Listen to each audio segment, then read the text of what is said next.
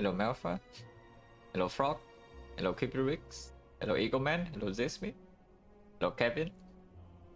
Hello Patchy Maniac. Hello Neferis. Hello Kakiman.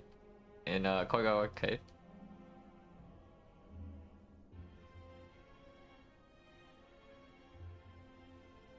Oh, getting it in before inflation comes, yeah.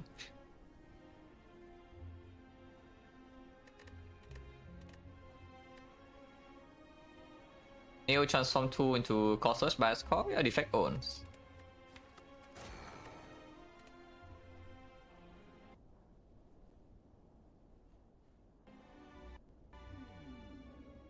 Oh,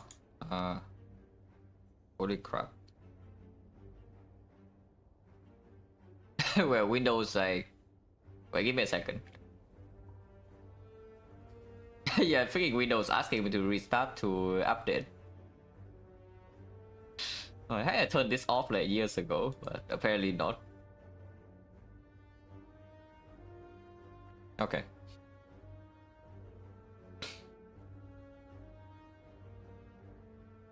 Hello, Philip Burgers, good luck. Hello, Squidberries. Hello, Zakavia. Starting defect basing, defect loss will start defect, yeah, sure. Hello, server. I mean, surely this will be good, right? Because we probably just take common relic.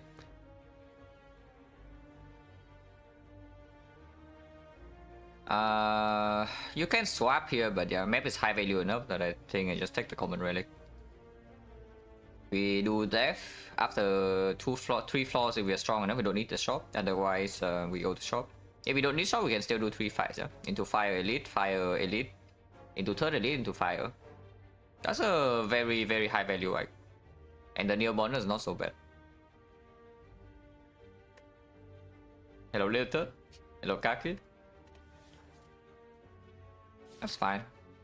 Bad blood vial is what I like the quotas, but in Act 4 it gives you a burst heal, so maybe they're slightly better. Is common relic the best? No neoborn, no downside neobonus. Of course, map dependent, but without context, I probably would say so, yeah.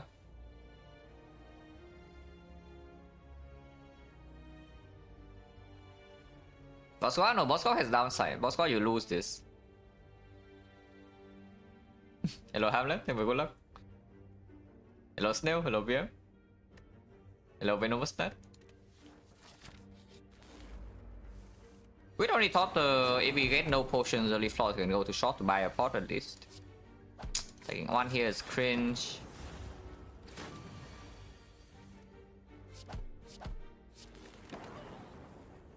No potion. I guess. So 267, 282. Remove 202 gold, so we can buy a relic, but I would probably like to buy a pot if I don't see a pot next floor. So I guess you can also buy like maybe 1 potion of cardless card, or 1 potion of power, 1 potion, I guess, any attack. If we buy a relic over potion, it means relic's premium, because then there's a 40% chance that we want to the elite fight floor 7 without pot. So the Ornithopter is not doing anything, but we have the relic that we bought. And the Cold Snap. I mean, Cold Snap starter is not bad. 100 into early shot is pretty good, yes, I agree, which is why we might take this. A little bit of HP loss in this fight sometimes, not always. We just fought Cultist, which is a fight that's most punishing for the start. Draw Woman Silent, but we are playing defect, we still have this, so we should be okay.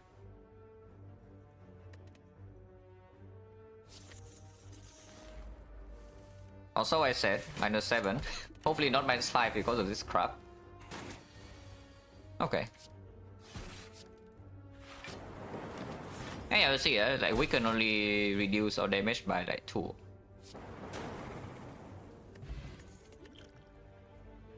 Oh, I see. I see. I see how it is. Yeah, interesting potion indeed. Creative AI, no thanks. Chill versus algorithm. Algorithm if the map is slightly less aggressive, I would take in this spot, but Chill is also extremely strong early game. And later on it still stays relevant. It's not like this card that's only early game and then it falls off completely. And the path we're going into, first of all, we don't have a real potion. And we are about to fight potentially 3 elites. So I take the Chill. And yes, we go here. Runic Capacitor. I guess we have Smoke Bomb. With the Smoke Bomb, we're invincible, right? That's how this game works. Not so, no, it's true. Not with so. Which is why I can just take Runic Capacitor if it's the sentries, we kill them already with Chill Cold Snap. Yeah, 5 Frost Orbs and they are dead. Against Lagavulin, same story. We have 2 Frost Orbs in the first shuffle and then reshuffle we have like 3 Frost. Maybe second cycle we have 4 Frost. And then it's dead.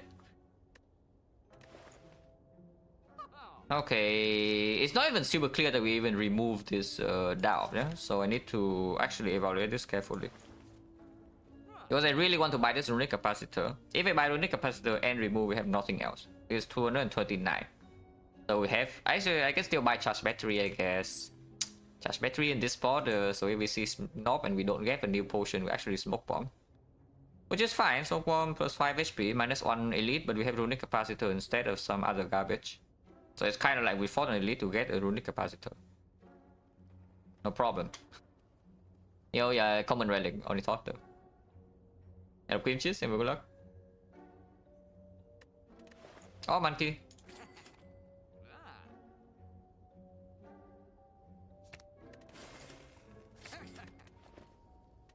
And yeah, 40% we get a new potion here. Yeah, I just dismissed this potion from my head, but yeah, only 40%, it's not 60.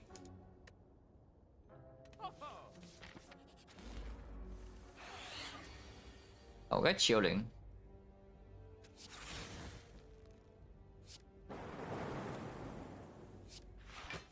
I mean, that doesn't matter whether they hit this twice or once.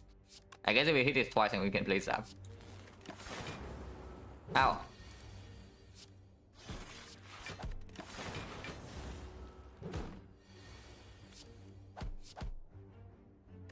No potion, one chance 50. Is this a melter moment? I mean, I hope it's not a melter moment. I mean, it can be. The real purpose of this melter, yeah, is not to fight this knob. But it's to, for the case where this is not knob and then we fight the knob here. And after this kind of boost, maybe the melter gives us a kill here instead of having to Smoke Bomb. Because Smoke Bombing the elite is still not very good, you know. And I don't know, maybe if we draw like Chill Cold Snap, if we draw Chill on turn 1, Chill Zap turn 1 for example, then we can even face tank a hit from the knob, yeah? And then the melter gives us a kill on like turn 4 or something. And yes, it's damage, and our deck right now it's no damage. And we are about to fight 2 elites. At some point this Smoke Bomb will run out, you know. Yeah, at some point we have to use this. If we don't have to use it in this act, basically we are... Yeah, very good things have happened.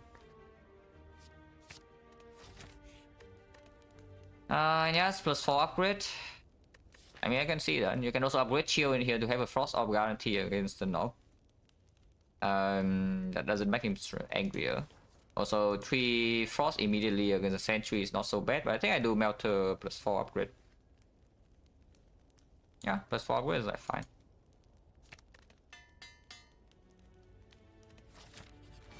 Hey, Sentries.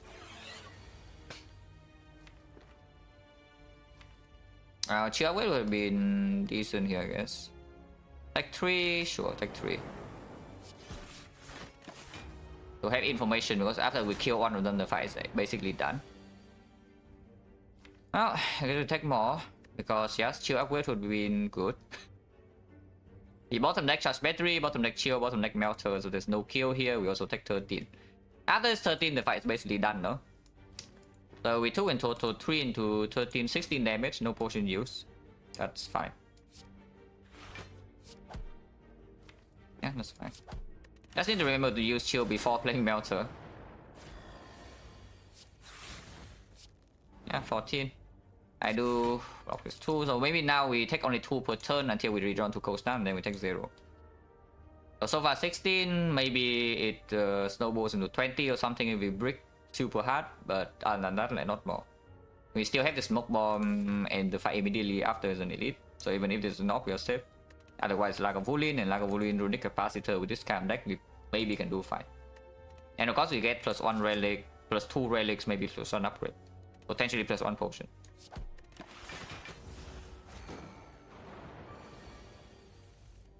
Oh, really?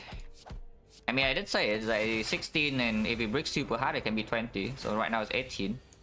Okay, 18 is where it stops.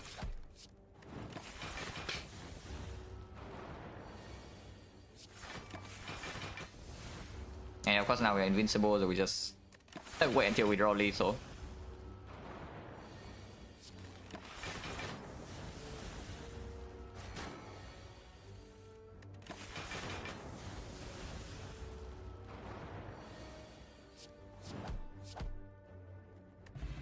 Potion, a bad one, but I guess it's one that we don't really mind just using for only top though.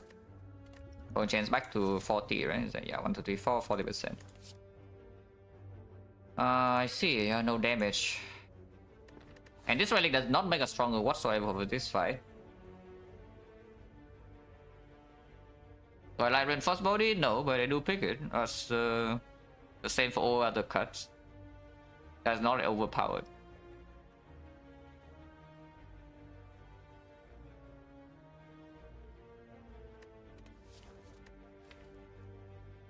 Well, I guess we can dress into the potential knock fight, and we can brute force it sometimes.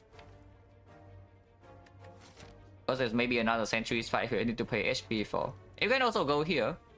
Go here, point chance is 40 again. You can use Taunt Spot here because Taunt Spot is only like maybe 6 damage against Knob. Against Lagavulin we don't really need. And you heal 5 HP and you get a question card reward. But before that, I would just go here and dress and then fight this.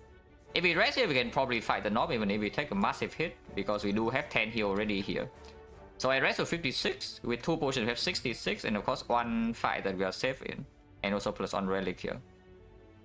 Which seems fine. If we see Lagavulin, then we have HP buffer for this Knob right here maybe. No problem. But I don't think I pick any of these, yeah? So we skip.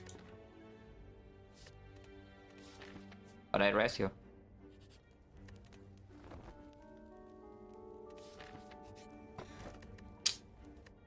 Wow, relic bar is so long, but none of them do anything, guys, except this one.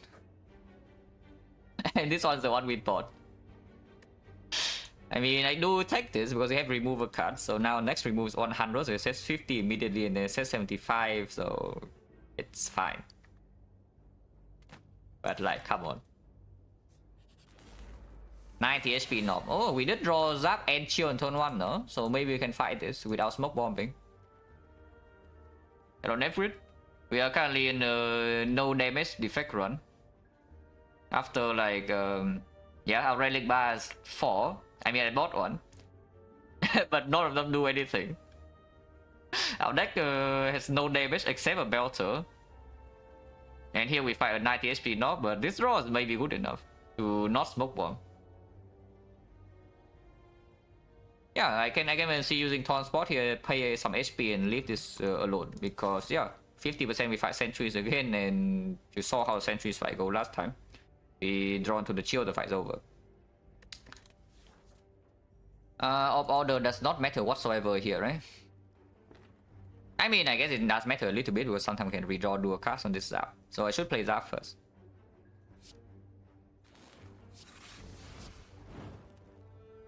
Dual cast dealing 16, I lose 3 per turn. Yeah, I lose 3 per turn. So it needs to last 4 turns, right? 1, 2, 3, 4. To out damage the strike, but this fight will last 4 turns, no? It might even last 5 turns. So I play the strike. And yes, I'm very willing to spend this HP. We rested for this. I do not want to smoke bomb away. My turn's a bit much. Why? Why? Like this guy deals what? 8 into 24, 24. It's 56, we block 2 per turn, we block 4 per turn next turn, so we do not die. Like, what is wrong with just taking 2 big hits or face? Like, I see nothing wrong. I don't actually see anything wrong with that plan. Yeah, hit me. Playing this is giving us 4 damage now and then 4 damage next turn, so overall we lose 1 HP. But it does give energy and we deal 9 damage here already, so it's a 22. 22 is 16, 16 I do not need for energy to kill it ever though, but the most I get punished for is like -1. It's not true. Because then I can redraw this next turn and play it instead to block 3. On the other hand, if I play this now, then this only blocks 2 next turn. So I can lose... Yeah, either I take this 24 and then block 3, so I take 45. Or I block 21 now, and then next turn he becomes 33, I take 26. So 47, okay, so I lose 2 only overall, if I redraw to charge battery and play it. Your next one is big value, yeah, big value plus 3. Punish is -1 or -2. So I play it. And I mean, we never die. Oh hey, lethal.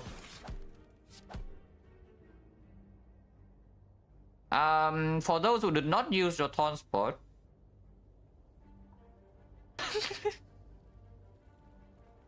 yeah, for those who did not use your taunt spot, you're in sad times. But here we kill. Oh yeah, hot plate, no potion. The potion chance right now was 60. 1, 2, 3, 4, 5, no, 50. Oh, please good. Still no damage. Low damage. I mean, at least we bought the bell. Oh no, I didn't buy this belter. I picked the belter, but yeah, at least we picked the belter. Otherwise, yeah. First of all, no knob kill. Secondly, we cannot even kill the first sentry. And then I don't even know what that snowballs into. Yeah. If our deck does not have this melter plus in here. Yeah, quote the runic capacitor will later on very good. This fight very good.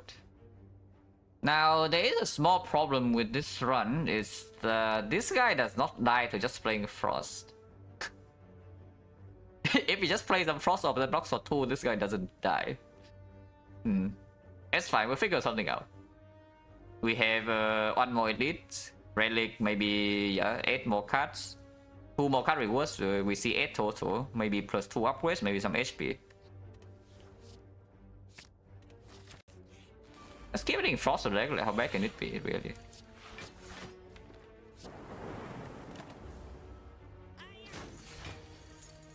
Wow, melter.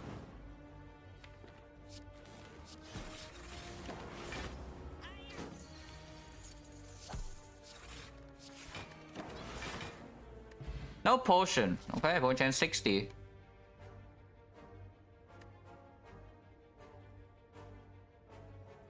Is it ever correct to take your ways instead of elite with question marks? No, this elite is free, so you fight the free elite. Okay, sweeping beam. Yeah, it performs a bit against slime boss. Plus AoE also, you know, like our deck has no damage whatsoever. If you are really a believer, you can take the white noise. Oh yeah, we fight the elite. Potion 60. Open now, yeah? Like Horn Cleat even with orb setup. And no melter setup, but I don't care. Horn Cleat block is more important. And we also have damage here.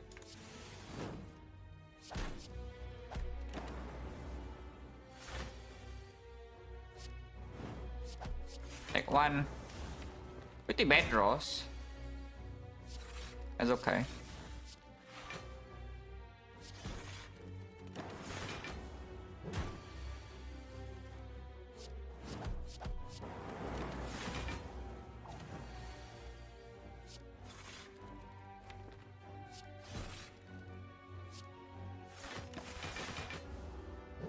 Should be all the damage we take here because I can still full block this turn.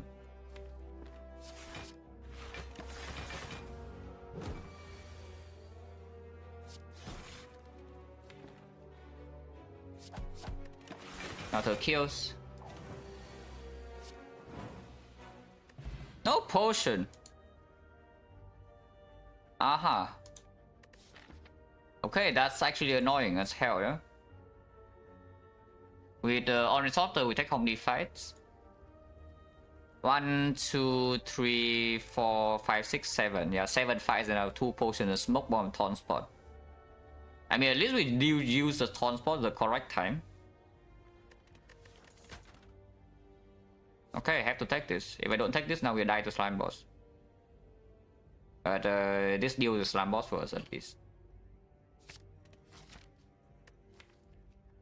I hope. So rest now in case of dead adventurer, because I don't even mind resting twice in this spot before slime boss. This relic bar is long, but once again, they don't actually do that much in the slime boss fight. Is like Ornithopter is currently worthless. Runic Capacitor will be good. Question card is worthless. Smiling Mask doing nothing. Horncleave doing nothing. The Ornithopter at the puzzle is doing something, but into slime boss is not as relevant. So we have problems. At the moment, a relic bar is like 6 long, but only one of them is doing anything in the slime boss fight. So yes, I am considering resting twice here. Because even if we take the 38 on turn 3, the fight is not solved yet. We don't have a Dark Orb. We don't have Electro. We don't have Focus. So we need to spend a lot of HP in that fight. Now doing a boss? No.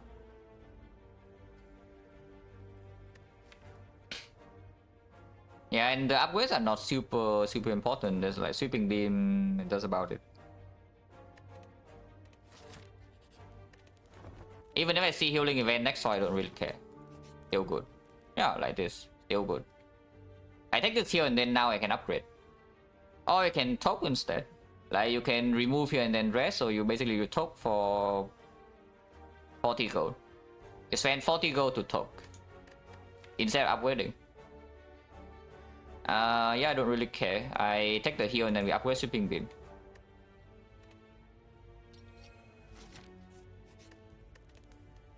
You can upgrade Halo Ward here too, but I think upgrade Sweeping Beam is fine. Hello MJ, and good luck. Well, hopefully I don't die here, because it's very possible. This fight will be long, so I don't dual cast that. The frost setup before turn 3 is not bad though. Okay, not bad, not bad. Actually, not so bad. Deploy another Zap so that we actually have a nicer split. There was a thought to keep the chill around, but I don't think so, right? Because I don't even know when the split actually happens here, yeah? And then the chill can be drawn off this puzzle as well. I played this Zap right over blocking 5. We currently block 20, so I take 18, 42 is still no problem. Yeah, I kind of need to Zap damage too. Now I need Streamline Barrage or what? No? Okay. If we split now... If we split now is what? Like dual cast into attack, attack, attack. It's 16 to 18, 37, 60 split. 60 split with a lot of block in here, otherwise we wait a couple of turns for Halo Ward to generate things and we can exhaust 2 slime here, so it's not that bad. If I play Zap in here, 9 damage per turn, yeah? So 9 to another 9 still doesn't split in 2. 3 turns from now we split, not a lot of damage in here, so split is not going to be super good, but it's not going to be so terrible either. And we have maybe Charge Battery and Halo Ward cast to set up. I think I wait. It gives me 5 slime, I exhaust 2 already.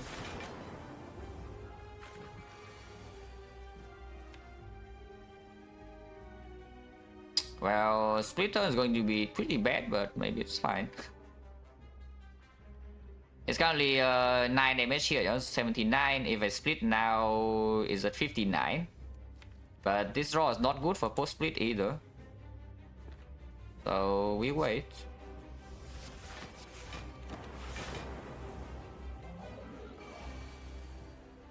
Shame. If I can delay, I would like to delay. But we have to split now because lightning splits already. Oh yeah, we exhausted all the 5 new slime. Yeah? So deck still only has 5 slime and now it has a few more Hello World cards. The split is 61 compared to 60. So we split 1 higher but we gain Hello World cards. Which is fine. Ah, man.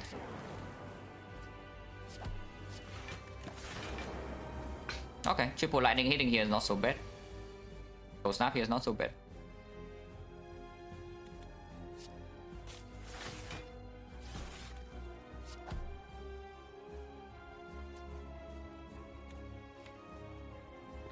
Do I take this 2 or not in order to deal 2 more damage for split? I don't think so. And yes, I do want to exhaust the slime. Weaken again, huh?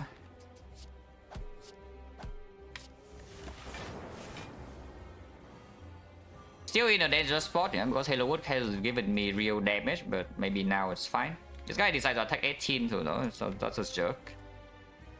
But it's okay.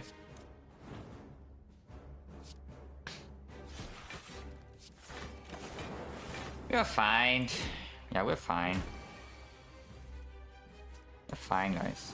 No problem here.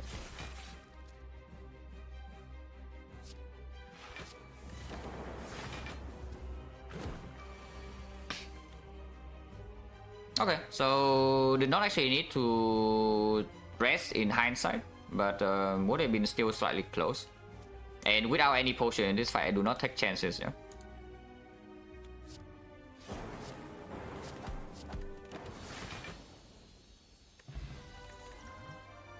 I mean, at least it heals 10.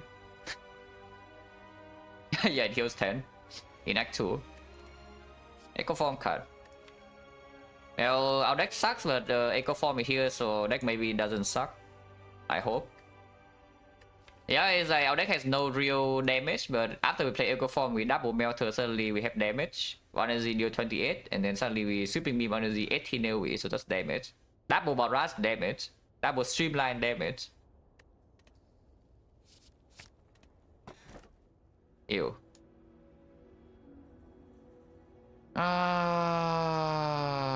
Yeah. Well, I guess we take Bell. It's like, again, I don't know what to pick, so I pick Bell. I don't want this Philo Stone. Even though we can use the energy with the Centennial Puzzle, it's also a little bit weird because if we take Puzzle turn 1, turn 2, we have Horn Cleat, so we don't really need to block so much. Our deck is not exactly the best against the birds. However, we do have Smoke Bomb, so the birds is not as much of a threat, and we do have a Chill. Energy does play though, like otherwise playing Echo Form itself is difficult. Halo Word also of course converts into energy usage.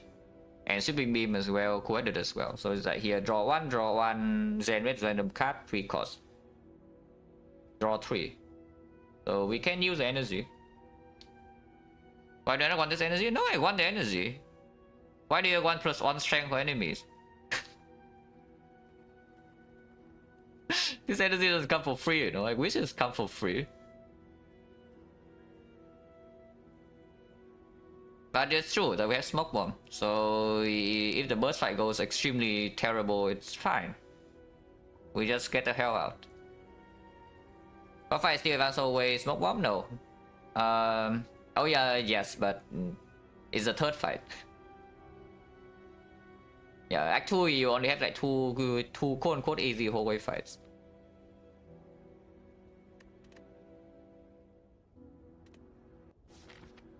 Gem, yeah, 1 Dark Orb, Gem is dead. Without the Dark Orb, Runic Capacitor, Echo Form, so maybe Gem still dead if we see like anything. Yeah, any focus in the Dark Orb, of course Gem is already dead. Without anything, maybe Gem still dead, but it gets a little bit annoying. I can do Elite Shop, potentially 2 elites. Also, something about the Philo Stone is that this relic is good in Act 4 and this relic is very good in Act 4 as well. So you have these relics that maybe cover the Act 4 downside a little bit, then the value of this becomes slightly higher. You also have like maybe 10 HP buffer in Act 4 as well. And with this 76 max HP, maybe plus 10 from the Ornithopter, plus these relics, we can probably deal with this downside, kind of. I hope. Elite is forced. You cannot avoid the elite. So if that is the case, I do go to early shop, I think.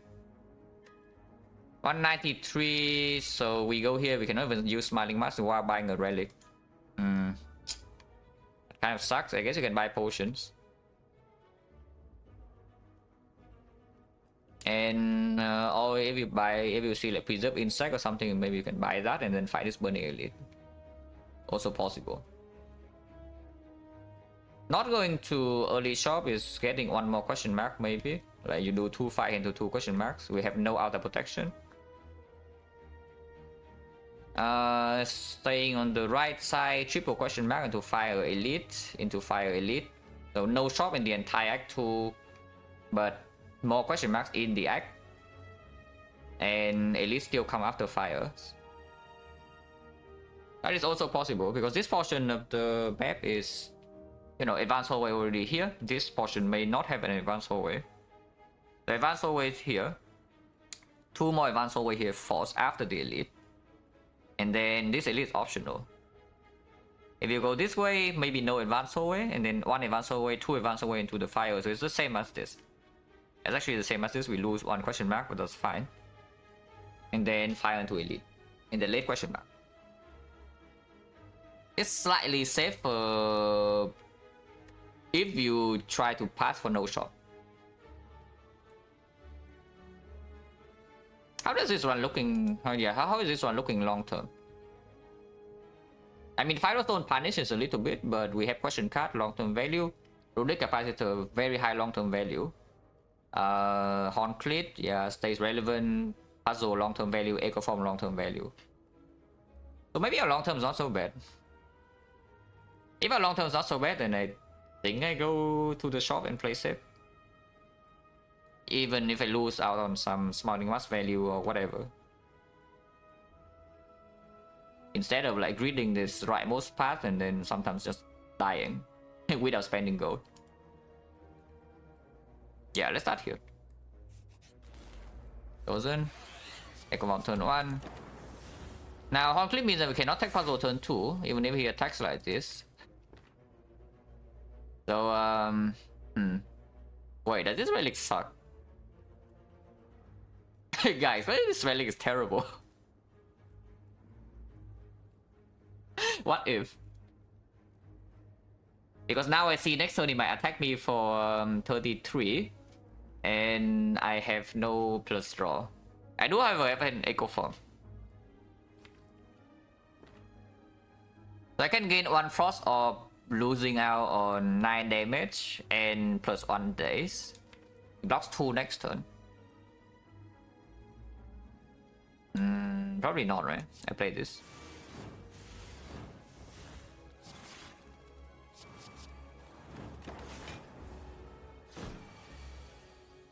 Yep. Worst pattern on Chosen, as usual. It's a 20% pattern, but of course it happens. Well, now we need to consider, yeah, how much HP are we willing to lose here? Because this potion is still healing 10. And our deck right now is not sufficient, so I would really like to see the card. And also new potion is plus 5 refund. Also go before shop.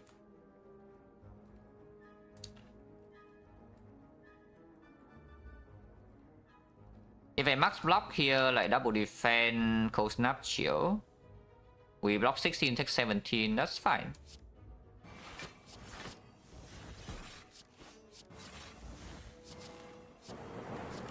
Yeah, a handful of days next turn, but we have Hello World still, and this guy might not even do anything. Hey, potion, Gambler's Brew. Oh, I like Gambler's Brew. Double dual cards are just worse than double defense, so no.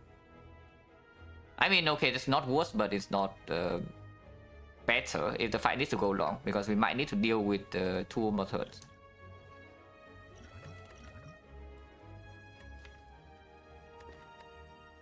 Now, these are disappointing. Yeah, what do I get? Disappointment. That's what I get. I mean, this is fine. But yeah, this is just disappointment. Unless you tell me that time for Static Discharge to shine with our Omega sustain from the Ornithopter. And Static Discharge against Move Stabbing, Static Discharge against the Burst, Static Discharge yeah, against the Burst is not upgraded, so it still takes way too much damage. Compile your Compile Driver is once again a cut for later. How many things do we add for later until we die now? Is the question. We do, however, still have Smoke Bomb. And yes, first Dark Orb we do want to take before the champ. And we have Runic Capacitor, so yeah. We can keep multiple orb types. Maybe it's fine, also like 4 energy base already. Because it's not like Rip and Tail, this charge is so insanely good or anything, you know. Skipping also is not even good. I can take this. We have 2 Frost Orbs. 3 Frost Orbs in the deck already. And Heaven Boss Squad. Hello, Ice Splashing, good luck. Bomb, Smoke Bomb. No, I'm not kidding. I am very much not kidding.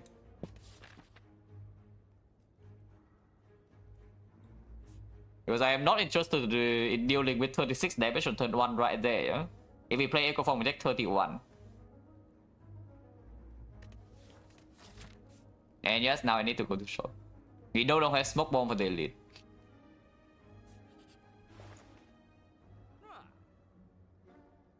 That's damage, and yes, we take it. Yeah, not bad.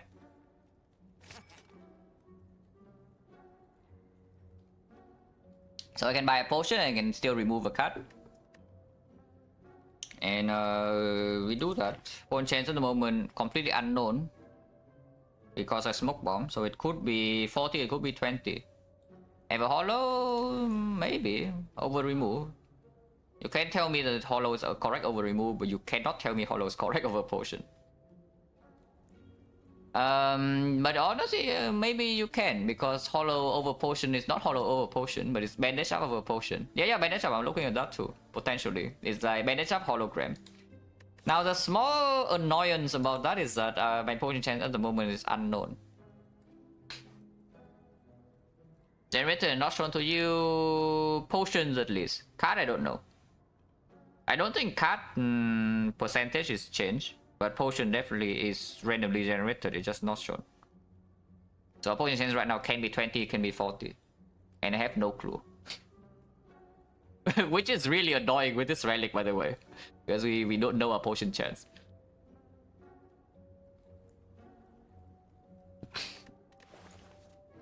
If I use info mode, I would know my potion chance. Just saying.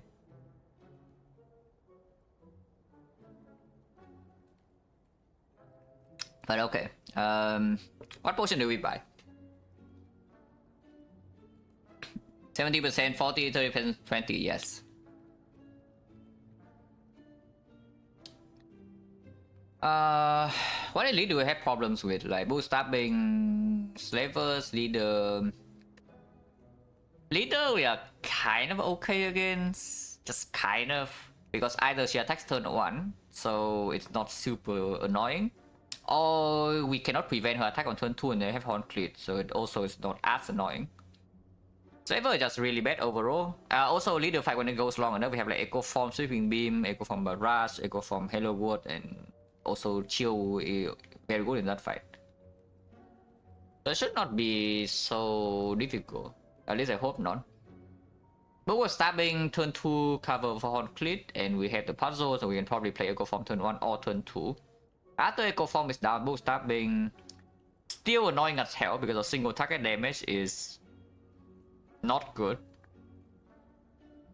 And yeah, no vulnerable, no barrage, no darkness, no beam cell, no streamline, no preserve insect, no taunts. And we cannot really block, we cannot really outpace the bow stabbing scaling even with Echo Form in play. Like normally you can play Echo Form and then the bow hits you for like 35, 42, you can block that, no problem, because your Echo Form is in play. In our case, we cannot. So it must die at some point. Yeah, it must die at some point. So I don't think I'm allowed to just buy something like this, yeah? Because this is not effective at all against bow stabbing.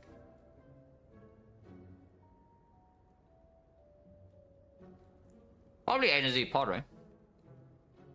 Yeah, probably energy pot to play the Echo Form if we draw a turn 1 sometimes.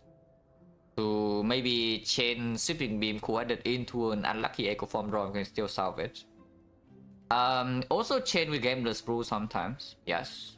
If the fight is really bad, we can use 2 pots. Gambler's Brew on the Sentinel Puzzle turn, and then follow up by the energy pot to get Echo Form in play and something else.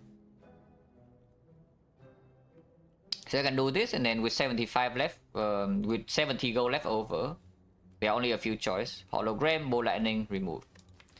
Bow Lightning is at its best against bow stabbing, and it is slightly stronger with the barrage, but again, our deck has like no focus.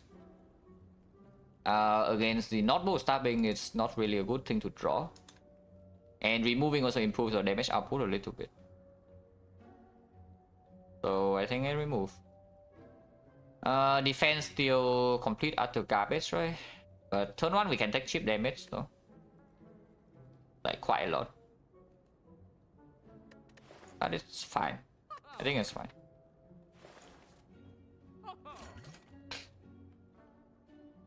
To remove defense, I mean.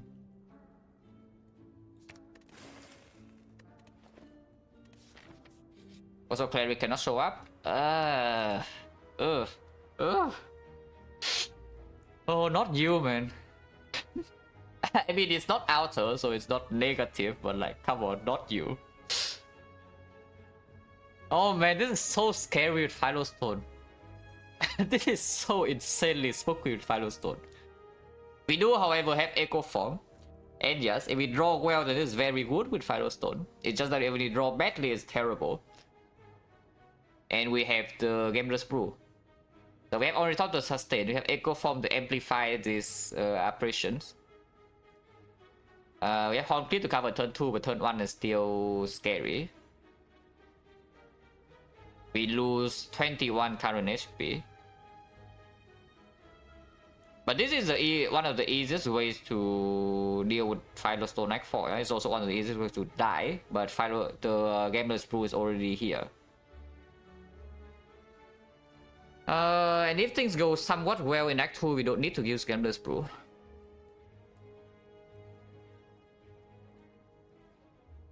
So this is Darklings on source range on turn 1. Sometimes yes. On turn 2, not really because of Horn Clip and Puzzle. And our deck also, maybe with Smiling Mask have low base card, so we break less often. And at the moment I see this apparitions, maybe it's one of the easiest way to win this fight, like close to flawlessly. And we have question card later for long term as well. Oh, I take these, yeah. I'm always a little bit worried if I pick apparition and defect, especially with Philostone, but I think it's correct here. With what's going on in this relic buy and like the potions. But yeah, we can just die.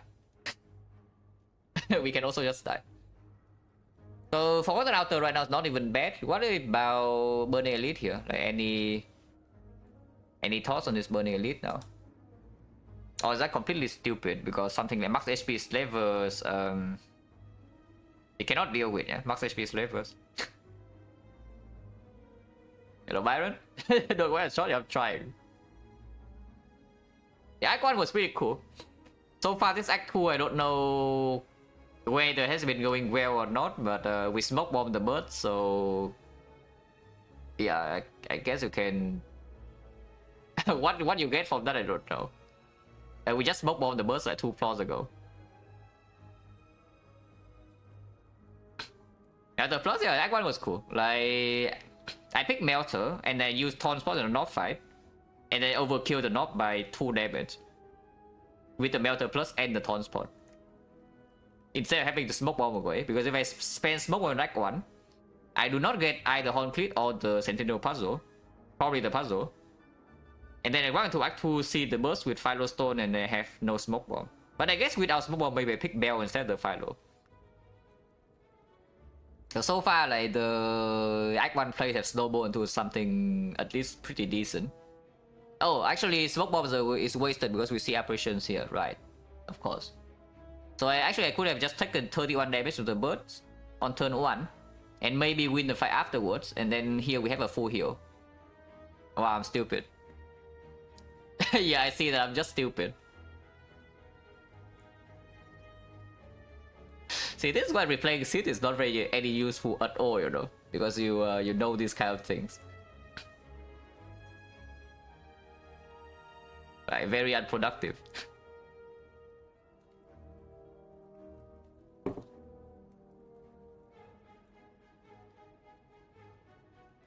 But okay, Burning Lead is complete nonsense, yeah? And we did say that maybe a long-term value is not so bad, so we don't need to rush into this death for like no reason. Because max HP levels will kill us. I'm fairly certain how can we deal with that. The moment we get weakened, we die. Yeah, we are intangible for a couple of turns, but like, who cares? We just don't have enough damage. So yeah, we fight normal slivers, or bootstrapping or leader. We go left. And hopefully this fight does not drop a pot. If it drops a pot, it means that we use a pot. So either we use a pot and this fight refuse, or we don't use a pot and this fight doesn't drop. Would be good. Potion chance again, unknown. It's either 20 or 40. More likely to be on 40 than on 20.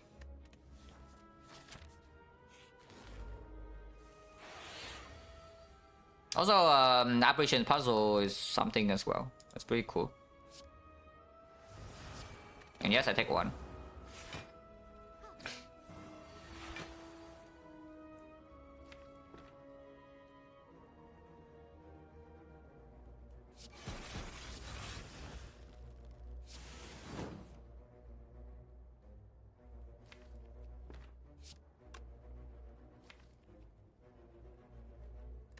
I don't really love this draw power, I tell you. With 2 operation and nothing else that actually blocks. Not my favorite. Not my favorite draw power. Because now if I play these and draw an apparition, then things get like weird. But I kind of want to play Quader just because to get max damage and barrage. So I will. Okay. She's healing next turn. She's buffing this turn, but she's healing next turn. Yeah, not so bad. Apparition owns. In this guy, in case, yeah, now you want to use Gambler's Brew. In this fight. Yeah, fine. Sure. But no, real thing, if you're newer to watching the high-level spy in general, one of the most common mistakes, also a massive mistake here, that newer players might make is that you waste your pots. This potion stays with me until floor 46, unless I die. This potion stays with me until floor 56, because I need it as a heart. Unless I die. If I die, I use it. But right here, we're not even taking damage. So do not waste your pots. Wasting pots, extremely bad. Oh, come on. Okay, so point chance right now is either 30 or 10. More likely to be 30. Well, I mean, Glacier we take. Still no focus though. Energy pot got a bit stronger after Glacier, but the Strength pot also is quite powerful with Barrage if we're dying because we lack damage. However, we have Barrage Plus upgraded.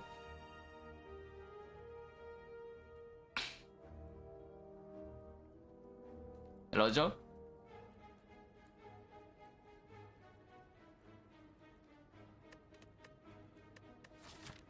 Yeah, upgrade Barrage and we don't need the strength pod, right? I mean, I hope not. Energy pod plays super well. So yeah, it's either 30 or 10, more likely to be 30.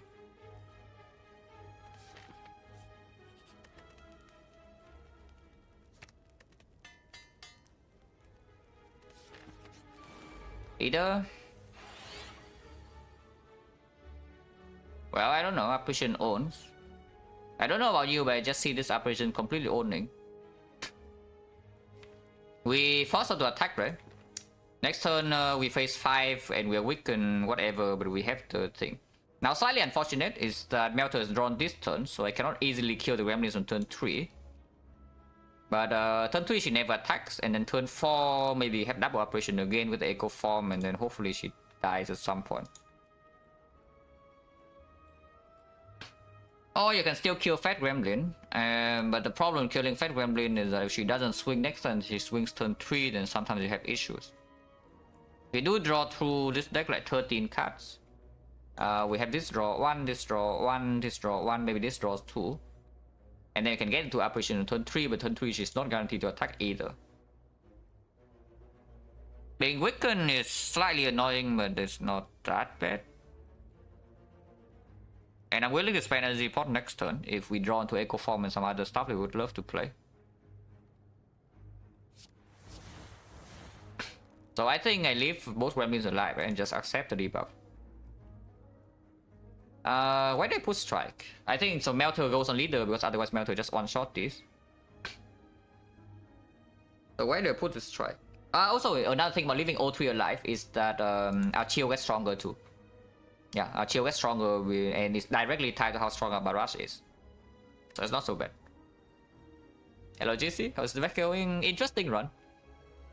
It's not overwhelmingly strong, it's not overwhelmingly weak. And so far, interesting decisions.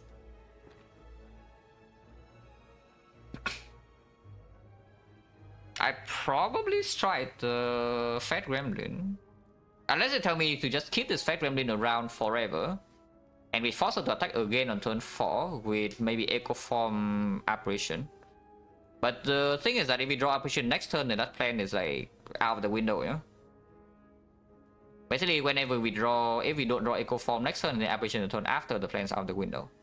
So I think we need to, yeah, plan for that, so I just try the Fat Gremlin. Tipping Nana, we are weakened number 1 and we have, they have shield next turn. Yeah, they have shield next turn. Because leader shields them right now. So we don't really kill them. Until turn 3.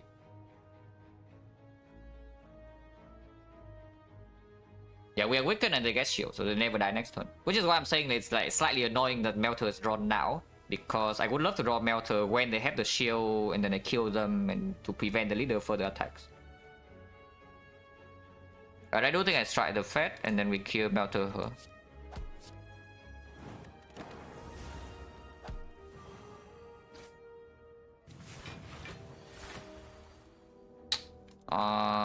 That's bad. Okay, this chills here.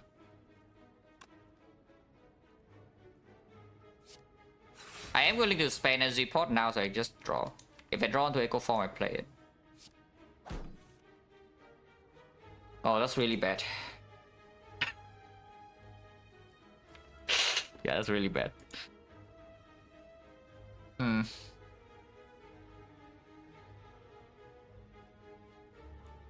Okay, super complicated fight from this pot.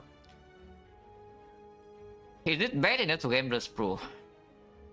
Because we can also just never take damage, you know. She can just choose to not attack. Because right now if I use Gambler's Brew and Energy Pot, the fight is basically solved. If I use 2 pots. But of course it's a huge resource commitment. If I do not use any pot, for example, if I have a Sweeping Beam and I don't draw into Echo Form, just don't use the pot. Halo was not even in play yet, yeah? But next turn, so video, we can kill this 20 damage. So if we're sweeping into here, we can kill this now. We can frail next turn, but this guy's on only 5. Actually, no, he's on 4, so 4 is perfect. With a weakened cold snap, we can kill and then we can still play Echo Form. She only has 6 strength, so the swing is for 12 times 3, 36. And we have 10 passive block, maybe. And then Hello was in play, Barrage Plus in play, 6 slots, capacitor, 2 potions. No need to panic, right?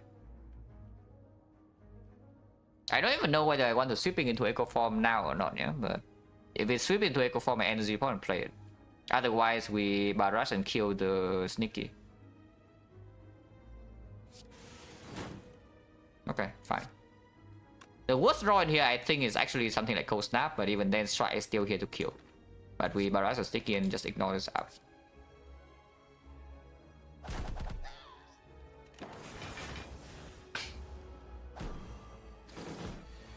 Buff again, it's slightly scary, but we do have Cold Snap Echo. Not Halo Word though, but it's fine. Next turn we are no longer debuff, and Echo Form is in play. If she attacks, it's for 51, so we don't really die to that. Ah, leader, why you like this? Why don't you like this, leader? Why can't you just like stay still, never attack? I mean, we don't die, but like, come on. Yeah, this hurts a lot. Like, this is so freaking much damage.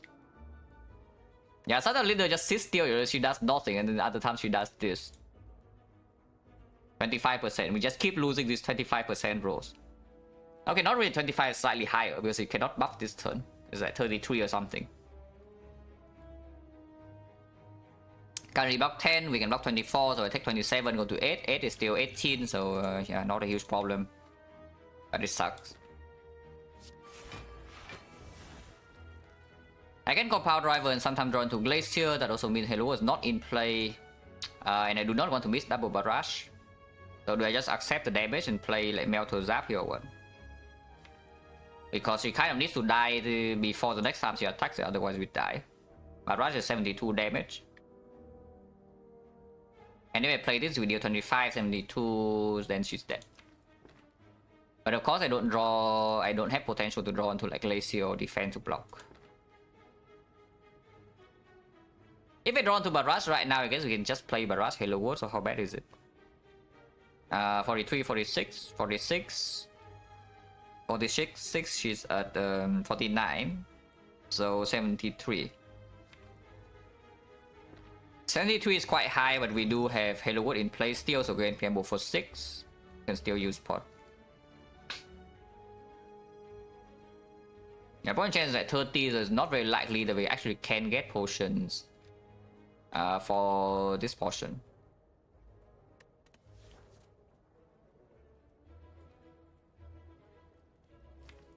Oh, I play Compower.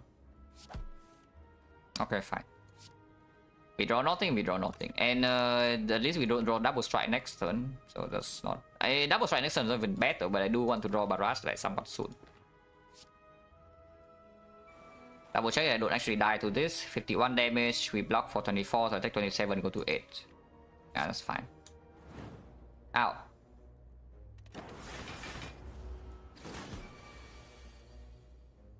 Oh dear. I need to play this. If we hopefully don't run to Barrage. Okay, we didn't, so she dies next turn. Do I use energy pot to heal? Point chance most likely right now is 30%. And I really do not want to miss the Ornithopter heal. And energy pot into whole wave fight is not super likely to matter, because even if we miss Echo Form in whole wave fight, it's not the worst thing. So I can see just using energy pot here to heal 5. It's not quite 5, but it's kind of 5. And that is leader drops potion barriers. I've already seen this movie like a million times before. But I do think I use this for 5. She is dead next turn. Guarantee damage 72.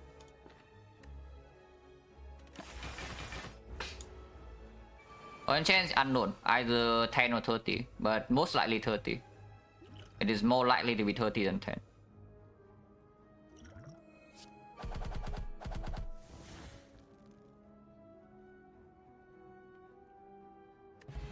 No potion? Oh, I'm stupid. Yeah, I am stupid. But we take that.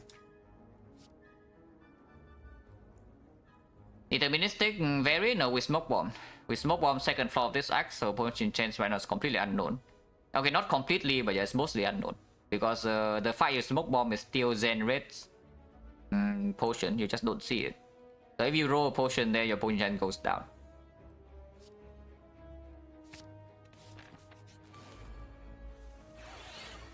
Well, if we don't Gameless Brew, now we are dead, so... Gameless Brew. Unless you tell me to sweep with first. So this is the time I would like this snake plane to do the tame pattern, you know, but it's doing the nasty pattern, like the usual one. Sweeping beam first. If we draw to apparition, we are happy. If we are not, then... Oh, Glacier. Glacier also fine. Otherwise, we force to Gameless Brew, we die. So that's very fun. Okay. At least 4. Currently at 18. So if I keep the defense and draw another defense, we don't die.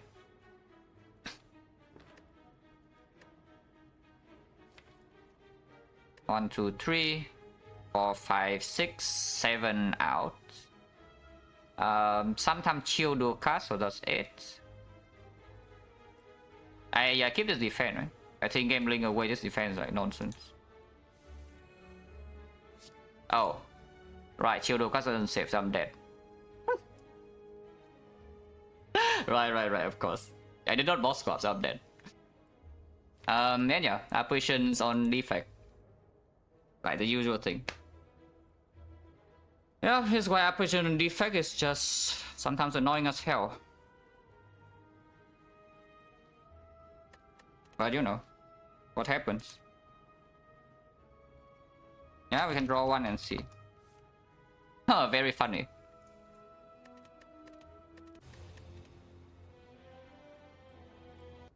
That's fine.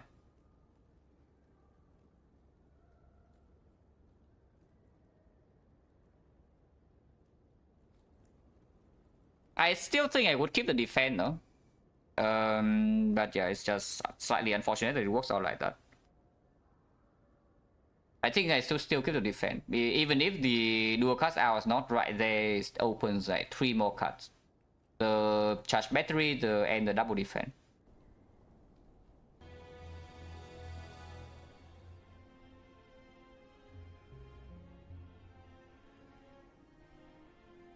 Oh yeah, this is why I hate apparition defect.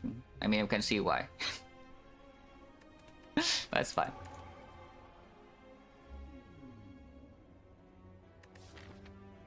Uh, 100 gold Watcher I don't love. It's like okay, but it's not very good. Choose a red card, absolutely not. So maybe 100 go into here, remove a card, whatever, or we just boss squad. If boss squad is bad, I steal it for the floor 2 shop.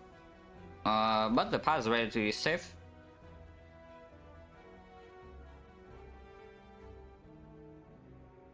Irrational upgrade doesn't matter as much if we swap, usually. It is forced to elite though on the left. With swap I mean. If we get a bad swap and we go here, still forced to elite. Was it better not take apps then? No. I mean, I think my decisions are correct. If I think my decisions are wrong, I would tell you. I know the reason, yeah. I die. That's fine. But it's actually just little ING is ruining our day like again. Because she just decides to swing for 51, we don't draw block.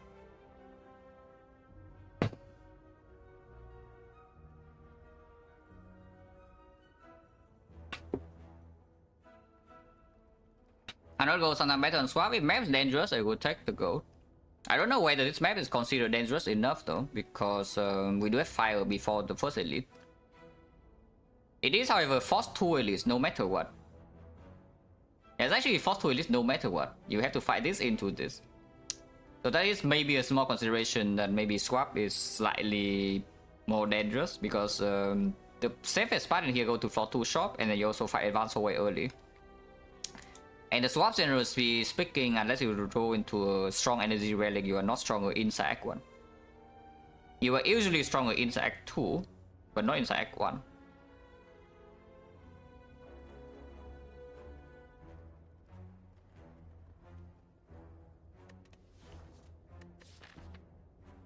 Advance away, yeah? And this map is low high value enough that I think we can play slightly with a slightly safer option, which is the gold.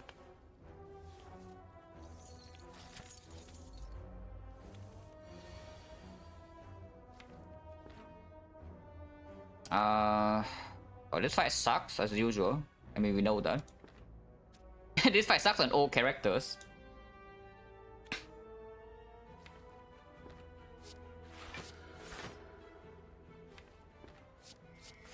Potentially take 7 next turn.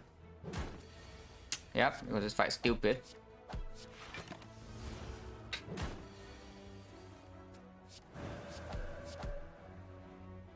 Yeah, fun fact, yeah, that fight can deal 36 damage to you in the first 2 turns on floor 1.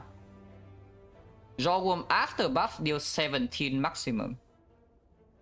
Cultist after 3 turns it deals like, yeah, turn 1 0, turn 2 6, turn 3 11. Turn 4 it deals 16. That fight can deal 36 damage to your face in the first 2 turns. On the other hand, greedy card, we take front load option, so it's more viable. We'll kick. Miracle is here, but Eruption is not upgraded yet, so it doesn't play super well in these fights. On the other hand, against Guardian a little bit too. On the other hand, however, is not exactly the best thing in this fight, yeah? Unless it's like a Woodin. 2 lives worst case 16, yeah. And it's still not as bad.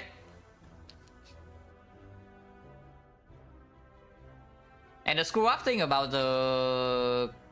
So the last fight, even if you low roll 8-8 into 8-8, after you take this initial Barasa, the fight's over. The slimes, after you take 36 in your face, okay, you don't take the full 36. Because of course you can block and maybe you can kill the small gray if it rolls low HP. The green still attacks you every turn, you know, it can still do that. And you take cheap damage here and there. It just never stops. Medium green is just kind of stupid. Yeah, top of the hand. Fine. On sale. And this is why maybe 100 gold is not very strong Watcher, because if you don't remove the first shop, you are actually pretty weak in Act 1, yeah? But if you take the remove from the first shop, then the 100 gold is not actually doing much for you. Because right here I would like to buy Happy Flower, but without the remove my deck has no damage. Like I buy Anti-Mai, buy Happy Flower, yeah okay, it plays with the draw, but like, what does it actually convert into? I have 4 defense, I have no damage card added. And then everything's bad, no? On the other hand, I can take Empty Mind, remove, and maybe buy like Discovery or Conclude. I mean, this on sale, so I definitely take. That much I know. But afterwards, the shop is not super easy. You can do, yeah, card plus remove, or you can do flower. And top of the hand against the Sentry is not doing anything, so maybe you can say that because of this, you take Conclude. Because we already have like strong late game cards here. So even though the new option is only front load, and right now we also only take short term. It's not really only short term because we did buy this. But if you buy Conclude over Happy Flower, you're taking more short term than long term. But that is fine because these cards, maybe you can say cover for later. Oh, remove Conclude. It's probably what I'm looking at. Into the advanced hallway force here too. Yeah, let's do that. And yes, I buy Conclude over Discovery, right? Discovery and Watcher also, relatively speaking, slightly weaker than the other 3. Attention removes strike over defense, sick move, early game. It's the most common case. But generally speaking, when when you have consistent energy usage when you enter rush, then you can remove strike over defense. The main reason for you to remove defense over strike in early game is that when you enter rush, you want to have strike in your head. But if you can spend energy on other things rather than strike, maybe the wheel kick, maybe the cut through fate, then strike are just complete trash. Because maybe defense saves you cheap early turn strikes doing nothing. So usually the first 2 remove in this character should just be defense in almost every run. Hello, XecnaR, low shift. Why attack conclude? And we go here. Funny you say about 8-8 on Laos because I see they're dealing 8 damage and 8 damage to my face.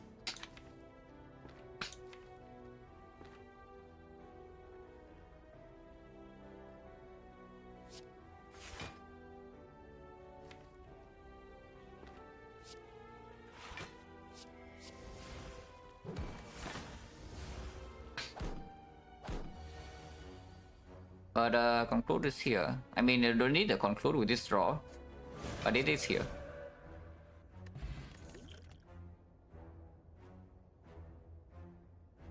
In what situation do I manually battle him? Yeah, aggressive act 1 and I'm freaking dying to the elites, then I take battle him.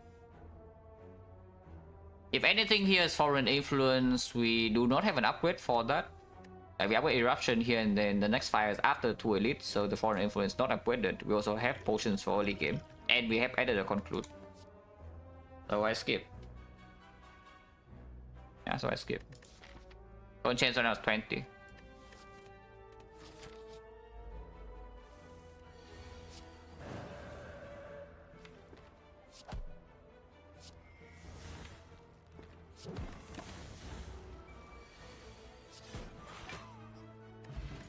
Against 30, meditate attack. Keep dealing with Guardian. We do have not potions already, so now it's like maybe like a Boolean Sentry. Sentry is one conclude is fine, but it's not instantly killing them without the upgrade. So yeah, sure. Generally speaking, also a very good card. I like meditate a lot. Oh hey, conclude. Yeah, here's a conclude.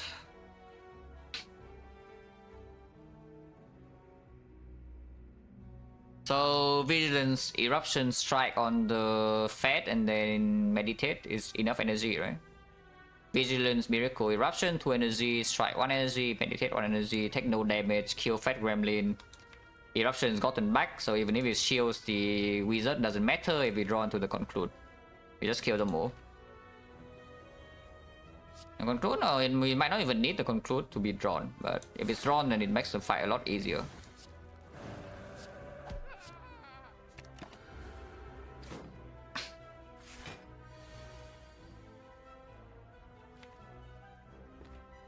Yeah, next one guarantee conclude, so they're all dead.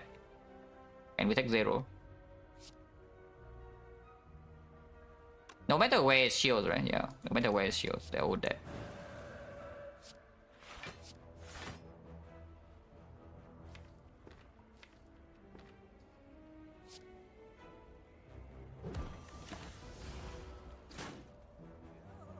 Here it comes, yeah, here it comes. Indeed, here it comes. Chance 40, cut through fate, yeah, you do not skip this card. At least not the first copy, so I take that. There's also a way of the hand talk, but yeah, not interested. I will eruption. And you can see the meditate playing instantly right there. The effect died too, yeah, we took apparitions. We low roll lead the fight, took 27 damage, and we died to snake plan turn 1. The floor after. Lucky draw is not just unlucky draw, but it's like combination of 2 things. First of all, we draw bad, and secondly, attack pattern was bad. Again, yeah, I mean, leader apparition is the usual thing. A little force, by the way, so I don't even choose to take one.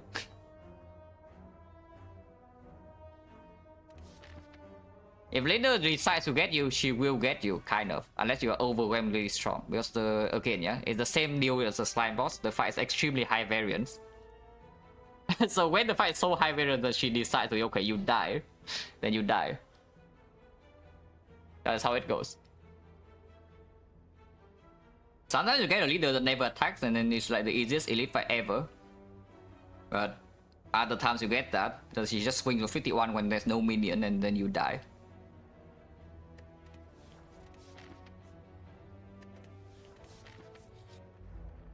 Nobbers. I bought some deck my eruption.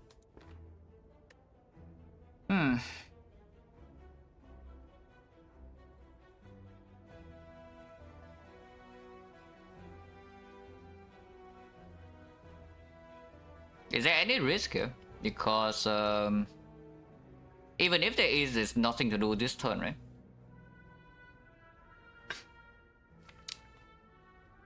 Yeah, even if there is a risk, there's nothing to do this turn. We vigilance, meditate the vigilance, and move on.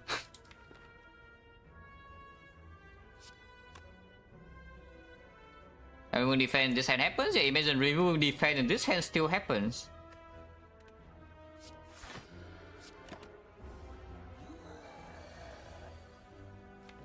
Okay, so I actually need to think now.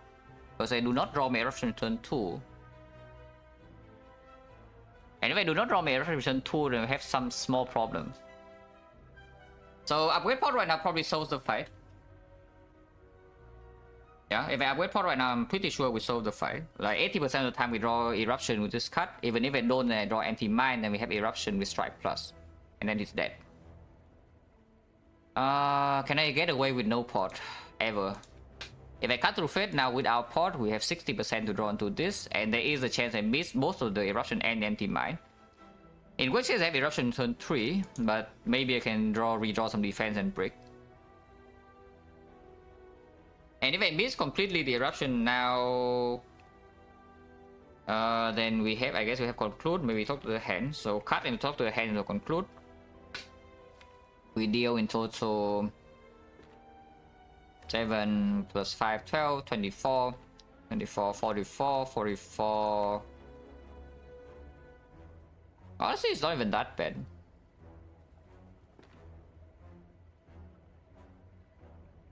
Because I use a potion, but I also don't take the 8 extra this turn from going into Wrath.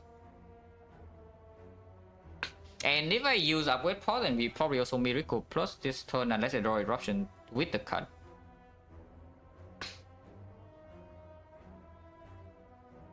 Regardless, I need to spend 1 potion here, right? I mean, sometimes I don't need to if I redraw very well, but if I wait with the potion for too long, then maybe I get into a situation where I just die. It is possible. If I top deck all my defense, no exit, and maybe 1 strike, then 5 pot no longer saves, I cannot exit and I die next turn. Dying pretty unacceptable, and point chance at the moment is 40. So I think I just do upgrade pod and play safe. Safest line here is upgrade pod. So I just do that. Russians here. Wait, hang on. If I do not draw eruption now and just draw into the cut, not the cut, the talk, and we play the talk, and then miracle strike. He's currently at 81, yeah. We deal 32 more, shows he's at 81. 81 when we deal 32 more. So he has 49. 49 next turn 40 eruption. 16 conclude, which means with 5 pot we always kill. And if we redraw into a strike plus, he dies. So I do not actually need exit. Oh, isn't it better to scry with this empty mind, just take the talk to the hand? Because I never die next turn. The worst case scenario is that I use my 5 pot. But in exchange, instead of taking 16 to my face right now, I'm taking 5. So I save 11. I like saving 11, you know, I think that's good. Actually, no. If we draw to Eruption now, I can play Vigilance Plus, maybe. Can I? At the moment, I have what, 2 energy. I draw to Eruption, I play Eruption. I have 4 energy, so I play Strike, Miracle, Vigilance. He goes to 40 and Locktail, so I take 2. Oh, that's even better. That deals 63 damage with Eruption Triple Strike. And next one I have guarantee 18 with Strike Conclude, so he's dead. Okay, that's I guess that's the best line. We draw Eruption now, play Eruption, Strike, Miracle, Vigilance, next turn guarantee lethal, take 2 damage. Instead of getting top of the hand. And I like taking 2 damage only. With 1 potion use.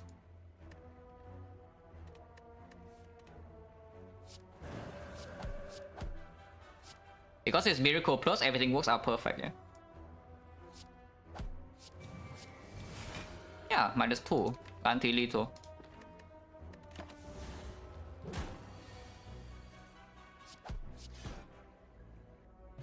No potion chance on us 50.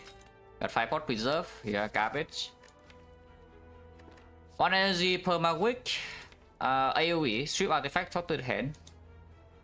Also complete garbage because right now it doesn't even work yet. We need a flurry for that to work. And maybe more draw. Neo 100 gold. We do not need this protect for Guardian. Pray no. So we skip.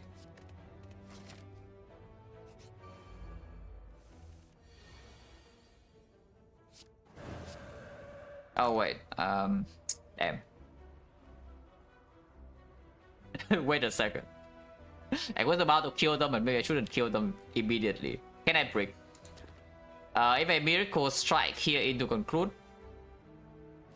Next turn, worst possible draw any attack kill. So worst possible draw is 1, 2, 3, 4, 5. In which case, again, Vigilance defend. And I take no damage. Yes. Okay. Why do I even play Miracle? It doesn't make sense. You don't ask me. Yeah, do not ask me, guys. It is okay.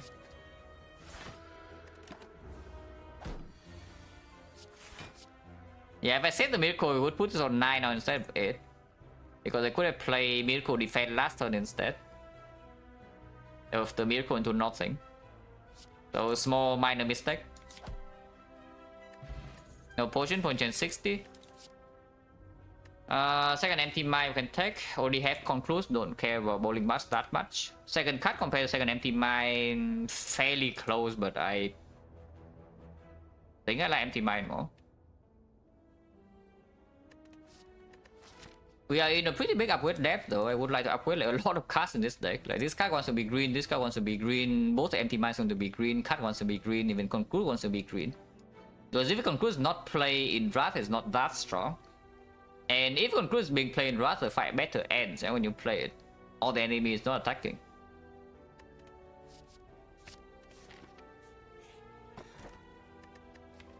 Yeah, what a garbage. Technically you can bottle empty mine and upgrade it, but I think just key. Yeah, I think I just key this. Even having bottle too. And no guarantee for fourth energy.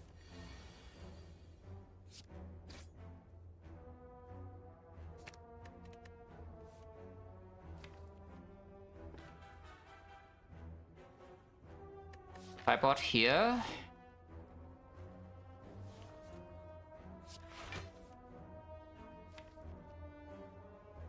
Yeah, I bought here is fine.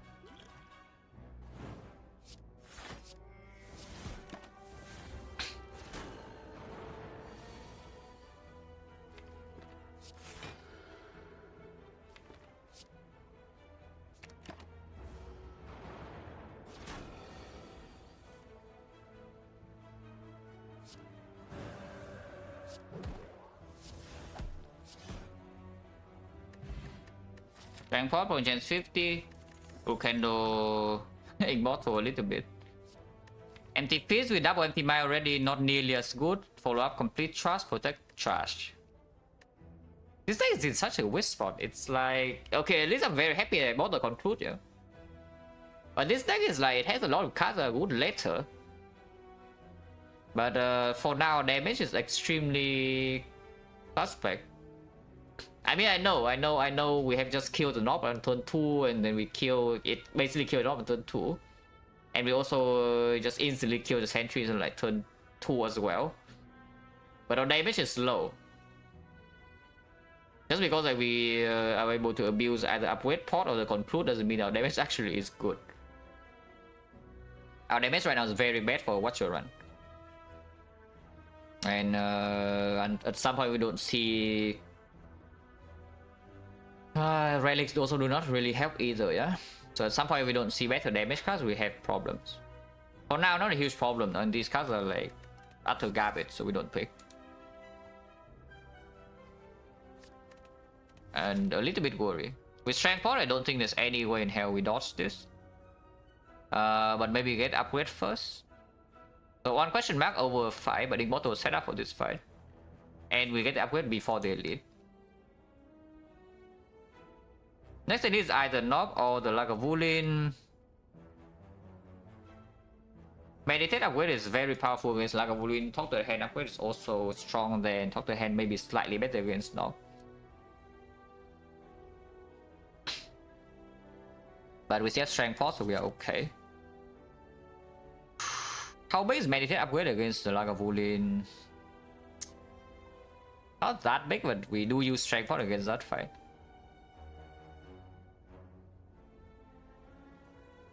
It's fine, right? It's fine. I do want to talk to the Hand upgrade before Guardian if nothing changes.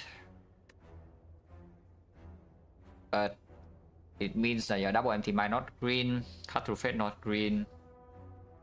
If we see one flurry though, just talk to the Hand upgrade would be good enough. Upgrading talk to the Hand first is not making a lot of sense, right? I don't think. Over the Meditate. Because you can just fight the elite first and decide upgrade here, but I don't think so. Because the upgrade does save HP and maybe quite a lot.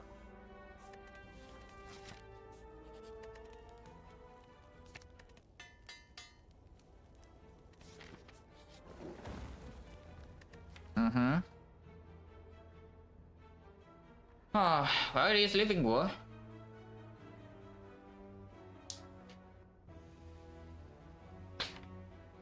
How much do you believe in the flurry? If you really believe in the flurry, you remove defense here instead of transform.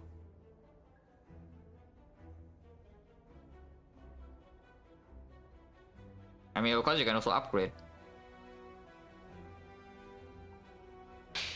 Remove is so strong here, though. We have 2 more card rewards, but the Guardian is not a huge threat, and this fight is covered with the Strength Pod. Yeah, transform defense to Flurry or a good card would be ideal, but if we transform into a bad card, then everything is bad.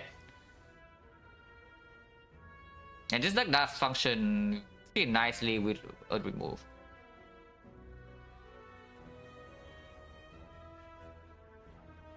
I think with Meditate Plus, I'm still allowed to remove a defense here before Guardian. I hope that's not wrong, because otherwise you can die. But Talk the Hand Plus also covers a little bit. Yeah, let's remove.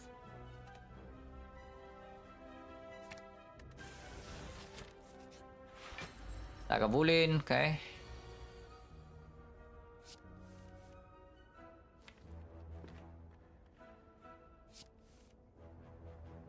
Or maybe it now, not all like once, but maybe it's fine.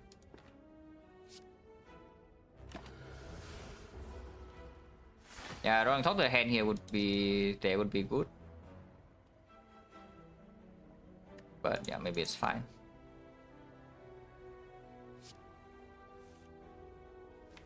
Okay, next one, Eruption Guarantee. Into Meditate.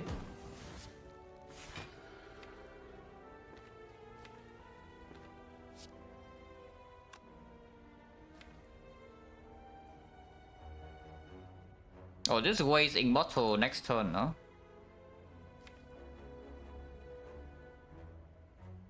Yeah, this wasting bottle next turn.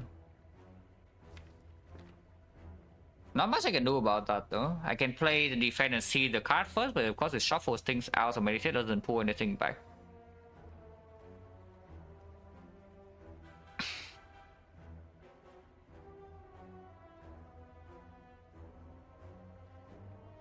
I do have a heavy eruption redraw still, so maybe it's not that bad. If I die before 2 boss, yes. Right after the first elite. We went down to 9 HP in the first elite and then we died 1 floor later. With Apparition Firestone.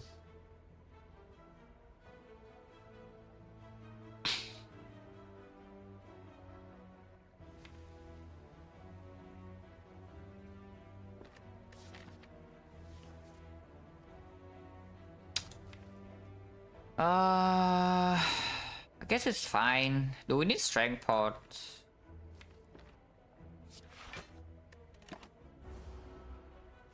Yeah, do we need strength pot or not? We deal like 33. It's fairly difficult to deal damage. Next turn, I mean we can just enter right, but the problem is that we also need spend energy to exit, yeah. So I think it was 11. I forecast. I can play a defend though because I want to. Otherwise, I'm floating energy kind of. Like proccing Immortal now is not that bad.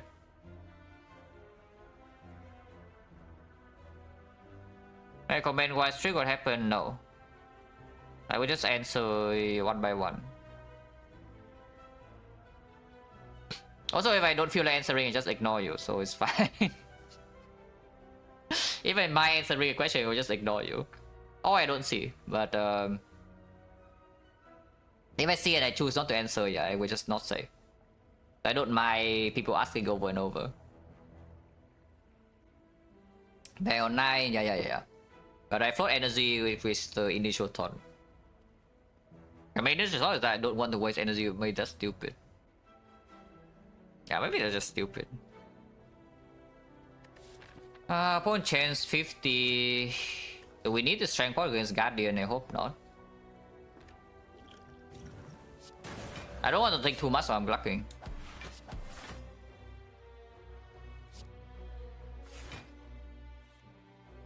Okay, I mean, this is fine. Get the defend back.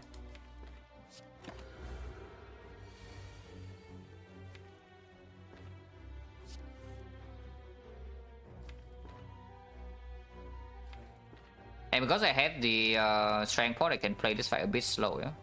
So I can do this.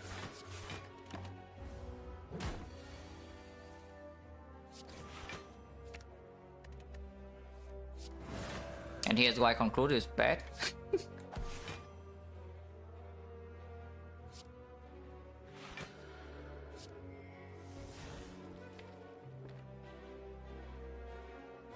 I also do not need to actually pull the eruption back here because I have strength pot, so I will just defend. And we shuffle out some of the garbage.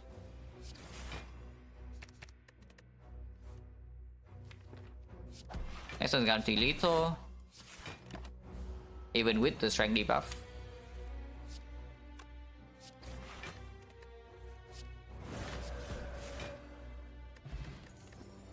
No relic, no potion. Oh, that's great.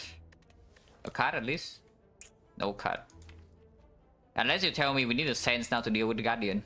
Because yeah, one more floor and we other fight. I don't know, damage in that fight is extremely low still. And we haven't gotten stronger at all after this draw. In fact, we lost the strength pot. I think using strength pot is fine, saves like quite a lot of HP there still. But now maybe it forced me to take this sense before the Guardians. I don't even know whether that's good or not. Because this deck is in a super dangerous spot when we want to act 2, yeah? In the sense that it does not have front load block. And the damage is slow in with the sense of time. Usually sense of time you want more front load block to cover for when it's like ticking down. But here, yeah, it's slow. And if we do not play sense or damage, the only other things maybe conclude.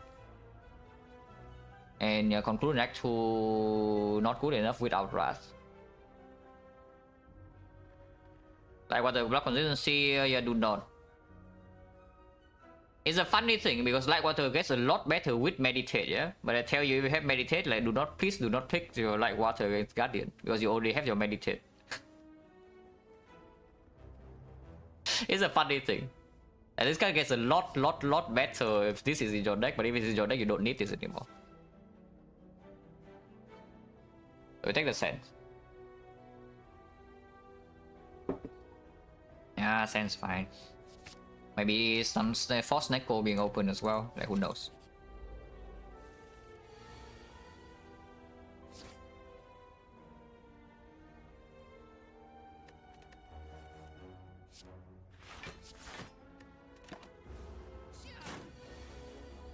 Wait, this guy's too smart. I mean, you can block next turn, so we're probably fine, but this guy is smart. Third Eye, no, again, Third Eye, do not. Meditate deals with Guardian, do not worry about Guardian. The only thing you should worry about Guardian, realistically, is damage output. We have enough HP to just face tank at the time in the 10 and the 16s and the 20s. In the 20s, because of block, we talk to the head. So I don't care about that. Like the real trade, the Guardian fight is that you take 36 in your face and then you die.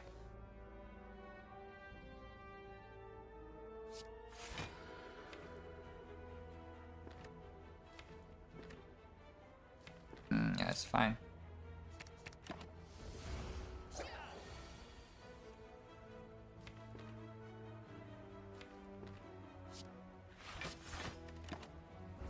Oh yeah, here's a sense coming in hot.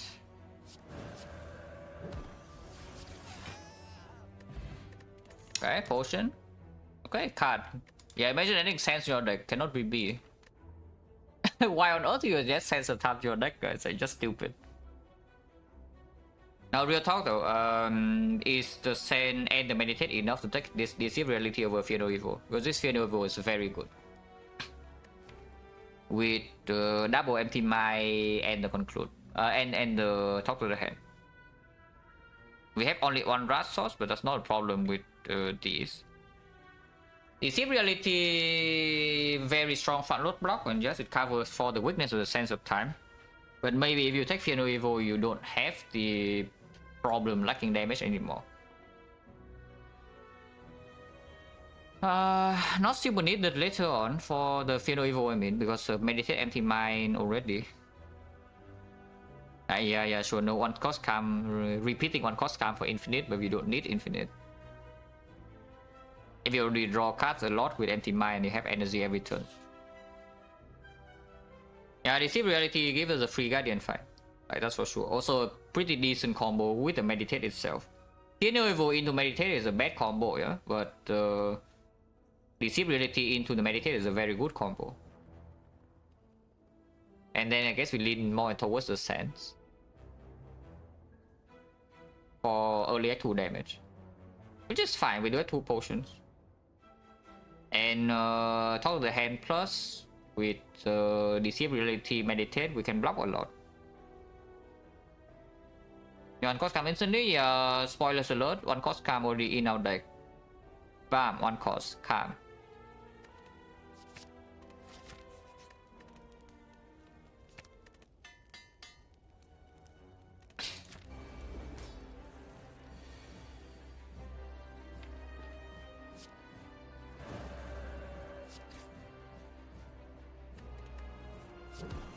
Strike next and guarantee split, so that's why I keep the strike there.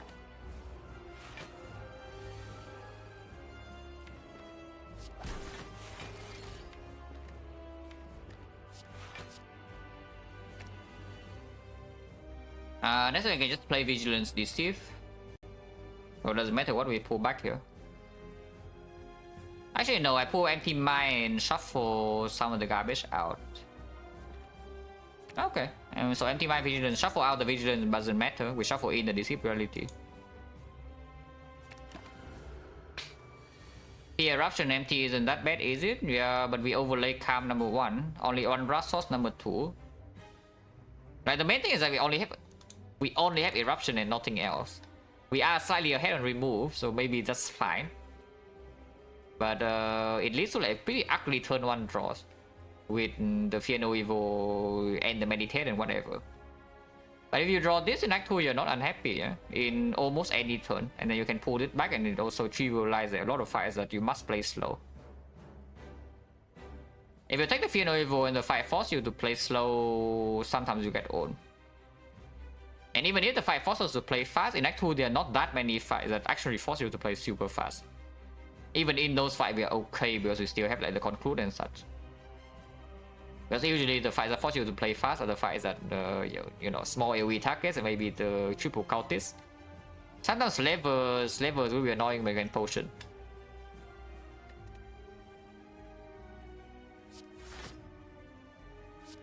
Yes, just shuffle our vigilance, I don't really care.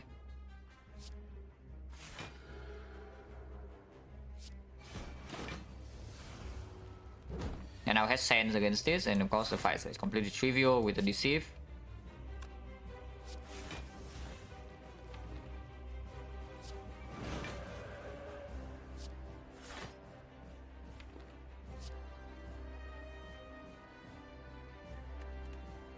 Sand is discounted soon, but we can still just block.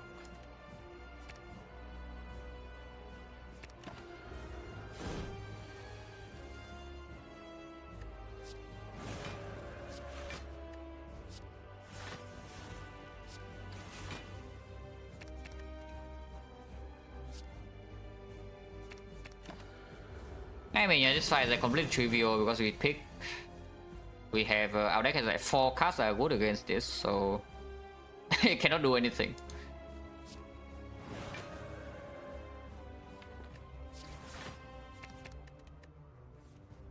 Yeah, it cannot really do anything.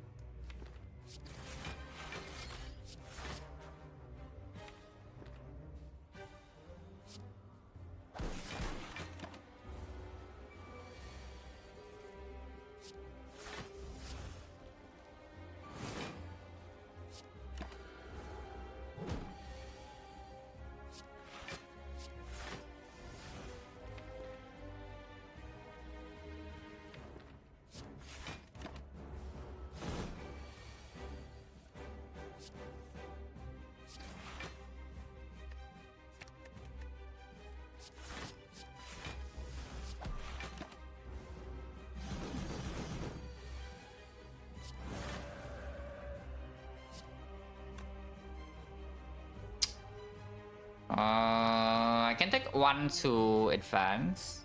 Is this one real or not? Minus 25, so no. Okay, it's not real. Oh wait. Oh, it gains 9 block. Ah. Okay, I guess we can go around. Yeah, I guess we can go around, guys. Don't worry. Yeah, we can go around.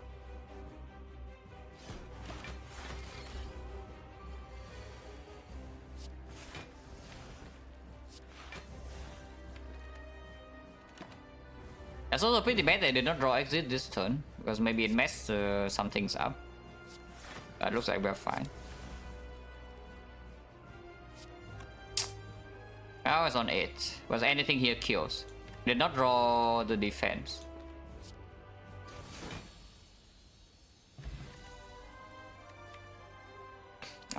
Complete garbage.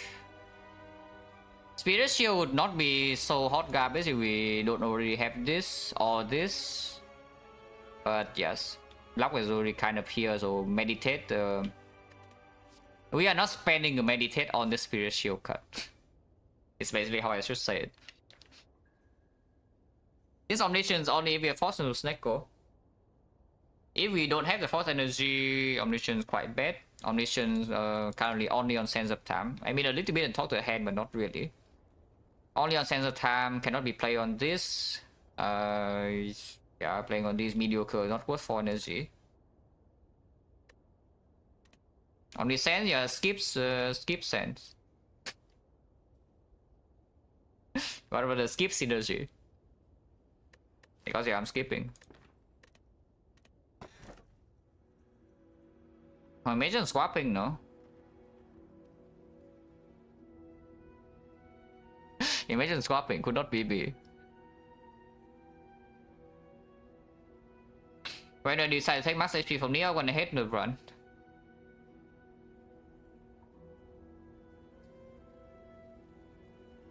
So this Lotus very strong, yeah. We have Meditate, Vigilance, double empty mind. Or we can Astrolabe. But yeah, take Lotus. Still have the Miracle to cover early turns, still have this front road block to cover the early turns. And then we do have this. It's a slightly annoying still to play, but just because like it usually is only strong after we play Meditate the first time. So I do need to block a little bit, which is why the Deceivability also comes in. Fear Evo? No, do you actually want Fear Evo over this Deceivability with Lotus? No, I'm actually asking you. Because maybe some people would think that. But for me, I much prefer front road block with Lotus more than anything else. Especially with consistent Cam already in the deck after a couple of turns. So yeah, I play Deceive Reality one time, I play Meditate, and every turn afterwards I have Lotus Energy more than one time. Because Meditate keeps pulling things back. On the other hand, I can also play Fear Evo turn 1, enter Calm. So okay, sometimes I have an exit, sometimes I don't. If I don't have an exit, yeah, I take damage. And then what? And then next turn the fight is over. What? Of course now, if I pick a Lotus, the next Fear Evo I take. But I want this card. I was wrong with this card when our damage in Act 2 still stands. Is Astrolabe stronger? Probably not, right?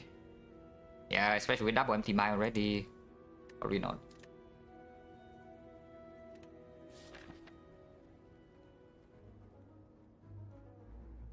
Remove Bill, so we go to the shop to remove.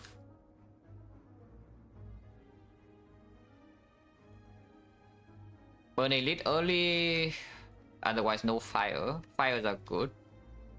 We double empty my now both one upgrades with the Lotus. But we don't have any path that goes to fire unless we skip Elites.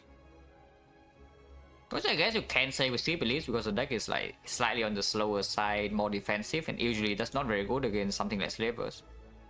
If we don't have potions.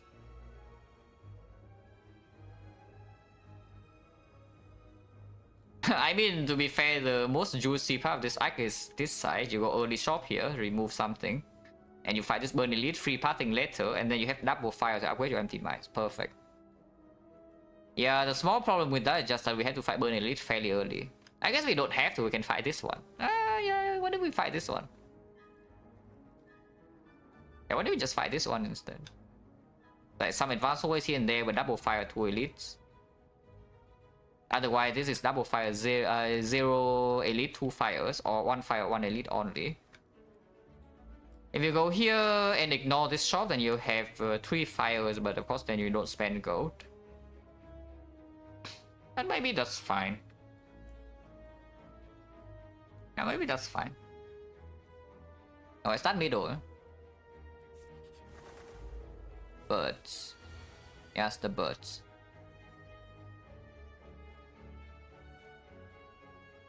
But now really, do you like your Fear Evo here or not? Maybe you do.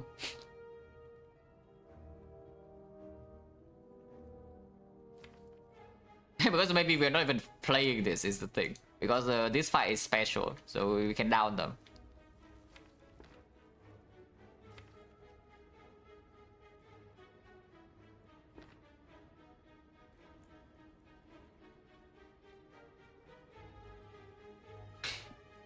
Cut first or not?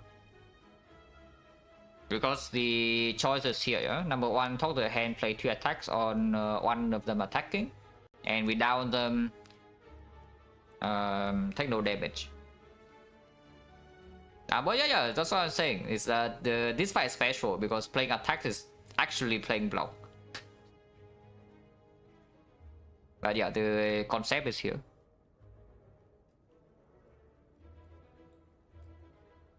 So yeah, number one choice, talk the hand down. Down take 0. Talk the hand down take 3. Deceive reality, cut through fate to draw to meditate or something. Or the vigilance. And we have a safety in hand. Either we pull 2 back next turn we meditate, or we have calm and still have safety in hand.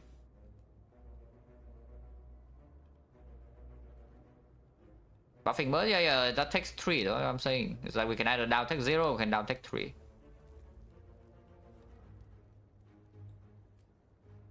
And taking 3, I don't know whether that's like a good thing to do or not, yeah. Where's my flurry? I would like a flurry, please. Flurry, hello, common cut. Flurry would be nice. No matter what card is played, but need to decide whether to play talk to the hand or not. What if we just block? In the sense that I do... No, that takes 2. That doesn't make sense. I was thinking maybe talk the hand into 2 attacks and then deceive reality and skip the safety. But yeah, that doesn't make sense. I think I want to cut first. I think I just want to cut first. I don't think I play this. But if I cut, then cut the buffing one. Okay, vigilance not bad. Definitely not a bad draw.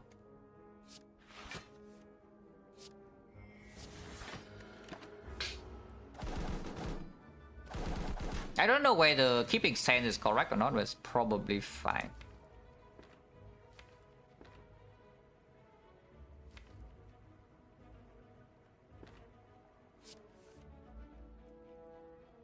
Yeah, that's probably fine.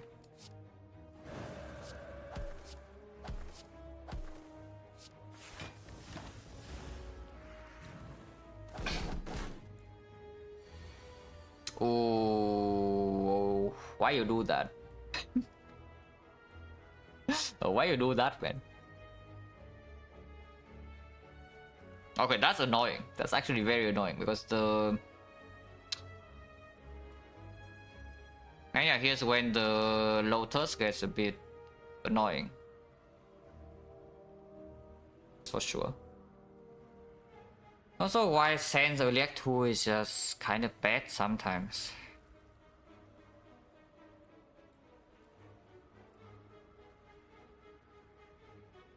Yeah, one more potion.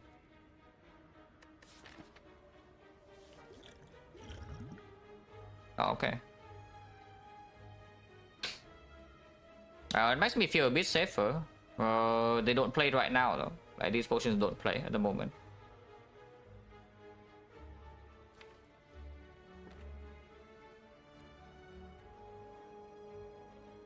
This is so much damage, like holy crap.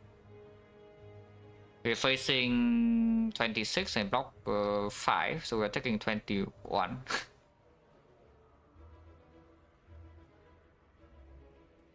Because this guy swooping is not even a chance to do some lethal line with like... I guess at the time conclude is always taking like, a lot. It's like 12, but yeah, 12 I would be okay with. As long as I know the deck is slow, which is why I'm saying like maybe this is not even... It's weird too. Also why I picked this.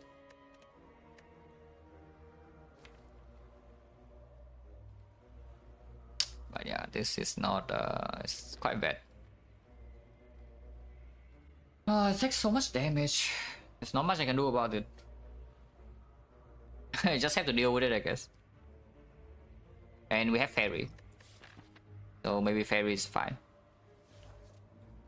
Yeah, just strike here, defend, meditate. And waste Immortal because everything sucks. Also conclude meditate combo with the gods.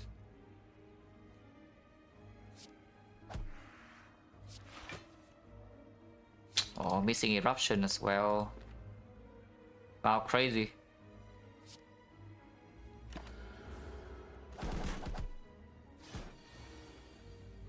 And now I guess I can play talk to the hand at least. That's that.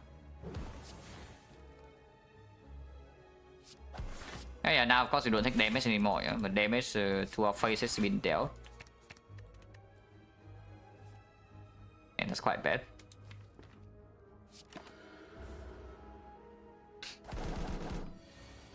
One skill, yeah, what does one skill actually do though? It doesn't do anything, no? It's a sad part.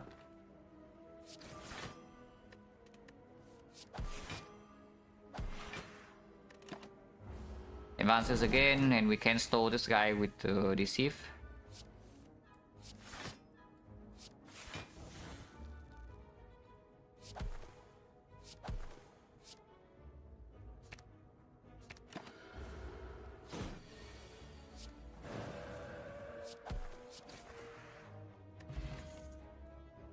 Garbage.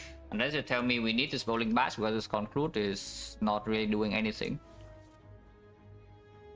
I really don't like adding this at the moment though, because if we see one flurry, then this bowling bash is completely obsolete immediately.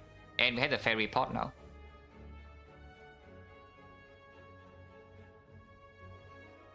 If we don't take bowling bash, nothing else is good. Lotus was against Crown and Lip.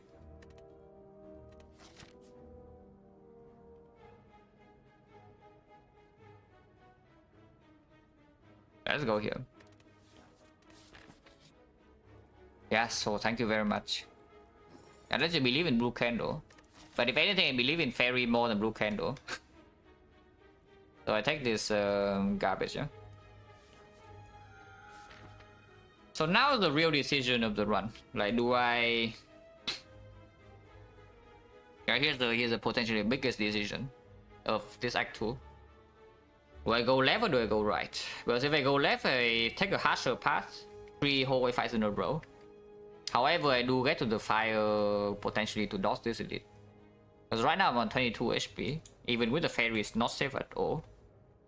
And the fire is not going to happen until after the elite, at least.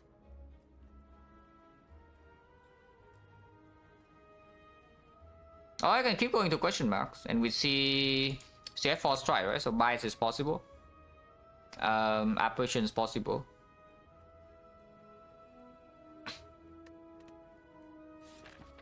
And we already saw the outer, so now only good question marks left or what?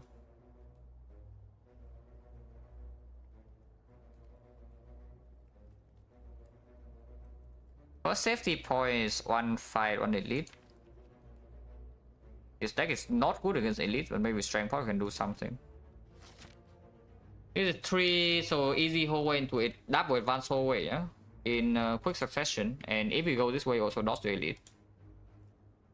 The good case is that we fight 2 fights here and we see that our deck is strong enough so that we can fight this, and then everything's back on track. But not super likely. If we play the dodging path from the left, because we say that maybe Lotus, Meditate, whatever, strong later, then yeah, sure, we still have a sharp late Act 2. Elite fights just completely suck, right? Like, what elites can we even meaningfully, realistically kill without crazy damage to our face? Like, a leader never attacks someone. Bow stabbing maybe sometime with a top of the hand, but it does kill quite fast still. Slaver is terrible with this deck. And even the leader is not so pretty, yeah? Because our AoE is conclude, so it ends our turn. No, I go left. I go left. With this outer, I go left.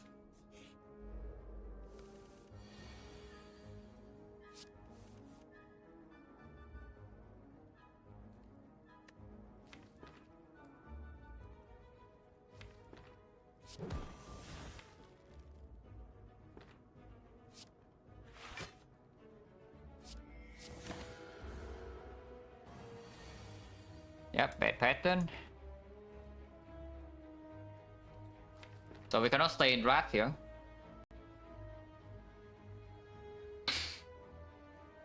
Hallway seems good, not elite. Yeah, the problem is that hallways are not safe at all. Yeah? Question marks are kind of safe, but hallways are not.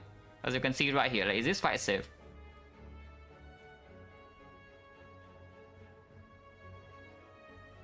One chance and right now 50. We can still block next turn, kind of. But only if I don't enter Wrath here or I redraw to Vigilance immediately. Which is possible, but not super likely. Other choice, something like Strike, Deceive related defense, but then we have no exit next turn for this Lotus to even work. But I can block with double safety. I can block when Total Hand is down. Probably better than just exiting Calm right now, right? And we have the sense also building up damage. I think I played this.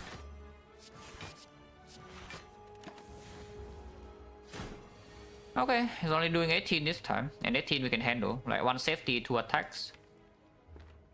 And this Immortal is wasted, hopefully draw dice instead of this cut-through fate. Hello Hazel? No way to be found, yeah. Outer first question mark will do that to you. Kind of. And the deck is also slow.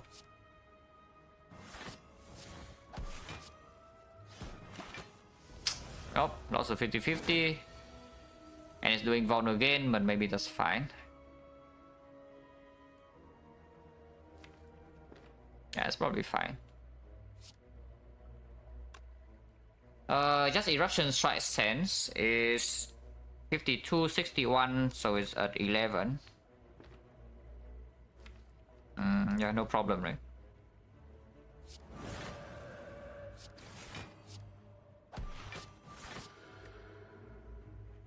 I guess I can anti-mine now. Which I should. Wonder whether that was stupid or not, but maybe it's fine. Yeah, it's fine.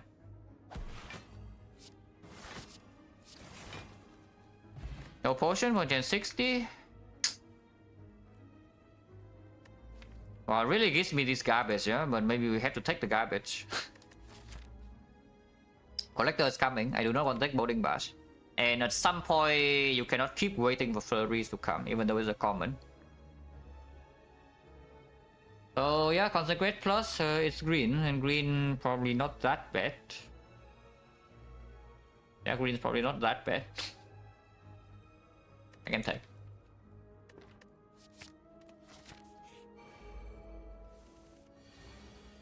What happened to the rare pattern, guys? Maybe I like the old snake plan better, you know, like the one that only hits me for 0 on turn 1. Maybe I like that one slightly better than this one.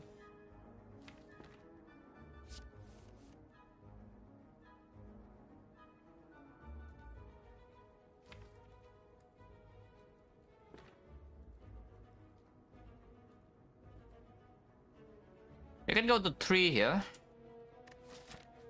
You have Fairy, yeah, so not quite a huge problem yet, but can be a problem soon.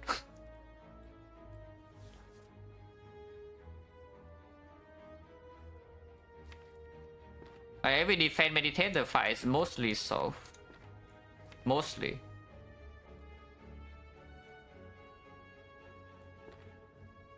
Okay, let's go to 3.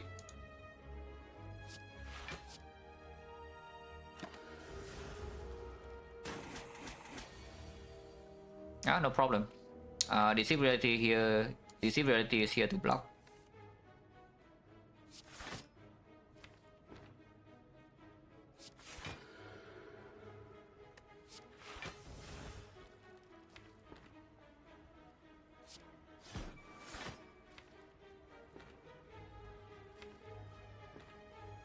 If top deck is talk to the hand, I can just play it.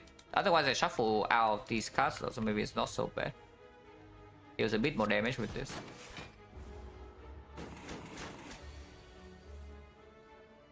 I mean, on cost card hurts real bad. No, you just compare the draw. Like whenever you draw Deceive Reality, yeah, you can pretend that is a Fear No Evil, and you see whether it's better or not. In the burst fight, I will tell you it's better. In the chosen fight, was it better? Because I see the safety was very good. And in this fight, is the one cost card really so important? Just think about it.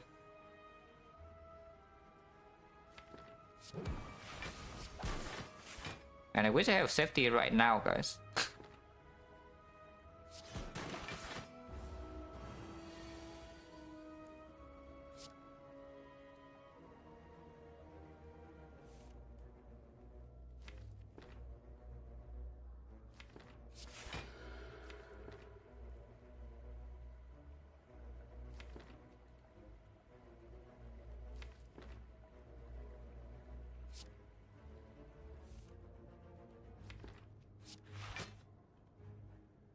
Because I don't see a problem with this, no?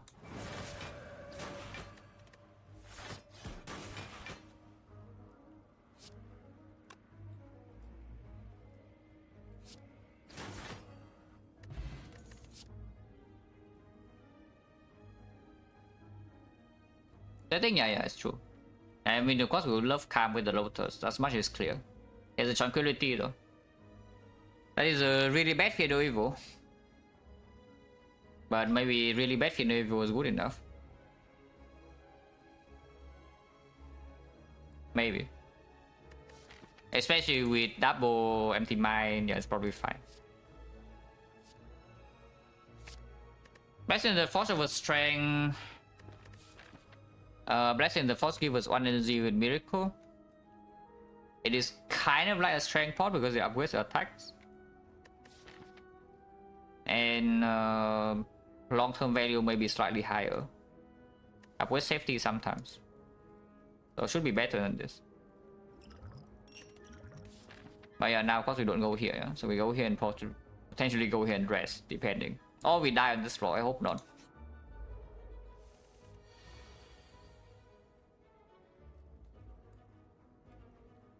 Well, do you like your on-cost calm here? Do you like your deceive reality?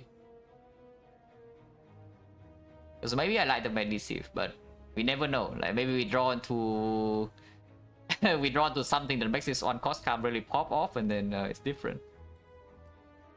By the way, I tell you, drawing eruption here is bad. It's like completely terrible because she's buffing now, and next turn she's attacking because you can don't deal 20 damage, and we are facing potentially 31 damage next turn. And that is bad. But we can maybe blessing. I do think I'm going to keep the fairy for a while. I don't want to just use fairy in hallways because first of all, I do want to fight this, and secondly, this collector fight the fairy is huge here because you can just take a massive overkill hit. Like enter Wrath against collector alone, she attacks us for like 80 damage or something. Doesn't matter, we have fairy and next turn, the turn after she dies, or we have full block the turn after with some exist and whatever. This potion is very strong against the collector.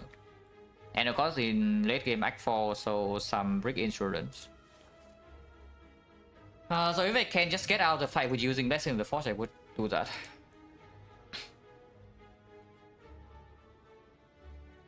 So my top, no, right now the only good thing on top is Consecrate.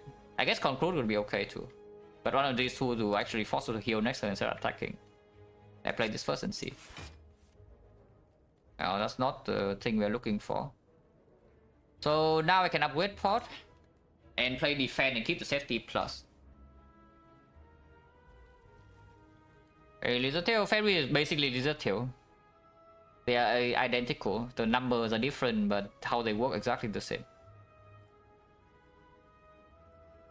So I can upgrade pot here and play the defend and keep the safety plus for next turn. Which is probably what I do. One chance is still decently high, right? 50%. Attack 2, go to 1. No problem. Also, upgrading Sands is maybe useful.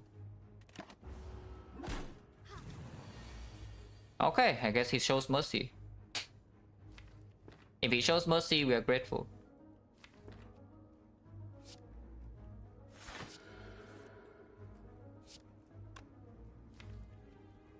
No meditate here to get eruption back though. So maybe still need to block next turn and we are frail.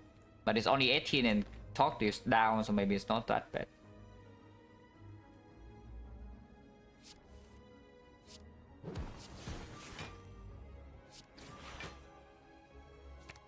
Yeah, honestly it's not that bad.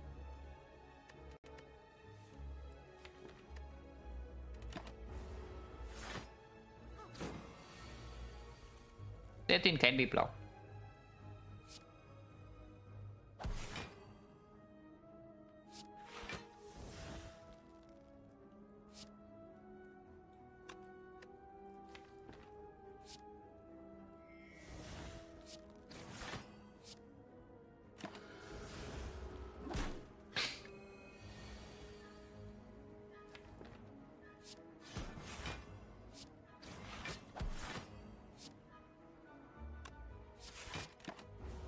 And now of course we are not frail, we have the deceive reality, so we are safe.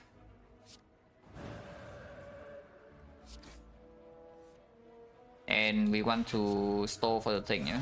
For this ink bottle again, every fight.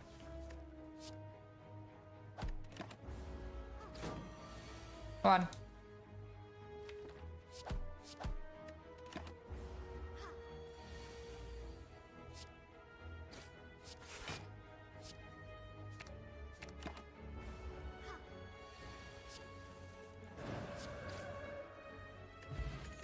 Lockport for change 40. Garbage. I mean, at least we took Consecrate instead of waiting for the flurry that never ever happens. It's not time for Wave of the Hand yet, right? Like, again, it's not actually playing until we have a flurry. And if we have a flurry, you don't need the Wave of the Hand so much for the near future. Until a fight where, you know, the talk stops working, like artifact or whatever. So we skip, yeah? Windmill Strike we already have in the deck for the boss fight. And we rest with Pillow or what? Probably true. Upgrades are nice and all, but 1 HP even with Fairy... probably still too much.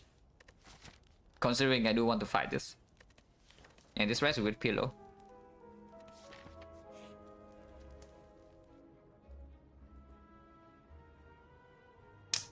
Can be 4 clumsies, but I risk it, yeah?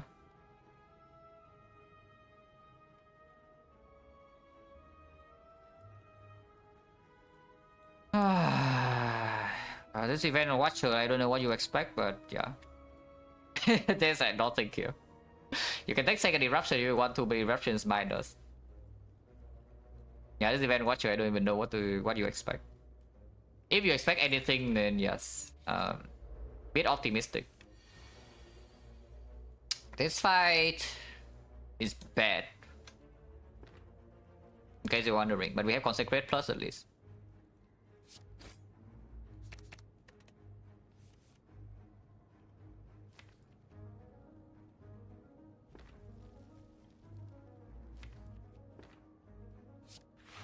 I think it's more important, right? I don't even care about Tranquility too much. With Meditate and double empty my, I think I want the Miracle slightly more. It's just stupid. Maybe it is stupid because of the Lotus and the Daisies. I can see Miracle Vigilance instead. Yeah, that's probably better. Miracle Vigilance.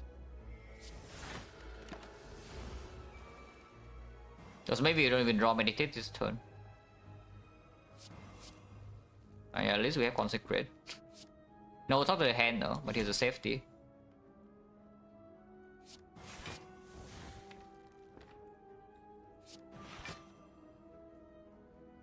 Cannot play Conclude because Conclude sucks.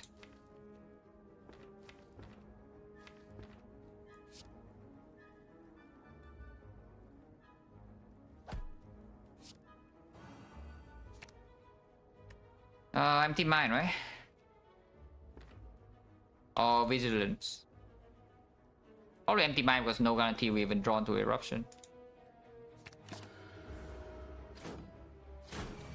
Yep. Chosen's doing the Chosen pattern again, but you know, what can you do? Not much you can do about that, guys. The Chosen does the Chosen pattern. But we get Blockpot. Unfortunately, also thought the hand's not drawn. Anti might always draw into it at least, so it's not a huge issue. But one more days and we don't reshuffle.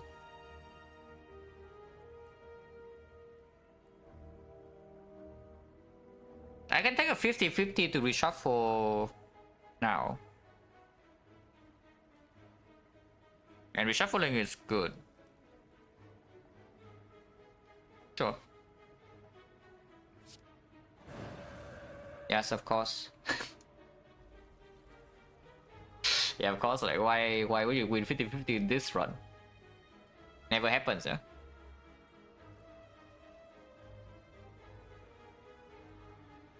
That's bad because now I lose 6 block for this.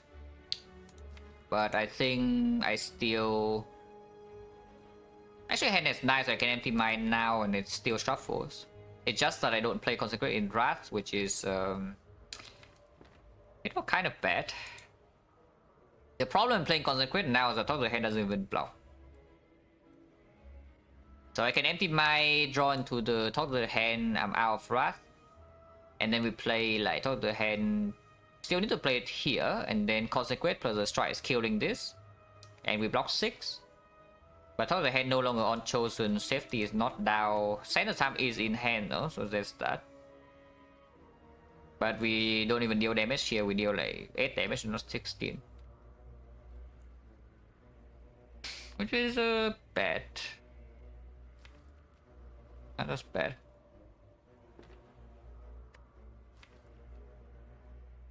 I don't know, it was actually meant to take the second eruption in the Martian cube.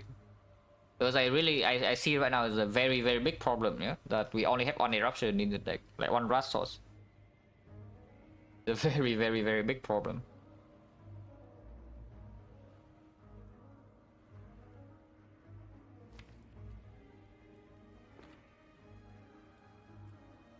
That block 6. Shuffle out Consequence, or damage is low, but sense is here, meditate maybe here. Next turn slightly better because we don't draw a bunch of daisies.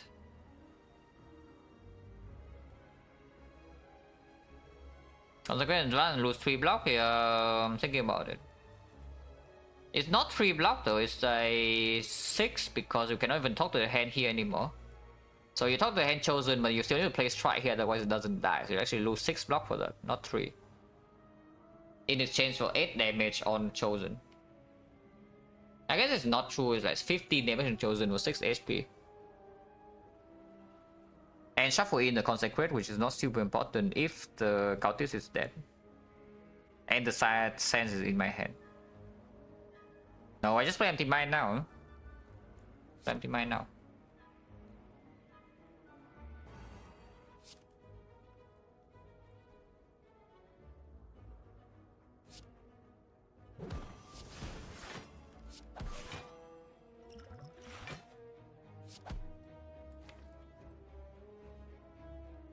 Tranquility now, because I don't want to waste energy, but put the days in. It does however make exiting immediately something, but energy can still be used on this. 2 energy sense next turn.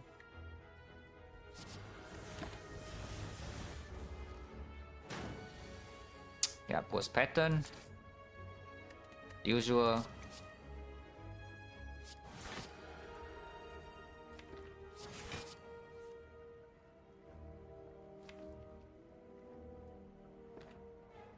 Oh, next one is scary as hell.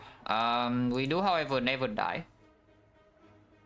Yeah, we never die because of this safety in hand.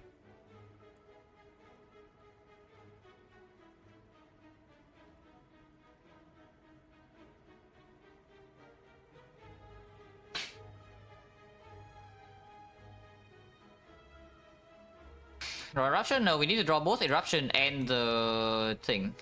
Eruption alone is not enough. We either need to draw both eruption and conclude, otherwise not enough damage, or we need to draw eruption and meditate, otherwise cannot exit. If I take this 6, how is it? Because it increases the chance by quite a bit. But if I take the 6, I go to 17, and 17 next turn I attack 31, which means I lose a fairy, unless I kill, or it attacks 18, I can safety still. If I play defense now, I never die next turn, per se. Like, lose a fairy, I mean. Because we still have the safety. But the chance of lethal or whatever is much lower.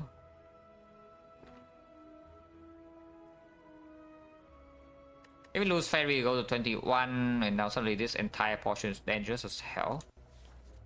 But it's again... need to fail to draw lethal or block. No, this doesn't even block, right? Yeah, this actually doesn't even block at all. So we must draw lethal if it's doing 31 next turn if I play strike here instead of defense. I play defense. This side immediately too. And yeah, there's a chance I don't even have it. Yeah, like here, 50 meditate. Next turn we have the thing. And I sure hope, yeah, I'm telling you, like if you pick Fear Novel over this Deceive Reality, it better kill the enemies when you draw into it, because I just see here that this Deceive Reality is, I don't even know how much HP in this act already. First fight maybe it saves a bit compared to the burst fight we had. But both the chosen fights, the Snake Plant fight, Centurion Mystic fight also, like I just outperformed. That's why here see it saves another 12. Next turn we have Guarantee Lethal. Immortals mess up though, but I guess it's okay. Always run to Eruption, so it's 49, 163. You can attack next turn, I cannot just take the Deceive to try to store.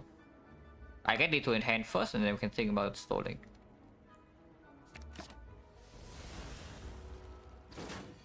Yeah, of course it attacks again. And of course Eruption is absolutely the bottom card.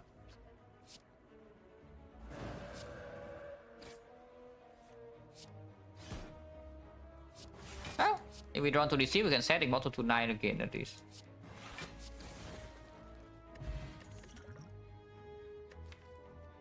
No brain. This card, the synonym for this card is no brain, guys.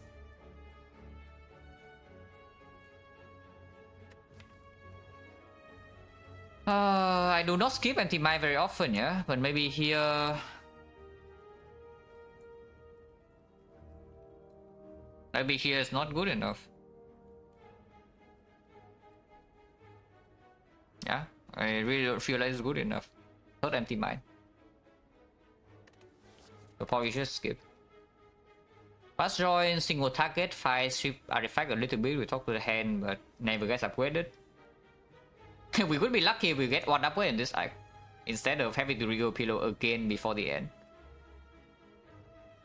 Another Wrath, another Calm maybe, like, yeah, in the piece would be ideal, but yes, another Wrath, another Calm, and then third exit would be good.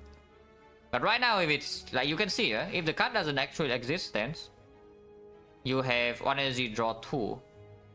That is absolutely terrible.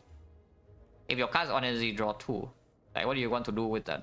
You don't even have energy, and now you want energy draw 2. So it must, this must be relevant in order for this card to be good. Kind of. 20 mines and card meditate still weak? No, I already know that we are weak. Entering this act 2, which is why we pick the cards that play slower fights, because our damage is non-existent. I was try, if this also has 10 damage on top of that, then sure, sign me up. I would like 10 damage on top of this card. It's like very easy to get tricked into thinking that your watcher run is strong, yeah? But I already know that we are going to be weak entering this act 2. I say we would be strong after one flurry, but yes, the flurry never came, so we are still weak. I don't just be tricked into thinking, okay, anti-mine is broken, Talk the Hands maybe is broken, Cut to Face may be a very good card, Meditate is a very good card. Our deck only has good cards, therefore we are strong, right? Yeah, I don't think that. That is how you die in Watcher. That is exactly how you die in Watcher, is that you think your deck is way stronger than it actually is.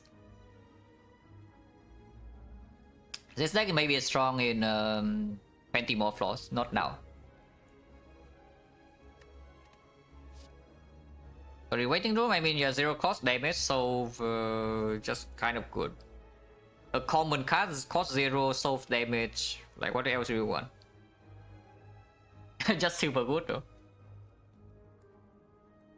But yeah, I skipped this, yeah. Well, good relic, maybe. Not quite, but 50 gold is fine into this shop. Oh, you again. And once again, it's not giving us a rare pattern. I mean, maybe I should not complain about the rare pattern, guys, because apparently when I complain, it just gives me this, and this is just worse. And this thing is just worse.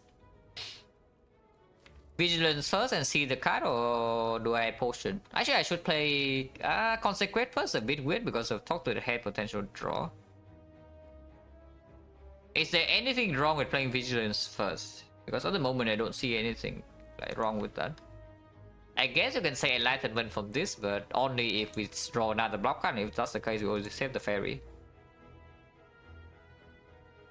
Actually, Apotheosis from here can happen too. To block 4. One chance 1, 2, 3, 4, 5. Wait, what was this? This was outer, and this was. What was this? Was it a fight or what? Wait, was it a fight? Yeah, no, match and keep. Yeah, match and keep. Yeah, that's why I cannot remember. It's like, I definitely know it's not a real event for Mike 2. Yeah, 1, 2, 3, 4, 5. 50% potion chance still. Okay. Technique. Yeah, receive reality is fine. You can technique. You can secret weapon without the hand as well and go too low. Going deceive, we block 24 full. Next turn is a blind turn, and that can be scary. But sure.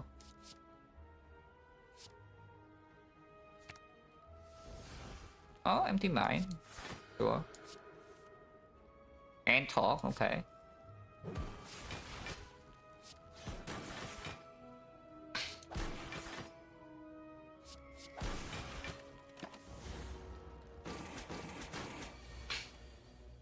Did I tell you how much I love Deceive Reality as a card?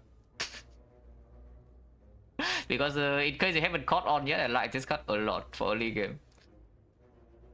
And you can see it once again here. 60% to draw into Tranquility, and if you draw into Tranquility is good.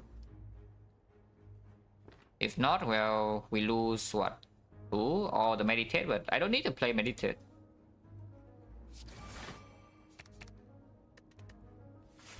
Damn. Yeah, now it's too late, yeah? Because now if I draw into Ink Bottle, I cannot exit anymore. So we take 4. Yeah, very funny. We take 4. That's fine. I mean, the fairy is still hanging around.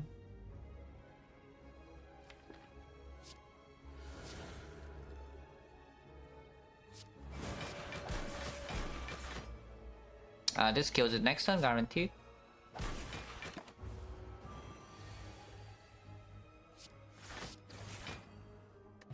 Yeah, potion back, so potion now is 40.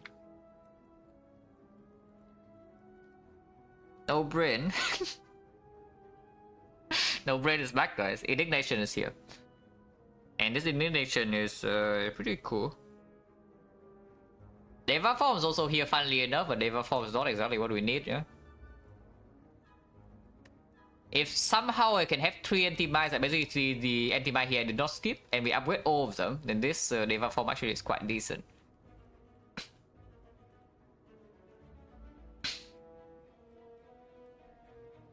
But yeah, we take the indignation. Right, Wrath Source AoE into Collector, Consecrate, whatever, second Wrath for Calm Lotus, Meditate. So we take this.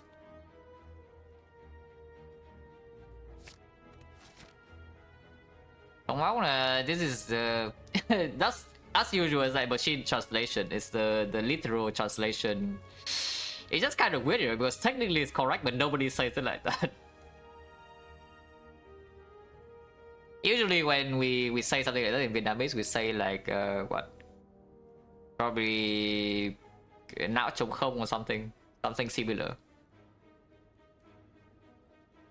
But yeah, the literal machine translation is very obvious if you actually speak the language.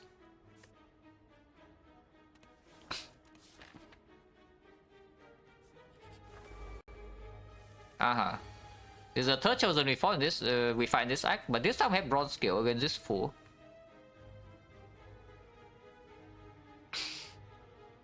Oh man, man, this every fight, yeah? Every fight we actually have to play super carefully. And honestly, I tell you, I complain a lot about this run, but this is one of the favorite like watcher runs so far. Every time I get to watch a run like this, I actually like it a lot because that's actually when I get to play the game. Instead of, you know, I pick Tantrum, I pick Fear No Evil, I pick Mental Fortress, and everything dies. But these kind of runs I actually get to play the game. So I complain every flaw, but I'm actually enjoying it. Because you don't really get real watcher runs very often. That's okay, so no, it's not even that. It's just that when you win too much on watcher, you kind of look for this more. Because otherwise, you just do the same thing and then the run is won, right? Like, what's fun is that? Like, why are you even playing that? But here, yeah, what do I do? Miracle first. I mean, I can see Miracle first. I can also see Attack Potion, but are we dreaming of this fight? Because if we're dreaming of this fight, I need to keep Attack Pot. We do, however, have 400 gold shop or so before this, so maybe something can happen.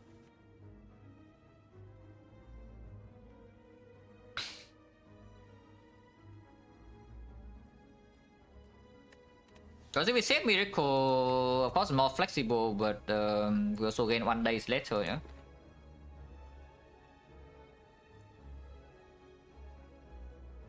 I mean, I can also just play Eruption on the bird. Just downing the bird right now is wasting like this 18 damage from Taunt, so it's a bit weird. So I think the turn with Empty Mind, we need to draw into block, but only a defense would do.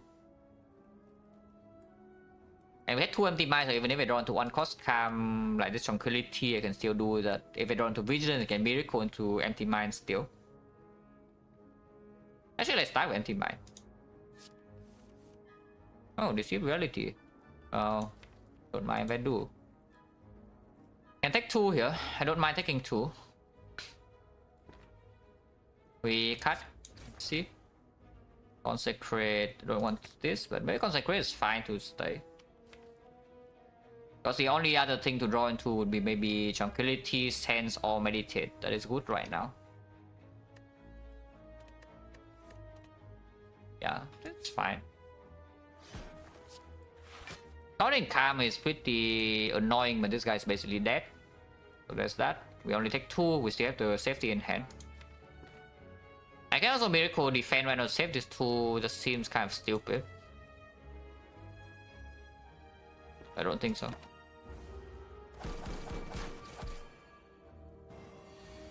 Whenever I take P-Box, especially in class slowly bit and die, it's difficult to... It's not very easy to play P-Box correctly. On Silent, for example, it's very tricky because you need to get used to playing Act 2 with no block. I tell you, expected outcome when you click P-Box, you get no block. So do not think that you're low rolling if you see 0 block in your P-Box. Because that is what you are actually looking for. It's tricky to play because you need to evaluate like the long-term, short-term, where your weak points actually are and whether you're allowed to play super safe in Act 2 or not. On Ironclad, I would say it's probably the worst out of the 4 to click P-Box after Act 1. It's still strong, but you need to evaluate a little bit more carefully whether your damage output is fine Act 2 or not on 3 energy.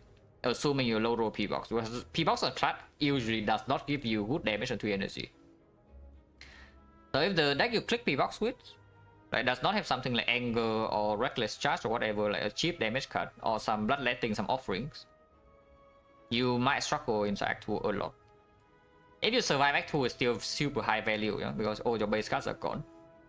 But inside Act 2, you can die a lot easier. On other characters, especially on Silent, I would say that P-Box usually is the game of killing them before they hit you inside Act 2. And then you figure out block plan afterwards. But yeah, it's very, very, very strong. But on Ironclad, especially important, I tell you, it's to evaluate your damage capability in Act 2 with 3 energy. If your damage is not functional, yeah, especially when something like this, your damage is like maybe Carnage plus. No matter what you transform into from the T-Box, you are still playing your Carnage Plus. If that is the case, then your damage output is unchanged if you click the P box. Usually. Now that's like a very extreme example because that's not true at all, yeah? But the idea is there. Then maybe rethink clicking P box after Act 1 or 9 club. If what you play is unchanged regarding what you transform into, like your damage is bludgeon plus, your damage is carnage plus, yeah. You transform to some random cleave, random wild strike, you don't play those, you still play your upgraded attacks. And your output per turn is unchanged. And that is bad. If you click P box and your output per turn is unchanged, that is absolutely terrible. That is tricky to play. It's one of the more... It's scary because you just see you have no block, and then every floor you feel like, okay, you have no choice except taking 10. And then you realize when you play a normal Act 2, you take like more than 10 per floor. Act 2 just kind of sucks. So I wouldn't say something like it's easy to play, but I would tell you it's very strong. Yeah, generally speaking, it's very strong, but it's not easy to play at all.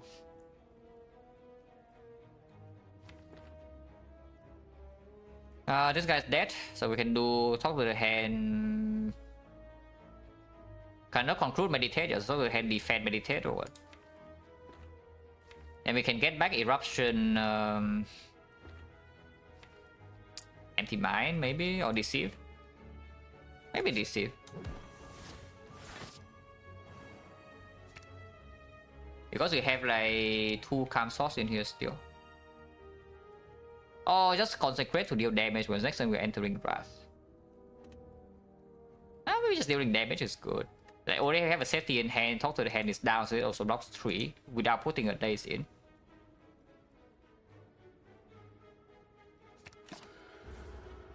Die. Hey, 9 times 2. For once, nice pattern. Like debuff into 9 times 2 is the tamest pattern. And yes, I like getting vulnerable down.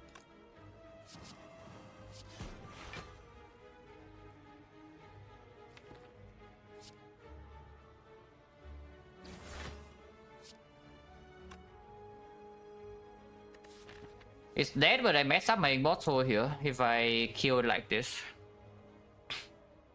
If I was there, yeah, why not? Because this fight is like basically safe.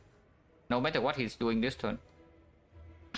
I can kill him right now, it's just my immortal is currently on, what, 3. Allowed to attack? The run's defect die in a pretty sad way. And this Watcher run is actually a real Watcher run, so it's interesting. Yeah, this Watcher run is very real. Like every flaw we struggle so far. We do have good cards for late game now, so if we survive long enough, we probably can get good things.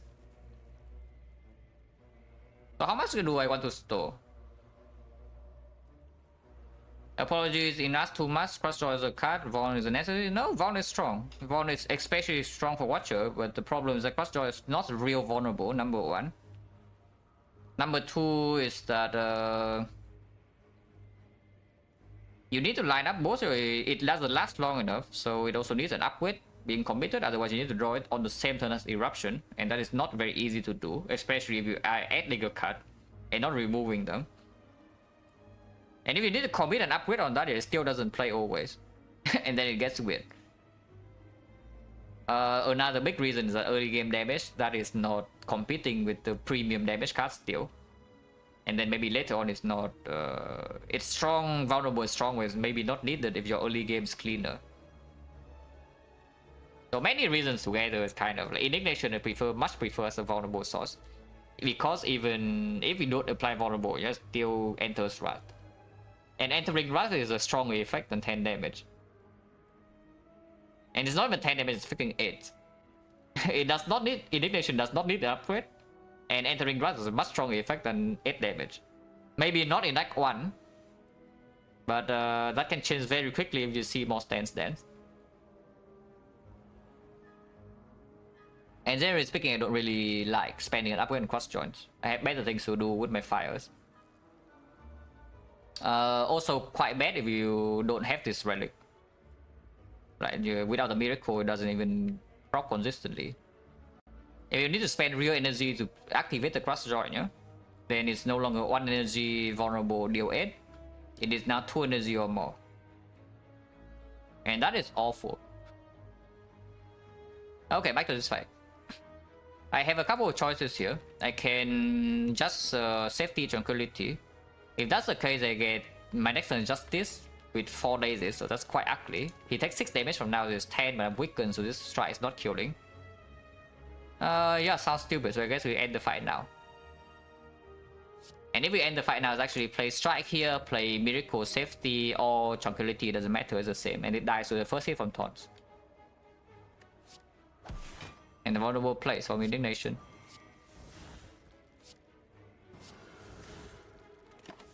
Yeah, I'm not on 3, but you know, it's fine. Ah, potion. 1, 2, 3, 4, 5, 6, 7, 5, 0, 30% now. Speaking of questions.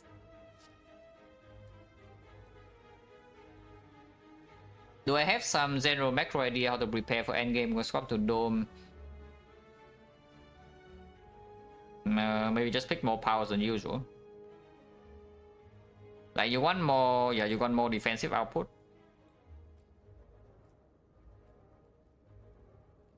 So you want to be fast basically. If you cannot block a lot, you want to be much faster. So either super high damage or super high block. You cannot be like just standard with the Dome. It doesn't work. So it's hard to say, but yeah, just snowball early game more, I guess. That sucks. Watcher is almost sucking, but we are still alive. Evaluate plus, this one is green. Green cards generally speaking not so bad, yeah, but it does make the Lotus slightly weaker. Especially now that we have second Rust Source, we can maybe do some strong things with Lotus. But I don't know, yeah, the inside is not... It's like draw neutral, 1 energy block 10. Not the worst thing, but front load block already deceive reality a little bit. If we are fighting the elite, which I kind of want to, it's deceive reality. This evaluate is quite bad. Into Collector doesn't really play super well. I think Collector fight needs to end somewhat quickly. If we stay there for too long, we will die.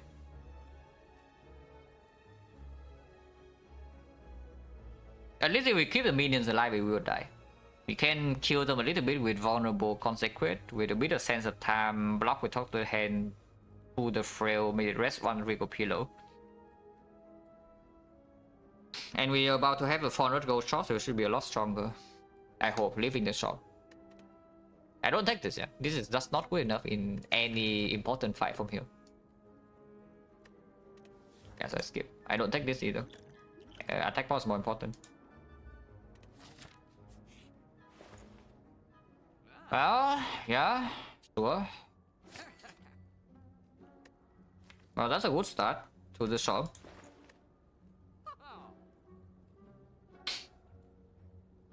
Yeah, good cut.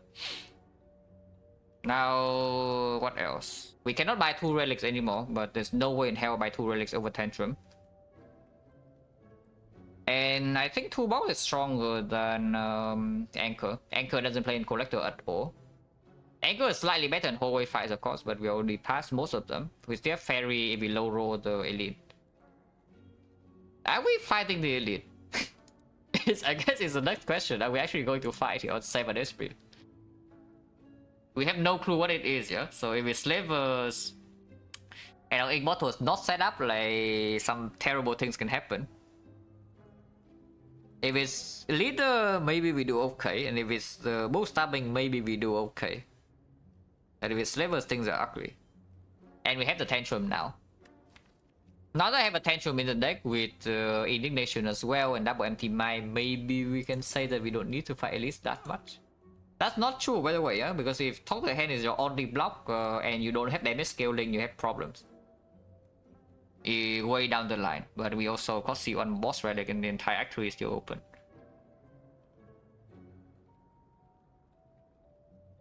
Oh man, slavers is so scary. I don't think we flat out die to slavers, but the problem is that if we lose the ferry and still go to low HP, the floor later can kill us. It's a whole way fight still. And then collector without ferry, even with the tantrum, is not exactly ideal. Well, no, 2 box is good. I think 2 box remove is what we're doing here, but I don't know the pathing afterwards. And in this spot, I can remove strike. Yeah, remove strike in this spot is totally fine now. Unless we are going to question mark, we will question mark maybe there's bites here. So for fairy turn 1, yes. Most likely, yes. So we leave the fight with maybe low HP, but we don't really die. With 2 box card and the attack potion and whatnot. But it's bad.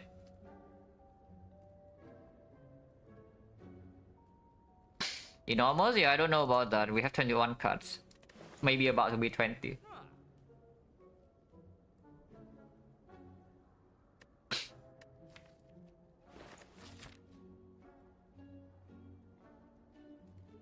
Question mark twice? Yeah, sure. Question mark can be knowing skull as well.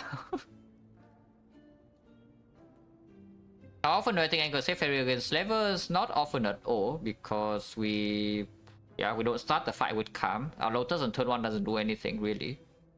So it still depends on the 2 box. Killing the turn 1 is difficult as well. So if we see slaver, most likely we lose the ferry. After, yes, after is literally the first question mark in this act, which is why we play the whole act almost dying. Because we saw first question mark outer and nothing got better afterwards.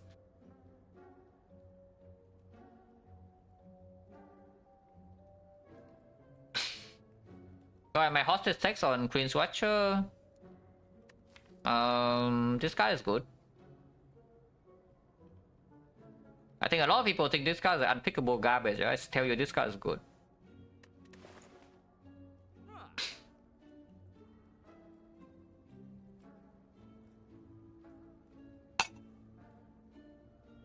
Yeah, Tantrum Dorsal deck is like, we have no relic support whatsoever, but blue key is already here.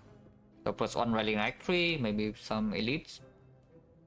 Damage issue is a lot better after that, and late question mark Act 2 also has some value.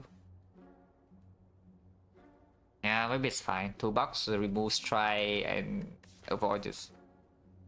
Because we might... At the moment I still see that we need this ferry against collector usually.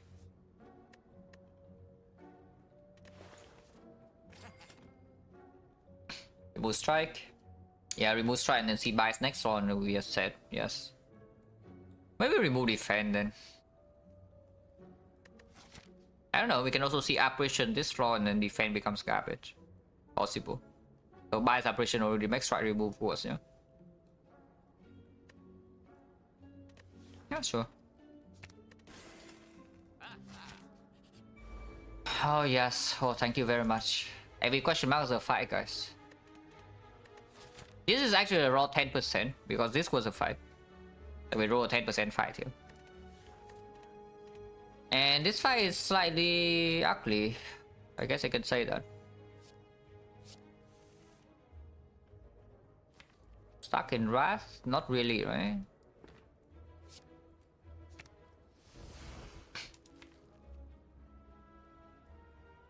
We have a billion exit, but no guarantee. Shuffling Intention is a good thing we can meditate it back to.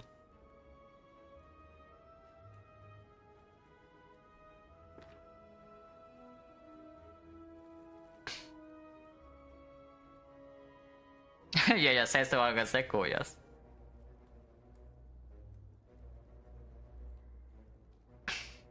Staying in Wrath is giving Indignation vulnerable immediately, and maybe there's some tantrum into Sentence Time turn 3. Chance to lose Fairy next turn. Even if we cannot exit, if it's doing 10, we can still block with Deceive Reality, yeah? And Talk is down. So Tantrum was a lock 12. Not 12, but 9. Yeah, otherwise you need to rely on Meditate to pull it back, and Meditate is not always playable. I play Tantrum.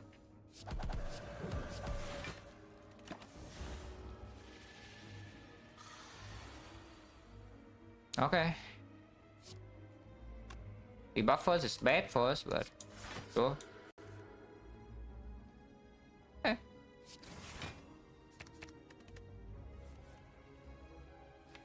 I see these cost 3. That is fine. Because meditate owns.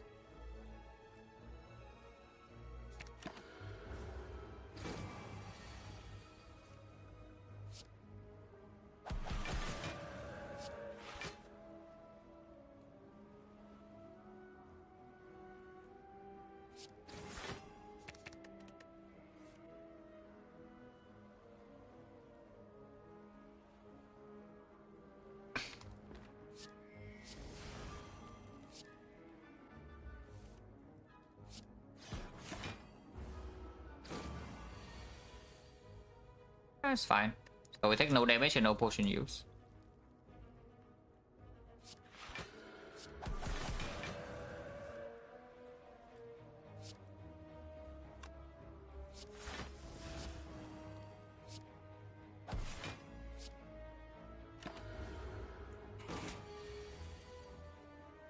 And yes, I would like to store for the immortal, so that's why we're still here.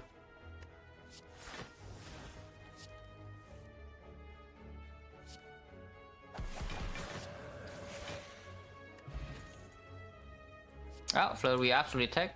Even though the weak comes green, this is insanely good. It deals with half our damage problems if we even have it.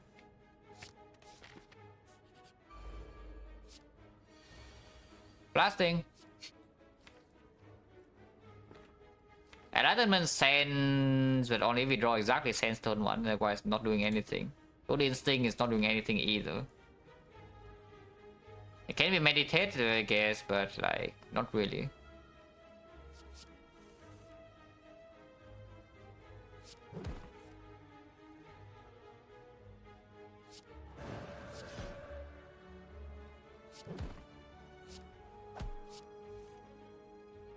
Wait. Wait a second. Bomb. Yeah, wait a second.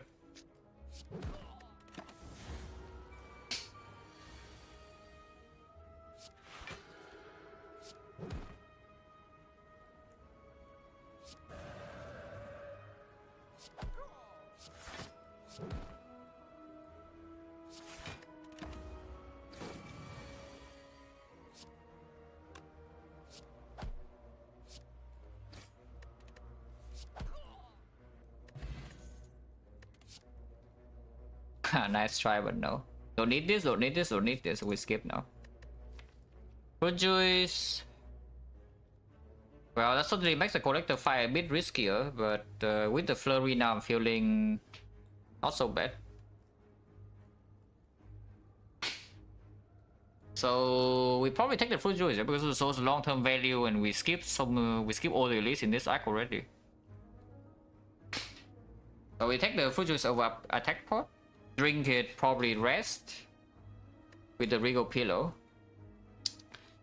Upgrade is strong, like Upgrade and Flurry, all the tension, both are pretty big damage upgrades, and of course anti-mag upgrade plus 1 draw is very very good. Ooh, with this Dance Lotus thing. But yeah, collector fight is not risk free. Especially if I take the fruit juice. Fruit juice over fairy, yeah, sure. Probably don't do that.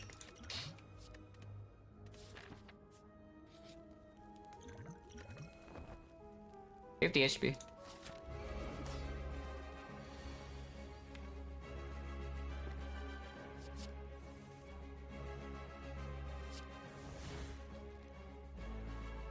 Okay.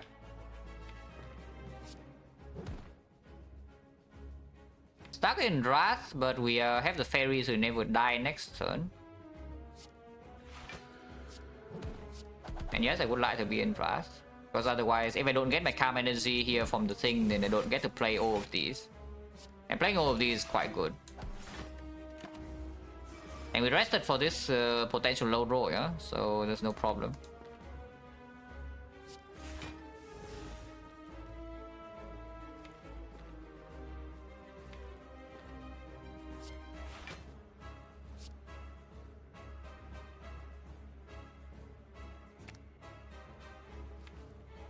Well, tranquility calm still in here.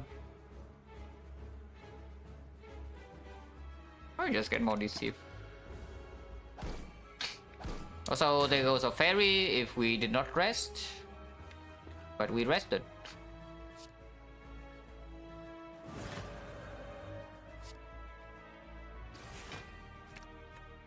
I don't know whether it's correct or not, or it's dumb, but I like doing it.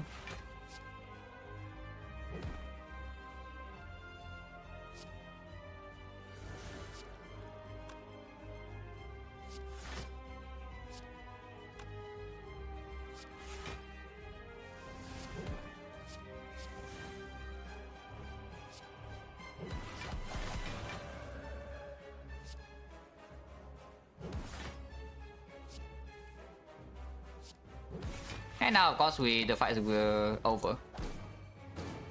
So we preserve our fairy with this rest. And now we win the fight.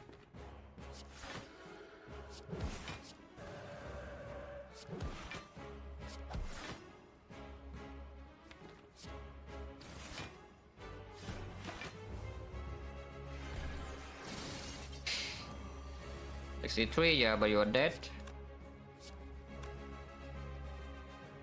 Damn. Maybe indignation is too strong because no matter what I play here, she dies. So my autos on 8. It's fine, 8 is fine.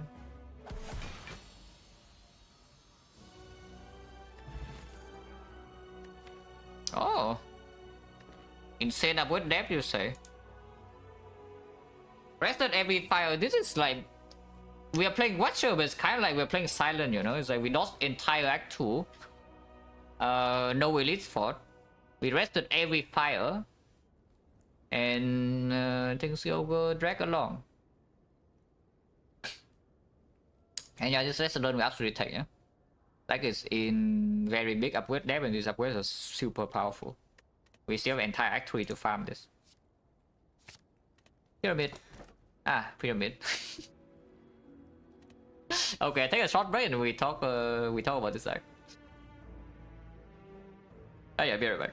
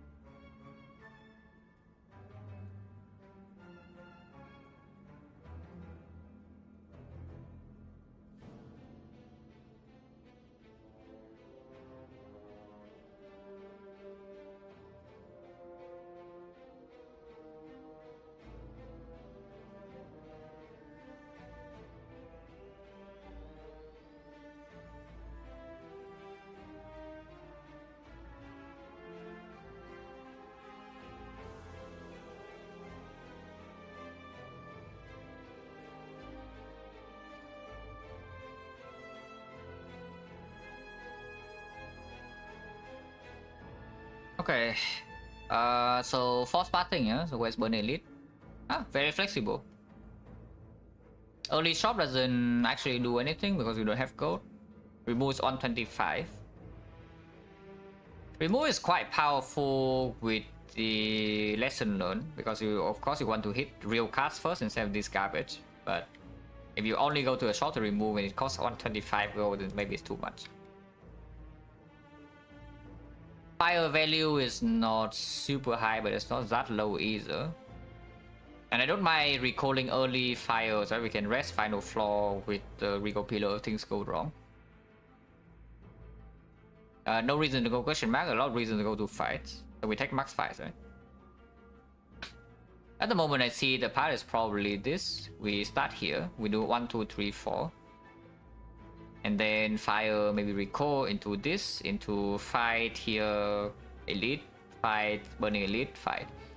Depending on what this question mark is, we might or might not go to more question marks. Technically speaking, there's like a 99 go into pyramid normalities, but we have blue candle, but probably not.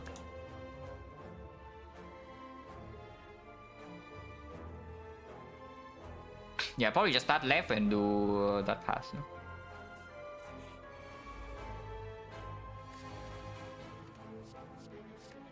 What the hell is with this?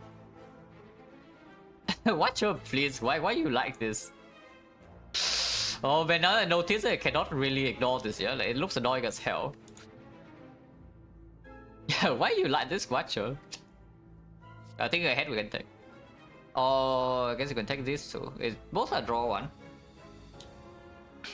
Yeah, both are draw one. This is maybe giving you slightly more information.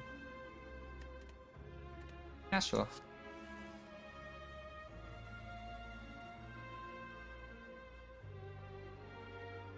Now this is why we have maybe Rio Pillow Rest end of the act.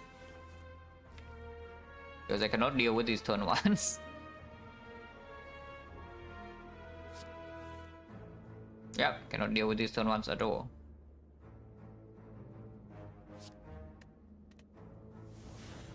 -9.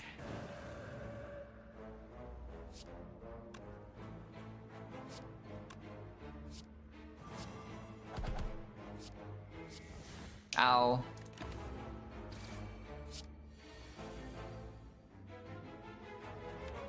Oh, that's pretty bad. We do have Deceive Reality and Sense to kill this, but it's pretty scary if this guy attacks this early. Because I kind of need to kill it now, and if I kill this, then we cannot enter Rust safely unless it's Indignation, yeah? And then it's not Vaughn.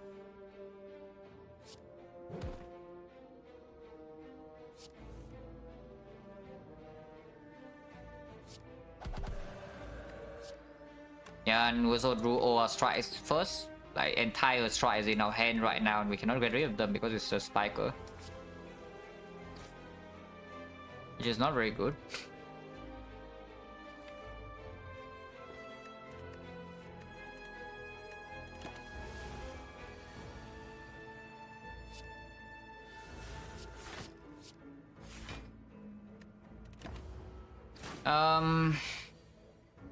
This is bad.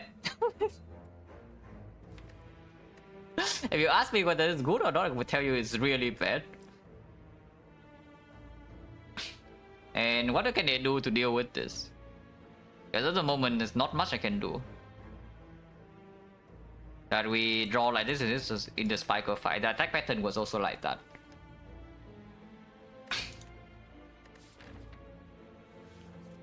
Yeah, attack pattern also forces us to actually kill this early and then withdraw like all top like all attacks. And not the important cards. Honestly, if hit pyramid, yeah, I shouldn't. I mean, if you hit winning for free, then yes, I feel you. But you shouldn't. So what can we do about this? Because at some point we need to take damage, and maybe the point is now, so that I can actually empty hand space. Yeah, let's take damage then.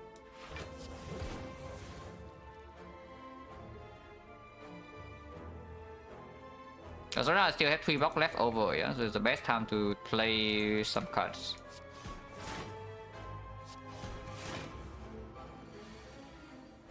Cannot enter Wrath, but we can meditate back a block card.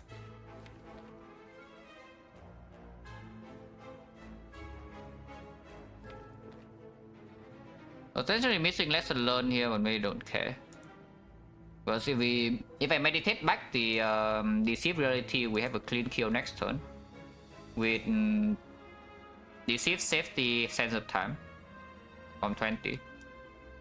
Although this fight is freaking bad. It's terrible. This fight is terrible if we let it do its thing.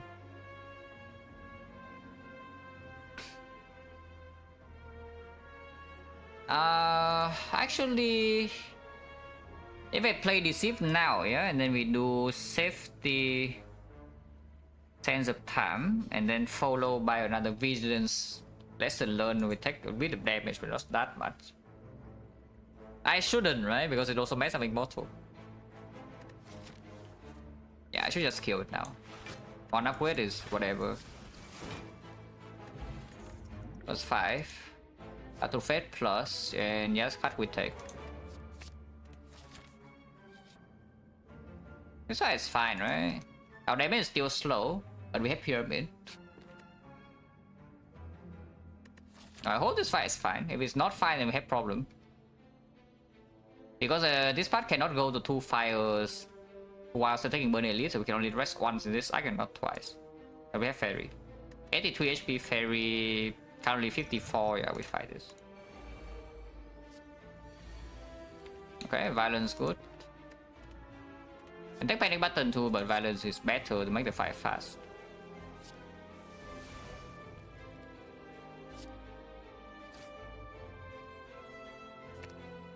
Does it learn suck or what? Yes, no, maybe.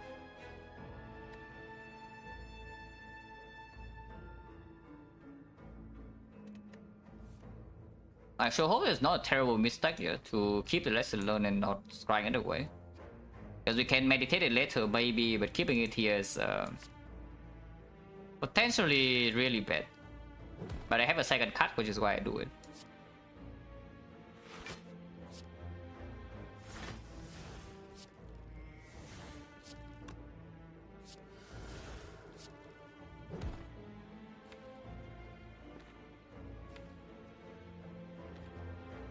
Playing this now or save until next turn?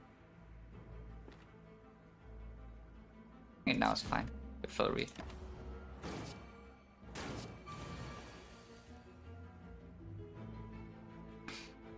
Yeah, hopefully not a terrible mistake. I guess we definitely need to enter Wrath. Okay, it's fine. Is it fine?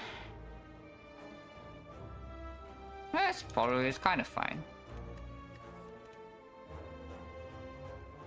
But at the same time, kind of not.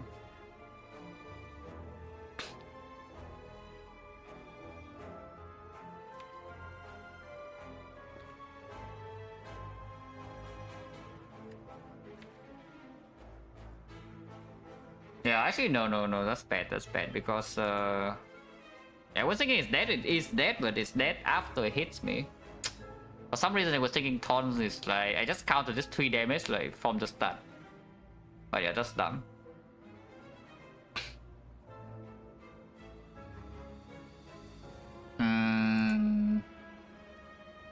Oh, that's actually very bad then. Yeah, that's actually very bad then. Like the lie attack here. I mean, we can take 40. It's fine. Yeah, because then the proper line is definitely taking the empty mind instead of this vigilance. And then I have the then I have a kill here with Tantrum Lesson Learned into empty mind, and I just take this 23 and then get out.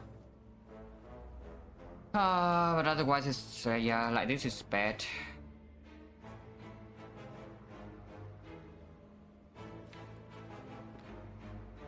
Oh, not much I can do about this. So we have to deal with this. Just have to deal with it. Now let's optimize the first upgrade. Ow.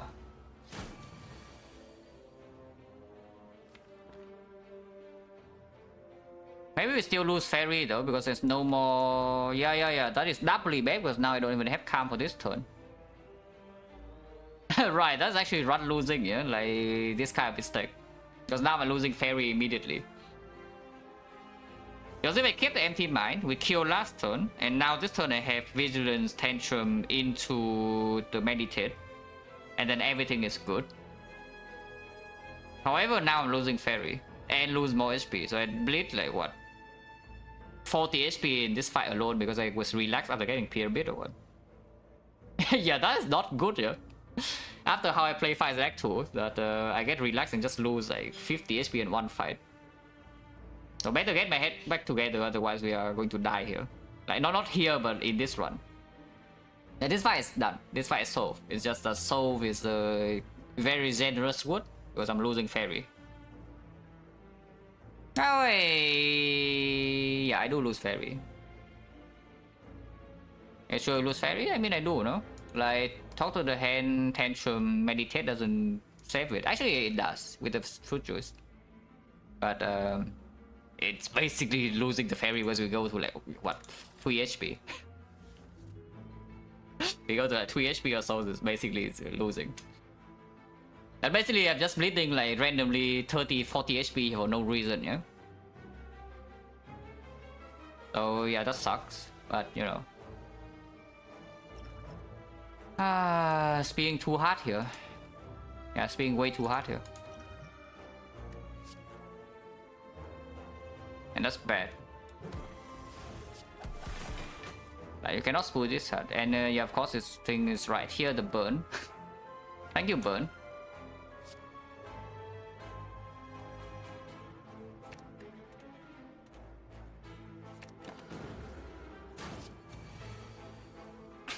Yeah, thank you very much, burn.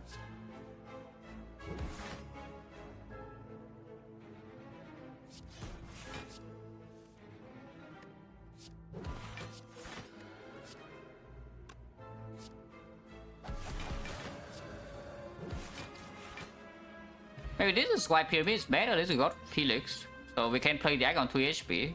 But maybe this is why Pyramid is bad, because it lets... it makes your nerves relax, you know? Like, you can see the Act 2 fights, like, holy crap. Look at how I play the Act 2 fights and then compare it to this crap. Like, what is that, please? And all because I got this. So I feel relaxed. Shouldn't do that, that is bad. Yeah, that's how we lose runs on Watcher. Because right now I'm not strong yet, yeah? I will be strong after maybe 10 more floors, but not now. Second Flurry with the Pyramid, slightly worse than before. And we also don't need it after Lesson Learned hits. All these things, damage is improved a lot. And only one top to hand and not two. Not exactly a great draw against Spiker. So we have Spiker rematch, and yes, we do need to think about Spiker rematch. Antibody against a Spiker, yes, but otherwise quite bad, because again, additional exits with Pyramid is not super needed. So I skip this, yeah. Now with 212, 15, and the fact that we are like kind of dying, maybe shop is more acceptable. Who knows? Golden chance, 40.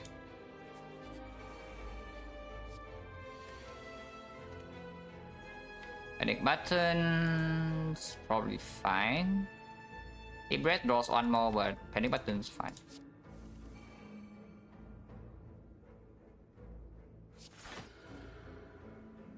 Losing Helix here unless I panic.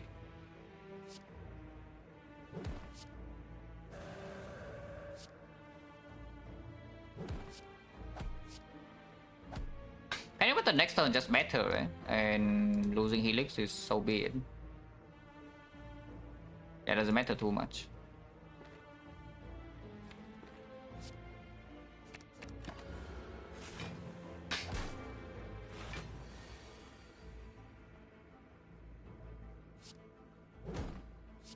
If we even need to panic button now.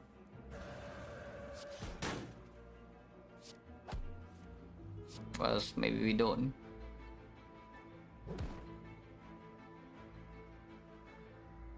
Hey, but now it's just convenient, so maybe I do that. Yeah, it's just very convenient the panic button now.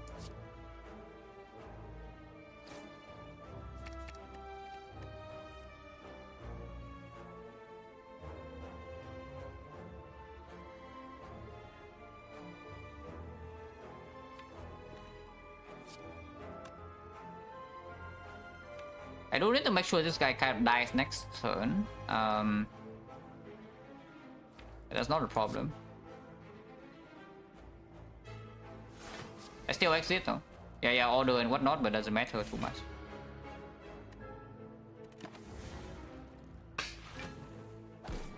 This run, yeah, I tell you what can save this run is that my brain works, and this run is probably winning. Yeah. If my brain actually works, and this one's probably winning. Otherwise, it doesn't matter what I get. Fortress will be better than Rushdown. Yes, Fortress will be way better. It's not even comparable. But I just need to, you know, not spill too hard. Is how this one can win.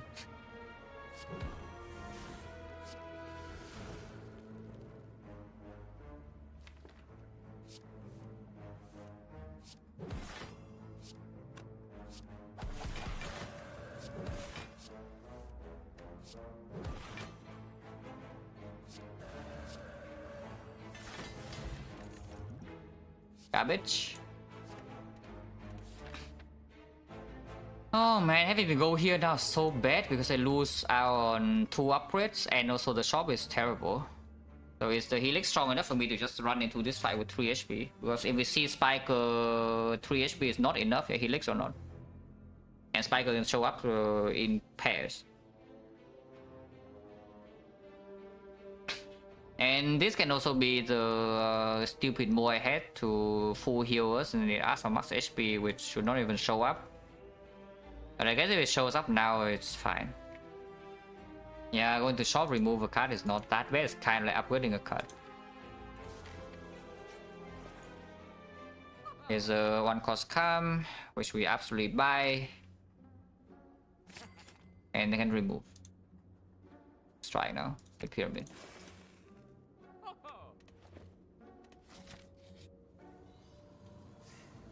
Okay.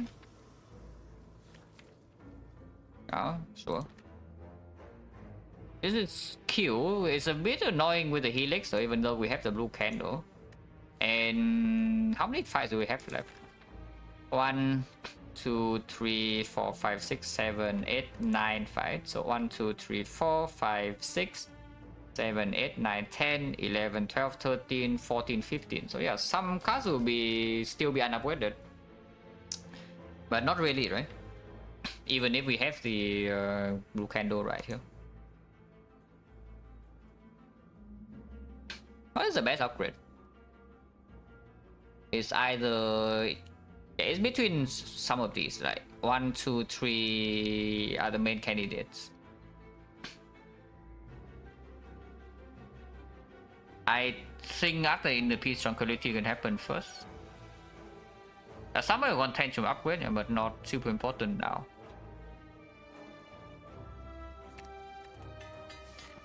And yeah, I guess we rest here. Boss recall here, so no more rest after this, but it's fine.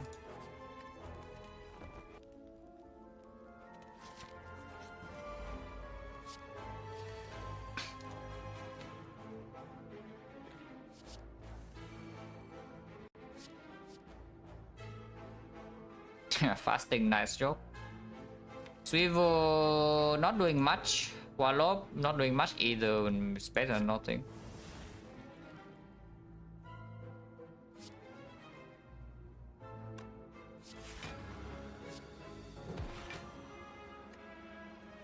I guess I can take Swivel and then play it, but yeah, Wallop's fine that we draw.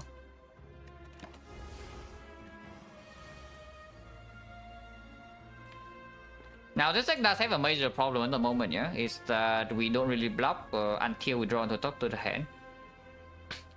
And one top of the hand is not enough bluff for endgame. So we do want to look for something else. For now, sufficient, but at some point it's not enough.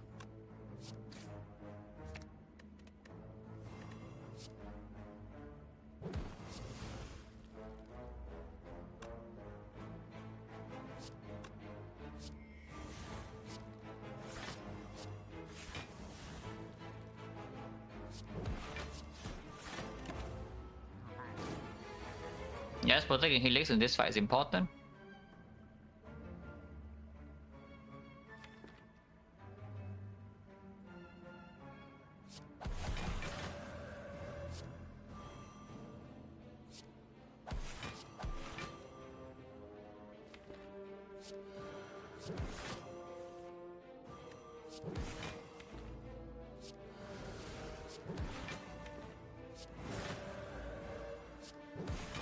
This fight is also the easier fight. You can see right here what we can do in this fight.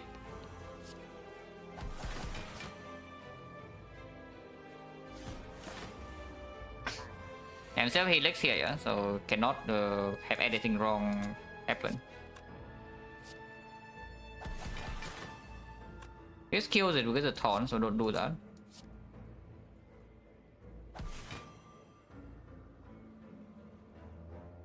Just do nothing and next lesson learn kills.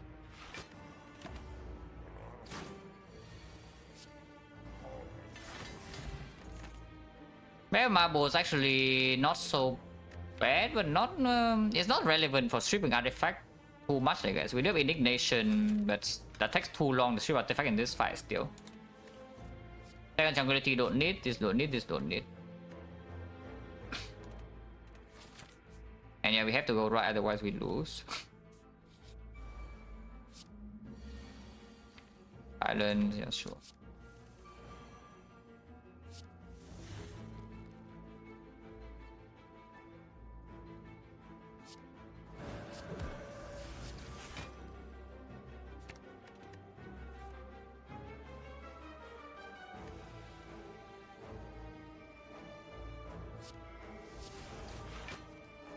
Okay. These guys are good enough.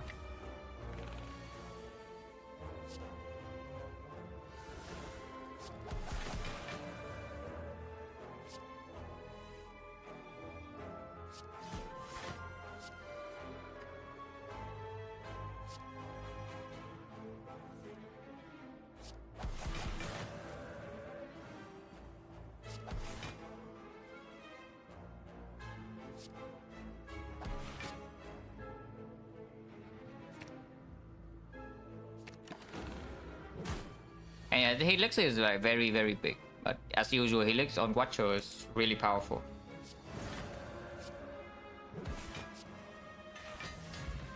Yeah, hitting not important upgrades here, yeah, so far. Well, we can make it faster. If we pick this, our entire deck will be green by the time we get to the end of the run, but the problem of course is that you draw another lesson learned. And only if we see multi-enemy fights, otherwise it doesn't even matter. And the funny thing is that we are into the Spiker fight as a bad draw. And that's one of the few multi-enemies fight in this act. Probably not. Speaking of Spiker, yes, there's pressure points. Trip artifact as well to deploy top of the hand against donor deck. Perfect, right? And that is how we win against the Spikers, just pressure points. Yeah, we skip, yeah. Oh, should have rested later apparently. Just stupid.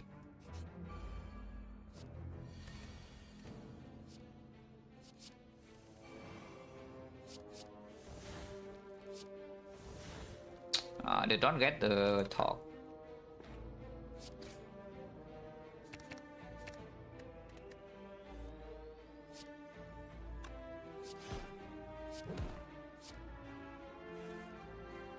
Wow, that's not good.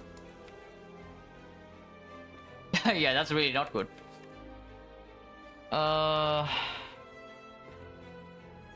Oh, that is bad. Because they even cut through the meditate already to try to full block this turn, but we just cannot. And now I don't have calm, I don't have meditate in play for next turn. And our hand is stuck with this. Yeah, that is bad. I can still do Miracle into empty my to hope to draw Tranquility Plus, but only, yeah, exactly that is doing anything. Otherwise taking 14.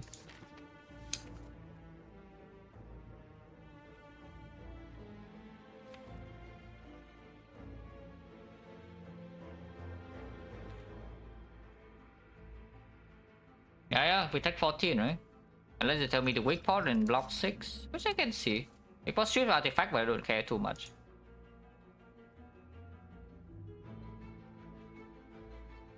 As he plays next turn or what? Yeah, next turn sure. Next turn this will be good.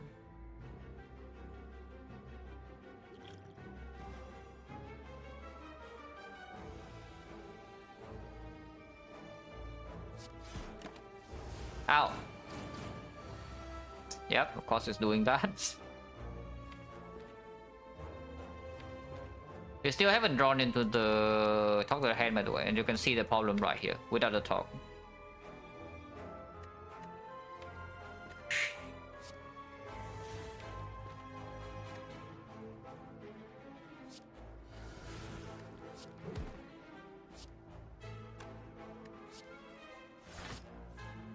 Okay.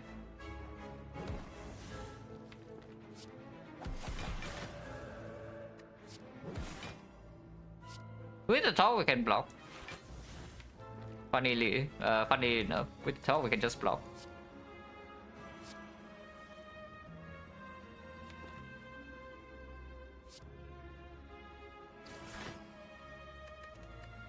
Shuffle out the flurry, I don't care. I block this too.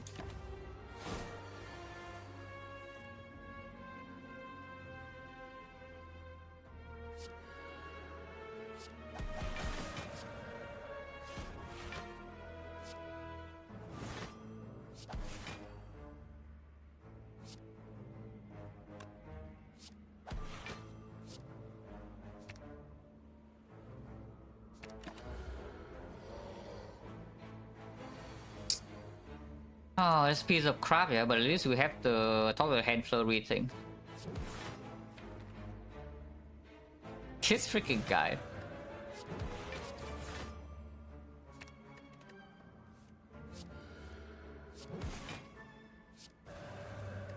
But it's fine, we can just block this. Like, no real problem.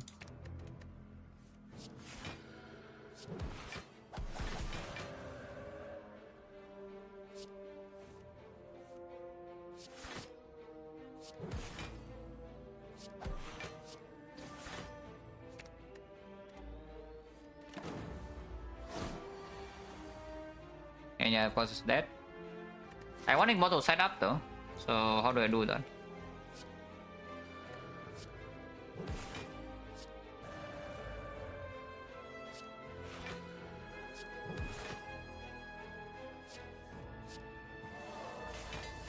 Yeah, defense about the worst thing to hit here. And if it's good though, potion got back. Oh, fortress. Okay, that deals with most of our problems. Yeah, still a few more, but that deals with most.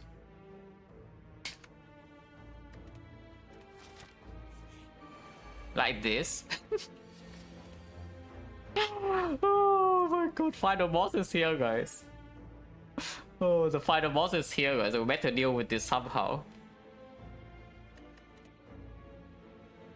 Yes, the final boss of the run is here, and unfortunately we roll 10% attack with this and this. This guy attacking is really bad, because yeah, again, if we have to kill them early, then we don't have the safe way to enter Wrath afterwards.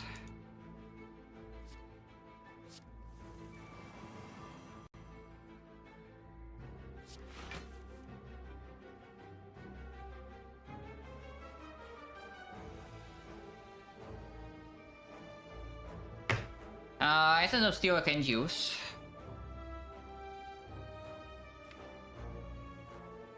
No, I tell you, this fight is really, actually really bad.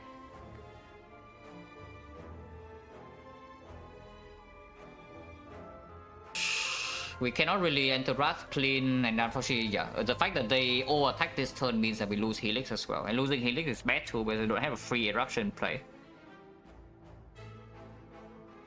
What happened? Act 2? A good act.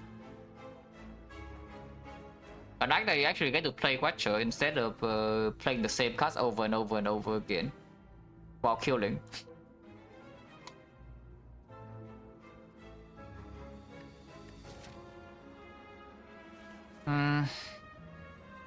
So what do I do? If I just do Deceive Reality Safety, that's 18 block. 1, 2. 22 does not enough unless I kill here. If we just do Deceive followed by 2 stand swap, like Deceive Fortress. No, Deceive Fortress doesn't make sense. So it's like Deceive, Safety, Tantrum. Not enough energy, right? To... Yeah, we're losing Helix and still losing HP here or what?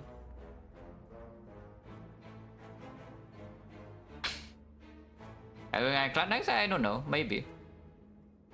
I mean, Trick is slow, I can also just spill a little bit, and 6 on Ironclad I don't care too much. I can empty mine first, for maybe 1 cost calm or 0 cost calm. Even 2 cost calm would do. Maybe I just do that, yeah. Okay, not bad, not bad. Actually, not so bad. Looking at this. Oh, Fortress. So now we play Fortress, yeah? Because Fortress blocks at 12 now. So Fortress, Flurry. If Fortress blocks 12, you spend your 1 energy, 2 energy, 2 energy, we gain 3 back, so we can still play this. Yeah, no, there's no problem. Which means we block in total 14, 18. Can still use it, I don't care about this potion too much, so we can block 22 while keeping safety in hand. Because safety in hand does allow me to do a clean sand one shot on one of these, maybe. Actually, I'll play fast 02 for 02, very nice.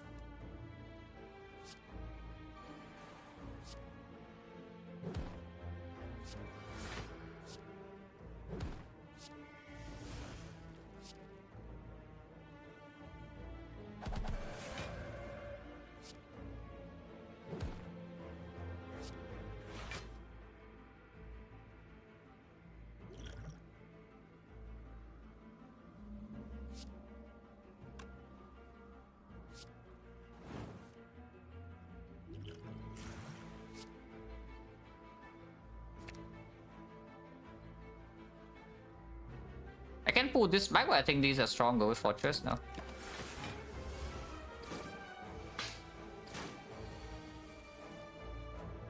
What's the weather like in Vietnam this time of year?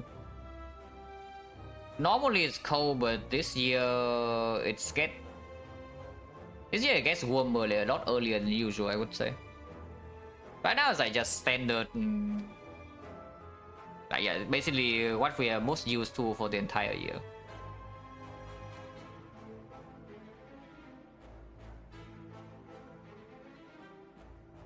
Flurry can actually be griefing a little bit, huh?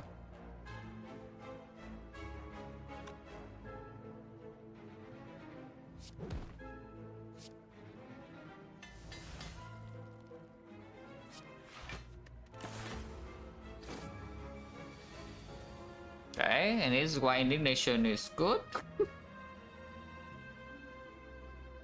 Hello, Byron. Here's why Indignation is good, because we enter Wrath without poking the spikers. And yes, we do that.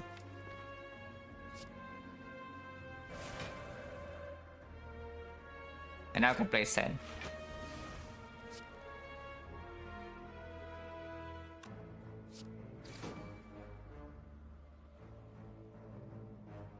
Yeah, Helix.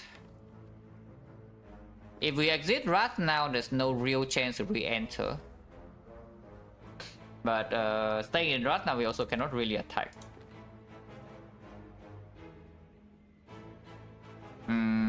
So it's a bit weird, huh? I think I do use Helix now, though. But we can cut through these garbage attacks like Tantrum. Yeah, complete trash. Block a little bit more with the Fortress and then Penny when attack. Yeah, like this is fine.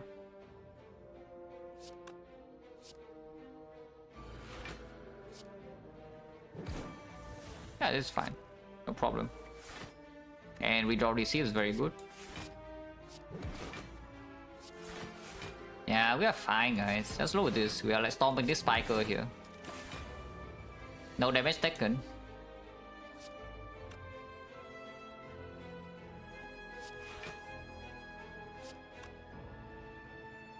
Any attack we play, it dies, yeah? And I do want this to advance this.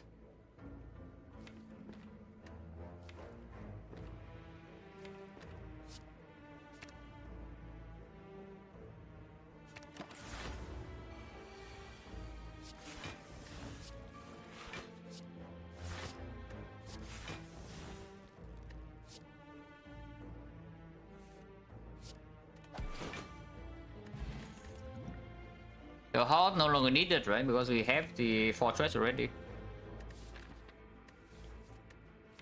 Yeah, no longer needed the Horde. Also, do pot for Fortress or the talk. Very, very big later. Fortress, I mean, of course. That's why I say usually, like, Fortress is just a stupid card. This card is not real, man. Like, why is this card real? Why is this allowed to exist in this game? In the base game? But I mean, you know. Whatever. But yeah, the Halt don't need anymore, right? It's quite decent, I would say. But if it delays drawing into a real block cards, then it's already slightly bad. And we just fought, hopefully, the last Spiker came on this act. So I skip, yeah? This fight should be free, at least I hope it's free.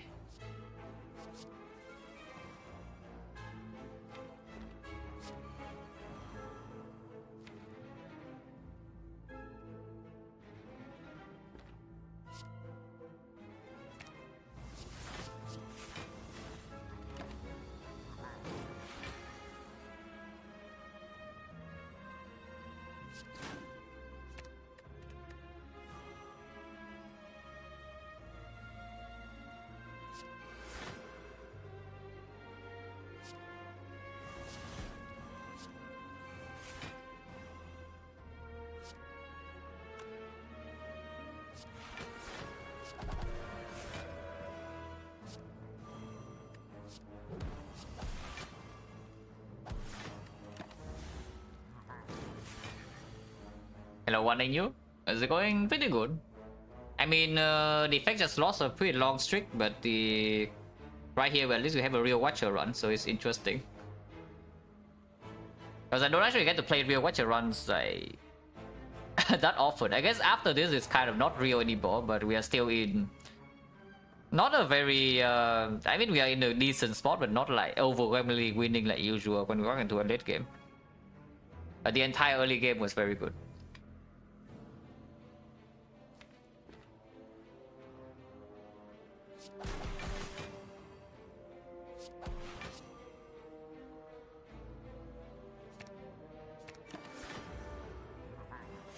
If he licks, then we can block fine.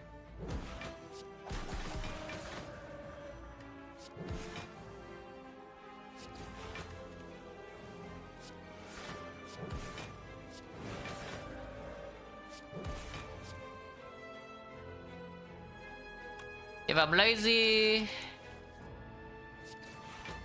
which I kind of am at the moment, I can do this. And not side of the penny but all, but doesn't matter too much. Ice Cream Lotus, Ice Cream Miracle is a bit. This you don't need anymore. Do not need second Tantrum, do not need second Tranquility, do not need this. More.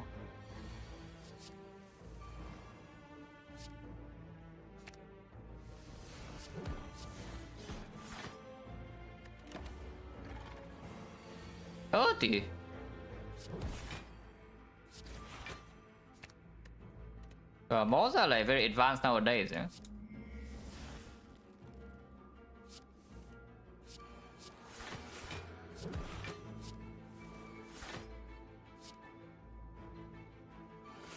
Not that we care too much because we full block, but like pretty advanced.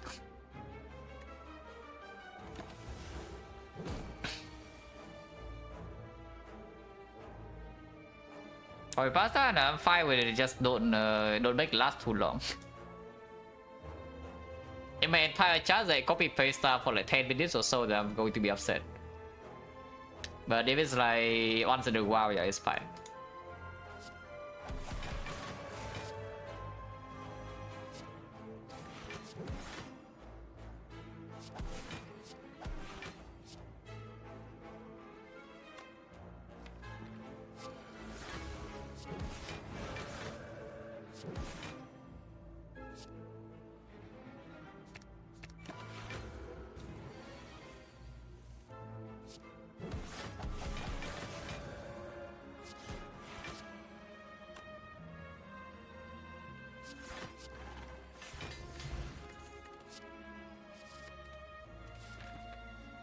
Yeah, keep taking fight. The lesson hasn't hit like the real woodcaster, but at least it hasn't hit strikes. We have 1, 2, 3 more floors and maybe upgrade an Act 4. Menu upgrade Act 4 will be Fortress if it hasn't been hit yet. Despite everything Fairy still intact, yeah, I hope it actually is intact in Act 4 because it's quite strong as a brick insurance for early turns.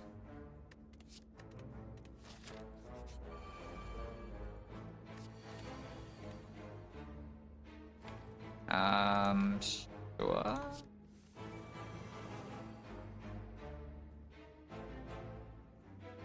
And this is why we need to...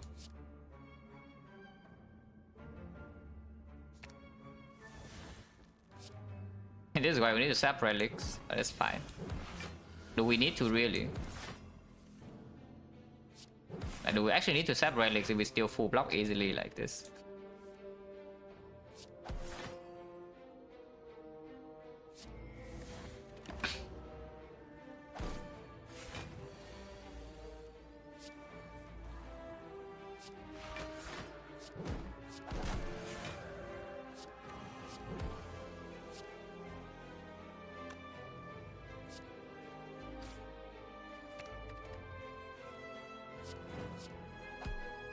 Oh.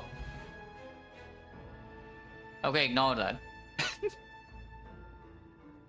Seriously, I'm getting relaxed again, guys, and that shouldn't happen, yeah? Because I see that I have survived Act 3. With decent relic bar and now potion still intact. It's fine. We just pretend it hit a strike and then move on, yes. Yeah, I just hit the strike. It's okay, don't worry about it.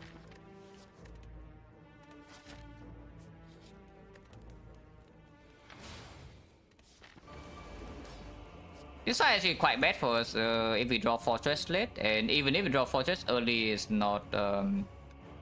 Fortress alone might not be sufficient. So better be careful.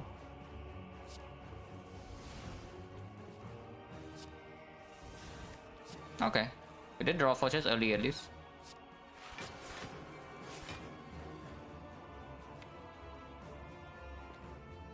Do I try to strip artifact? Because I kind of can. Slightly risky, but I can.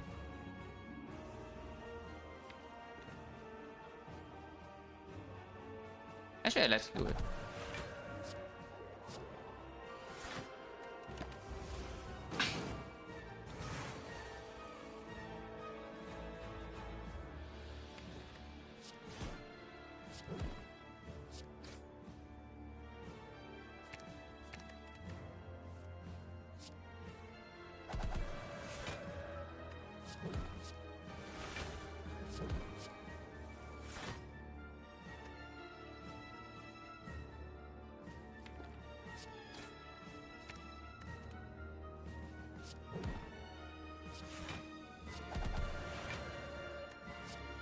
Taking Unfortunately, we cannot protect helix here.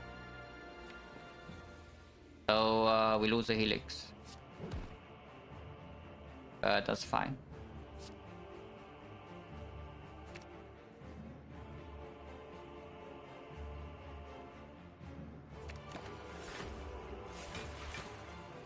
Now we have the tower in play.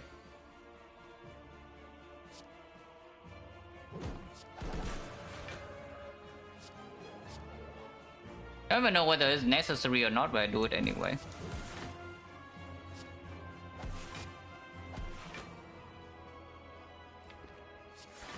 Taking one is none. No exit in hand, so it's a bit spooky though, but with the double cut, I think we can just enter.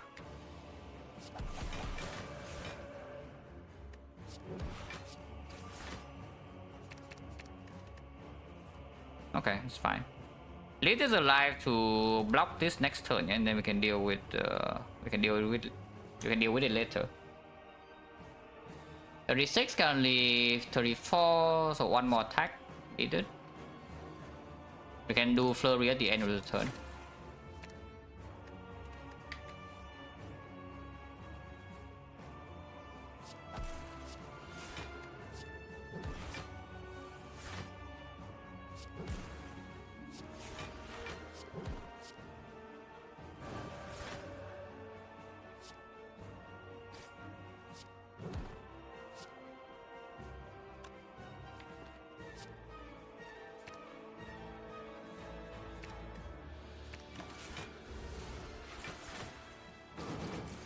That's fine.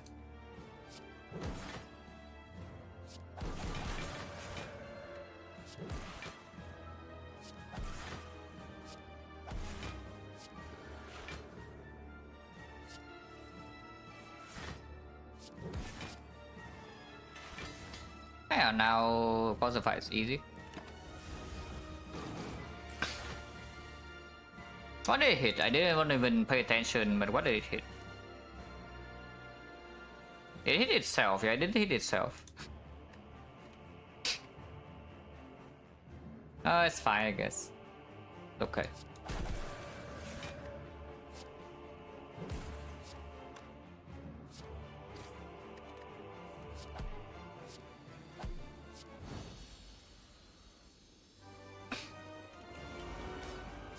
It's fine, a bit annoying, and of course we let lesson learn over this kind of grid, yeah? So thinking ahead only.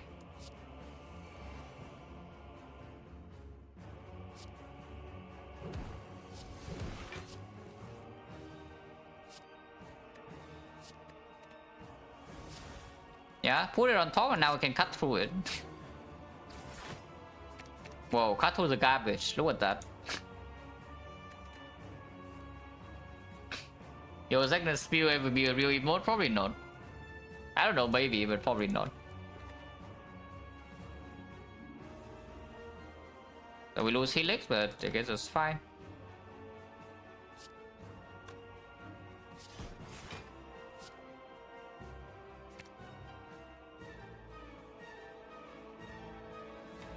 Consecrate, overcut. It's probably okay.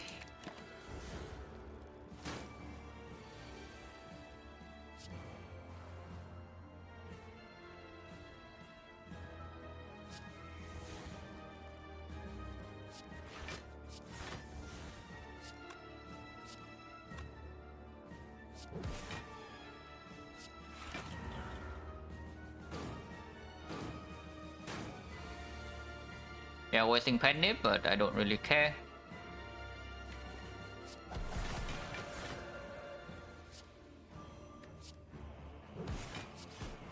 Vulnerable is good.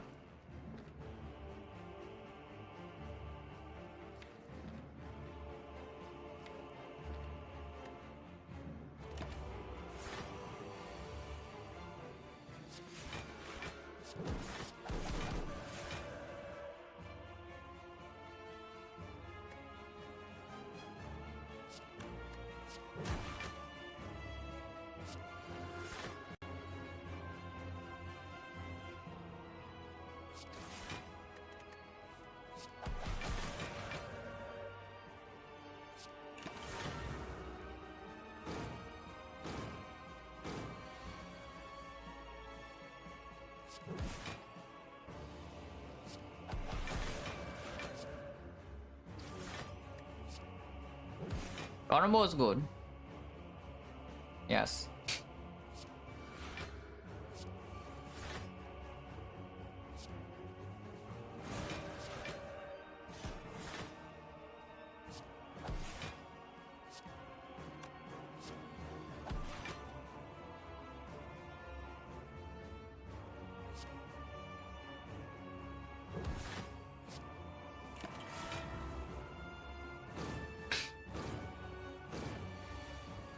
And yeah, here's an indignation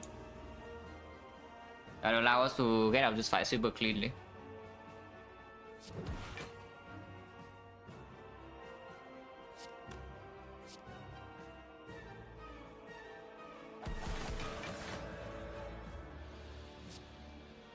Nine, yeah.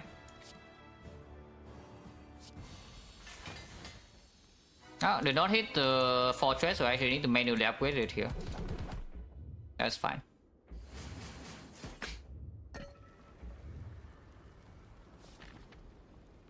Oh, almost 3 hours.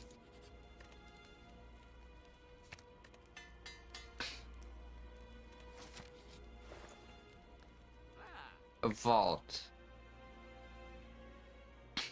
Other choice, remove. Other choice, talk to the hand.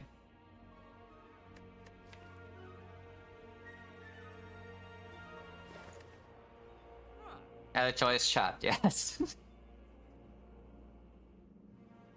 Remove is pretty freaking strong. Second talk to the hand is not needed, right? Because we do already have the... Oh right, penny on 9 is not even good. I should have set penny to 8. Let's check the record this year. IMO, yeah, if it doesn't go up. If it doesn't go up, yeah, probably at some point we'll get more than 20.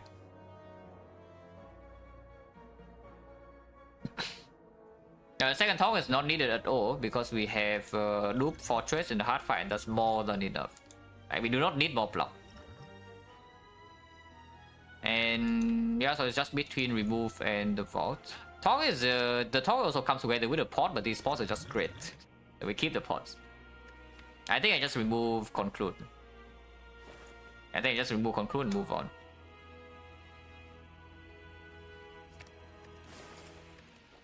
Also, nice thing is that it hasn't been hit by lesson learned yet, so removing that doesn't reduce the chance of potential being hit.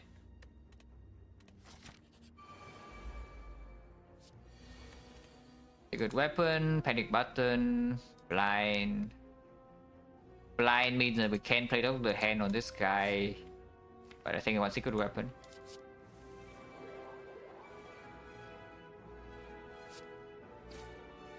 Cut through the garbage.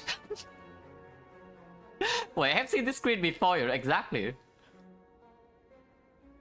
I've seen exactly this screen before, and here it is again. But yeah, cut is good. I guess cut is good.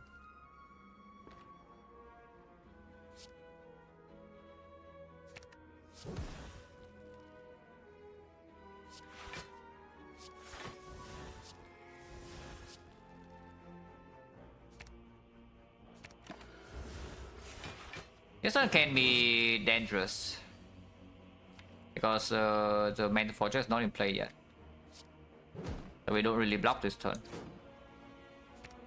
We do, however, draw a lot and have a lot of energy, so maybe that's fine.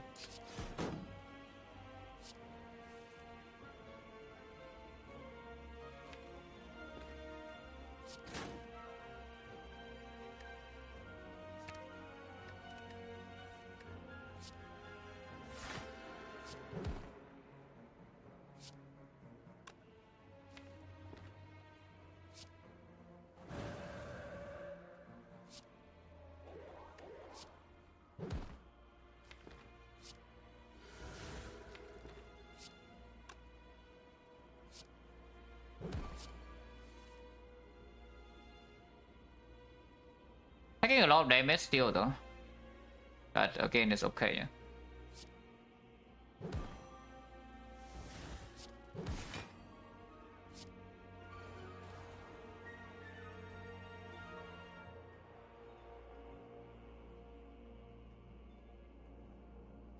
34. Oh, that's exactly one off.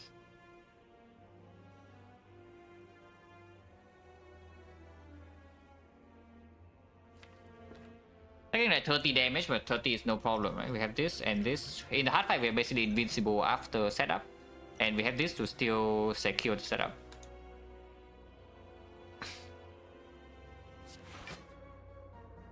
So we just take like 30 damage here. It's fine. This does not block enough. It blocks one, yeah, it's one less from protecting Helix. Ow.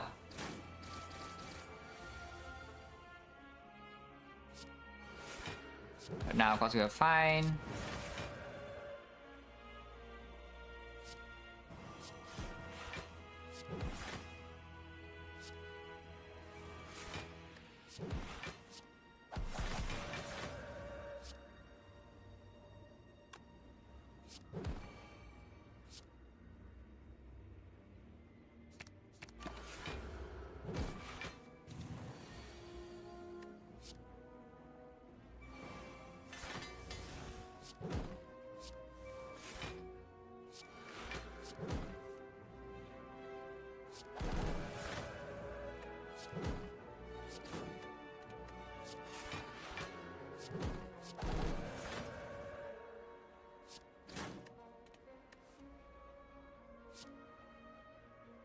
Okay, 9-9, this is not good on 9, but I don't really care.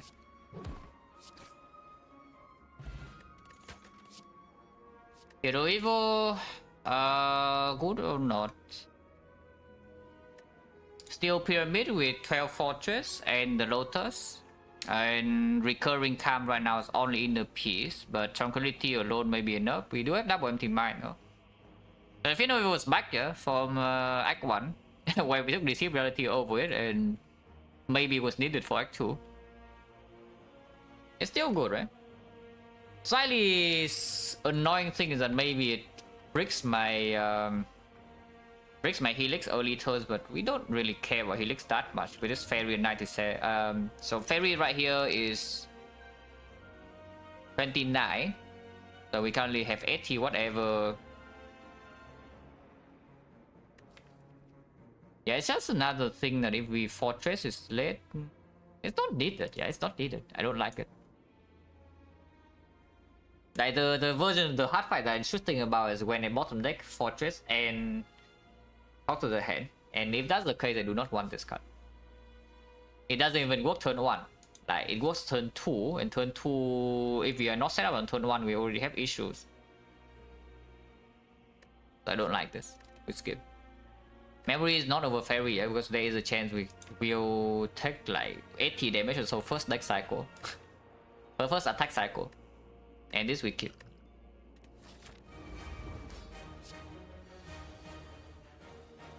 Attack button to protect from Helix or Finesse.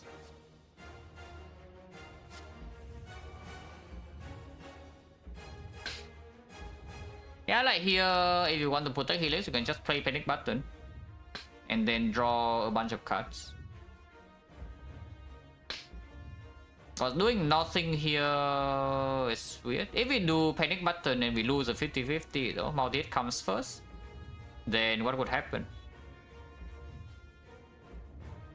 Slightly scary if we bottom deck these cards, but we do have a card plus in our hand and anti-mine in our hand as well. So I think I can start the turn with Panic Button.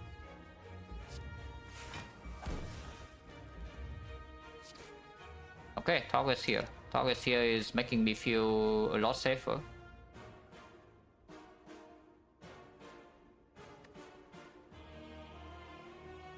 You don't have energy though. But beat up death is not an issue. So if we win the 50-50, we full block next turn. If not, we have one more turn to set up for the thing. Also, I should probably just loop this talk now. Yeah, I should just loop this talk now instead of waiting for Fortress that I don't even know where it is. So I will do that.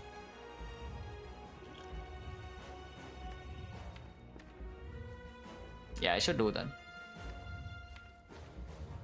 Oh man, meditate is griefing. Oh no no no no no, meditate is griefing. I need to empty mine now. Otherwise, I play the talk, and if I want to play meditate, it will pull back the ascender spin, and it does not exhaust in my hand. So I actually lose a draw. And that would be quite bad. Because yeah, that is how meditate works. It pulls back ethereal, it doesn't exhaust. So it's actually griefing.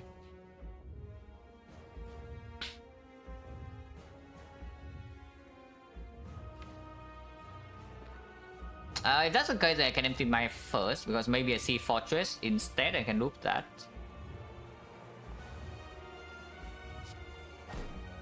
Okay, Tantrum in hand, so we loop the talk. And then play the meditate.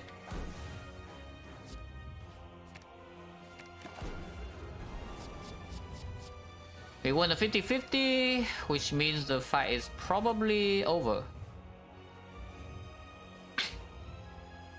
Yeah, if we win the 50-50, the fight is probably over. Because take no damage this turn, next turn we never die. And then we have 6 stock to the hand, Mental Fortress also 6. Damage issue, no problem. Fairy intact. So that should be good enough. I do however need to block next turn, yeah? So I think maybe I'm going to keep Tantrum for next turn and not now. I do however want to get Vaughn down, so maybe Eruption Index. Stay in Wrath is fine.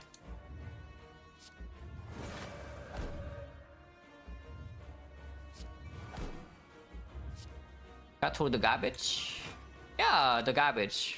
Goodbye, garbage.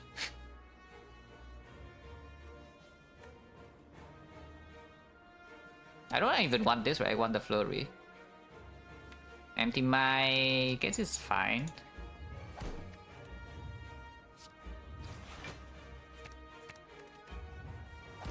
Yeah, here's a flurry, so we full block next turn easily. And yeah, I can just end turn here. Area will be released, probably.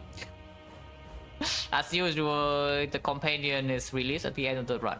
That is how we roll. And play this to draw 1. And play this to draw 2. And we don't need that much block next turn, so yes, I can just play this.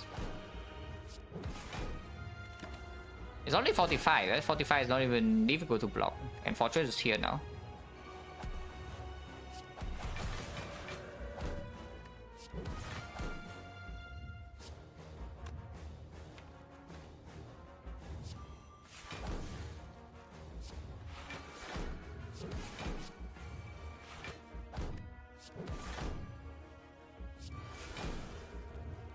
I definitely do want to shuffle in the flurry, so 1, 2, 3, 4, 5, no 5, 6, 7. So we draw 3 with shuffles. So it's good. Next turn is the off turn.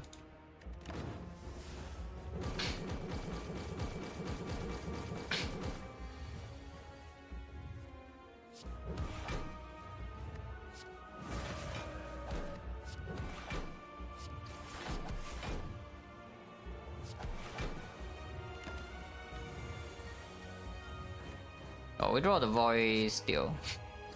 That's fine.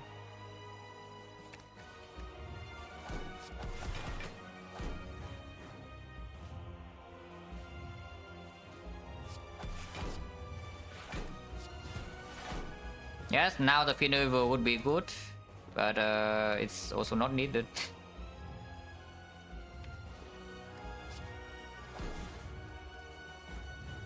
Taking damage here is no problem, yeah, so I could just take the damage.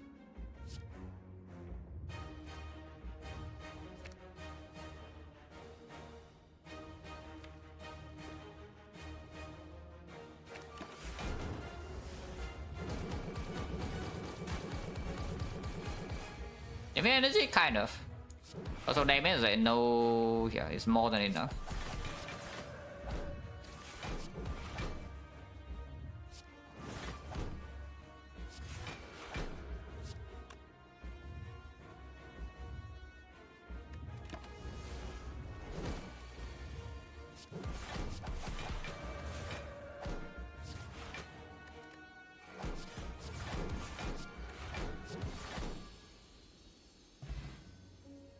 Oh, that was a cool early game.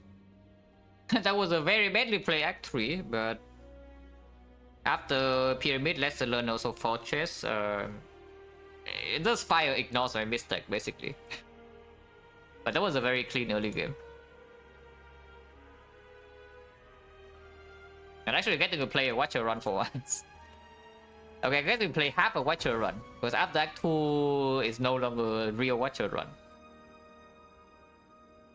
But right from the start all the way until the end of Act 2 was good. You had to play half a run.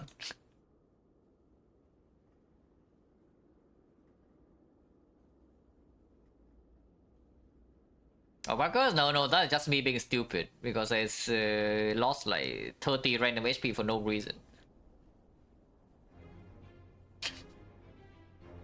I tell you, everything bad that happened inside Act 3 was just me being stupid. Because I see Pyramid, my brain turned off, it relaxed.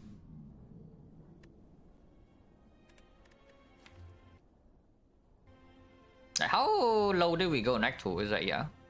22 after 2 floors, and now no damage. 3 damage after snake, 3 HP after snake plane. 1 HP after Centurion Mystic. Rested, go back down to 16 after chosen cultist. Go down again to 9 into snake plane. Go back down to 7 to another chosen. And now suddenly, yeah, we have 7, and then we enter this fight with after rest. We still go to the rest needed. Yeah, Act 2 pretty important that we actually picked this on floor 1 apparently. But also identify correctly as like this bonus is front load only. Even though the act is decent, there's no guarantee we can even make it super clean. And at the end, it's the Guardians with this plays. The other options that maybe Will Kick is only early game, and with this option I don't want. I want late game. And without this talk to the hand, we cannot do anything in Act 2. So at least we do have the talk.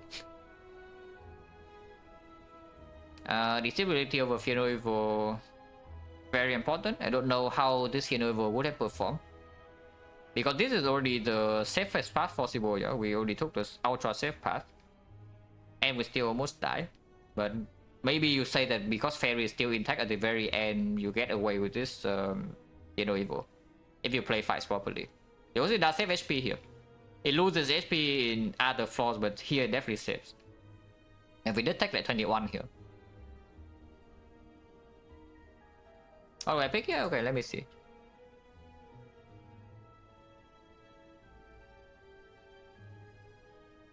The plans equal accuracy. The deck does not have a wallet plans. It has an alchemize. It has a kunai. Yeah, take wallet plans. Just take the plans and move on.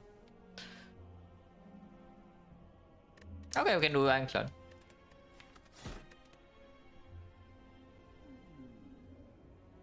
Remove 2 7 max, yeah, usually quite a good option on Anclan, like pretty bad. I mean, not pretty bad, but not nearly as good. Hexagons act at the end as well, so it's annoying. But the other options are also pretty garbage. Remove 1/1. Max aggressive part is 4, but again, this remove 2 doesn't make us really a lot stronger early game. So I can see even going to shop if you want to force the 4 lead path. But 4 lead path is 1 fire only, and after 3 elites, including burning. Safe for pathing in this act would be remove 2 start, and maybe do this portion into 4 or 5 fights. Into if you are strong, you can still take the 4 elite path. If you are not strong, you can go 5 into elite, into 5 into elite. Or if you say that by here we are dying to hexagons, you can maybe go to a shop and be set. Yeah, that's probably better. That's probably better.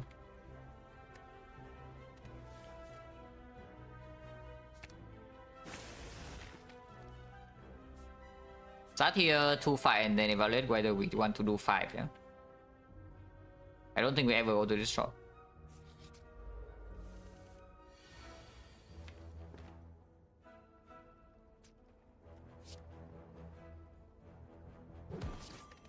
Is there a rotating die so we can do this line? It's anti-lethal.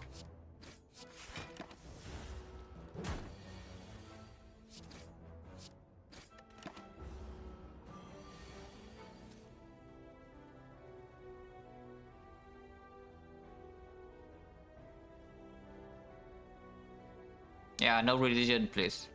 Thank you. Yeah, thank you and goodbye. Please do not bring religion to this channel. I don't really care about you.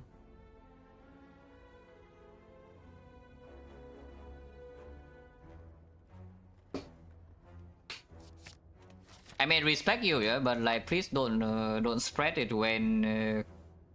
Yeah, this is not your space. Like, please respect other people. It's what I ask.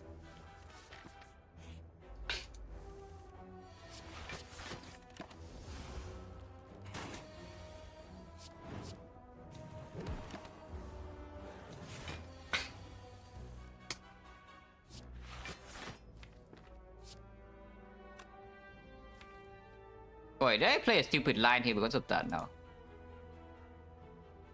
Because maybe this line is just dumb, you know? Like what I just did.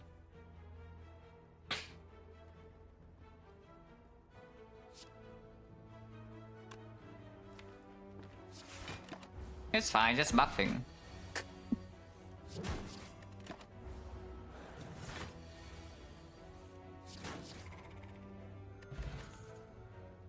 Try over skip, sure.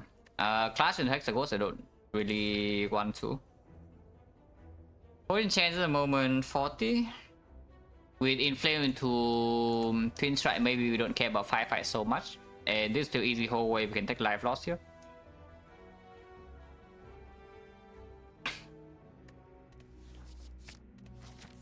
I can see question mark. If we see go here doesn't really convert into anything, no, but that's fine. Maybe I open this up. And yeah, if we take, if we don't lose any HP here, it's good. With this draw, I have a feeling we are about to take damage. I don't know about you, but I have a feeling we're taking 6 next turn. So I guess they're not healing.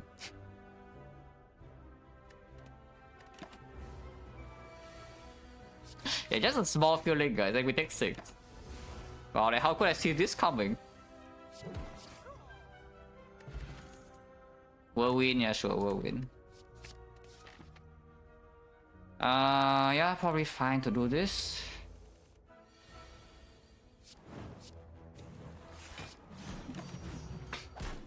Ow.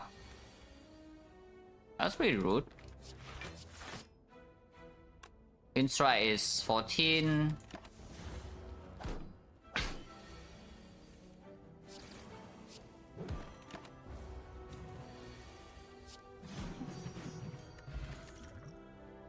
The armor is sure over skip. We have added attack, and we did remove a defense.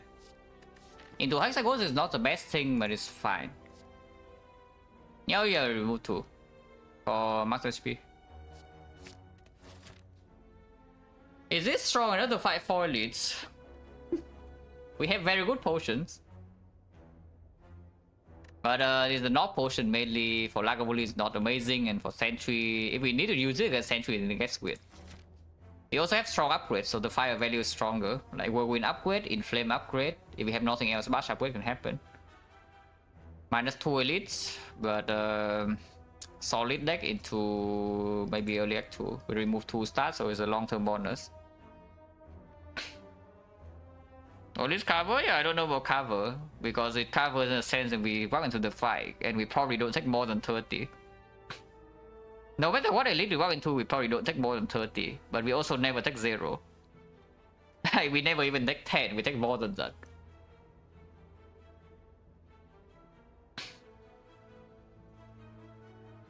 I think I go fire now. Whirlwind upgrade first, probably. Still over Inflame. Because advanced always are coming afterwards. At least you're kind of. Hey, Whirlwind. 24 AoE or Inflame to Whirlwind 20 AoE.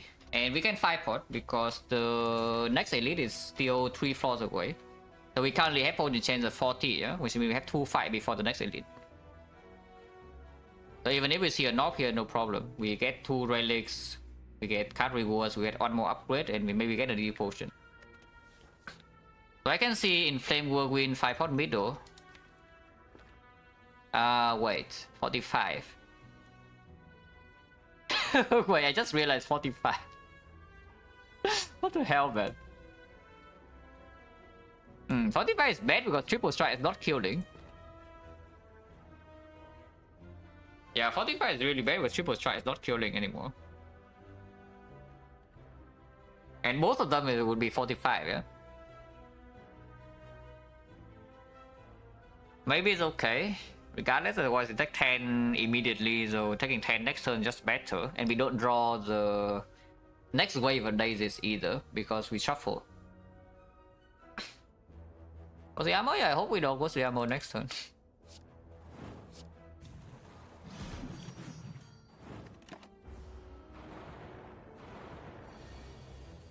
Nope. Was the ammo sucks. Take 15. It's the same, yeah? No matter what, we take 10 and then we draw 1 defense in 2 turns, we take 15. Ow. Oops, click out the screen. Whirlwind redraws killing, so we don't need to care about damage distribution too much.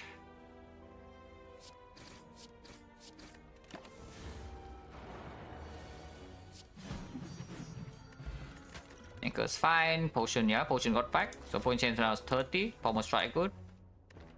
Evo, we just fought the... Yeah, we just fought the sentry, so next fight it never plays. It doesn't play in hallway fights. It plays here, but here we already have the this spot. I like Pommel.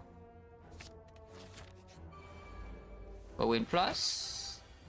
Okay, it's fine. Anchor plays.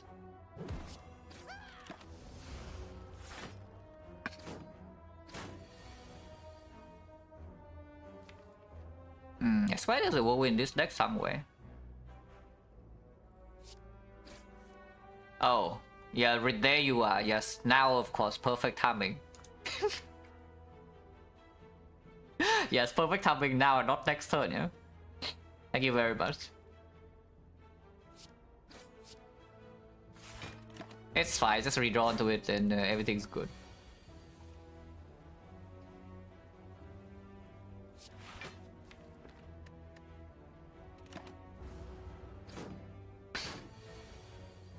Yeah, next turn is always coming and we full block.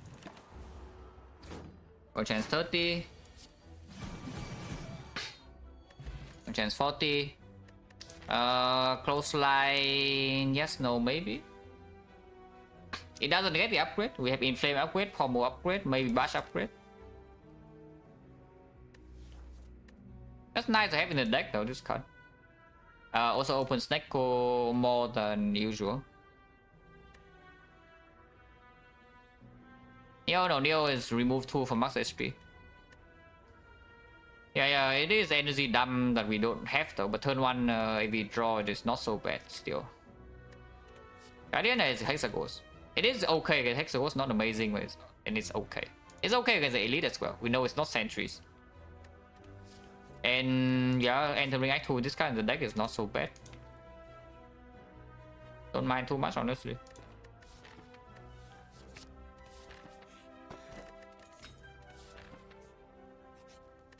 I think Flame happens first. Nobbers.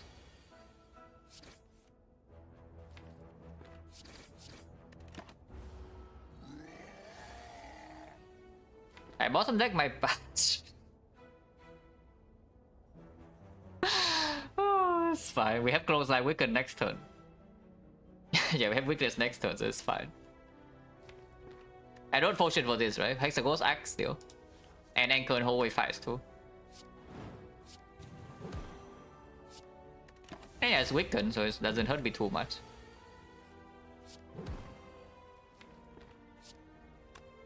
Each try is guaranteed lead to next turn. Yeah, no matter what we draw, we kill next turn, so I can defend here.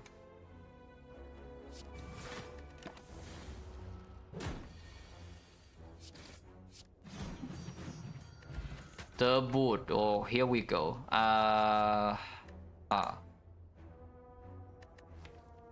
Oh, that's tough. It was actually about the guy, yeah. Yeah, that's tough. And I don't know, but I would never draw pot there anyway, so it doesn't matter too much. Hexagons is already dead, yeah, damage-wise. Block-wise, maybe you have issues over here to disarm, but the Burning Pack is much better to have in the deck compared to disarm. If you need like insurance for later. However, it's also true. The deck right now is very expensive. And we don't really have a... Yeah, if we break an energy into Act 2, this will not play, but this can still play. Way down the line, this is stronger. Relics are only flat load, so I kind of want to take this, but it's not like this is falling off so hard. Yeah, I probably just still take the disarm. We're also extremely rich into Act 2 shop as well, so maybe it's fine. Max fights? Max fights. But the red pack is good, the energy draw 2 upgraded? No, it's draw 3 upgraded. Number 1. Number 2 is that it's not actually draw 2. It's draw 2 front load and then draw 1 every other cycle. So it's draw scaling that works with itself. Which is, you know, very, very, very good. It's draw like 1.5 without upgrade. And it actually makes you take bloodletting or whatever, and then everything is good. Suddenly you have your scaling, you have draw for late game. And of course, ignore that's even ignoring like some fear no pain, whatever synergy that can happen. We take max 5. I mean, hope this is not stupid.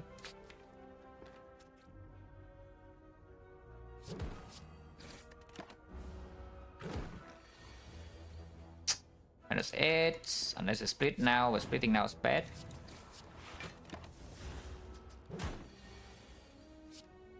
Splitting now is much better.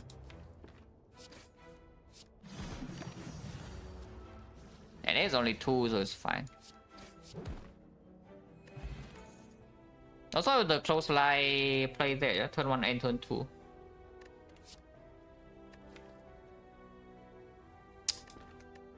Oh yeah, you have the Seeing Red, you can take this Seeing Red. You have the Burning Pack, you can take this Seeing Red now. We might still take it because the rest of the deck is expensive and we have to remove 2. And the upgrade and Pommel Strike will not happen for a while, at least on most of them. But here you can see that Burning Pack already has some justification. Because my accent, I'm Vietnamese. I take this. Rest in the Forge. Probably not, already counted against Hexagons. So it's just about what potion is strong in Act 2. We can bring a draw pot or we can bring an upgrade pot into early Act 2. This will be used against Hexagons, I don't even care what draw there is.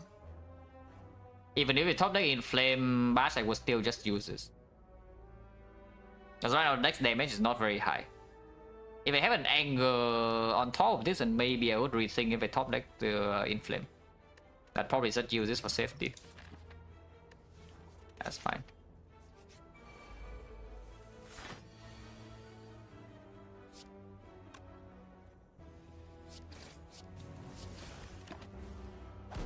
Also, Anchors are super good for hallways, but we know that.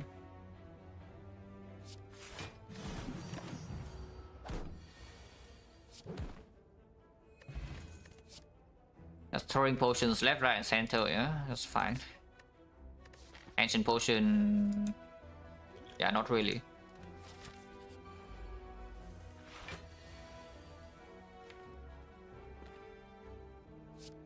$22, sure. 33, 39, not a super good number, but it's good enough.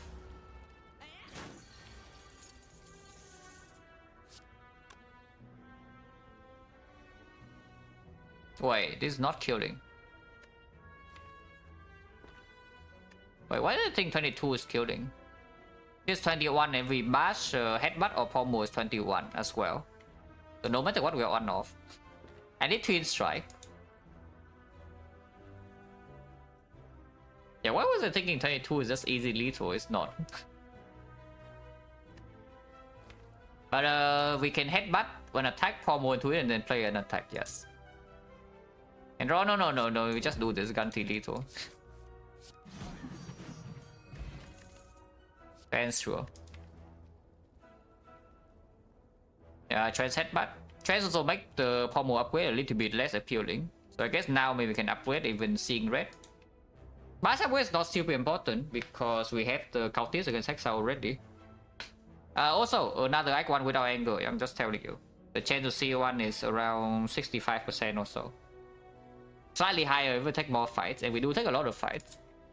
Like we took what? 1, 2, 3, 4, 5, 6, 7, 8, 9, 10 fights. Yeah, it's around 65-70% to see an angle here. We didn't see one. Can upgrade trends as well, but I think upgrading seeing red is good. The only way upgrading seeing red is not good is that we pick a XecnaR. With XecnaR is fine here, it's not amazing, but it's fine.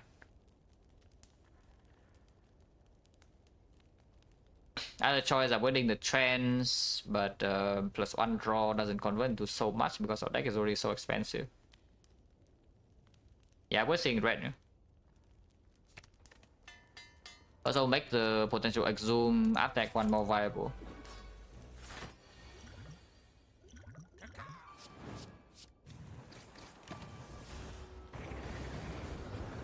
And they're seeing red. I don't want to headbutt anything, so we probably just do defense, try and keep seeing red around. Unless you draw a pot now, but I don't think we should.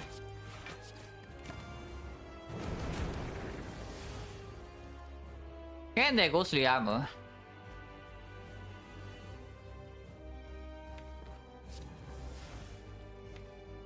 Well, this draw is awful. The only good thing about this draw so far is that we top deck in flame. But this draw is a complete utter garbage at the moment. Bash versus close line block 1 now and blocks 2 next turn, so blocks 3. Compared to, and deal 4 damage. Compared to this Bash, which is way more damage next turn. So I Bash.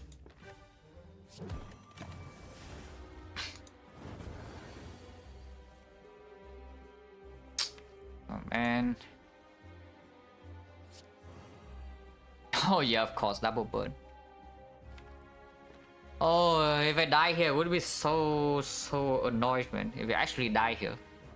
Because of this kind of draw order. With Inflame Plus and Cultist Pot, yeah. But it is possible, I tell you. It's very possible now because if I deal max damage, I'm taking 12. I think I should just bash and defend. I think I should just bash and defend. Because I think we need to block 9 times 2. Regardless. Okay, let's see Ingress doing something.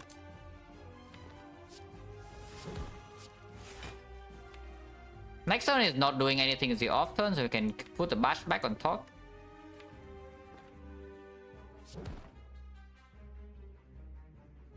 Can also put the trends on top and shuffle out the strikes. It shuffles in all the burns though, and shuffle out the trends.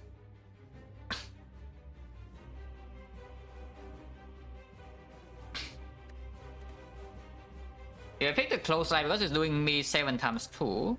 And with the dropper I can still die. If I play the close line it's 5 times 2 and it's way less likely. It's right, no, we definitely put either bash or close line on top. But I wonder whether I should play around the kill or the block. I think I play around the block here. So we put the close line on top.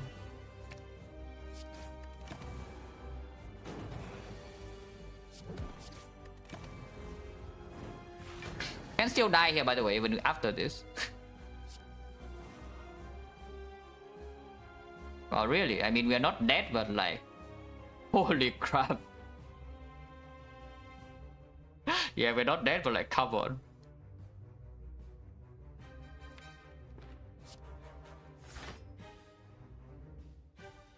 So yeah, sure. Headbutt on the trends. We currently are on 5 HP. Next turn it attacks me for 5. So even if I draw into double burn, if I draw 1 defense, I'm okay.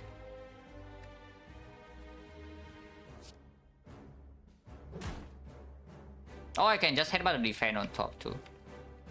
Problem Heavy Defense on top is that it's still, at the moment, it's still at 57. 57 against Twin Strike is doing 28 or so. Yeah, we don't need vulnerable. We do not need vulnerable. So maybe headbutting this is just safe because then I can actually use draw pod. If I headbutt this and we draw only in 2 burns, I'm going to die. And I cannot bail out with potion. If I put this on top, I'm safe. Higher chance to have to use pod if I put this on top, but I never die, I think. So we should just play around the never die line. This fight is just stupid.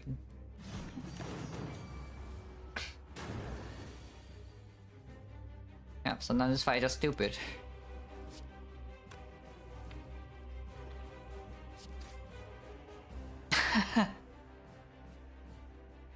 Yep, very funny, but here we do not die. Because I put the defense on top. Yeah, we are live on 1. This is not lethal. And next time is dead. Oh man, this fight is like so dumb sometimes, man. And this is why also you, as I said, I don't even care what the draw order is. I keep the cultist spot. And you can see right here, cultist spot necessary. Because with our weakness application, we also don't really block the 9x2.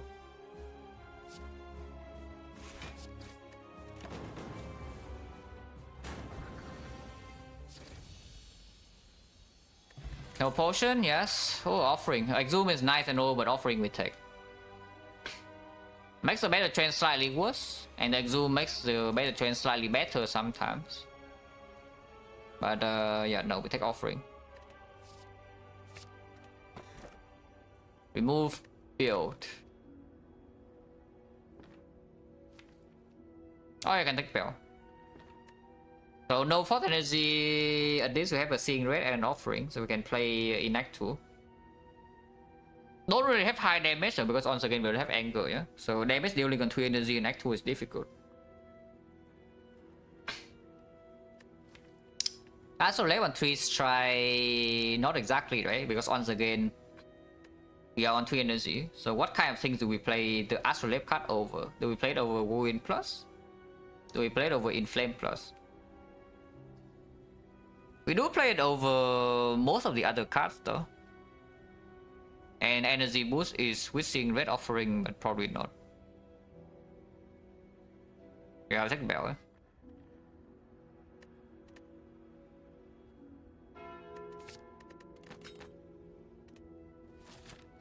That's fine. That's good. Yeah, that's pretty good.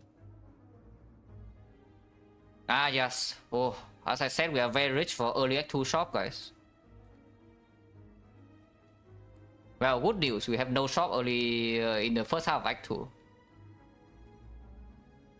No immediate power? Yeah, I don't know about that. Whether you call this no immediate power. But this is long term and this is also long term. No early shop at all though, so that's pretty dangerous, this Act 2. If we want to play safe, we can take 1 elite Act 2, but I think I would like to be slightly more aggressive than that. We can try to take 2 elites with fire into here first and then this shop into here. That does mean that we need to go this way first, but I guess it's fine. Yeah, this way first because either way we have 2 3 fights. And from here we can decide whether we are strong enough to do this. Otherwise we can go this side and be safer. Yeah, that's okay.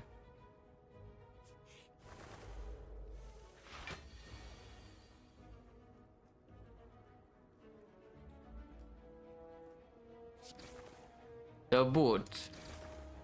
Farm the boot.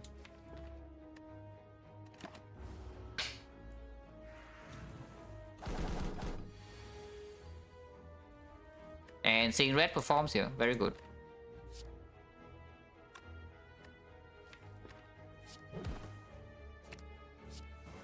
So this is offering, yeah.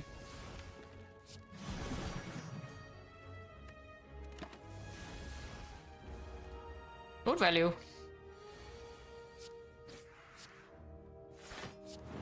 So no damage second, we heal 6. Very, very good.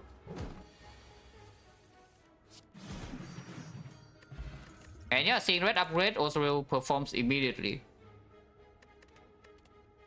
Oh, speaking of seeing red upgrade, what the hell? Why are they upgraded? Apples and egg were not toxic, not molten, but apparently these are all green. This is very good, and this is also very good. So I don't even know, because we already have one of these already, and also the offering. But it does make lining up for win seeing red easier, and we might need that against actual elites. Shark Plus is so strong, though. Deck doesn't buff at all, yeah? Like, we have a freaking Ghostly Armor and an Anchor, and that is it. Shark Plus is so incredibly strong. I don't know whether I would regret this later. Probably will, if I take this now. But for the short term, future, like, this is outperforming, I think. Yeah, this is like way too good, no?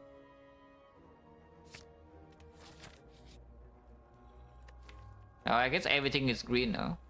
Unless you tell me we remove over upgrading 7. I think that's quite stupid on Pocket Watch and 3 energy. Upgrade also make the Pocket Watch stronger, yeah? Because you have more incentive to just play 3 base cards sometimes.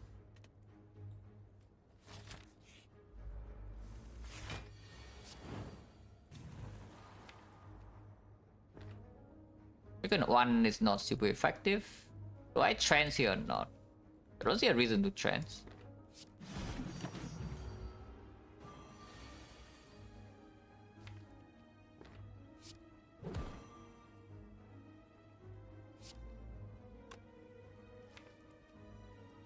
If I headbutt Whirlwind, and next time we draw to seeing red Whirlwind, is that killing?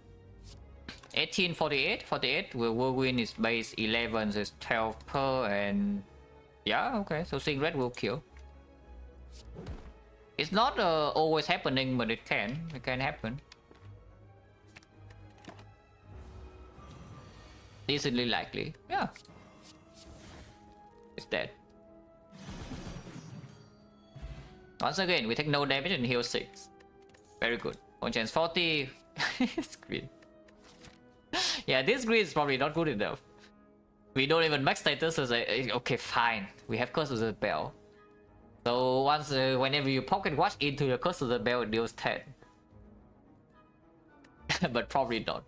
Against Slaver, we also have the Explosive and the Whirlwind. So we don't care about that. Almonds don't need, Perfect Strike don't need, yeah? So we skip.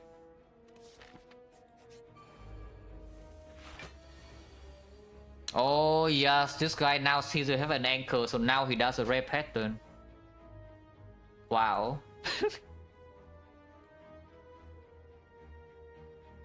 The previous run he sees that we don't have any front roll block, therefore he attacks third one. But now he sees an anchor and he changes his intent. Oh, this guy is just way too good for me. We don't have this arm though, so it's a little bit of help. Oh, even offering now, huh? It's fine. Fine. Really, Pocket Watch got us. I mean, it kind of does. It kind of does.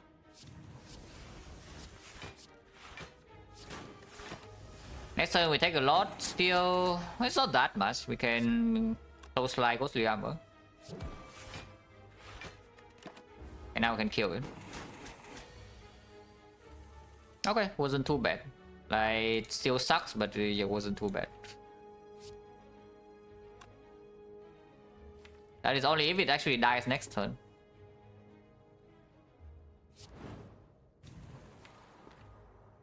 $22, so 15... No, okay, 15 it should die. And his Pocket Watch, of course, is doing Pocket Watch things as usual. No potion, but chance 50.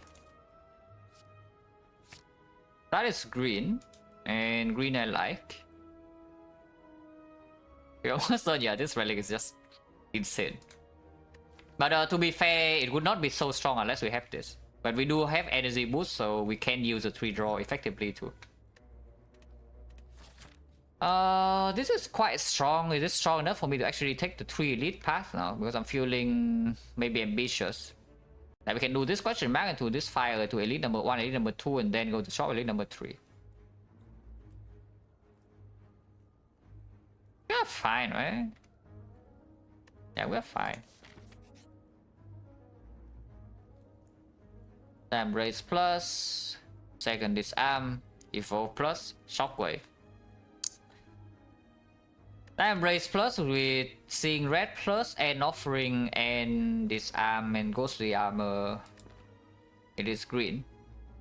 It is also not as necessary as usual with pocket watch. Check what thing about the red.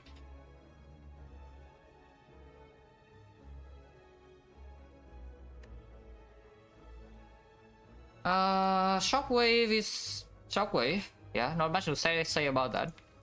We have a close line minus and that's about it. And corruption comes green as well if we ever see one. If you are scared of the elite fight, maybe you can argue second disarm is stronger because leader's level can deal with whirlwind, pocket watch, and explosive. Bubble stabbing is the fight that whirlwind doesn't solve. So we have double disarm against that, and we steal some weakness from here, so we can store the fight for a very, very long time. But if we do not face exactly bull stabbing, then the disarm is not doing much, and automaton is useless. The shockwave is still useful against automaton.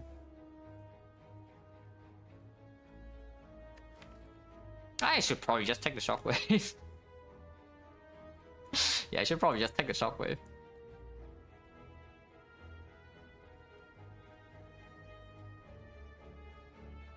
Is it silent? Yeah.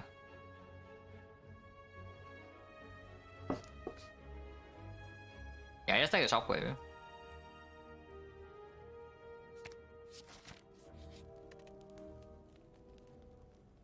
If we're scared bull stabbing, we can upgrade this arm. Because upgrading shockwave doesn't matter too much. With the shockwave now, these upgrades don't matter. Other choice may be upgrading offering. I can see upgrading this arm just because the other two fights are like half cover. Not fully cover, but half.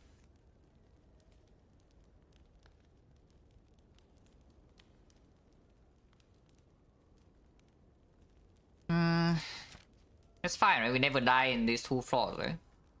Surely not. And if we make it here, we have a very big shop with heal 15. Now the problem, actually, this armor doesn't even matter. If you think about it, because the Booker stabbing hits you 7 per turn, yeah? Here this armor it goes to 5, and 5 is already weakened into 3. You do that you reduce it to 4 base, it's still hitting you for 3 weaken. And with shockwave close lines weaken like basically for the entire fight. So the disarmor doesn't even matter for the Booker stabbing.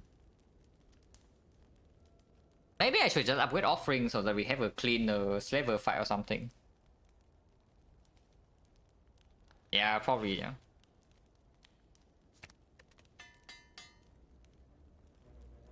Nitrous oxide, think of the sub 6 months advance. And the 5 months, special look. Buy this. Surely I never die, right? Here's a book. Yeah, shockwave disarm. And now hitting me for 3 times 2. And we take pocket watch. Now to be fair, this offering upgrade doesn't play here either, but it's fine. Don't worry about it.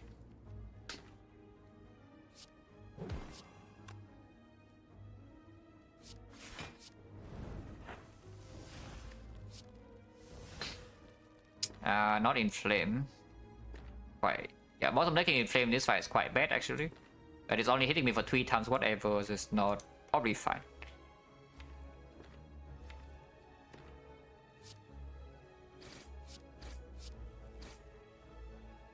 Do I want to headbutt anything or not? Next turn is hitting me for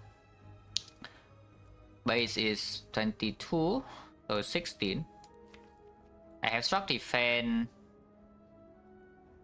in flame. So yeah, I don't think I want to headbutt anything here.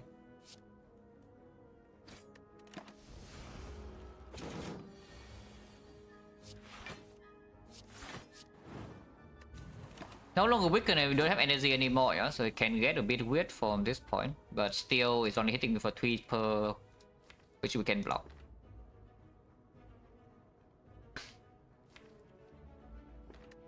Shockwave Upgrade would have performed super well here. I can see that. Yeah, the Shockwave Upgrade would have performed super well here. But that's only because it also bottom deck the Inflame. I can trade 5 in order to play Bash, but the next turn I still need to block. So probably not even.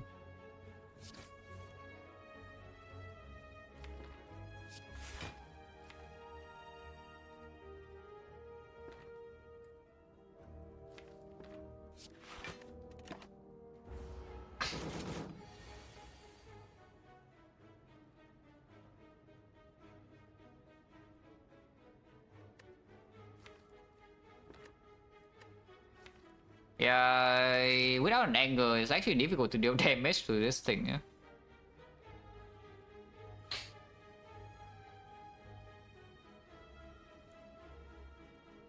At some point I need to trade it, just wonder like when is the point I need to trade HP. Because I can see trading something right here, we do something like Struck. Like Struck into Twin Strike Headbutt, the Twin Strike, and next time you're hitting with a 22. And then I can play maybe double block card with the Twin Strike. The other choice is doing... Oh, this no, it's doing the normal pattern. Like 2 multi-hits into a big hit. Next turn is a big hit, single hit.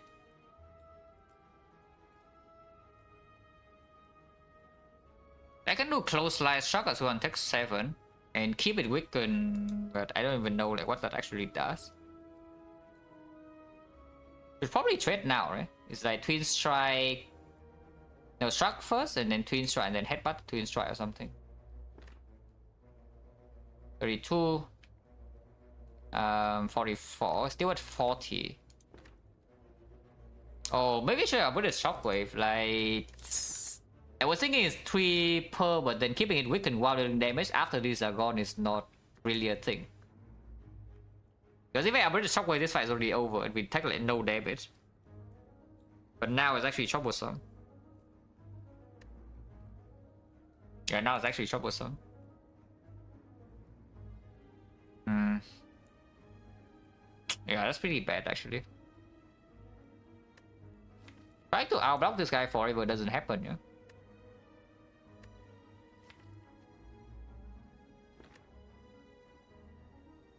But maybe I don't need to play Headbutt yet.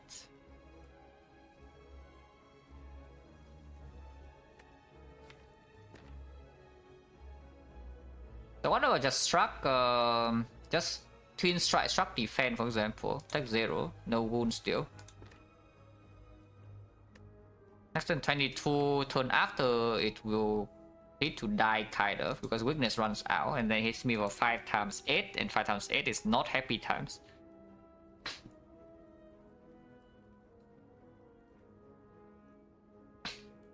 So maybe it's actually like taking 22 or something next turn. We can maybe do Bash.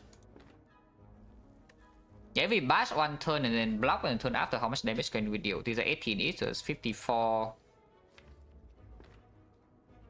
Maybe, yeah, maybe we take like 50 next turn or so and then turn after we can kill.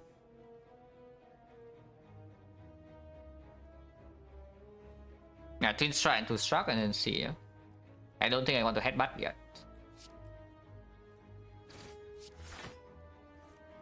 Okay, do not top deck Bash, so that's something. If we do not draw Bash next turn, then it's a bit weird. If I do defend here.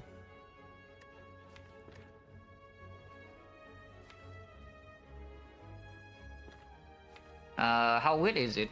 If I do not draw Bash next turn, then I guess we commit with 3 energy attacks. With this 16, this would be 12 per. So we need to spend 6 energy on attacks to kill it, which is also fitting. Oh, I can use this too, but I would prefer not to. It's block 7, next turn defense blocks 8, so kind of you can say next turn's better, but only if we If we draw much, we just play it.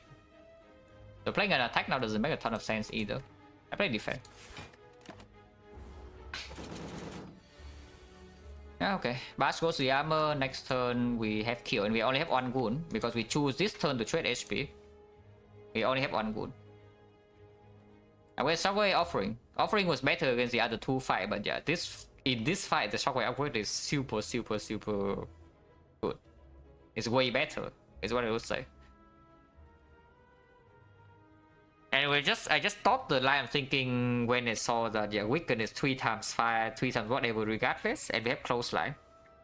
But yeah, the fact of the matter is that we can actually never spend energy to keep the debuff going after the Shockwave runs out. Which is slightly annoying, yes.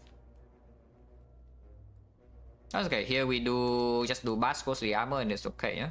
Take 12. 57, 57, so we do need to draw a good attack though. Or we need to explosive pod. If we spend 2 energy here instead, twin strike, 28 is 40, yeah, it's the same. So Bash is probably slightly better. Yeah, Bash is probably slightly better. You can take 2 more to exhaust the ghost armor because it's not a good draw next turn, but I think that's nonsense because you still have this. And now we trade 12 and hopefully it dies. It doesn't die because we did not draw Pommel Plus or Twin Strike, so we have to like explosive pod. Oh, that's fine. Yeah, that's a slightly bad mistake, I guess. No potion back. 1, 2, 3, 4 fights on potion, 60%. Another secret, which is actually strong, by the way. Yeah. This is good. Even if it's unupgraded, it's still good. This is okay, but it's not as important as before after Shockwave.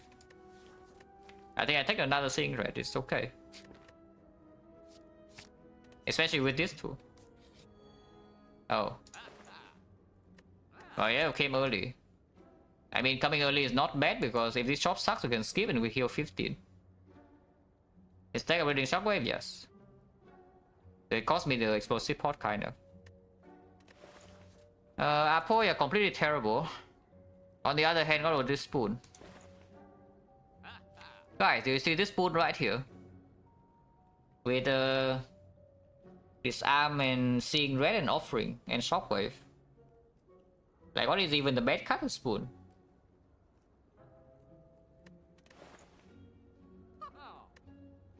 Rupture plus... yeah, pretty freaking fishy, right? It doesn't even do much. Just buy spoon and leave or what? I mean, I guess I can buy a fear pot.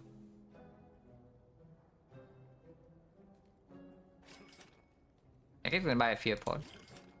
But I don't think I want to remove. Remove is on strike plus, it's not even that strong. And we have pocket watch, and we have another shopping here. So yeah, let's just do this and move on. Yeah. More buying, yes. Oh, the more buying.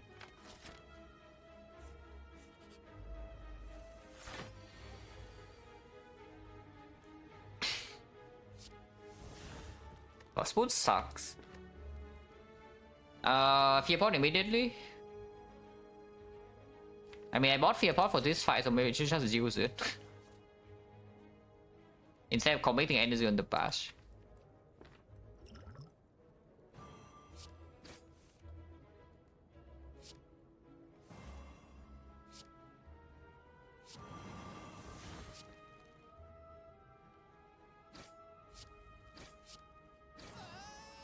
Good Fear Pot, yes.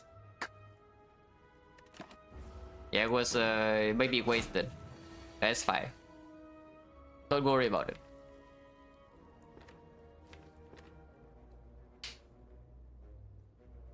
Skip damage of Sumeru. Oh yeah, there's that too. Yes, there's also that.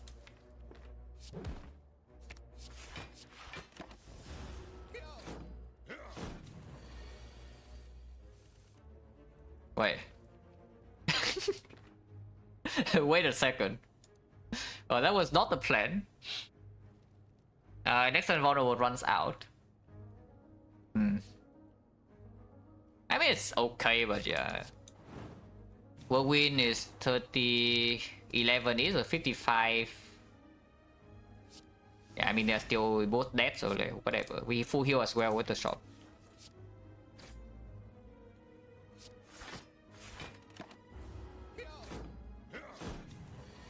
My minus in this fight doesn't matter. They're dead.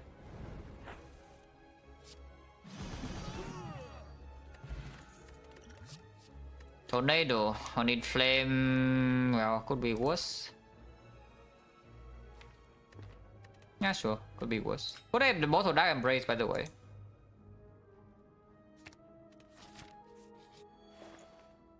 MX Whirlwind. I mean, I like MX Whirlwind. There's also KMX Akabeko Whirlwind, holy crap. On the other hand, we can buy another Inflame Plus. And actually remove a card now.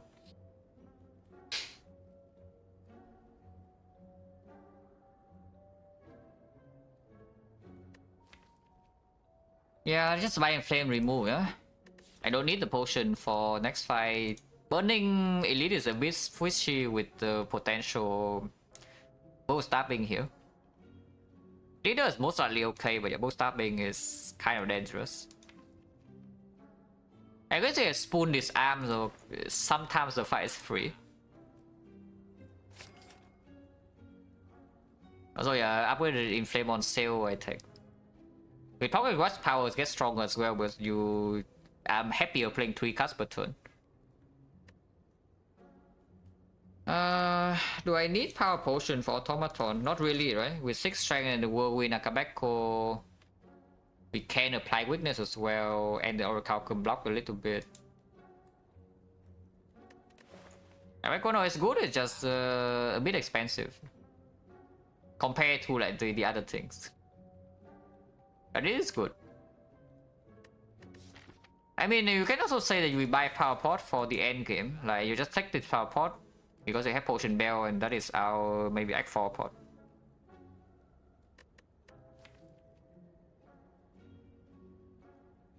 I think remove strike still because second green probably still pick, and Fear No Pain comes green as well. Corruption green. Yeah, corruption also comes up with it. I can remove strike now. If we spend gold and remove strike into buying this, cleric cannot show up. And I do not want to see cleric. It's okay. We fight this, yeah, not this one.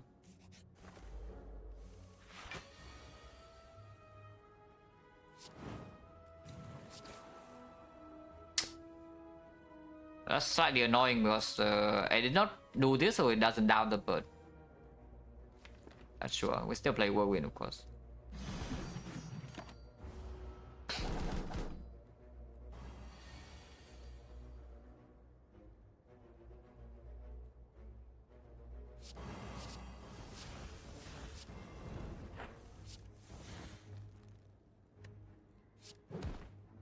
Also dead.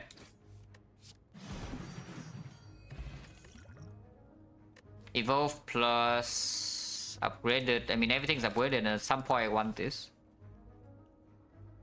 Because at some point we cannot take pocket rush every turn.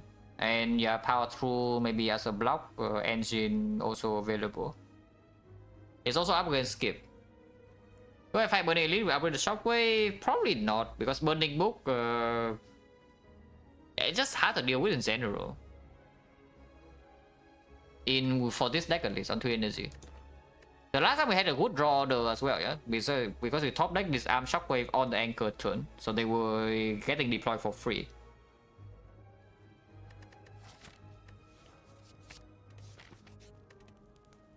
Now can I wear shockwave? Slightly less important now though, funnily enough, because they have spoon, so if they get spoon it doesn't need to be green. I guess just in this spot now. We don't need more to add more damage cards. We have a whirlwind, we just give spin in the whirlwind, play headbutt on the whirlwind, everything is already kind of dead. Can I put the Seeing Red here first? Because we know, I guess this can be booked again, but this book now we have more damage with double inflame and the whirlwind Chemex now.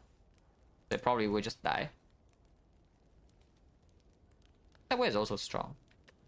It's only not strong again with Snecko, but Snecko is only with corruption. Otherwise, 3 energy Snecko, even with pocket watch, is not super good to do. Because our blocking plan is going to be quite ugly. I can see upgrading seeing red, and then power is always green, so we need skill or attack in order to upgrade over this shockwave. Like, what would that be? For example, if we see second shockwave and pick it, then we don't upgrade anymore, and now we can upgrade like this armor to trance. Yeah, maybe. Yeah, maybe. Oh, yeah, okay. If we see second shockwave, we can upgrade Pommel Strike Plus. Yeah, of course.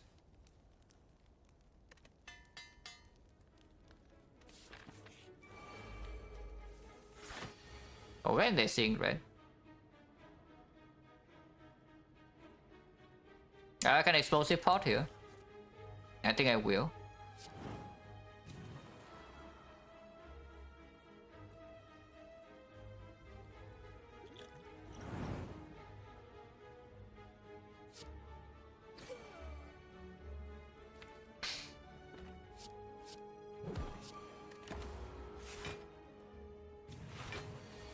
Yeah, so cost your attacks.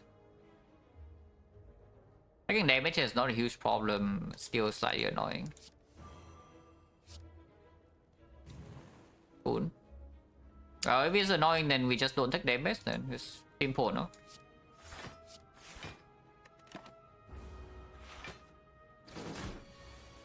Maybe that was stupid. But it's probably fine.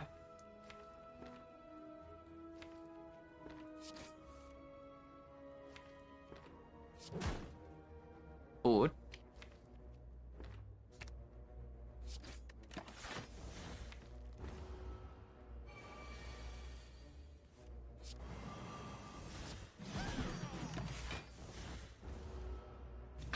Yeah, Kevin's Whirlwind is just so nice on 2 energy. You just suddenly have damage.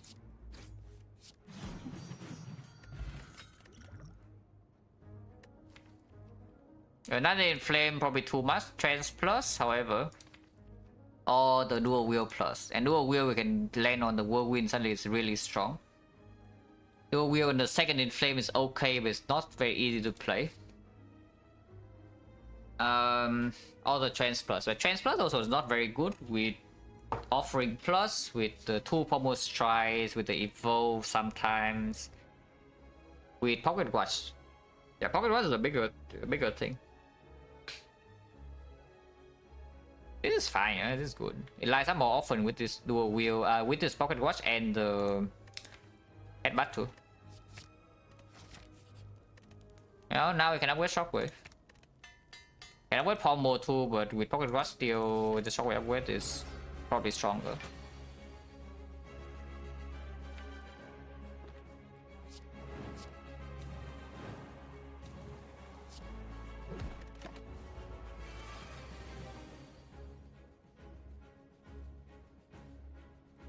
$56 AoE.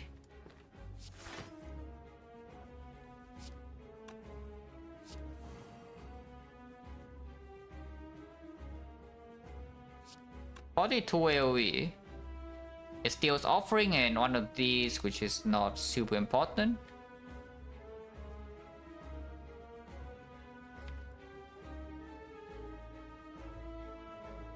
Let's do 56.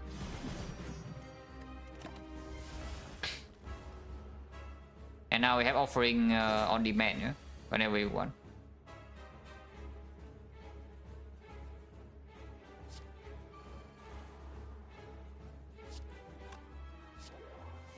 Oh, did not get spoon.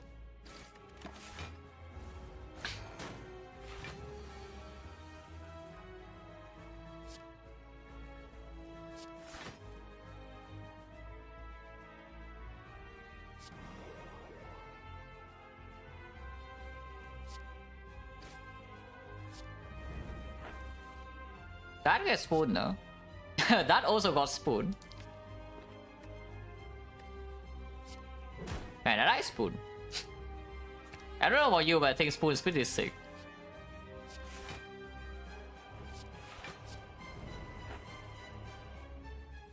And because we have Spoon now, we can force the dual wield and whirlwind.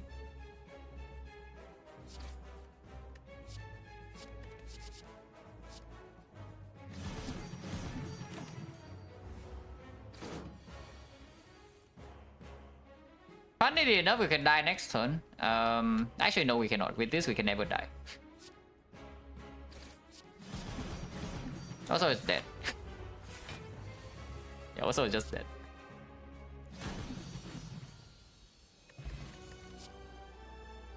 If one offering is so good, but no, the real thing is probably just impervious, yeah?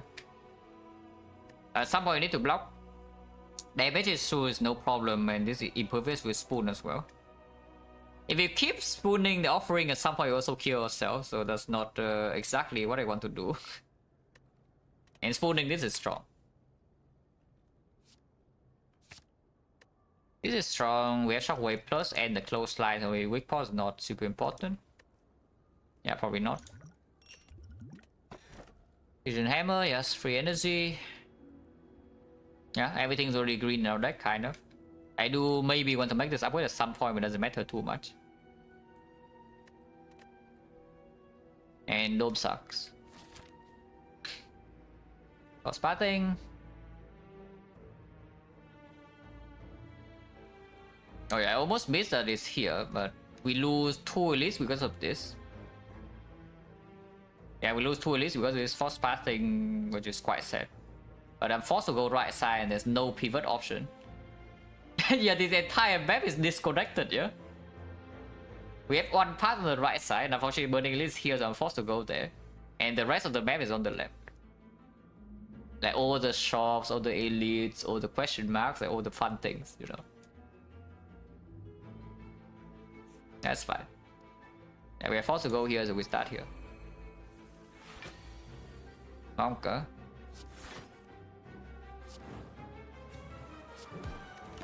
I mean, it's pocket watch quarters, right?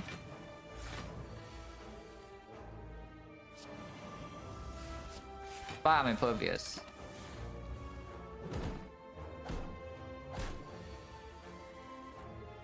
Where is my whirlwind? Yeah, where is my whirlwind? I would like to know. Next turn. Hopefully next turn is not too late.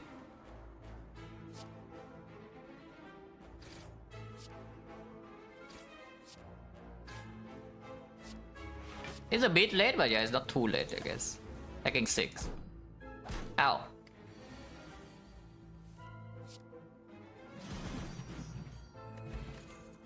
Headbutt plus to get the whirlwind back over. With Pocket Watch, I don't care about second headbutt too much, yeah? So probably not.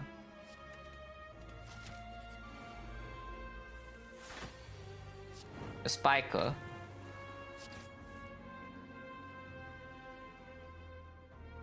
The Spiker. Is Spiker too strong, guys? Is the Spiker too strong? Ow.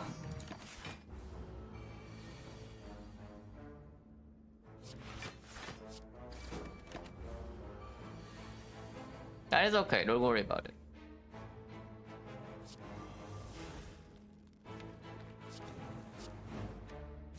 XecnaR never hurt us, yeah, by the way, in case you're wondering.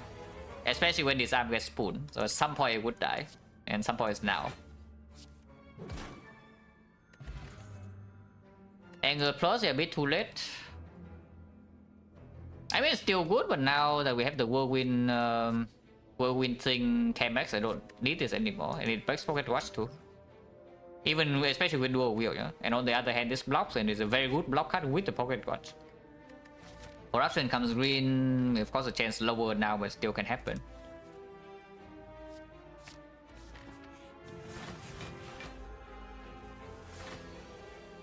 Bam. I just assume this is lethal, I don't even count. And it is. Rupture plus only an offering. You're not interested.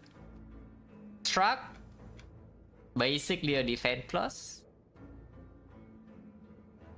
Maybe defense plus is good enough, I don't know.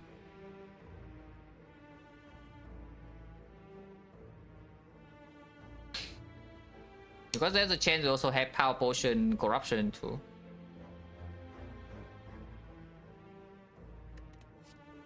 If we see like barricade plus into maybe some entrench. Okay, we don't need this actually. Is that okay? It's just like okay. It's not that good, but I think I can take this one still. It's still chaos over draw pod, but draw pod is with the pocket watch. Usually this is better than this, yeah. But with pocket watch, I don't know whether it's still true or not. We do have headbutt, so we can headbutt whirlwind into the steel curse. Whirlwind that's quite strong. Other than that, it breaks pocket watch instantly, but maybe that's fine. Maybe that's fine. Also have with this we also have combo with this too, and this works after battle trance. This doesn't.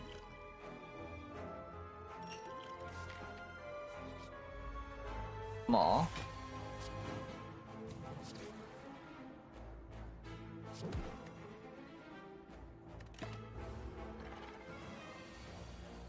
No, seriously, I tell you, every mod recently have been competent. Every single mod recently have been competent, and that's crazy. I mean, I did block 8 for this turn, but here we're taking a lot. Yeah, we're just taking a lot. And of course, I brick on all my block, yeah. Like Sharks here, Impervious here, Offering here, we draw 8, we still brick. Is this fight dangerous or not? Just no, maybe. I don't think I need to do a wheel this inflame, right? I can just do inflame, disarm, headbutt or something.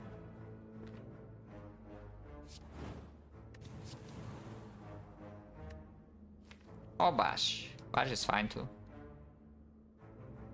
That's not that fine because there's no real damage in here. Yeah, probably just headbutt. Now.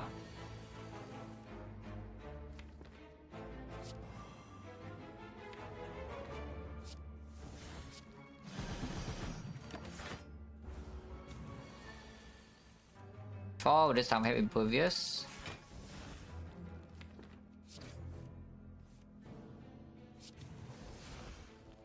Like one more, but that's fine.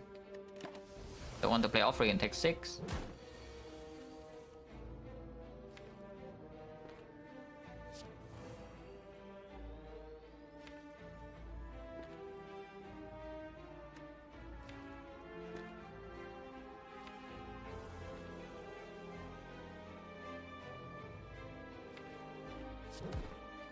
It's getting weird.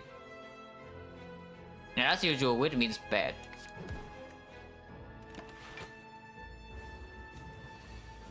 Everything with the red. We share a lot. Is it killing 15 per and times 8, so it's dead, right? It is. Oh, Slide Plus is green, but here's a Power Through with Evil, which we do take. Open second win as well. And this we don't need. We have Shockwave Plus and Spoon and Clothesline Minus in the deck already. 2 pot on Whirlwind for instant kill for at least is something. 2 pot on the Power Potion here sometimes. Otherwise it's like just liquid memories kind of. Maybe top 3 is not that important, I don't know. Slightly annoying thing is that if I don't take the top 3, if I don't keep the top 3 potion, we don't have a potion to build out when we brick draws. In early turns, I mean. In later turns, liquid memories can build out, yeah? But early turns, let's say Spear and Shield will brick turn 2. And now Power Potion is useless, the liquid memory is useless. And then Tropic Brew is not open, and here's the Still Chaos that can be used. If I take a loot pot, then there's nothing to be used. I'll show you the effect sucks. I just got owned by I took Apparitions with Philostone, and then Gremlin Leader had a bad attack pattern. I took like 57 to my face. I didn't die, but I went to single digit, and then Snack Plant next floor killed me. It was once again a brick with the Gambler's Brew even on turn 1.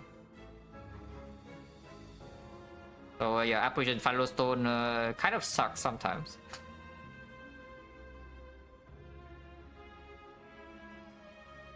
Yeah, by 1 draw, yes, by 1 draw.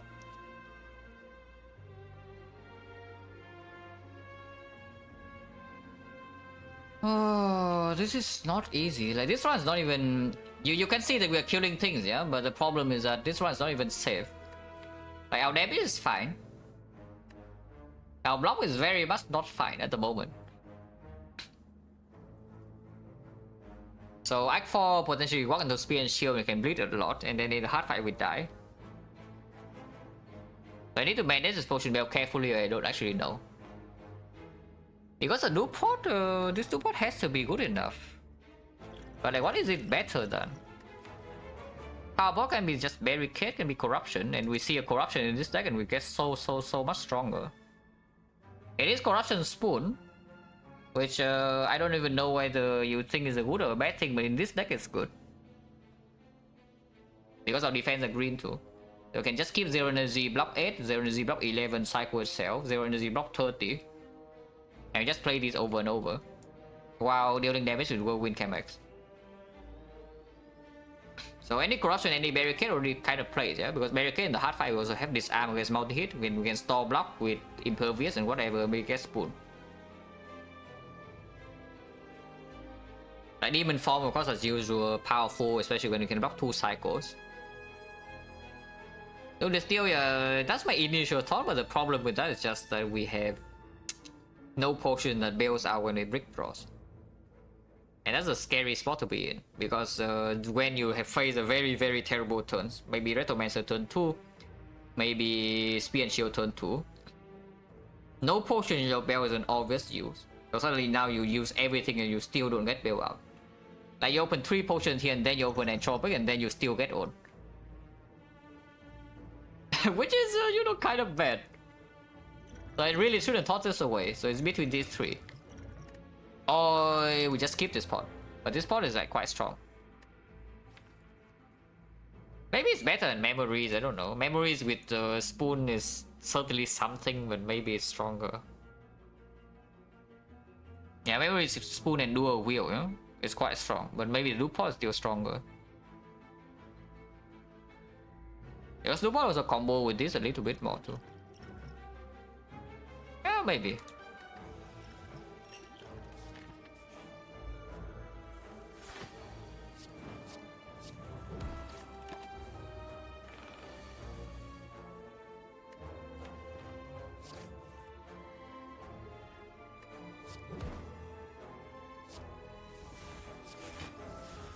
This Impervious has never gotten Swoon, by the way, I'm telling you.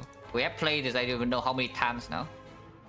It has never been Spoon. Because I was, if it gets Spoon, I can headbutt it now. And then next turn we are fine. As of now, next turn we are not fine. I can headbutt Shock Plus instead. It's kind of like an Impervious if you squint your eyes a little bit, I guess. This is kind of like an Impervious. I probably just already do.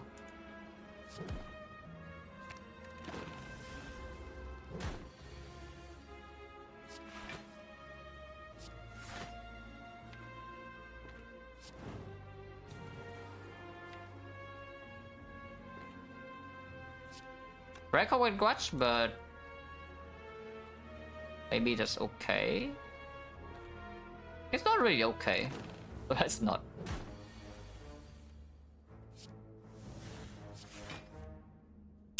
The trend sucks as usual.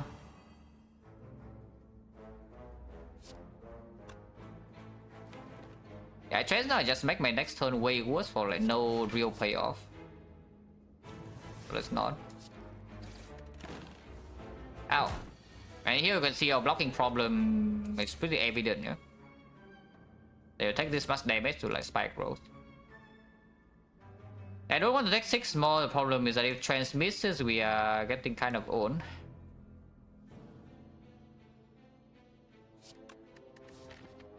We do have rest here, kind of, but then here it's not rest.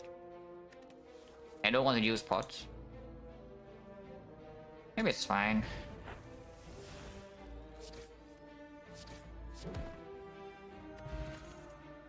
Oh, well, that helps. That certainly helps.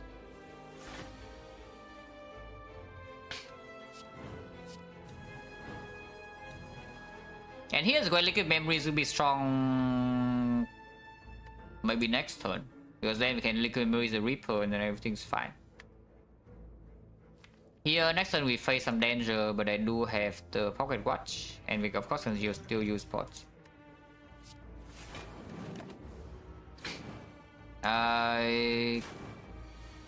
Dangerous turn coming, but okay, looks like we are fine.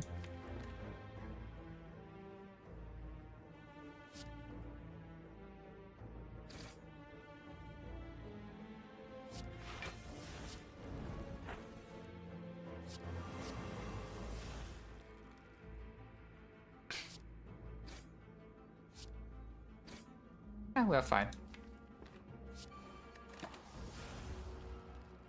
Oh yeah, Spoon Reaper. Not that it's super necessary, but it is there.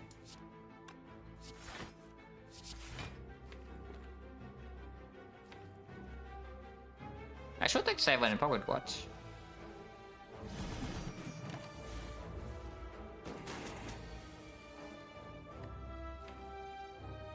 Oh yeah, Impervious Steel doesn't get Spoon, huh? That's saying.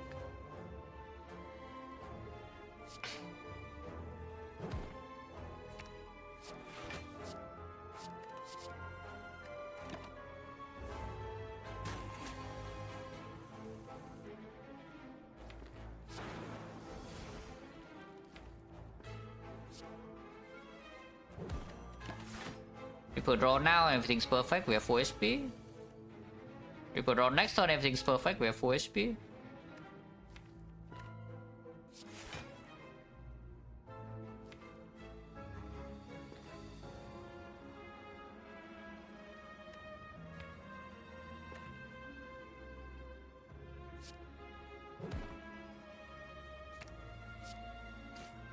Bit scary, but it's fine.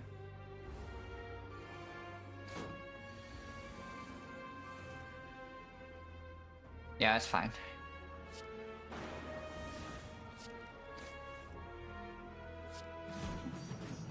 Yeah, no problem. That Embrace Plus with the Spoon, pretty sad story right here. And we have Pocket Watch already, so kind of I don't even know what it's doing. Fear No Pain I would still take, but I don't actually know what it's doing, yeah? Like, what does it actually do? It overdraws whenever we pocket watch, kind of. It overdraws when we have the evolve. It doesn't even work when we spoon things. We have no burning pack, second wind or whatever. And if you see second wind, we don't need Dark Embrace, because we have the evolve power through second wind thing. Yeah, this doesn't actually do anything, no? Like that we need it to do. I don't take it. Hopefully that's not stupid, but I don't think it's super relevant.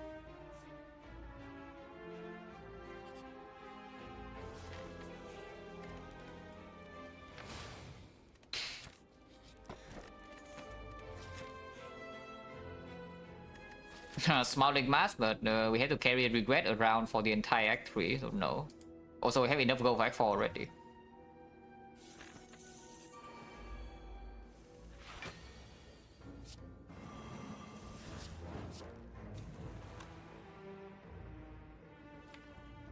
Evo is not doing anything important either.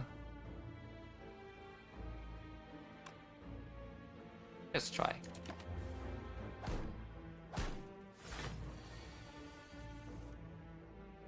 Gonna betray resulting in status when played.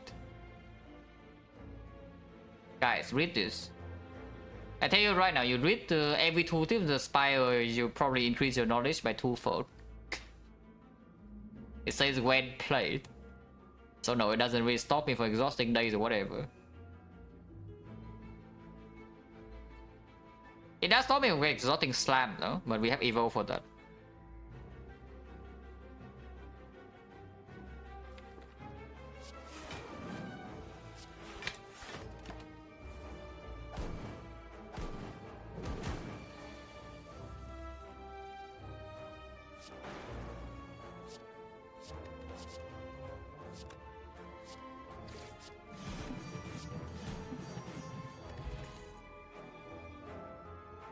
This green.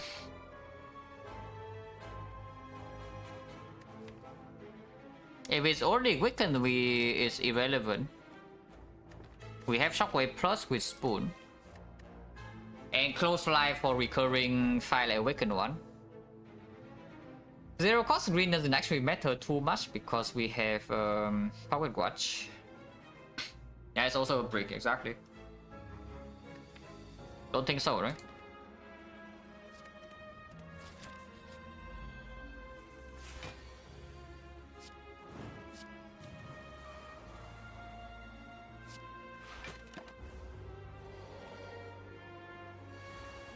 Oh, yes, too good, man.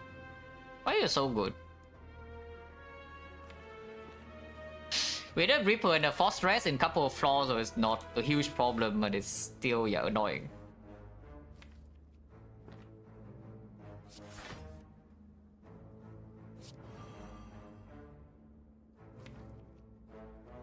Restrain, I block. Ow.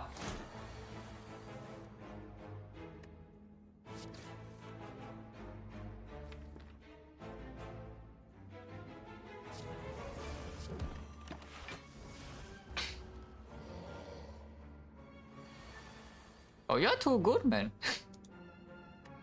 I mean, we're okay. This time we're okay, but like, come on. Oh, this freaking guy.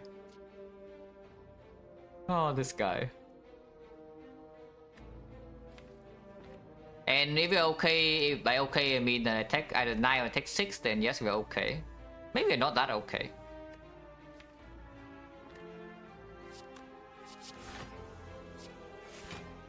Yeah, maybe actually not that okay. The boot.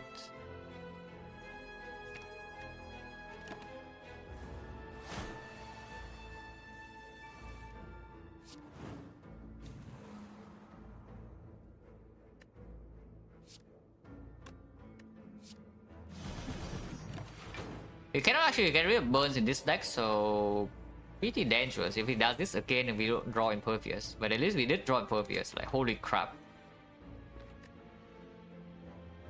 Like, what? Also, we have no more attacks in here, yeah? So there's only burns and no headbutt, and this is bad. I tell you right now, this is bad. In fact, Burning Fact doesn't outpace this. And I mean, this arm has been doing fine so far, so this arm's fine. But Burning Fact does not outpace this.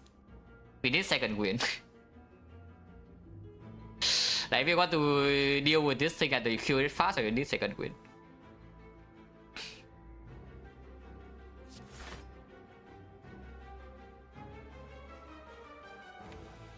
It's also no longer weakened in 2 turns.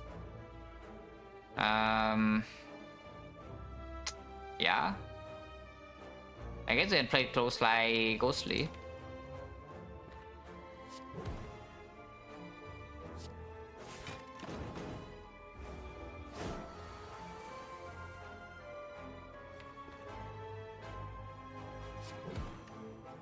It's dead though, so that's good at least. No Reaper, but yeah, whatever, get out of here. This mess up was for whatever, get out of here. Skull helps a lot. Blood for blood if you are short on damage, I don't think so.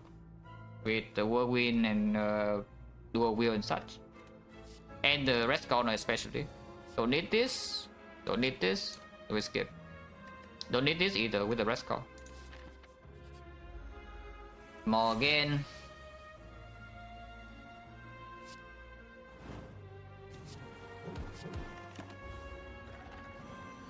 Oh, the first dumb mod. Oh, wow, guys. I haven't seen a stupid mod in like a very long time, but here it is. The rare specimen. I think the past 6 or 7 mods are all competent, yeah? But this one is dumb. And this one is dumb.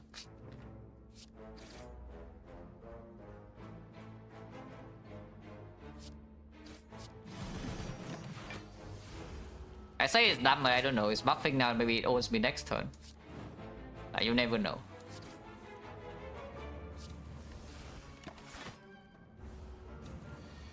8 times 2, yeah, that's fine.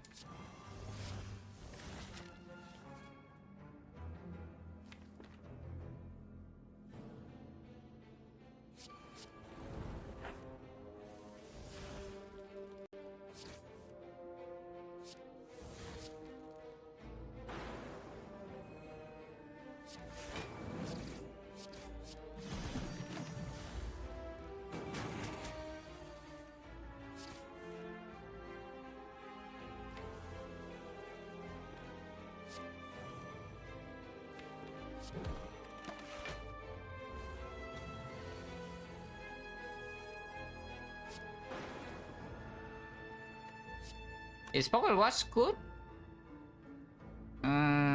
Debatable. It's fine, it's okay. Another green barrier, but our deck has no corruption, maybe it's still fine. Is Warcry, yeah, Spoon and all, but it gets awkward after a while. It's still a very, very strong Pocket Watch card, yeah. So maybe I should just take it. And there's a chance corruption is here.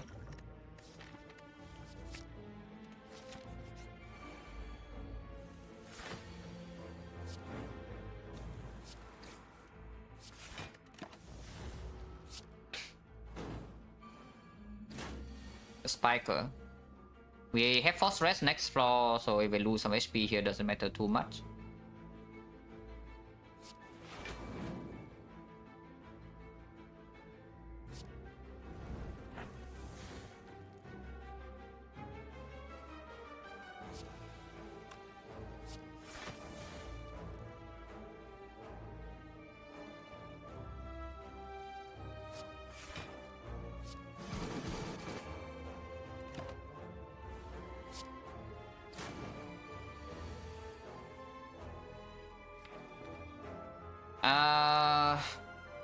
How much am I sweating here, basically? Because I'm really yeah, trying really hard. Yeah, we just kill this thing with flame barriers now, and keep our Nunchaku die. Is that what I want to do? Maybe it's okay.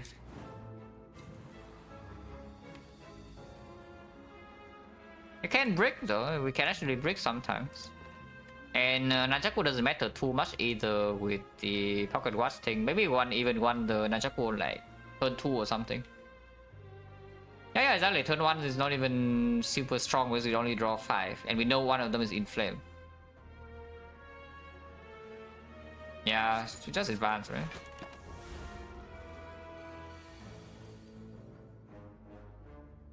Well, could have done it pretty easily here if we want to.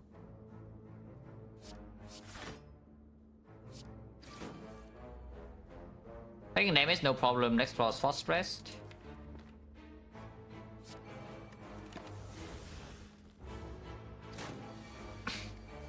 So I can put this on 3.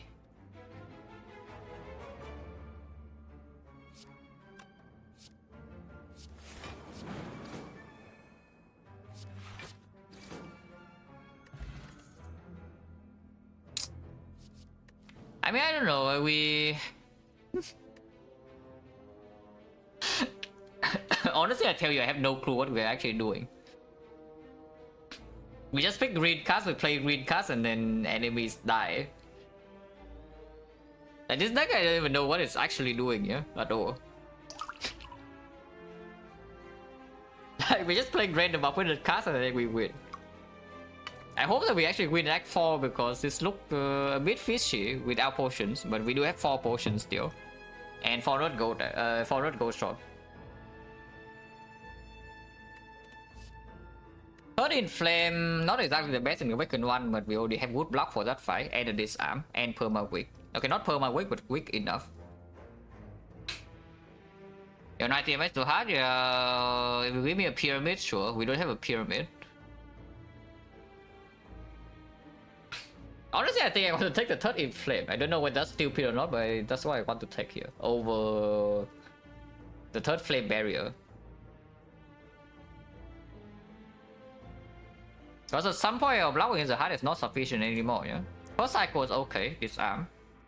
Second cycle may be okay, not frail, we have some impervious, we have some upwinded block here. Maybe you can heal with Reaper. Third cycle be the best 3, and yeah, that already looks ugly, right? How do we block like 6 times 15 if disarm is not spoon? Shouldn't we just try to kill it before that happens? Because I think I would like to kill it before that happens, you know? We only have 68 max HP, no feed. Yeah, exactly. Like this block for 2 energy, that's freaking half our turn here. Like, why do you want to spend half our turn on this card? And these don't last forever. Also, it makes the Reaper stronger too, third in Flame. Because the biggest more multi-attack I've seen, I've stole the more before until I think times I think I've seen times 12. Cannot recall whether I've seen bigger than that, but I have seen times 12.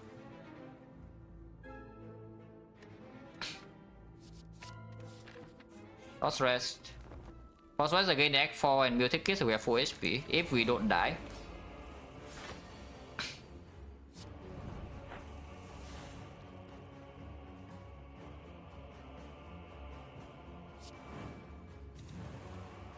Wrecking Pocket Watch is dangerous, but maybe it's okay.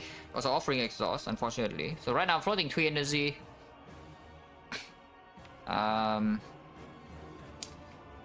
Oh, I can front load the draw, because if I play this right now, I draw the 3 cards that Pocket Watch would have drawn next turn, and now I have plus 3 energy, maybe plus 5.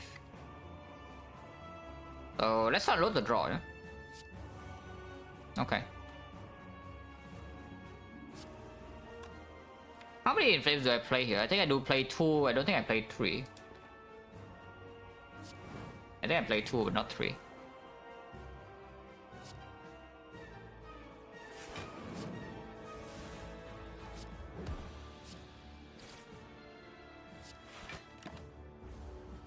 Even this side is not super easy for us, yeah? I'm telling you. It's okay, but it's not that easy. Oh, Spoon Impervious, that's good.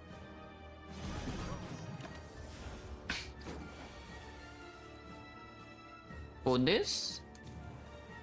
Very nice. Okay, I feel a lot safer if we can disarm this twice. Yeah, I feel a lot safer. If we can disarm another time, then it's perfect. But twice is good enough for now.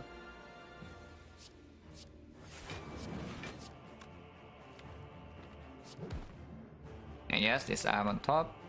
Don't play this. Like 16, we have Reaper and whatever, so it's fine. Okay, and there's Spoon. Let's go. Okay, I guess Spoon just solved this fight for us. That's good.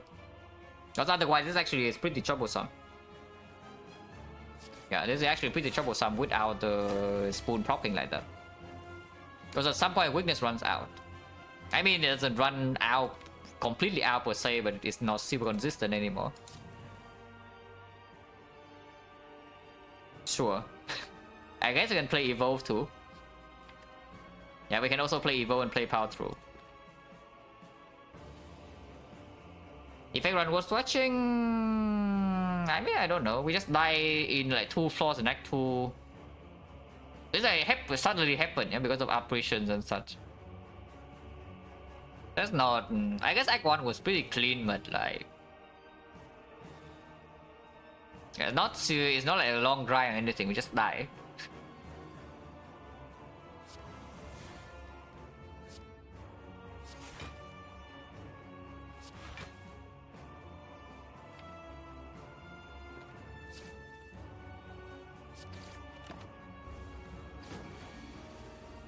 Yeah, I guess killing it now and then disarming the second half is slightly stronger. Here we're taking 8, but that's okay. Let's go range. Yeah, I would like to do a Wheel Reaper. Yeah, I would like to do a Wheel Reaper at some point.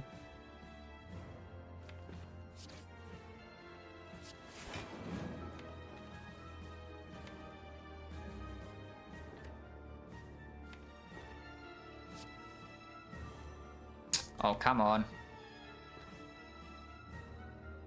Well, sometimes things do not go according to plan. Last one, I don't know. Maybe. I'm going to shuffle out all of these so that do a Wheel Reaper lights up more often. But of course, if I top deck exactly this, then we cannot. Yeah, we keep up with watching.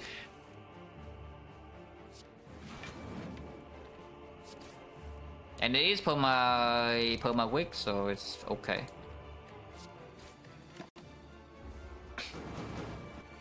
I don't want to heal before we prop second half though, otherwise sometimes I can just randomly die. And randomly dying is not good.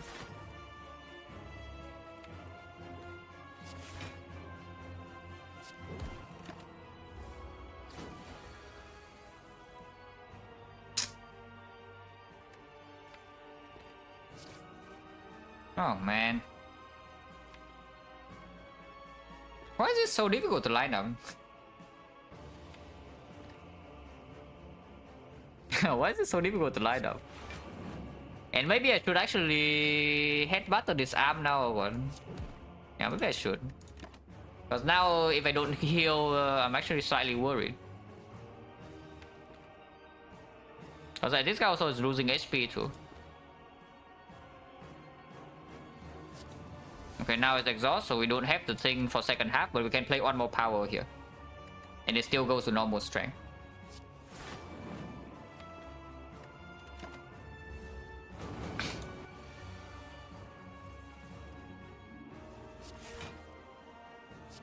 Let it heal a bit, yeah, because Flame Barrier is dealing too much damage.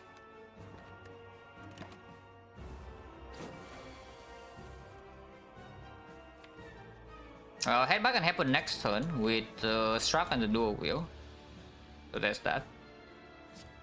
I can play this now too.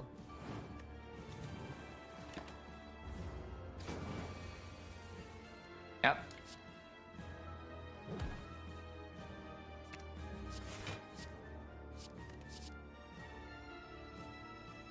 Next turn is no longer weakened, but that's fine.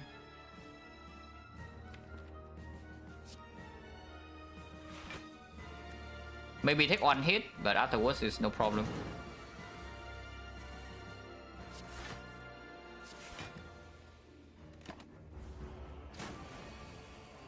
Yeah, it's fine now. And now, of course, after we make one of them, we can make multiple.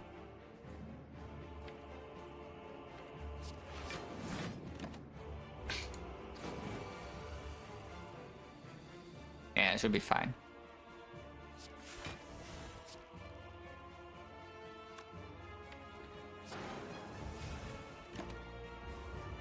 Heal the full and then we advance for second half. And the same deal, we can do it with more Reapers.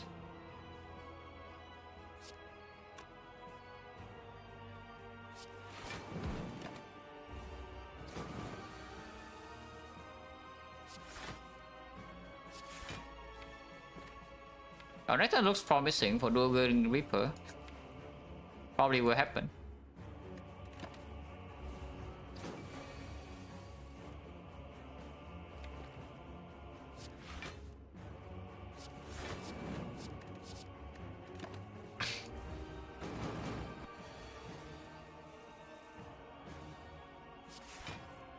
Yeah, you can see keeping it weakened is not very easy as well.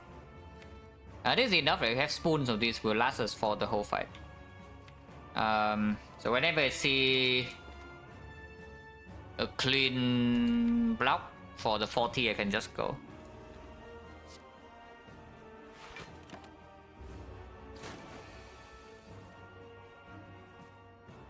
Oh, I see I have no block for this turn. I can also just go.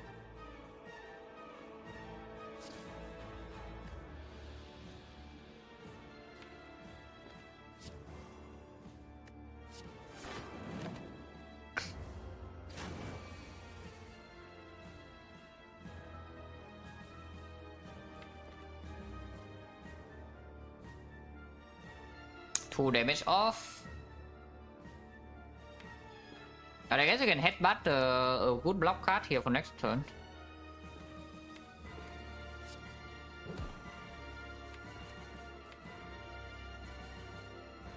Looks like blocks 10, but also 1 more turn. Or we can headbutt like Seeing Red. This is probably good. We were posting with the sub and 13 bucks, feature a lot. Yeah, Seeing Red is like fine.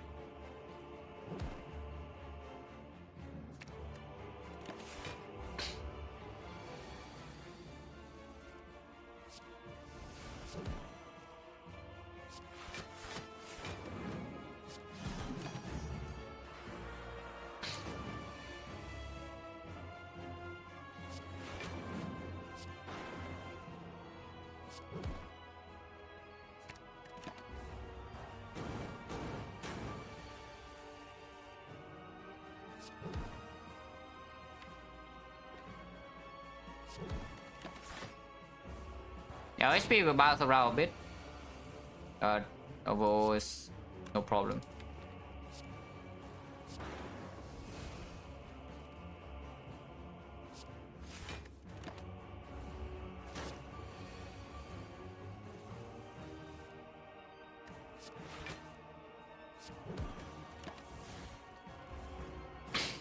For density highs enough is okay.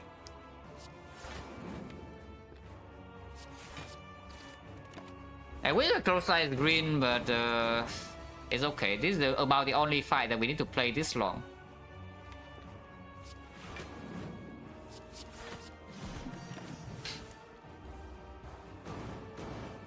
So the close up is mattering in exactly this one and nothing else.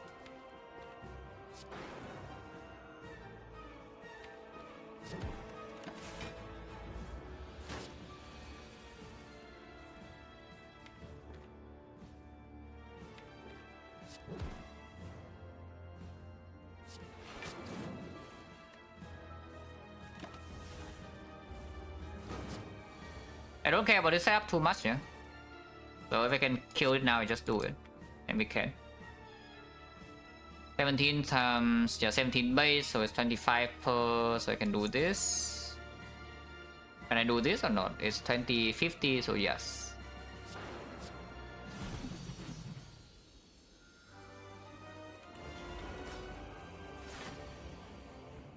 Conquer.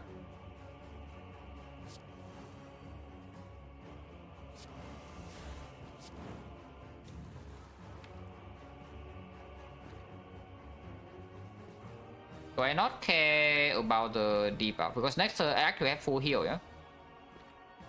It is weakened, so it doesn't hit me that hard. It's like 30 something I have Orichalcum. Yeah, let's just deal damage actually. Let's deal damage. It's a bit too much damage to not play.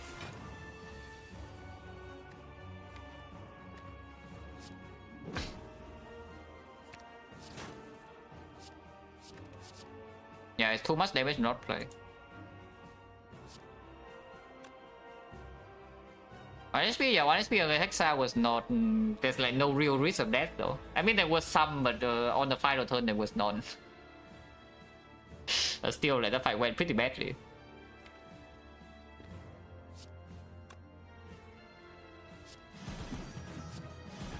Wasting Nunchaku, but whatever. Ow.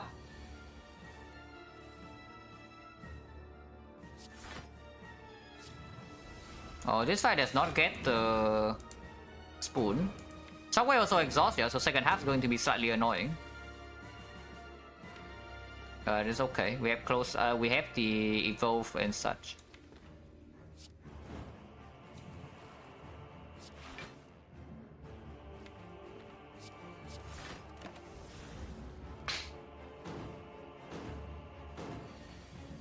Yeah, splitting his turn is good. Don't care about this. I would like to do a Will Reaper here. If I can. Oh wait. Ooh, that was bad. Oh, that was bad. Oh, that was awful. Actually, yeah, I hope that was not throwing.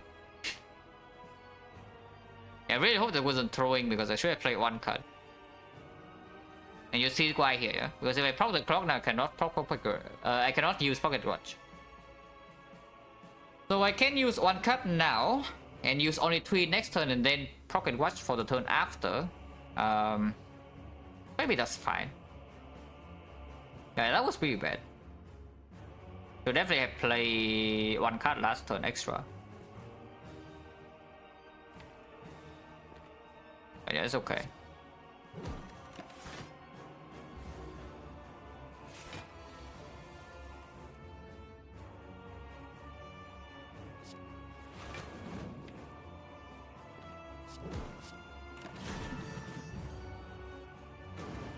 Let's go range.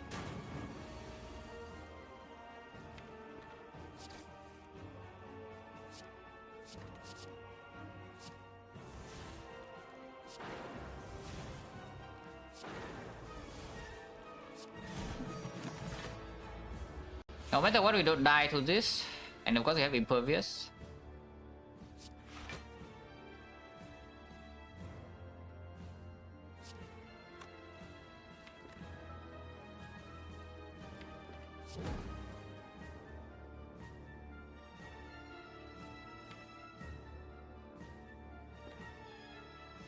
It's fine.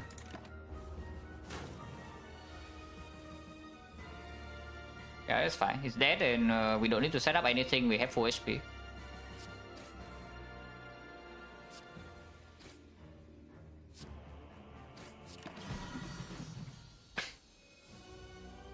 But you can see Act 4 maybe problems can happen, yeah?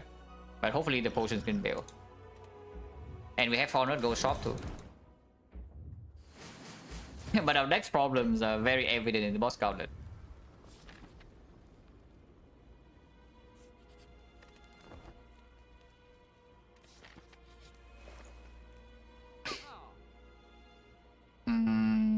This doesn't really help. We have no courier either.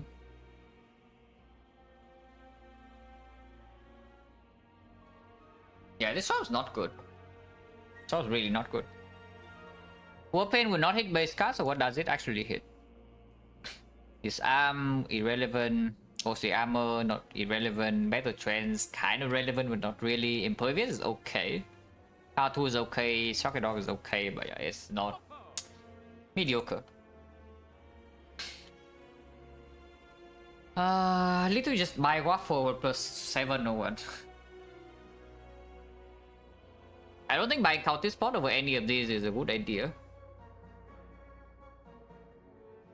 And we can Smiling Mask something. At this point, yeah, just talk about it. It's not stronger than any of these, no?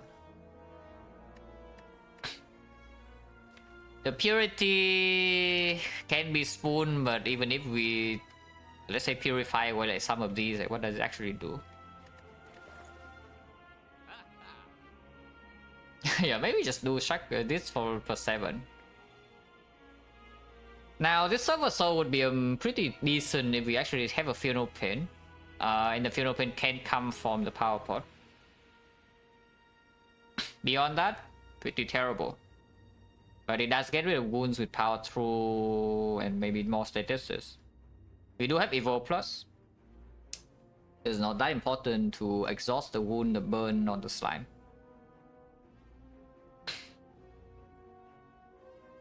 Yeah, 400 gold and you see this shop is like quite sad.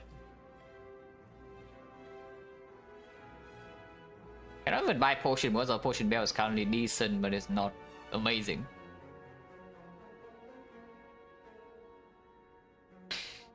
The energy, the problem with purity is that even if you exhaust now, even if it gets repeatedly spoon, yeah? What is our loop after we exhaust everything down? There's not much to do. What they do, it can be Inflame, it can be Reaper. Can be Power Potion, like a Power Potion into Funeral Pain can loop that.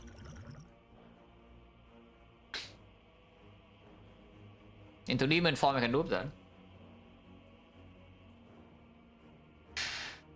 Silver Soul is exactly the Funeral Pain. That Embrace doesn't even cut it. Yeah, if you don't hit exactly Funeral Pain in the Power Pot, it's the Silver Soul just insanely bad. Probably not. Yeah, I think I'm actually just buying this for +7. I don't know whether that's stupid or not, but I don't see anything else. There's like maybe a magnet, but magnet is not even good in this deck. If I do this and afterwards I can still buy like Warpaint remove. I don't think I'm buying this. Not the second copy. Don't think I buy any of these. So we just do this, and remove, yeah? And remove probably still go on strike. Yeah, remove probably still go on strike. Yeah, there's actually nothing in this shop, which is crazy. 400 gold. 400 gold potion belt, there's nothing to do. Like, what? That's insane. Okay, at least that's good. If we can spoon the Impervious, then it can be the real block plan. And we can keep spooning this card, yeah? It blocks for quite a while. And remove strike. So 69 gold, we spend the gold, so hopefully we don't die for that.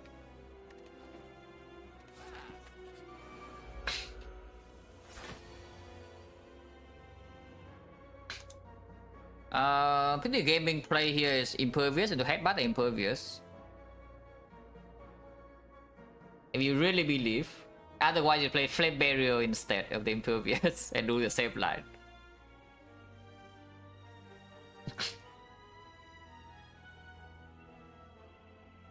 Because next turn facing 44, yeah? So that's not very easy to block. And we do have like more Flame Barriers in here, Power Through, Ghostly Armor, maybe Aspect to disarm too. Wow, Spoon owns. Spoon owns. Oh, yeah, headbutt the Impervious, and now next turn we have full block.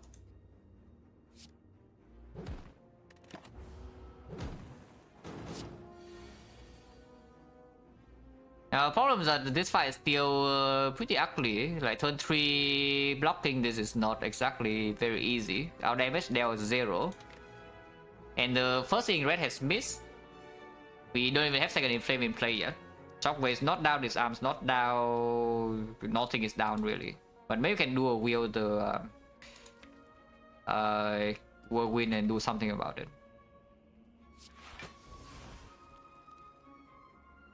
I can play Struck instead of this Flame Barrier to draw into 1 extra. Flame Barrier doesn't actually deal damage because it gets to the block first. Yeah, sure. Oh. No pocket watch to 1 strip. Seems pretty bad, right? Yeah, I don't think so. Seems pretty bad.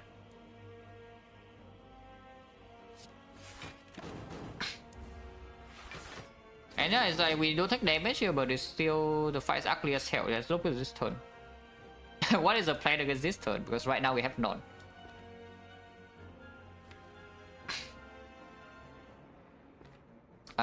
So any Distill Chaos or not? The Distill Chaos is better in this fight, relatively speaking, compared to the heart. We take no bit of death, and damage is more relevant.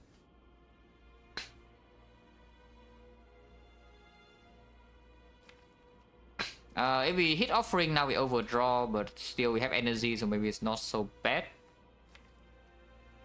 And hitting Whirlwind full is good before spending energy.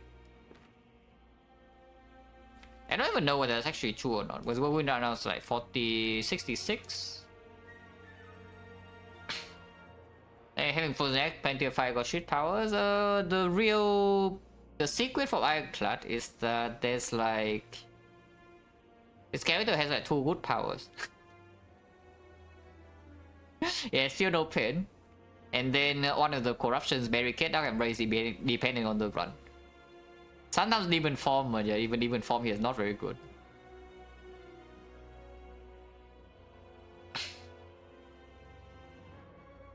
Yeah, the Steel Curse, we lost a 50-50, yeah, which is pretty sad. Okay, the Steel Curse. Yeah, better trend, so now we cannot really do anything. with the pommel strike. So we have to take this hit. That's quite a big hit. At least there's no, the offering is still around. And we can do a Will Reaper way down the line. And I think this needs to happen now, yeah? Do a Will Reaper because we are going to rest count range immediately. Next turn we have no pocket watch and we draw 3 cards only but not being attacked. Do a Will Reaper. If I play Shockwave, then we get vulnerable here, but it doesn't really actually matter too much. I need to spend 1 energy to turn around. Is that true or not? Turning around change the damage from 69 to 56. So we block 13 by turning.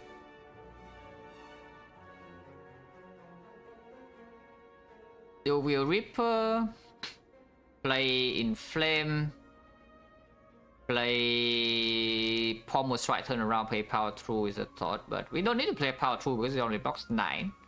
And Evo is not in play yet. So I can even see Dual Wheel Reaper, Inflame, and Pommel Strike, turn around. We take 50 damage, go to 25. No debuffs down. But well, that would be so ugly. Because the Whirlwind also kind of deals too much damage sometimes too. So it's difficult to Reaper up here. Yeah, I guess it's what happens when our energy doesn't line up with our draw, yeah?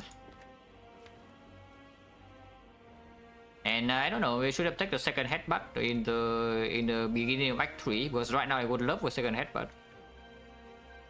Now maybe if this fight drops the headbutt, I don't want it, but inside this fight, the headbutt is good. So I can actually, you know, play Reaper. But if we cannot play Reaper and we enter that fight with 20 something, we're probably going to die.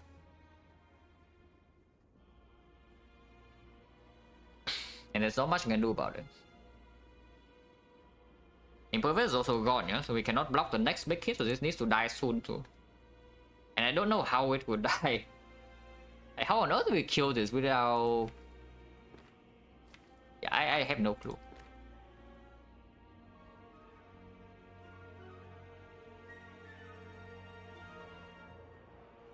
Not playing an Inflame is just weird, right? To block maybe 9 extra.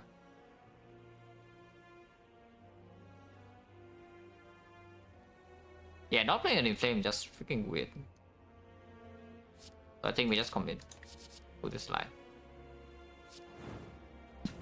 And now we can either Pommel Strike turn, play the Power Through, or we can just play Inflame. And then also maybe still turn around because this turn around is dealing damage too. And the wounds here overdraw too much with 4 burns. Sometimes. Also, this guy never attacked me next turn. This guy can. And then turning around also block preemptively, we lose a 50-50.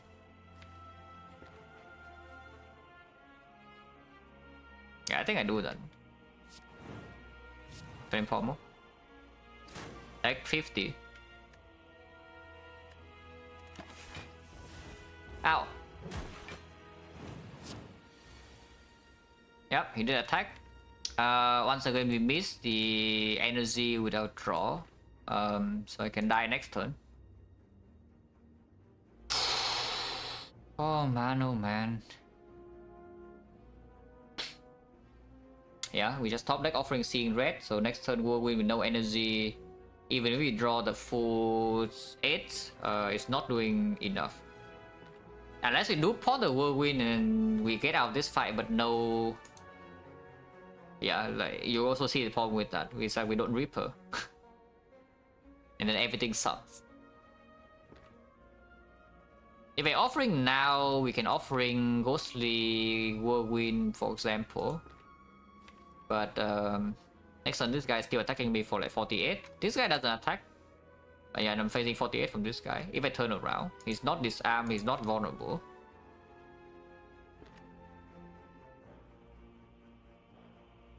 Yeah, you can see, like, entire Act 3 we don't lose HP, but I already know is that this deck is not exactly...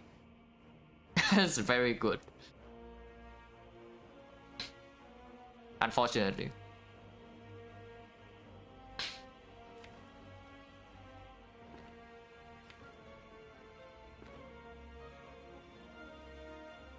Kind of need to play this offering, right? But if I play offering, then how does it look? 6 energy. This whirlwind's 19 each. So 6 energy, 5 energy, 19 each times 7. Then we have to rely on pocket watch. 1 out of 6, I don't even draw the whirlwind. So this out, yeah. The funny thing is that we can still lead this fight with full HP sometimes, but we can also lead this fight with no HP. Like possible for both cases. I think this has to be played. Okay, so at least we draw the whirlwind. If I play the evolve now and not the ghostly armor, we block for, we take 12, so we go to 7. Offering is spoon, so with that we can play offering and go to 1. This is dealing times 19 times 7. You can make it deal more, but the problem with trying to instantly kill this now is that this guy doesn't have enough HP for us to Reaper. And that would also be quite bad. Not playing the evolve is kind of stupid, right? Because we kind of need this to die next turn. Ideally, with the Reaper, play into some other attacks. Yeah, 19 times 7 is 133. There's a 35. And this guy's at 80 something. Which is okay. Yeah, which is okay. I play this and this.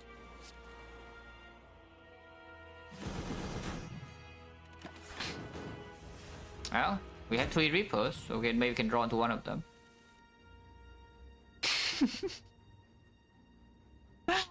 Oh, it's really making me do it, yeah? I just say it. We can offering and go to 1. Oh, man. It really is making me do it. It's fine. One is actually fine. We draw Reaper now. It would not be fine. We don't draw Reaper now. Very much not so. But sure, we go to 1. I do, however, commit some other cards first, though. I don't think we take Pocket Watch here. But I want to draw maximum possible.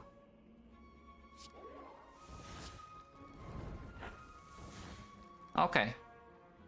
Yeah, not so bad. I look at this, is heals 28 each, and suddenly we are basically full HP. I know, no, really, look at this. This doesn't die to one Reaper, yeah, but Nunchaku perfectly set up, and after we heal this, we Twin Strike finish this. Now, here's a problem, like the problem I did not want to say, but next turn this guy hit me for 38, 40, and we cannot block that. We cannot really block this 40 next turn, but I guess it's okay. Have to deal with it somehow. And we cannot do anything. You cannot do everything. Wham! 57.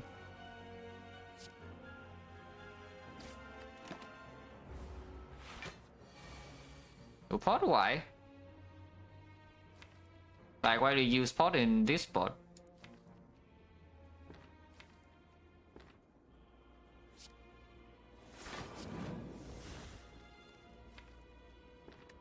Because we are full blocking here now, so that's good. Headbutt the barrier, struck into barrier, play barrier, attack 2. No problem. Struck into barrier and struck into defend exactly the same, yeah? Struck into barrier deals a bit more damage, which I guess I don't mind.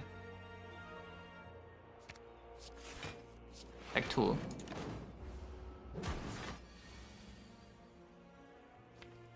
No more Reaper in the draw pile, but we can shuffle next turn. We can shuffle now, actually.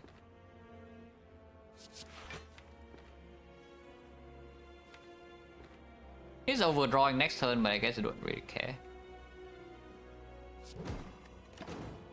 We draw into Reaper and we leave this at full HP. We have 1 Reaper only, though.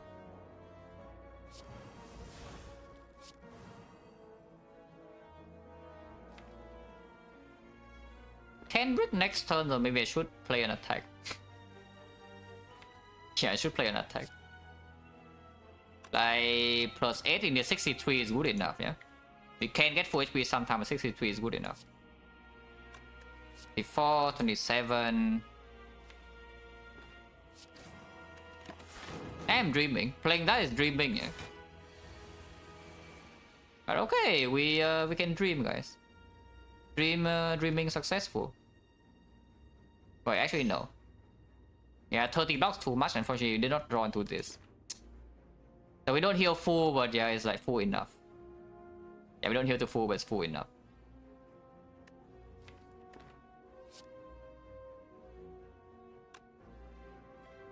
We heal 7 more. Yeah, that's good.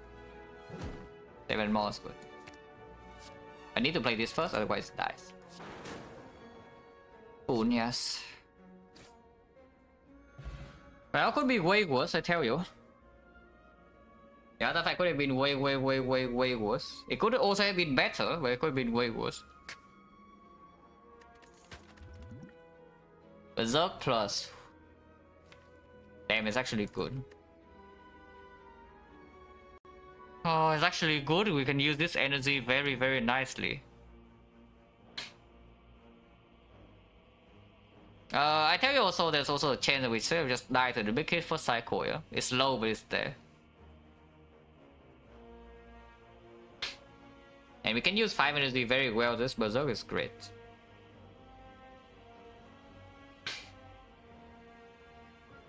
I probably just take, yeah? I think I just take.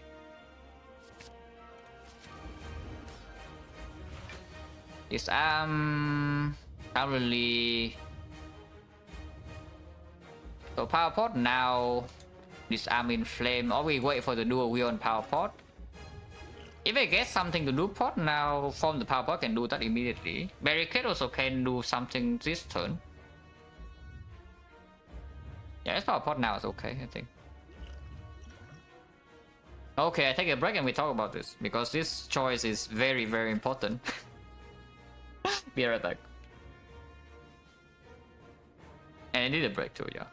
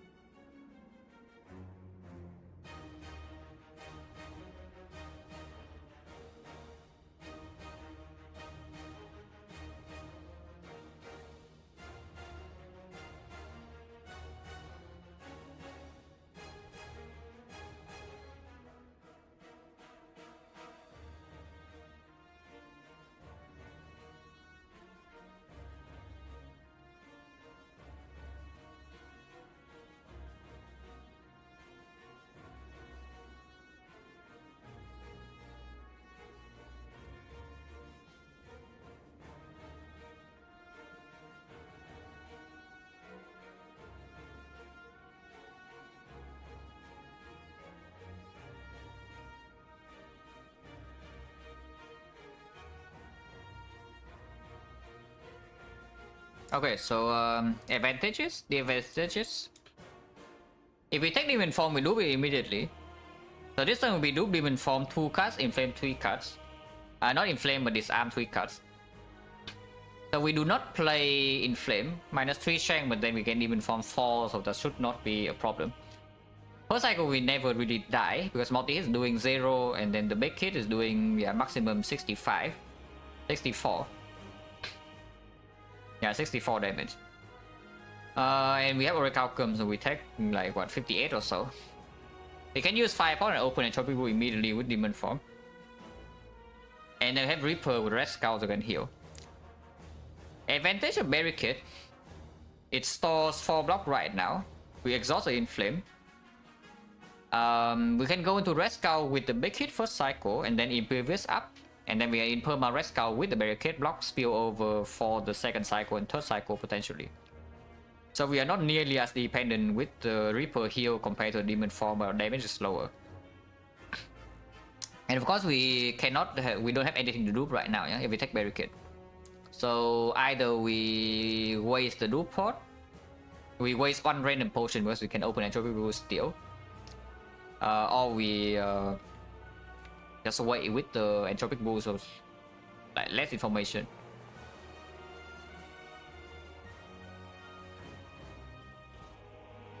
Reaper 4 strength, 7 strength, 10 strength, vulnerable. I think Demon Form stronger. Yeah, I think Demon Form stronger. Like we would have dual wheel, and if we can dual wheel Reaper, if we can dual wheel Reaper, and we can easily likely do that, yeah, with Headbutt and Pocket Watch. Then there's no problem because multi-hit is fully blocked 3 cycle with the Tori. First cycle of course you have Disarm, but second, third cycle we have Tori. And the big hit doesn't instant kill us, so we heal to full immediately with Reaper. Yeah, exactly. With Tori, I think it's like a pretty strong case for the Demon Form and more information right now too. So I take Demon Form. Light pot. No pot. 5 strength per turn. And this is actually quite good. This also is quite good.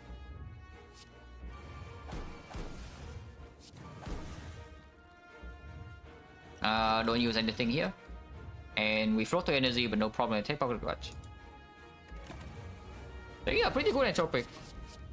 Could be better, could be worse. 64 first, no problem. Impervious is here if you want. I don't even know whether we actually want to play Impervious now or not. But you can.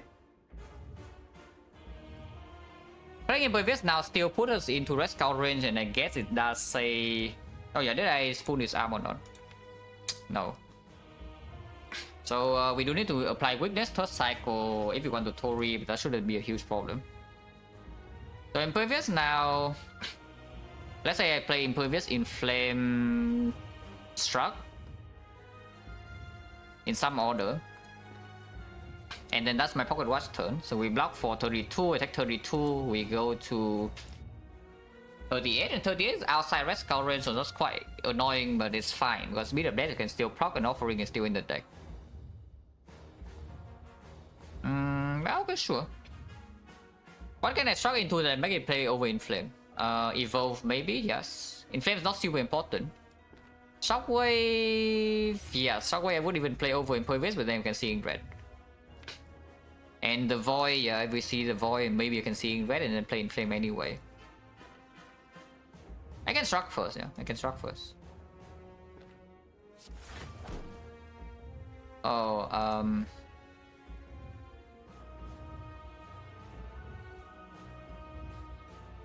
that's like not really worth considering, right? And we can even headbutt it later for the Pommel Strike and to do a Wheel Reaper. Oh, see, we need a Pocket Watch so no, I do. Because I want to... If I do a Wheel Reaper, basically the fight is won. Damage taken doesn't matter. Damage dealt doesn't matter, yeah? Damage taken matters and do a Wheel Reaper matters. And so still this turn? Why though? There's no real reason to.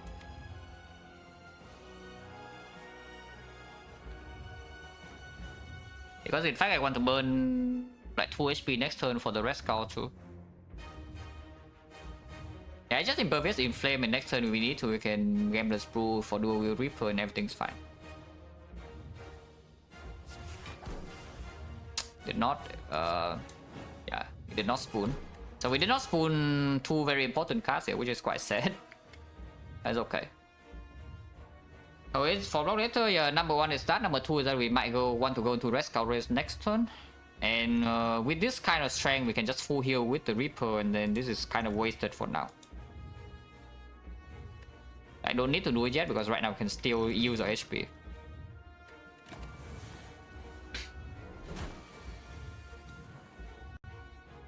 Okay. Gambler's Brew. Evolve doesn't even actually need to be played, yeah? So I can Gambler's Brew 1, 2, 3, 4, 5, 6, 7. Probably keep. Maybe keep Headbutt and this around. Or I can Headbutt the Offering. Combo into it and then continue. Let's actually do that. Headbutt the Offering. Combo into it.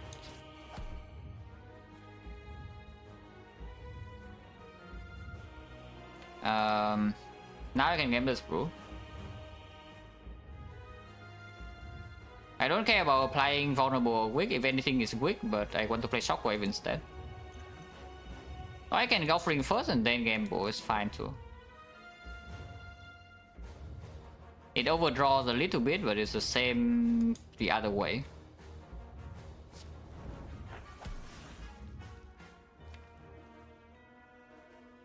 There's a chance there's still brick here though. Low but possible.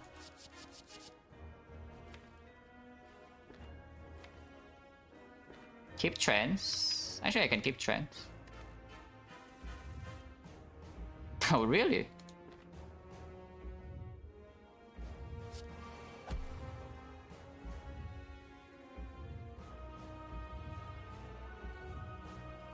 Yeah, if it cannot do a Wheel Reaper, then it gets a bit annoying, I tell you.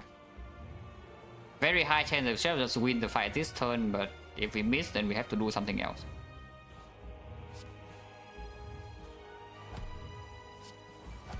Okay, it's the final cut. It's actually the final cut. But with this, we should be fairly convincingly winning after this. I can block with some bit of death here, right? I play Shockwave. Shockwave must be played, yeah?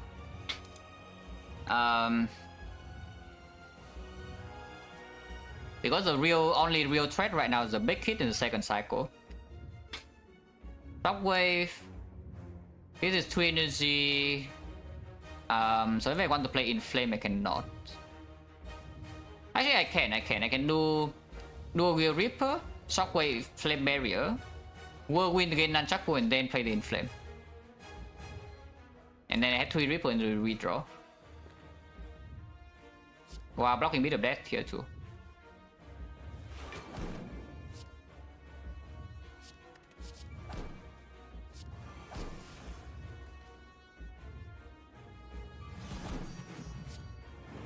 Good. Also deal 90 damage. It is weakened, so I don't even die to the big hit, I think. And yeah, I no reason taking bit of death here, so I just max out. We draw 1 Reaper, we win. Even if we don't draw 1 Reaper, I still just win. Because they can block instead.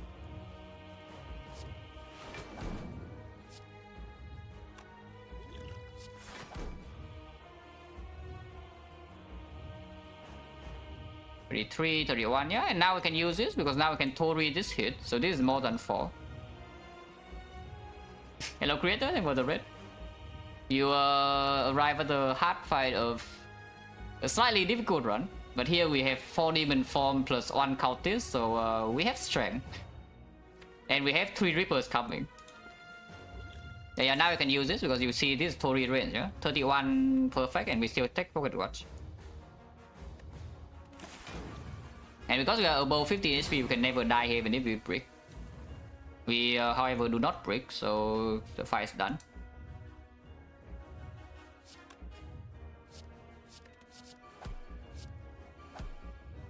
Quam.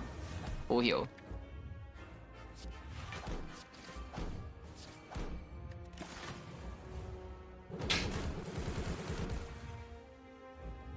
And was this one difficult? Actually, basically we never find a real way to scale block.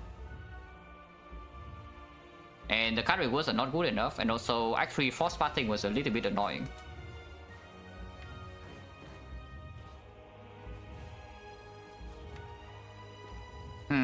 Wait. It's not weakened next turn, yeah? So if I don't kill it next turn, I can die to 90.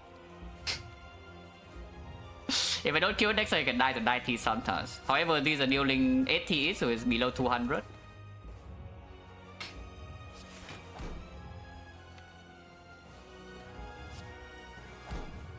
Oh,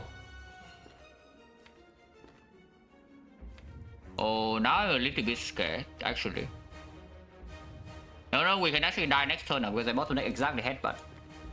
And it's not weakened next turn, so if it's doing 90 and we don't kill, we would die. If I draw headbutt now, then headbutt will win and it's dead, yeah? But, so how do I deal with this? Because we are 4 HP. At the moment, we are 4 HP. However, if I play the Reaper and not another attack, we will lose pocket. We will not cap damage, so it doesn't die next turn. If I play all attacks in here, if I maybe combo strike Reaper, 69, 60, 129. It's at 160 whatever. Next turn I have 40 strength. But 40 strength doesn't mean much if I don't have... I guess I can play Evolve. I can play Evolve, Pommel Strike, Reaper.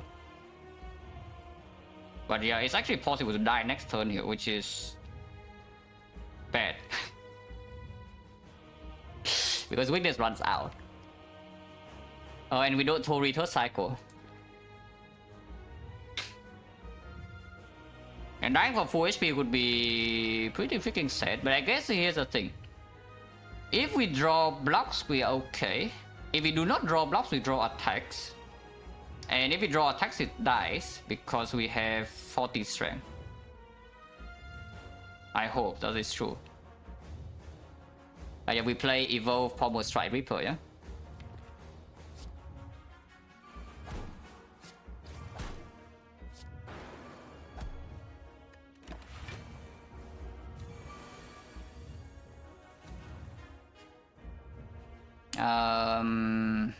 Currently not dead. I mean, it's not dead. We are also probably not dead. I can Pommel first and see. How many hands are bricks? Bricks, I don't know. Maybe 0, but it's better to prevent as much as possible. It's possible to actually draw like double seeing red and triple defense or something, no? I think. With this, I think we got it. But what is the best line? Pommel first. Do we block or do we kill? Because if I try to block here, we can do Ghostly Armor Headbutt, Pommel Strike, Ghostly Armor Defense, and that takes 5 bit of death times.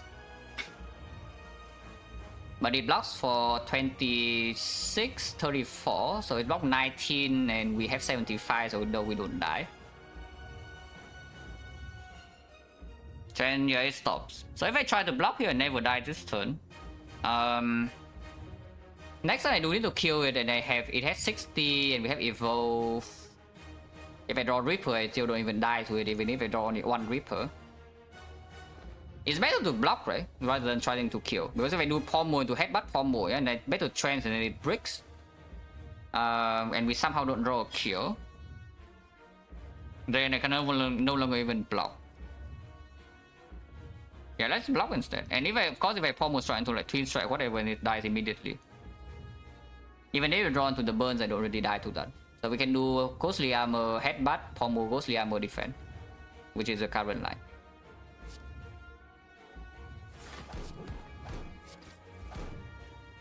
Oh, we can play this too. Playing this is 17, so he's alive on 2 and then it's dead. Actually, no, it's dead before it even touches the maximum HP. So this kills it immediately, yeah. I can play that. We play this and attack next turn, or we can play this so it dies. Either way, there's like a very small risk, but yeah, it's there. I think it's there. We double seeing rest still around, basically. And this is still around, so that's only 3 bricks, and we draw that with 2 defense, we die. Extremely small chance, but yeah, it's present. And see, not good, like why? It's already dead. Like, what do you mean? We have exactly 90, it hits 90. It dies mid attack, we can use this just because in case I mess up my math. Just in case I mess up my math. But yeah, it's dead. Also, the problem with transfers is that you close the potential headbutt into pommel strike line.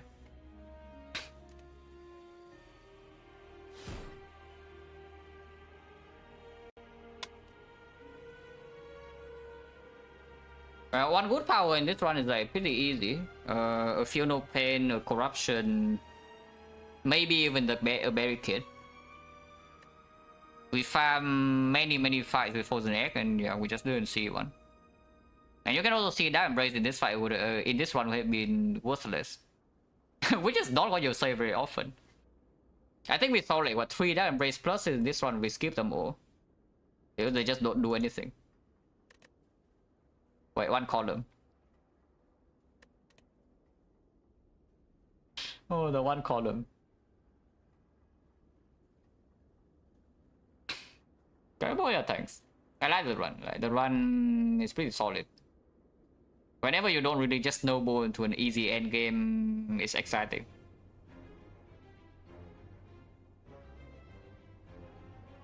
However, set the formal first. No, it closes some killing out.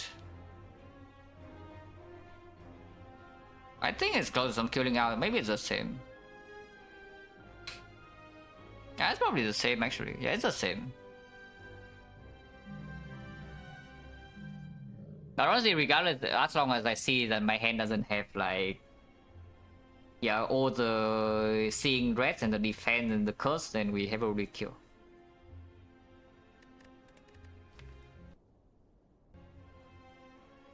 Anti-attack 3 we don't take damage because we have Pocket Watch, we have Reaper, we have whatever. And then in the boss let's struggle a little bit. Still not a massive problem, but I already know this actually it's better than Act 4. You don't get even form support, we win that with Barricade, yeah, sure. Barricade, you can do something about that too. And there are other powers too. Without the demon form, I could also play the Inflame, maybe even do the Inflame turn 1. So we have like 6 strength, 12 strength, 15 strength. 15 strength with the... Yeah, 15 strength with the Rescue, and also don't need to aggressively Gameless Brew for the Reaper. Because I use my Gameless Brew for 10 just to force the Dual Wield Reaper. And I don't need to actually do that. If I don't have the demon form. So maybe you can even do a wheel like whirlwind or whatever and it still dies around the same turn. We would have way less HP. But it should still die around the same turn. And I mean that's a plan, right? Like we did talk about it, that we want to end the fight before this third cycle happens. Which is what... When I picked the second Inflame. Like yeah, around here? When was it? Not second flame, it's the third Inflame. Over flame barrier. Oh yeah, here. This third Inflame over the third flame barrier is because I already told you, yeah, we cannot really block the heart. You cannot really block the spear and shield either, so better kill them fast, and then we have Reaper too. So I can do one more run. Silent surely will never give me a difficult seed, right? I have never seen a difficult seed on Silent, I tell you, right now. This character cannot have a difficult run. Ever. Well, this map sucks. It's not dangerous.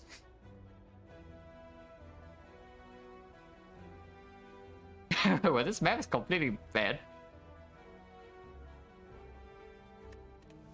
I guess I can do curse or red card, or I can do neutralize upgrade. This map with swap is not a thing, yeah? Yeah, this map with swap is definitely not a thing. Into Hexagons as well, one elite act with one fire, not even a way to get value out of the act if we cannot fight floor 6 elite. So we probably want to run to floor 6 elite. Or I guess floor 6 elite, this one is okay to run into too, so we can get this shop and we don't need to actually always fight this or double shop. First for red card, first 2 fight slightly worse, but not if the red card performs. Into Hexagons, a few more raids perform, and sometimes we have to play super undercurve, but maybe we don't die to the boss. The last one, don't even smoke sticky after that. If you watch the Watcher run before that, then that was a real run of today. Watcher run was like 4 hours, and I tell you normally it's like 50 minutes. Yeah, Watcher is a real runner today. Hopefully the other runs we can relax. Did not really relax too much in Ironclad endgame, you know? I mean, here I just high roll a card here and we chill. This is not it. If I take this and I cannot farm floor 6 into floor 8, our run is kind of, you know, I wouldn't say done for, but it's bad. If I take a high quality red card and we cannot fight 2 elites in the act, and at least I still have my red card. Everything else sucks. Yeah, like this red card, for example. It doesn't kill Hexagons though, so if we are not strong in the act and I take this red form and also spend upward on it, we can die to Hexagons easily. Other choice, taking die and go aggressive on the left with floor 6 into floor 8 elite with potentially double fire. Double Ganger is okay to take, but it's not really aggressive card early. It's only good in the Lagavulin fight basically, for as far as elites go. I mean, sometimes it goes against the knock, but only if your deck has real cards. At the moment, yeah. So we kind of need to decide the tone of the act right now, whether I want aggression or play safe under curve. But if somehow we squeeze through the Hexagons, then there are chances with red form, maybe Nightmare, maybe Apparitions. Going aggressive is more fun, and then playing intangible is cringe. So I picked that to die. I have no idea what is better, I tell you, between the two. And I think it's this way, yeah? 2 fight first, and maybe go here. Or we can do 4 fight and go this shop instead. That's also possible. Because die is better in 2 advanced ways too. That's not good. Like this draw, turn 1. And that's really bad. I mean, at least we only take 6. Could be worse. 14 gold, no potion. Slice versus Piercing Quill. Slice slightly better in the elite fight. Piercing Quill is better in the hallways. We just fought the cultist, so the Piercing Quill does perform in these floors. Piercing Quill against Hexagons maybe allows some wallet plans to delay the fight a couple of turns and we can deal more damage.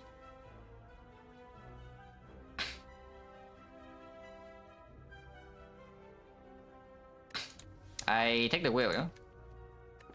I take the wheel.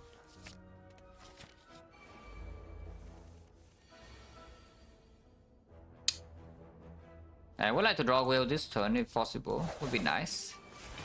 But here we take 2.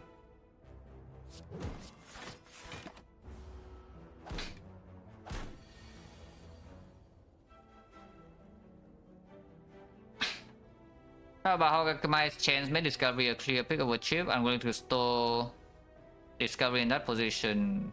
It's close. Discovery is just super strong. Like you can see how it perform and start like 1 and it's like...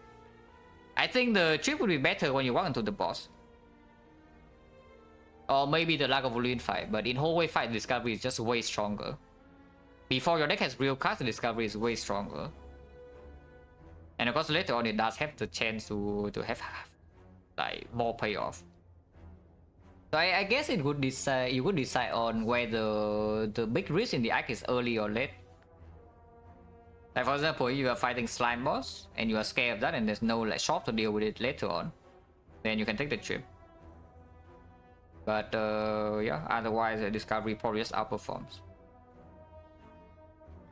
But so if I know expected to do well in the first 3 fights, because your deck is full of base cards, and then what does chip do when your deck is full of base strikes? Yeah, it deals like 3 damage per strike you play. And now here's the discovery that's one energy deal, I don't even know, like 15 or more, and it's front load. It can also block, like it's more flexible and it's more output. Later on in the act, like when you're fighting slime boss, when you're fighting maybe hexagons, when you're fighting maybe Lagavulin, then the trip can outperform. But not on these floors. 17 go, yeah, Blade Dance, you can take Deadly Poison too, but yeah, Blade Dance. No potion by the way, yeah? So if we go here, we're committed. I'm committed. If we die to floor 6 elite, we die to floor 6 elite. Ow. Oh, that's pretty nasty. At least we draw the whale and not the slice. Because yes, like going to be the slice. And of course it buffs turn 2. Next time we can full block those, so it's not so bad.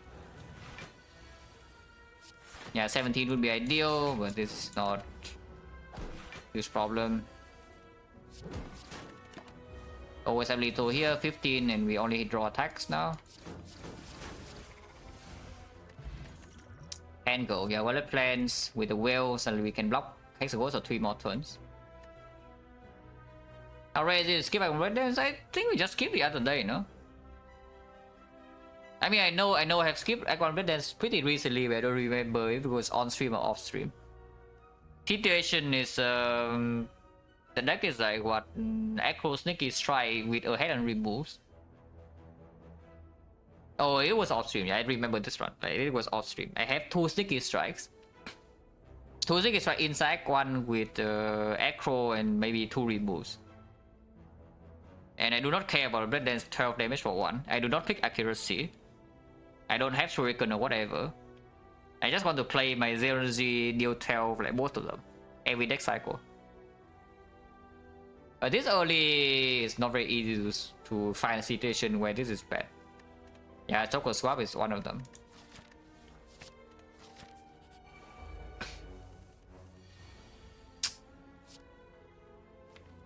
Well, so far I tell you this whole way fight has been going way below average, and that's not even because of the curse. When the curse breaks me, I usually know. These fights are not even because of the curse, that they're going like bad. Hopefully this fight can go slightly better next turn, because otherwise it can take a lot.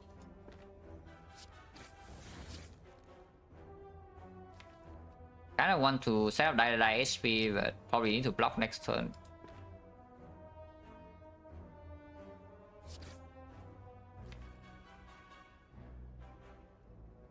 Yeah, probably just need to block next turn. 1 strike and then 2 defend is better. Yeah.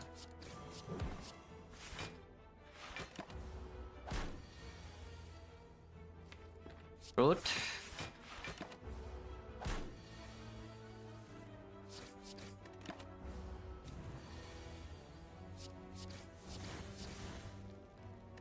No potion.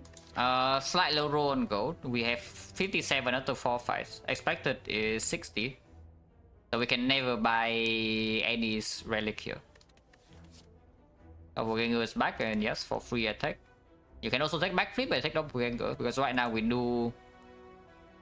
might run into problem against Lagavulin. We are extremely likely to throw energy against Nob.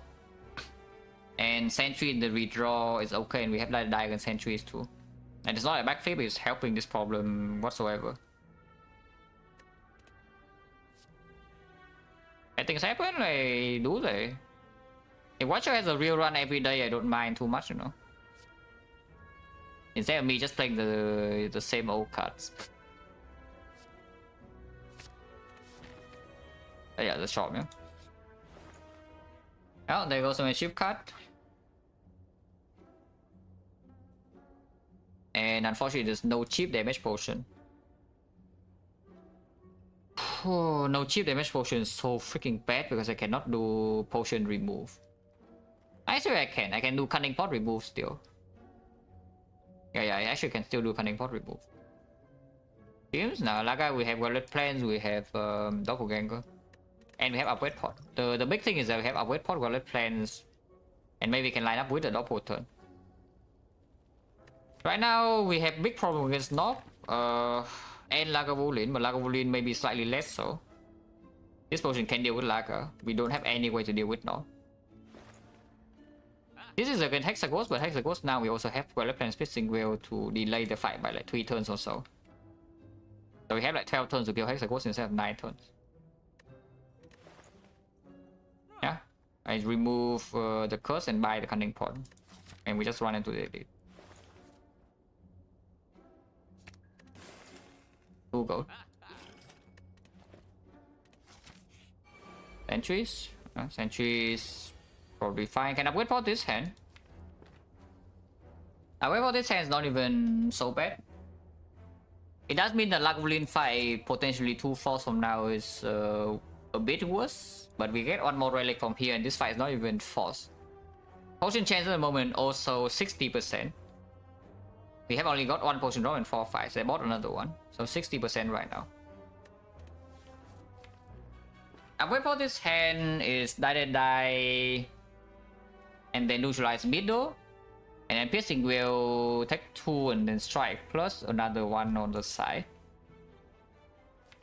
Tripping artifact doesn't actually better though, to be fair, but it's okay. Maybe because tripping artifact doesn't matter, I should just deal 4 damage with the neutralized else, go and play defense plus instead. So we have 17, 26, 30. So this guy is a 12 or a 15.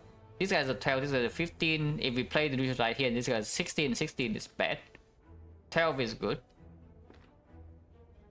Yeah, sure. Yeah, sure thing.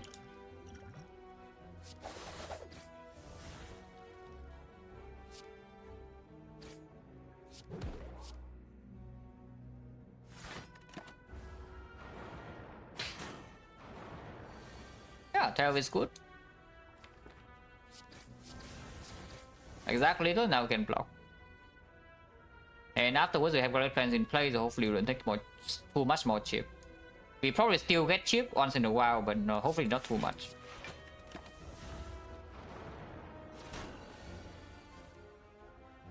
Okay, not bad. Top on the redraw is probably good. I take 2 here to guarantee full block next turn. It does the case to strike here.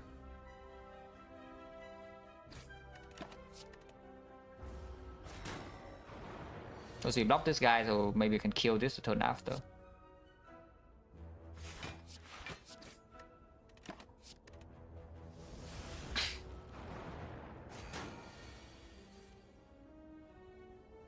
We can, and that's good.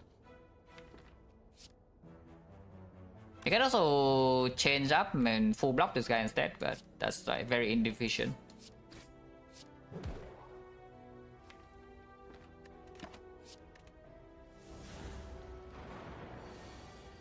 So how much did we take? We took 2 damage on turn 1. We took another 2 damage on turn 3. And that is all, yeah? So we take 4 damage and this side 1 potion use. Yeah, pretty good outcome, I would say.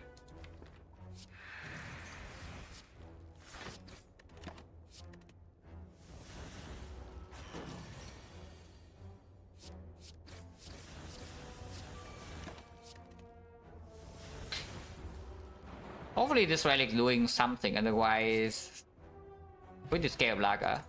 I am no longer scared of Lagavulin. Lagavulin is dead. So we fight the elite. Because we have no potion here.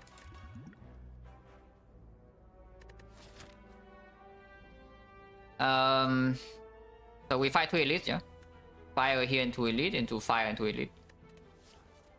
Dagger throw against Knob, Deadly Poison against the Hexaghost, but we also have the Stone Calendar a little bit in that fight. Wallet Plan Spacing Wheel, but still our damage doesn't scale, so it's only 52. 52. It's only 40. It's actually only 40 was against 12 block on that turn. So 40, 220, we need 220 in 12 turns or so. So it's like 19 damage per turn. 19 per turn at the moment not really doable, but we do have 3 more relics and a few more card rewards and maybe potions. Because Deadly Poison is just, you know, against Lagavulin damage is done already, so we don't need that. And against the not Deadly Poison is a pretty bad draw. Against Hexagons also mediocre unless it's green. And we have other things to upgrade already. 40 no damage? Yeah, we can do some damage too.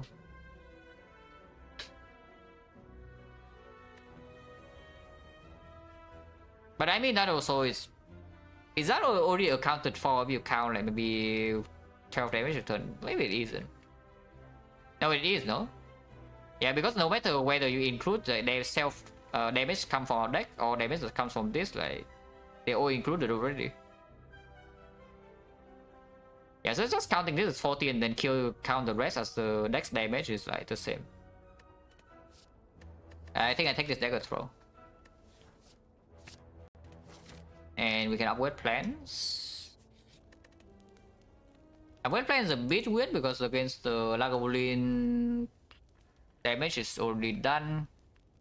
Against the Nob, the plans upgrade doesn't play that well. Into Hexagons it's like kind of needed. And of course later on it's very, very powerful, yeah. Yeah, I guess the Cunning Pot, Liquid Memories, upgrade plans now is fine. If we need to rest, we rest after Elite, of course. Lagavulin, yeah, Stone Calendar is coming in hot. In order for Calendar to work, we need to open turn 3, so we just wait.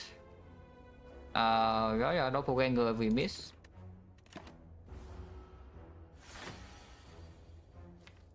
I see. Yep, I see. Interesting. The chance of this happening is... Okay, time to do some math, guys. That is 21 choose 2, right? No, 19 choose 2. Because we need to exactly bottom deck these 2 cards there for this to happen.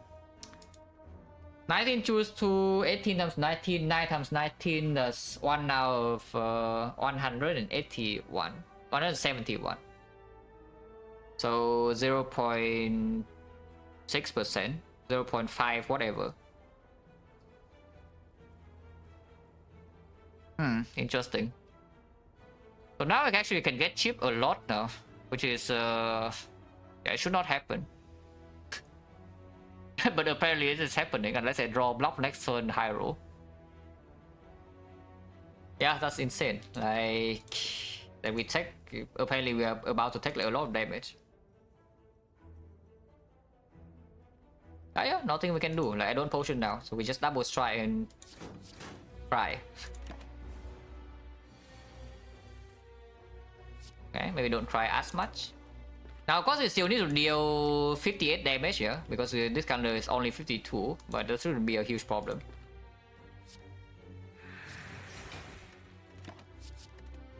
Not having a turn to Doppelganger is like really annoying, I would say.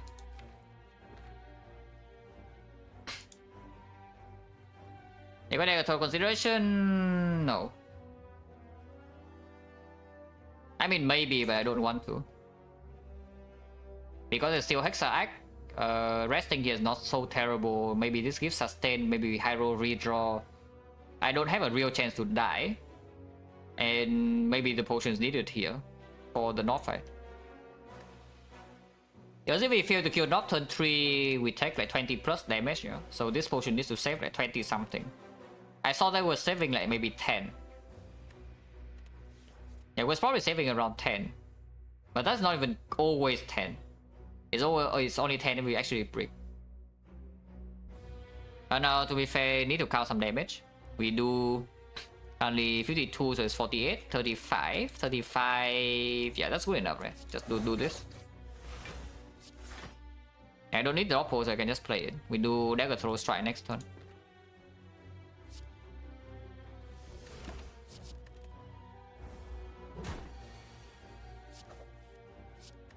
Yeah, drawing Blade Dance now is good. Wait, no. We need to do 18. 18 is actually not possible. Oh. Why did I keep miscount by 10? Oh, I miscounted 10 damage, and 10 damage is not acceptable, yeah, to make a mistake on. Wait, that is bad. Yeah, why did I miscount 10 damage? Yeah, it's like 58 is not 48. Yeah, exactly. I mean, I realized now is that when I see is that 18 and not 8, I know that I miscounted by 10. I'm saying so much? No, it's not a serious question. I'm really wondering whether that's actually real or not, yeah, because I cannot tell very easily. Yeah, if the question is serious, you can look at the stream uptime. It is now 7 hours into the stream. This is run number 4. That's a normal thing to do. And the luck, yeah, I hope not. We can, but I hope not. 18 is there any hope? Kill. This 6 is 6, so no. It's impossible to kill when we can block. We can block next turn, yeah? We retain 2, play this, and play 1 strike. It means I take 6 damage. So I can go to 13. And preserve my pot. Otherwise, of course, I can potion now and the fight is solved. Because now kill, no, this potion is stronger than this potion in the north fight. So if we use one potion, we use this now. On the Blade Dance also. But what if we just block next turn? And then do defense, survivor, neutralize, strike. We deal 5 is a 13. Yeah, problem with 13 is I need to draw both the Blade Dance and the Dagger Throw to kill. My deck doesn't even have added cards. Yeah, my deck actually does not have added cards. It has 1 Violet Plains exhaust, 1 Doppelganger exhaust, and 1 Die also exhaust. And then I have these 2 cards, and that is it. Yeah, we just memorize the Blade Dance now and for the day, yeah? I need this Cunning Pot against the potential knob here. Which is bad, by the way, because right now, suddenly Hex Ghost fight look a lot scarier than before. If I had to use this pot here. Like, we don't have many card rewards to deal with Hex Ghost from this point. And damage output right now against Hex Ghost is absolutely not enough, as you can see from this fight. So hopefully we don't just die to the ghost, because it can happen.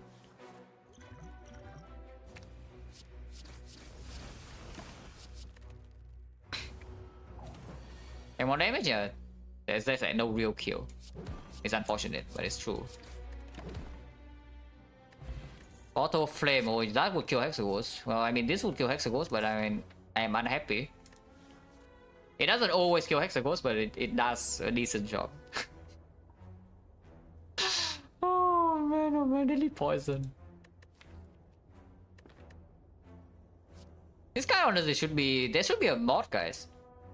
There should really be a mod to rename this card to like mediocre poison. That would be more fitting. So there we go, calendar. You want to know a secret about playing this game? Without the calendar, I don't even go here. So yeah, like, it's good to, you know, change your plan according to your relic bar. Without the calendar, I don't even go here in the first place. If I go here, I would need to trade HP a lot more aggressively than compared to what I did. Auto Flame, yeah, what a garbage. I guess you can bottle die. Bottle die. Sentries are not next fight, so it's like okay-ish. Into hallway fight is fine. To game leader Act 2 is fine. Not sure. Yeah, sure thing. Farm Wood Relic 29. That does not do anything regarding our chances against the ghost, which is bad. Also, we miss a potion here, yeah? So that's a 50% potion chance, which we miss. Now potion chance 60. Hopefully we see like, a fight here in one of the question marks, because like triple question mark to elite is really annoying. But triple fight in ignoring this is also not good either. I will daily poison now in case I need to rest before the ghost or what? Maybe. We do have a chance to die to Knob, which is quite sad, but it's true. Even with the cunning pot. Because I don't have the memories anymore.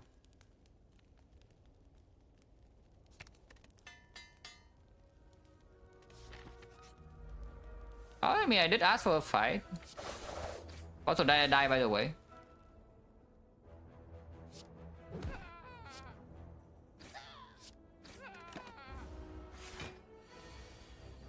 Oh, I mean, that was good. At least. Potion back, potion chance now is 50. Are we doing this again? I really now 1000 cards to Hex the Ghost because our deck sucks or what? It does improve the chance of us dying to Knob. Okay, the chance of actually dying to Knob now is low because of Gambler's Brew. This forced upgrade though, I don't want to really do that, especially with this bottle. And we only pick this and upgraded it. There's no way, yeah, we skip. Yeah, we skip. If anything, maybe outnumber, but probably not. And yes, I do take this. On elite versus 2 card rewards. But the potion drop is also slightly wasted here. And maybe we see more fights in the question marks. So with card rewards, if I don't have deadly poison, I would do that. But I picked the deadly poison and avoided already, so I want to take the elite. Because this relic bar into early act 2, not exactly the best experience, I tell you. it's not the best experience, and sometimes we see healing.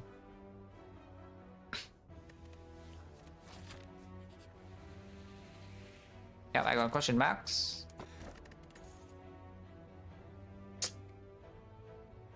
I guess we take. It's not even Knob.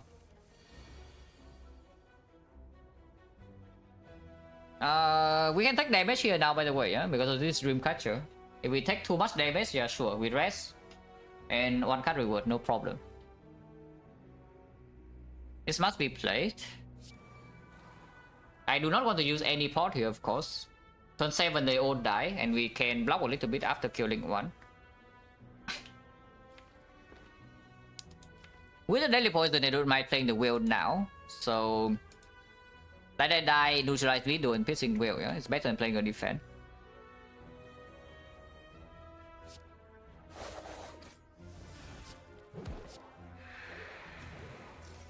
I, however, might block next turn, so I can keep double defense over the strike.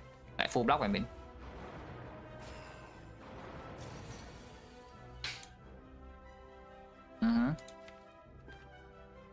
Can take 7. Can take 7, otherwise these are still too healthy. And play Deadly Poison, Defense, Survivor, and hold like Blood Dance Defense. Yeah, I probably should do that. Deadly Poison 13 plus this 25, so we do it on here instead of here, yeah? Couple is a decent redraw, so I can keep it around.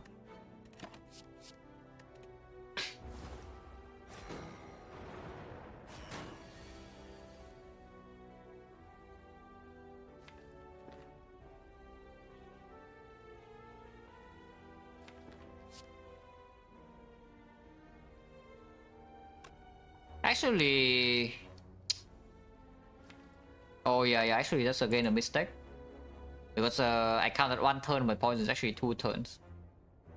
So 6-5 and not only 6, so I should have poison here. Ultimately, it doesn't really matter too much, but yeah, slightly annoying. We still need to spend the same amount of. We cannot kill this turn basically if we want to full block. But it's not a problem. 6-5 to 13, so I can adjust accordingly. We play 2 shield instead of 3. Set to defense and then shift elsewhere. Like maybe here.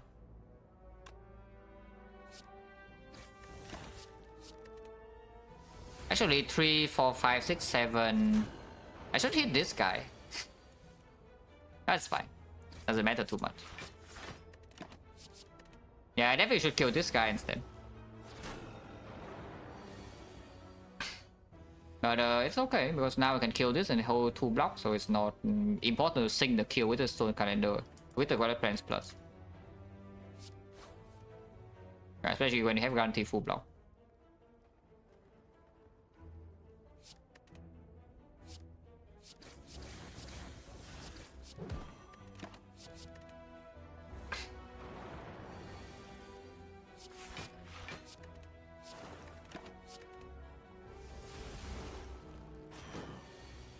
Bam.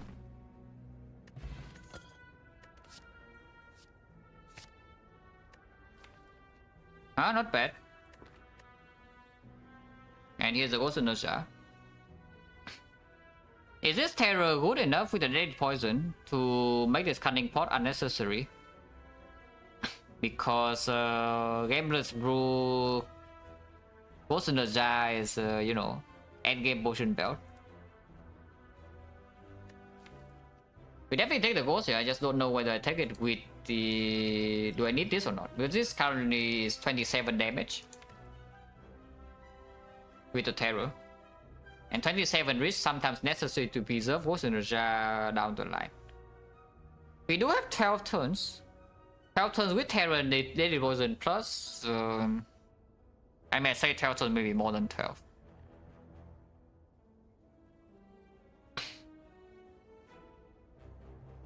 You think Blue? No, I tell you what I actually think. I think we should toss away this Cunning Pot because I spent 79 gold to buy it and now we don't even use it. So it's a better story if we toss this Cunning Pot away. Objectively speaking, I don't know. I think it's okay to keep the Gameless Brew around, but Gameless Brew doesn't play Early Act 2 either. Like, this Cunning Pot is more relevant in Early Act 2. And I guess you can say the Ghost Inertia has long-term value potion already with Violet Plains card in the deck. That we should just be slightly better early Act 2 and then everything's fine. Because Gameless Brew is a strong potion, but at the moment it's not doing nearly as much as the other thing, you know, for our decks like short-term output. Yeah, I should probably do that. Like toss Gameless Brew, take the thing. Am I resting or not? Emerald Ghost, I take Sozu? No. I mean maybe, but it's not because of the Gamblers and the Ghost. I pick Sozu when I see that, okay, endgame potion in the bell is one thing, yeah? But the other thing that we also need to be strong enough to not have to use them. If you have the Gamblers Brew and Ghost and suddenly you walk into like 3 fights in Act 2 and suddenly you need the Ghost to not die, then Sozu is just trash. Which is usually why the most common case of pick Sozu and of Act 1 is that you have like Beat on the Bone or something. When you have insane sustain, you don't care about any hallway fight brick, then yeah, your potions are safe.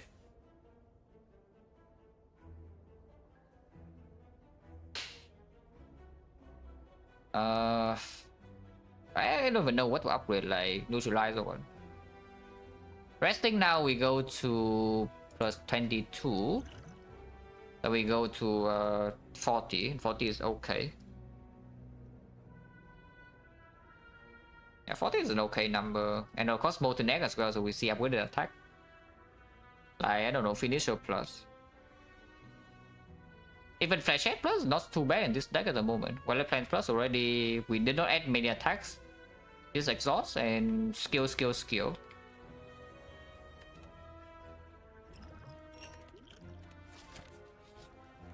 If I upgrade it on neutralize, but any sucker punch in the future comes upgraded.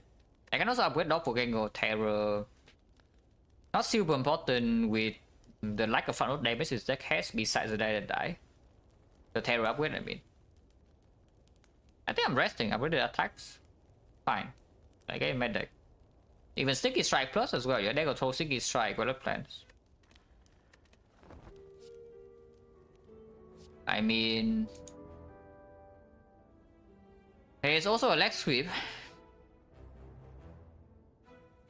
The leg sweep is quite good, I tell you. But we probably take Sticky Strike. Like our deck that has yeah, damage potential of this deck is extremely low at the moment. And yes, Deadly Poison, Leg Sweep, do we want to do that in Act 2? Yeah, do we actually want to play Deadly Poison, Leg Sweep in Act 2? Hexa can sweep? Nah, Hexa is fine. I think Hexa is no problem. Hexa we deal with this, no, it's fine. It's mainly for early Act 2, like what you want more. And yeah, I think Ziggy Strike plays slightly better in early Act 2 compared to Leg Sweep. Could be very stupid. Like we're going to Avocado and have no block and attack like damage. But I think the Ziggy Strike does outperform. If we assume in Act 2, yeah, only in hallway fights. If you want to run to elites, then it's different. And this deck right now, like you Leg Sweep baseball, for example, yeah. Like what's the plan against baseball, for example? Like how do we deal with baseball? How do you deal with Chosen? Do you let the tips run away your goal?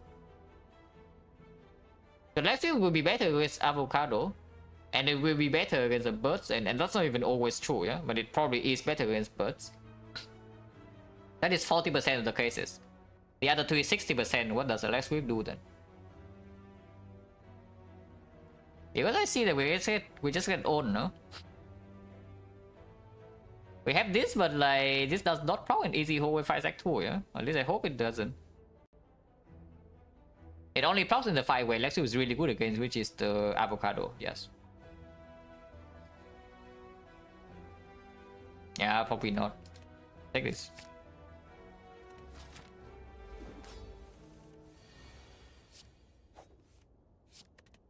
Oh, next turn we hurt.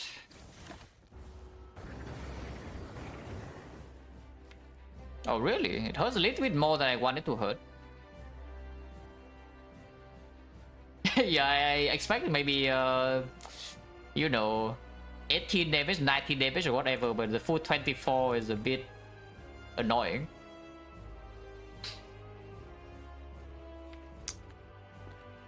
Double full here. 1 out of 9 bottom deck shuffle or Deadly Poison. Otherwise you can do Survivor, Sneaky Strike with Terror and Deadly Poison with weapons in play. And then hold some cards.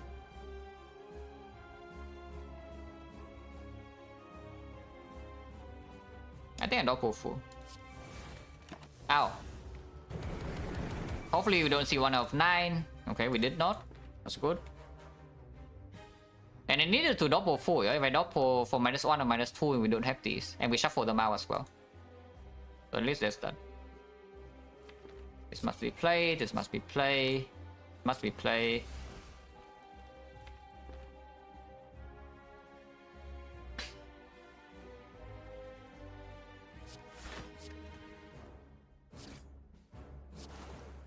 Let's play Strike and hold defend. Sure.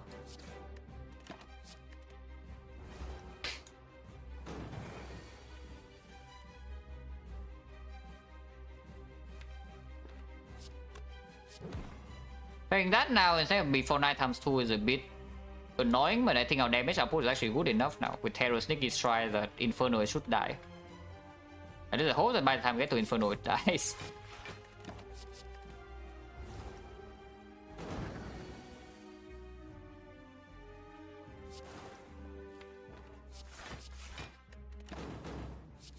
Just again will the 9 times 2.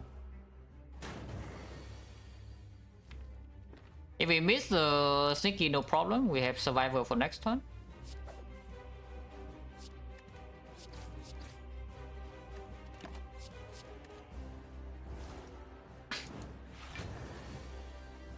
It's dead, right?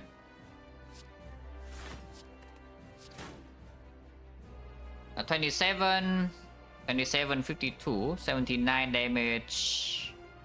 Yeah, it's dead. So I can will now.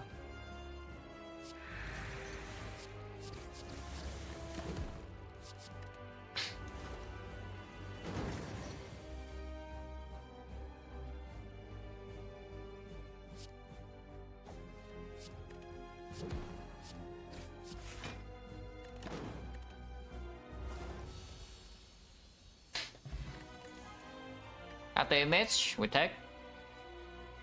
Breakdance deck doesn't really have a way to block.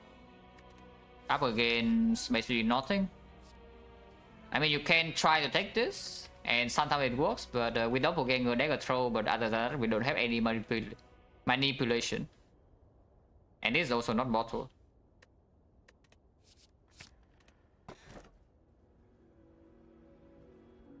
Oh, that's pretty bad.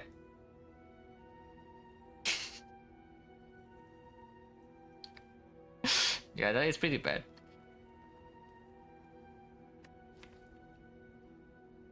So do you want skip? Do you want skip? Or do you want Sozu?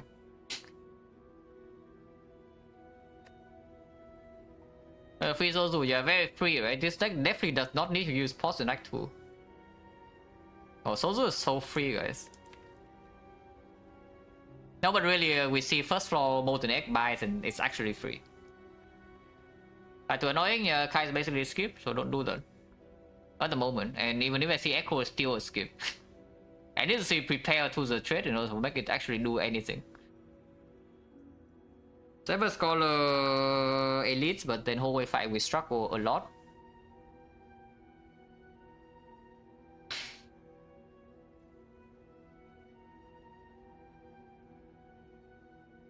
Yeah, see we got this. Have a good luck. Sozu, yeah, Sozu, right? We have Dreamcatcher as well. Maybe Molten Egg buys can happen. I don't trust the other two relics, and we do have Ghost in the Jar. Do I take this?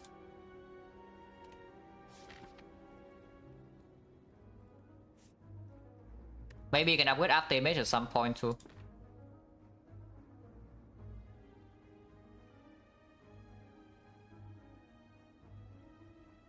Yeah, I don't know, guys. Like 42 minutes, Act 1, Sozu as boss relic. It doesn't seem like a very chill run to be.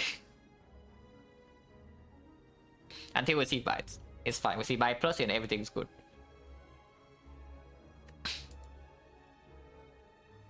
Ember's Brew? Nah. This is still fine. Like, in fact, this might be more important in Act 2. Actually, no, that's not true now. Now that we have the Sticky Strike, Ember's Brew is just better. I mean, kinda better. It's still this outperformed in very early parts, but yeah, it becomes obsolete quite soon. That's fine. Mass question mark? Yes, no, maybe, because potion drop is like 0%. After these 3 floor, if things are bad, we can maybe go this way, potentially fighting this. If not, we can dodge and then go to this shop.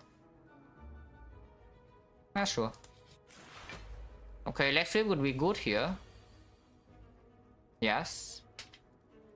We will also not draw this turn though, so it doesn't matter too much. Yeah, left flip would be good here.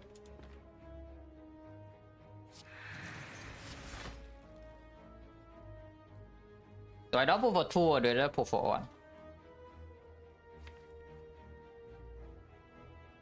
About to set up after image and water plans earlier, and then we can deal damage with calendar, some terror. Yeah, this is just stronger.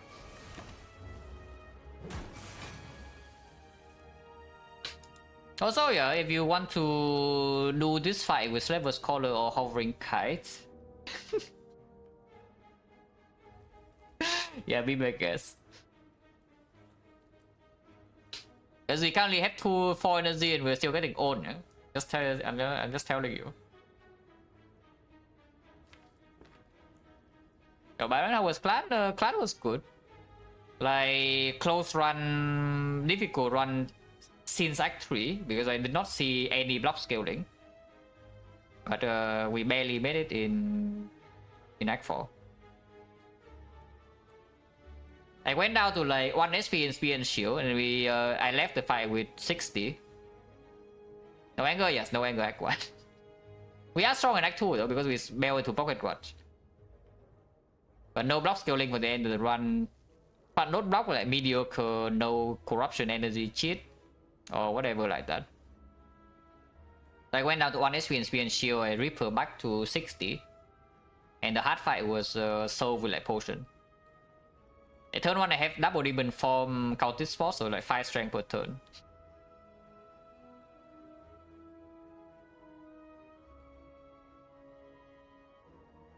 Apparently I cannot get a relaxing run today, yeah? Like no run is free. But I guess that's it's 2 days ago, like all 3 runs I played were free, so maybe 2 days like no run is free. Watch a run lasted 4 hours. And here we are.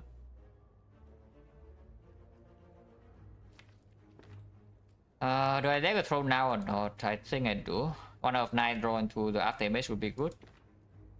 Sneaky Strike Activator is still in here. Okay, fine. Lexu will be good here.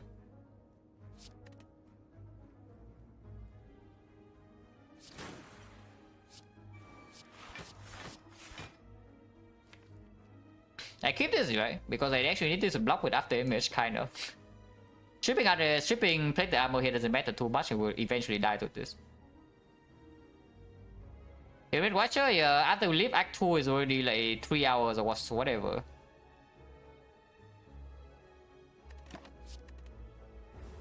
Because we came, yeah, like ignore the Act 2.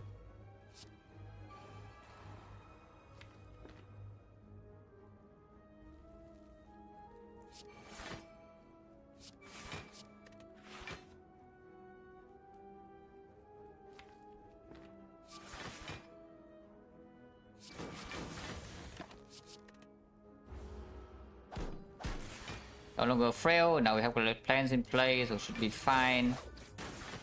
I mean, I hope we are fine.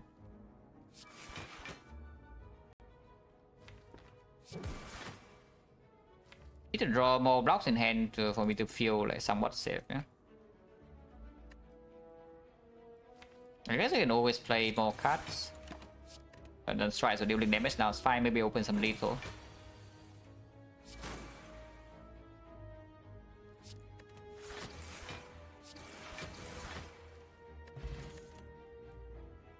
Throw a dagger if anything to play with after image a little bit with unavoided cards. We have Molten Egg. Accuracy difficult to pick. And we are not even fighting champ. Yeah, probably skipping this.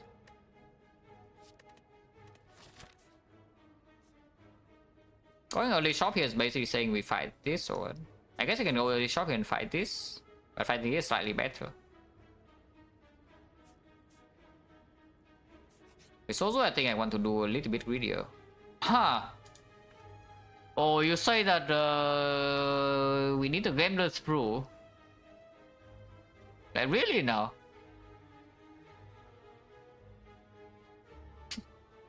Do we give him this cunning pot or not? Or do we give him something else? Because this dagger throw right now is quite decent. If we toss away the dagger throw, Sticky Strike becomes quite a bit worse. And we also like 4 energy, sometimes like base cards, 10 base cards with 4 base energy. 109 is way too much, I would say. But maybe we don't even go to a single shot in this act. It's possible. Gambling chip? I don't want gambling chip.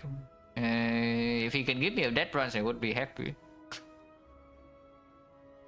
By siding, yeah, not here, I can tell you that much. There's definitely not here. Yeah, well, yeah, the thing is like, we pick a dagger throw plus even now though. 2 dagger throws in my deck, no problem. 109, but 20% we see shop here, yeah? And it also closes this out. But Cunning Pot makes this fight so much safer. Bandages doesn't even do anything.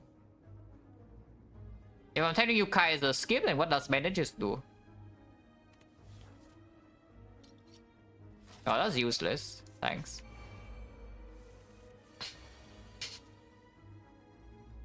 Yep, easy hallway fight. Incoming.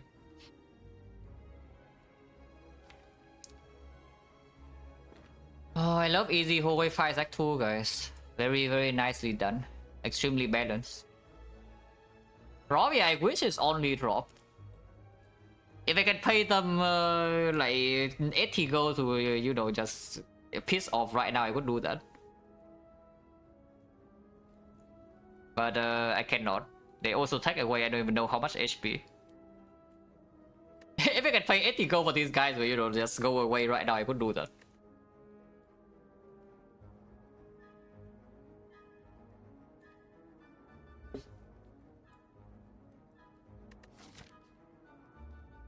Also, this means the advanced swords are here, yeah?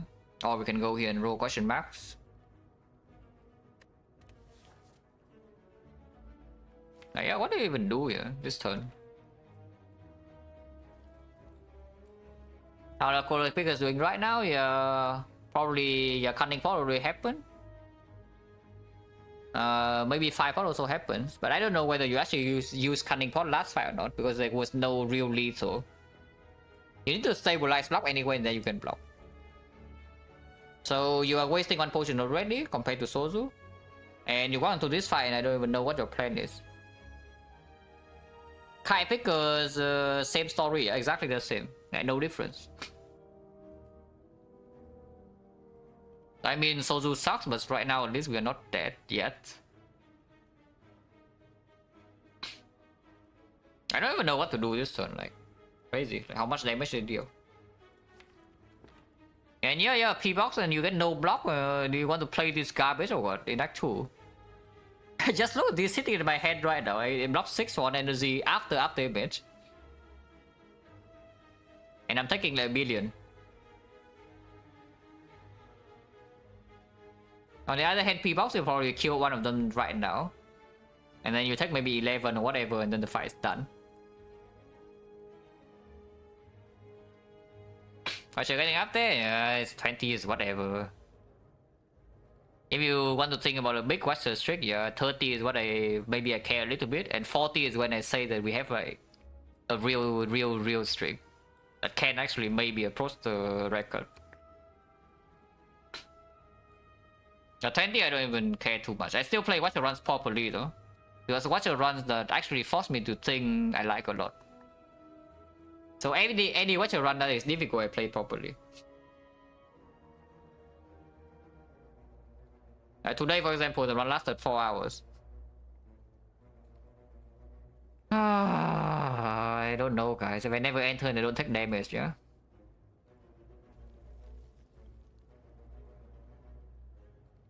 How much am I blocking? 1, 2, 3, 4, 5, 6, 7, 12. So I'm taking 10. Taking 10, dealing 25, so it's 24, 25. And yeah, I need to draw this next turn, or this next turn, otherwise I get owned. If we draw all strikes there, we don't even kill.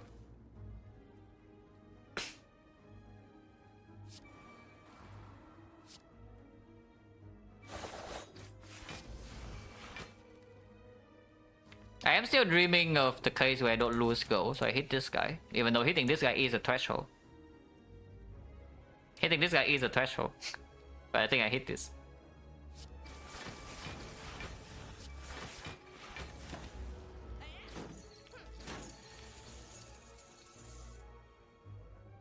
Black Sweep Pickers?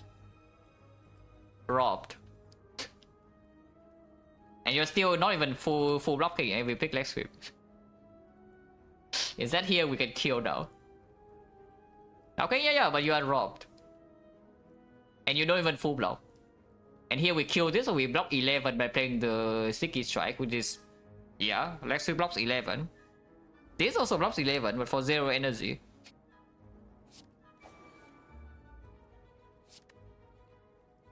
Now to be fair though, it still hurts quite a bit. But after base can cover, we take 3 only. Ow.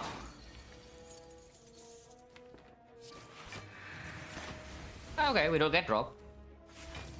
And perfect HP for operations here for next floor. Predator plus? Yeah, I guess we take that. Better than Quick Slash, right? I think CP, yeah, I don't know, like... I see that follow damage is slightly a bigger problem, yeah, which is quite tech. But Leg Sweep, generally speaking, is very good to pick first copy. I play them, yeah, I play them for them to piss off on turn 1 instead of, you know, dealing damage and then go away.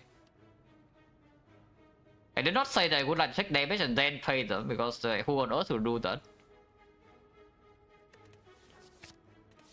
Okay, commit to Elite, Motoneck bites, easy, every time. Farm bites. Not bites, but mutations with the die or transform tool with the Motoneck is something. You can still see bites next floor. Problem mutation is that you cannot really have souvenir to block first cycle of the heart, yeah? But we do have Potion Jar still somehow can preserve, it's good. And this is more likely to preserve potions for the rest of this act 2. Also better with this. If we need to use it to not to kill slavers, this is quite strong. Yeah, I think I do that. Bottle die as well. Bam bites. But not bites, but 10 upgrades attack. I like 10 upgrades. That is quite strong, by the way. Yeah? The past few 2 floors. The past 2 floors, I will tell you, extremely strong. So maybe we get bailed out by these question marks. Yeah, sorry, not multi-deck bites, but not bad. 16 is perfect lethal here. Unfortunately, no doppelganger turn, but we can hold doppelganger neutralize, I guess.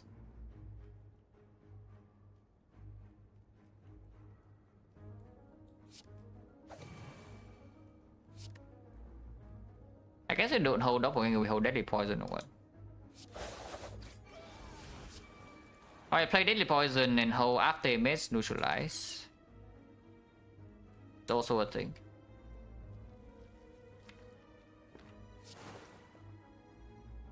Yeah, then I just played this, you know.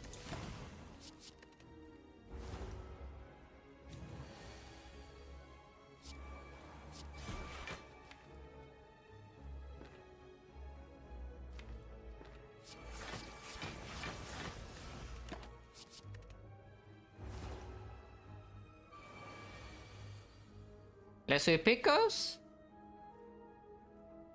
Weaken. Okay, I stop now.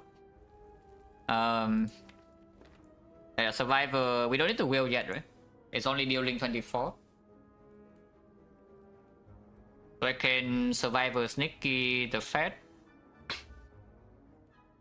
And see by late floor, yes, but we do not go to a single question mark from here unless you don't want to fight secondary. And after ancient writing, I think we're actually quite decent by power wise. Especially with this, yeah, this front load and ancient writing also like very strong front load. So it should be farming more at least in this act after this fight. If I will now, then we don't have a way to deal with the next attack. And right now I can see we have full block. So let's just do that.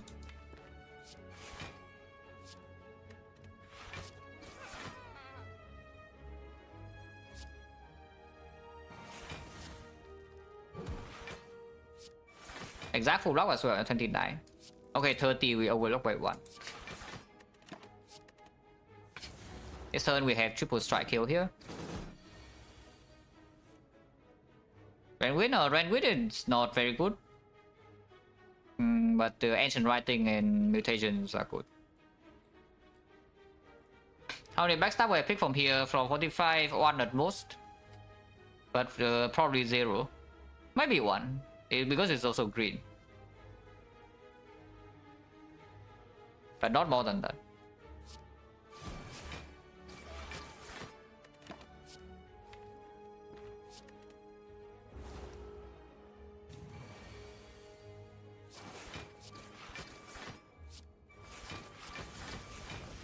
Next turn, Dagger throw sneaky. She's dead. Thunder on 2. And we take 0 damage. That's good.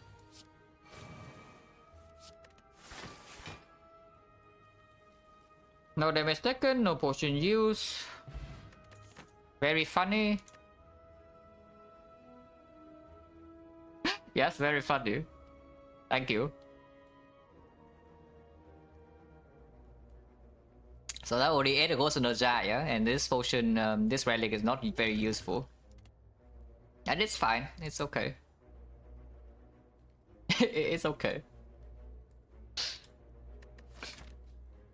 Dash plus Dagger Spray plus, these are both okay-ish. Dagger Spray against the Collector. But we just fought the leaders, so it's not super useful in these fights. Third one mutation's okay. Dash is not nearly as strong as before with Defense plus now. Yeah, when all defense are green, we have after image, so Dash is not actually doing much. Come on, yeah, sure. It's fine. Yeah? Repair is okay into upgrade, but I think we might be resting like once. And with Terror, okay now with the 2 costs here, maybe a bit here, maybe a bit here, a bit here. And with Terror is fine. And with after image is okay too, when we mutations, maybe we can burst some hallway fights now. Psycho not interested, Psycho Sozu combo with the gods. Nice hero upgrade. At least Dagger Spray is in thing. Hero here or not? 1628 damage on this, so it's still at half.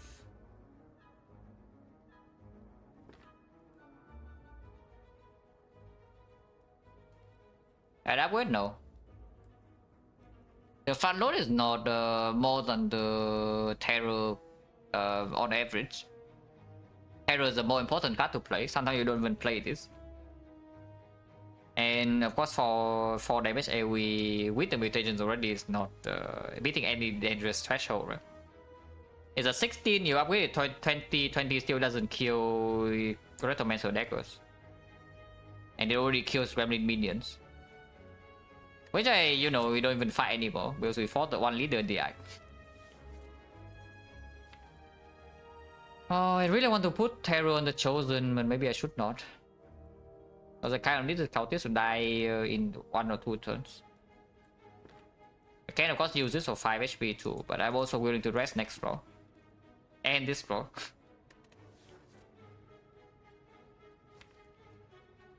Yeah, I probably should steal Terror here.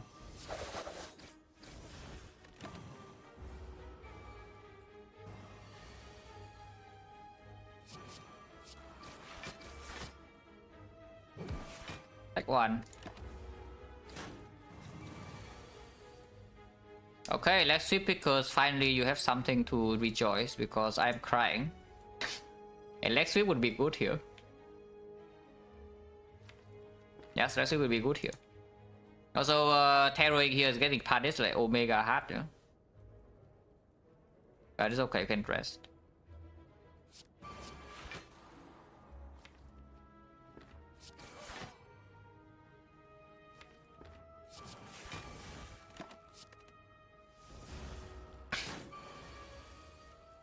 Oh man. Oh, this draw is so garbage. This draw is actually so trash. Like crazy.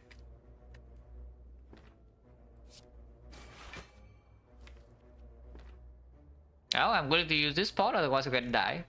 Sometimes.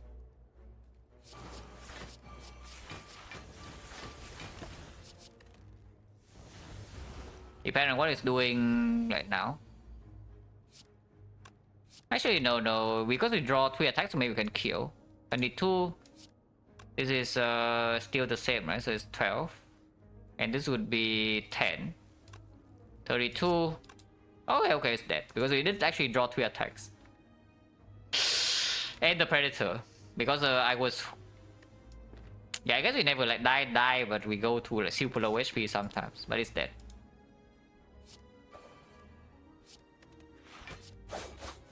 That's dead.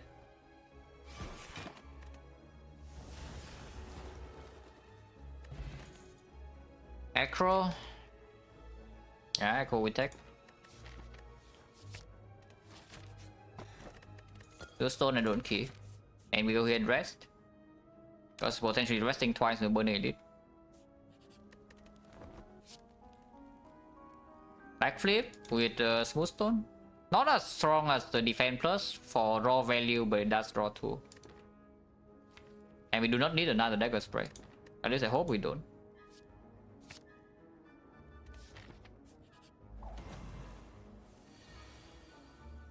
I mean, this I hope we do. 23, 35, 51. So that we can kill this. We waste damage on dagger spray, but it doesn't really matter. Oh, no after damage. It's fine.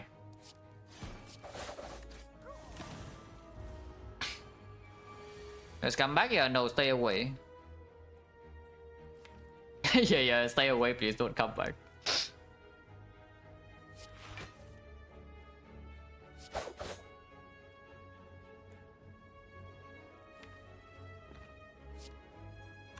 $13, 16, 16, 8. So yeah, we probably still hit the lower one.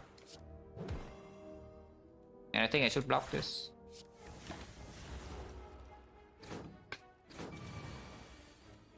Yeah, that's fine. Take 3. And next time we have lethal. Take 2 because of Smoothstone. Smoothstone owns. Thunder was still intact. If possible, I would like to keep Sundial because it is relevant in this fight. So we'll see what happens like here.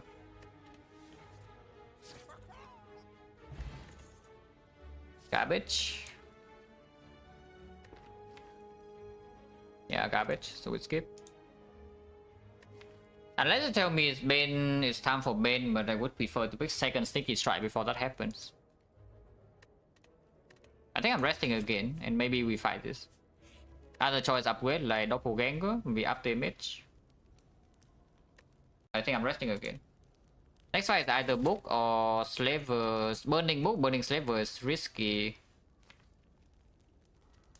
But free parting is also pretty good. We have front load, front load, front load. Upgraded base cards. Mutations. And HP. I mean, I did say I would pick it, so I wouldn't. Other choice dagger Sucker Punch Plus, because otherwise we don't actually have quick. It's also a reason why I picked the first Sneaky over the leg sweep, by the way, yeah? Because any Sucker Punch later on comes green. But I think this second Sneaky is good, otherwise our damage in Collector is not good enough. You can try, yeah, both times right, with summon Sneaky Strike and this shows up. If it's good, yeah, damage go to 0 deal 16. Because if we kill a small minion in Collector, it blocks more than this quick. If we kill the Slaver turn 1, we also block more than this quick. And both stabbing also needs to die. And we have the Piercing Whale block 1 turn. Am I stupid or what? Because I want to fight this now. It's okay. I mean, if I am willing to spend Ghost in the Jar, we probably never really die there. But I hope that we don't need to use Ghost. We are, however, also extremely strong for the short term. And with the Sozu playing safe, it's not super cool, you know. 59? No, we have 69. Like, what do you mean? We have perfect HP here. And I'm willing to spend Cunning Pot in the Slaver 5 with Burning Slaver.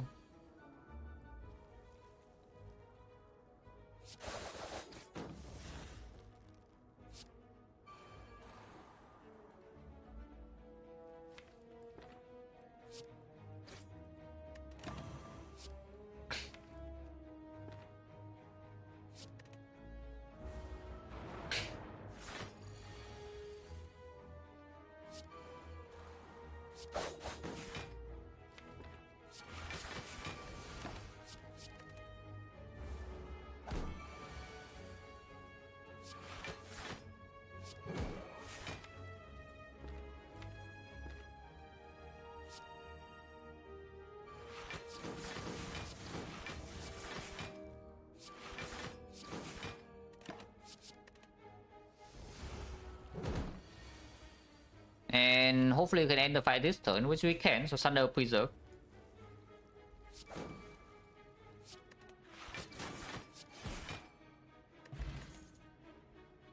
Okay, fine. Sucker Punch will be good, but now we can pick Burst. Now we can pick the Burst instead. Yellow card. With Deadly Poison, with Doppelganger, but not really this unless it's green. It's okay with the after image too, I guess. And yeah, opens up some catalyst. Maybe it's a bit weird, a bit catalyst in this kind of spot though, but maybe it's possible.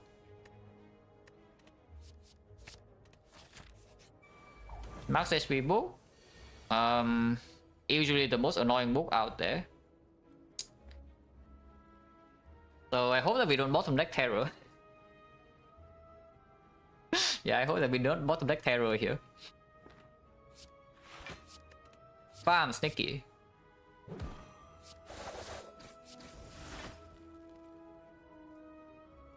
I'm worried because this potion right now also is only 27, right? So we can use it after Terror and it's doing the same damage, and also it gains block with after image as well, which means there's no reason whatsoever to use it here. So now we have a normal book. It's kind of like we passed turn 1 is a normal book now. We can rest again. The second Sneaky misses, which is quite unfortunate, but it's okay. Predator double defend or Predator defend Deadly Poison.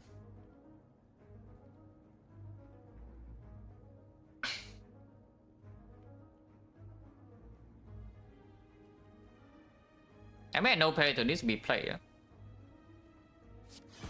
I know, of course, we play 1 here. But do I play this or do I play this? This blocks 9 1 wound.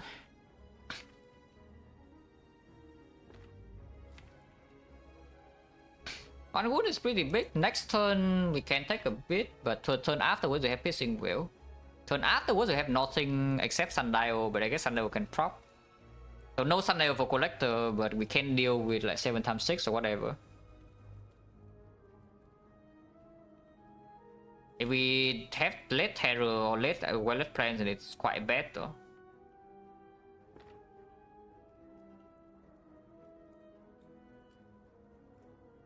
Turn block? No, that's fine. Like we have Acro backflip still here. Like we draw 3, we draw 2, we draw 6. We draw 6 total, maybe draw more from this, and this blocks alone for the 7x5. The turn afterwards we have 7x6, we can Sundial into something with Wallet Plans after image. It's just that afterwards there is a fight over yet. Because this Deadly Poison is dealing what, 7, 6, 5? 4. So it's like 22 damage for 9 block and 1 goon. That sounds pretty bad, no? At least for me, that sounds pretty bad.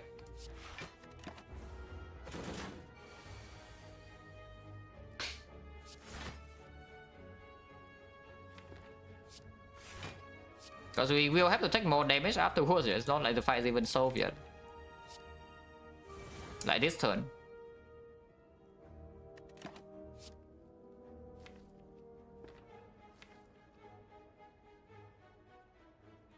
We can burst Acro, burst Blade Dance even.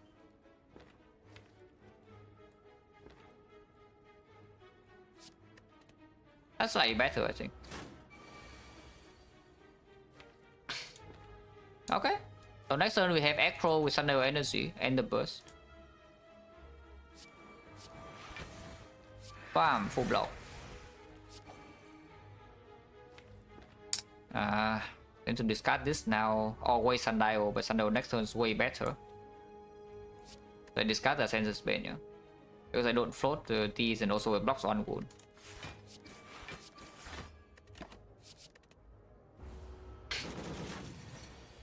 Oh, rare pattern. I mean, yeah, this can happen too, I guess. That is bad, by the way. Because the problem with this pattern is that I was planning to just block another. So this one we have Sundial, yeah? If it's doing, yeah, calendar exactly that. If we can block 42 here, which we should be able to do with Burst Acro, Sundial Energy, and Wallet Plans and such. Then next turn is 24 only, we should be able to block that easily. Turn after it dies to calendar. But here, because it draws a rare pattern, 15% big hit, next turn we need to block 7 times 7. And that's not very easy. That is really not very easy. Next turn. Oh, maybe we need to rush for a kill now one. Yeah, I think burst acro. Yeah, I think we can burst acro.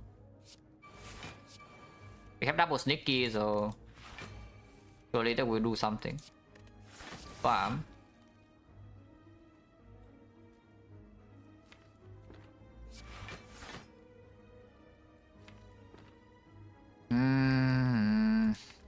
Oh.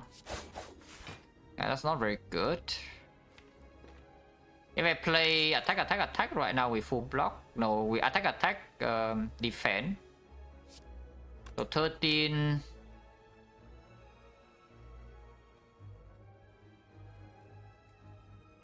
Plus another, yeah, 4, so 17. 1, 2, 3, 4. No problem, right? Yeah, no problem actually to do this.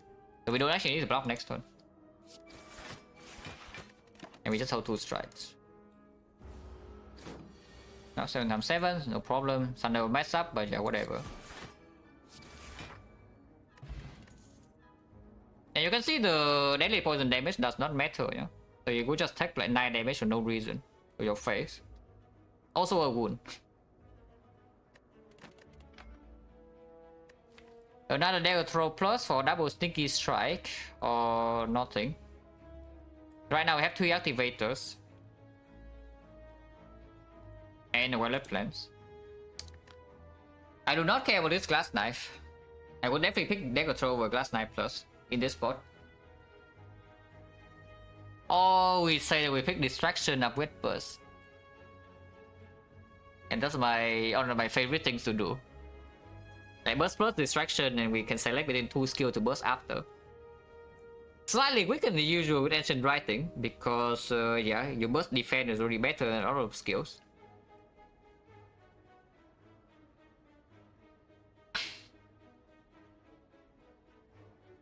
The dagger throw is like fine, right?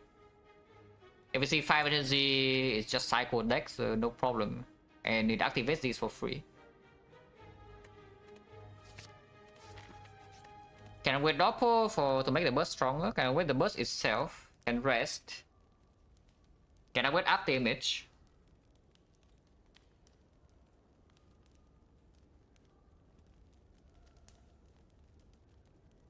And burst plus with every defending green is quite powerful. Resting from 52. Now to be fair, we don't have weak chain, so blocking collector is difficult. If we rest, we can see like leg sweep, sucker punch, malaise, whatever. Okay, not malaise, we literally just saw gas knife, so red chain is like 0. That's another thing as well, yeah? Red chains right now is like nothing. Now we can see weakness, and yes, having to use Ghost in the Jar would be quite bad. The problem is that this problem extends all the way until Act 3. Sure, we have risk Burning Elite, and now we have free passing. But like, at some point, you know, these upgrades will pay for themselves. Like this burst upgrade can pay immediately. And the burst upgrade can just pay for itself immediately.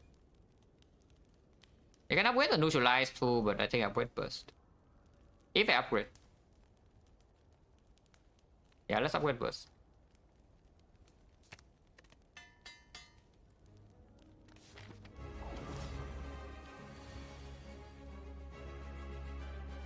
Okay, die and redraw is okay. I don't need to play this now. So hello Digiolet, good luck. So we can do double Gengar, Artemis double Gengar for 3.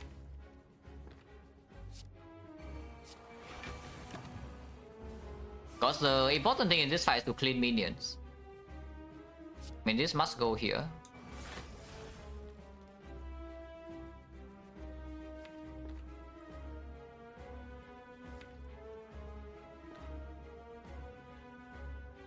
Do I accept burst blade dance or not? I can dagger straight burst blade dance first and then burst a backflip.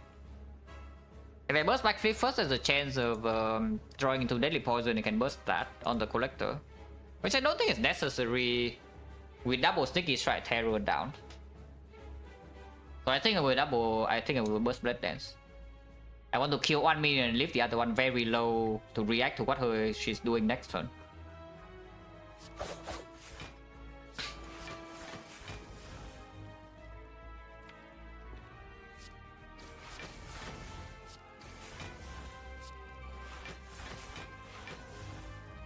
Ah, would have landed burst daily poison, but that's fine. I think it's try retain, yeah? Because we have some dagger throws in here too.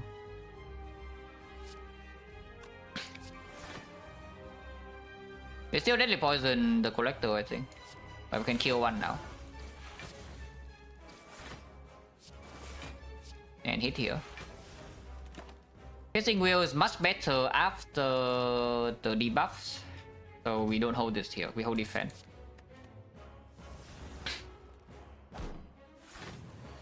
Okay, if she attacks then we just kill this.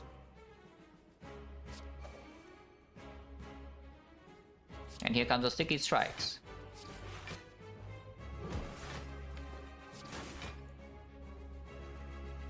Shuffling out Predator, that is okay. If we draw Predator right now it's better, but shuffling it out is fine too.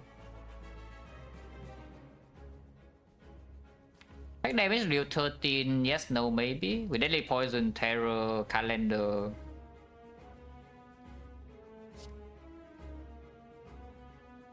Especially with minions dead and we still have Dagger Spray in the deck. I think I just block. Turns debuff, but we know we have Predator.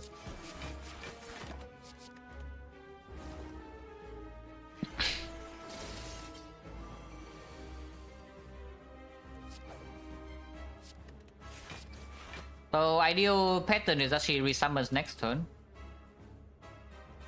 That would be good. If it resummons next turn, we're chilling.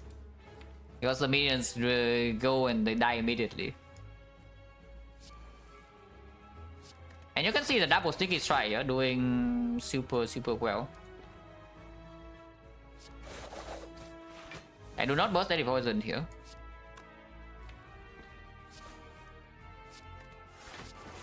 I hold burst and defend and we block next turn and she's like basically dead.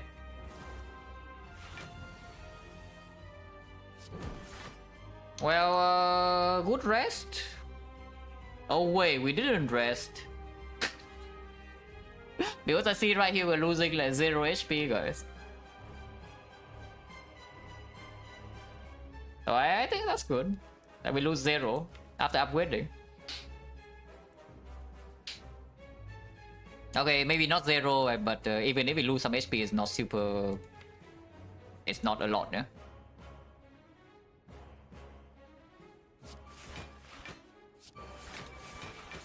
And to be fair, next turn she can also just still own us.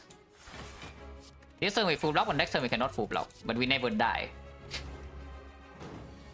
Oh yeah, she's dead. Calendar comes in.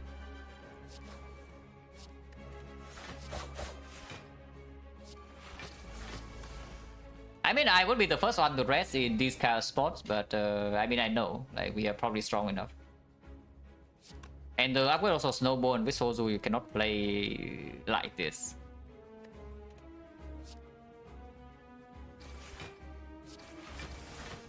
Bam.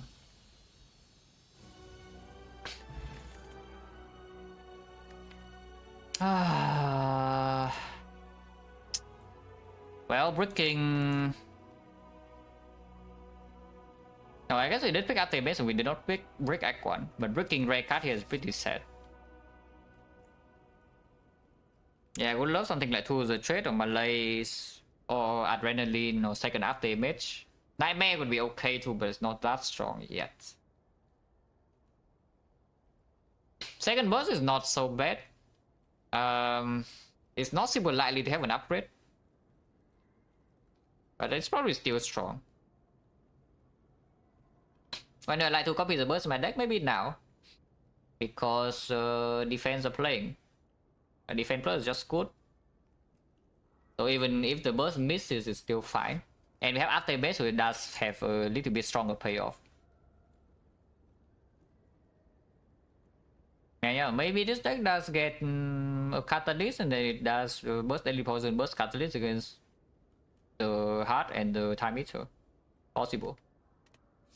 And it's like burst over again skip. I don't pick grand finale here. That's not pyramid, but fusion hammer. Yeah, now you can rest all you want. Yeah, now it's time to rest all you want. Unless you want to pick this, but this doesn't even give us a potion.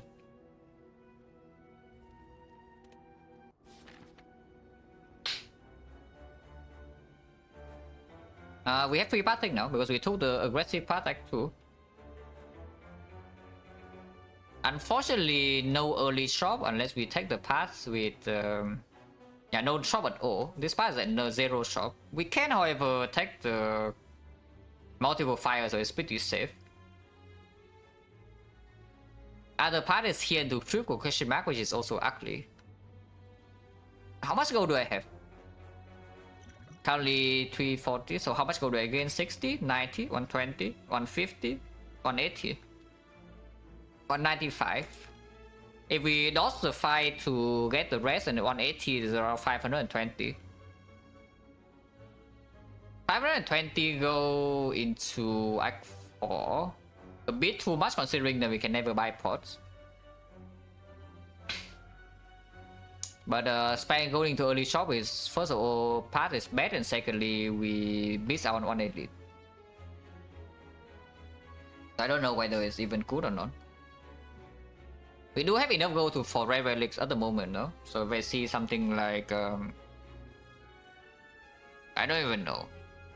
That race now is not nearly as good as in early Act 2 because yeah, we have added like more cards as not blade dance. None of these exhaust. Incense burner would definitely still buy, but that's only 1 rare relic. Pocket watch on 5 energy a little bit weird, but doppelganger sometimes can still happen.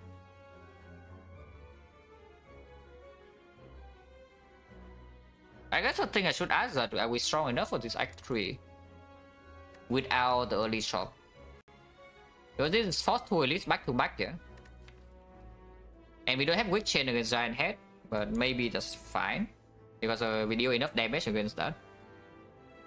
Retromancer, same story, but we can kill minions, and if she's alone, we can block. And we can absolutely block Retromancer alone. Nemesis is the fight where if we draw out of place late, then it's bad. And rest doesn't come until quite late in the act, but we do still have plus 10 in the potion belt whenever, and this potion bails us out of like 1 spot. Sometimes we see question mark shop. I guess triple question mark is only 3, yeah? We don't need to go to more than 3. Usually without any relic that tells me I go to question mark, Act 3 I want 2 only. 3 is slightly higher than what I want. It's not that bad. Let's do 3 elites. Let's do 3 elites.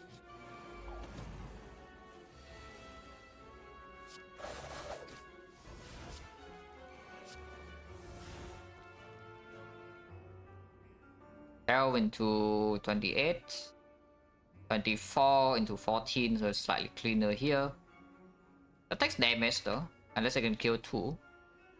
I cannot kill 2, so I would take 4 for no reason, so let's not do that. So I tell plus 28 here then.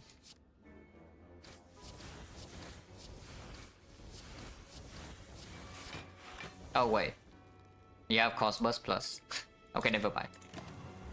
It's fine, it's fine, it's fine.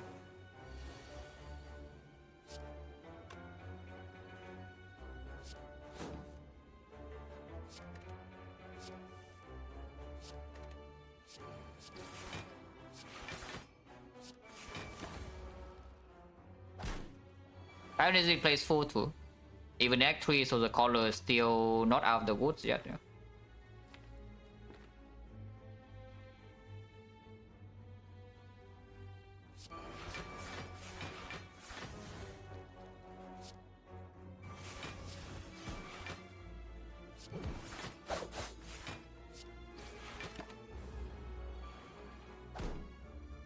Oh, discarded? Yes. Messing up Sundial, we can probably set it up. Actually, no, we cannot. Yeah, actually you cannot set up sundial. Never mind. That's okay. That's fine. Yeah, set up nunchaku though. Probably.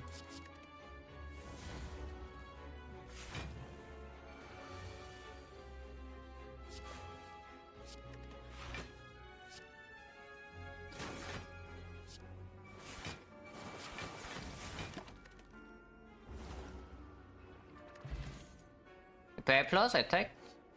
Especially with deck with all base cards. Not enough positive draw to really make it super good, but maybe we can pick a reflex now. With double dagger throw acro. Other choice also nothing, yeah? This cannot be upgraded. We don't need this.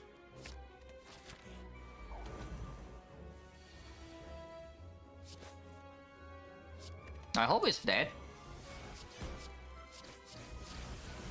It is dead. So mutations coming in hot.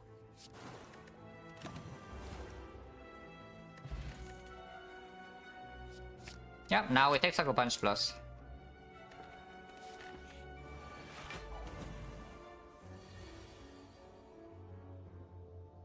Spiker.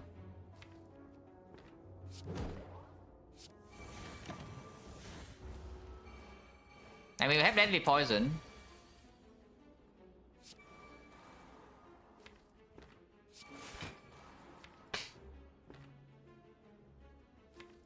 And the calendar, guys. You have calendar too. Hammer, Choker, and Tiny House. So like super obvious hammer.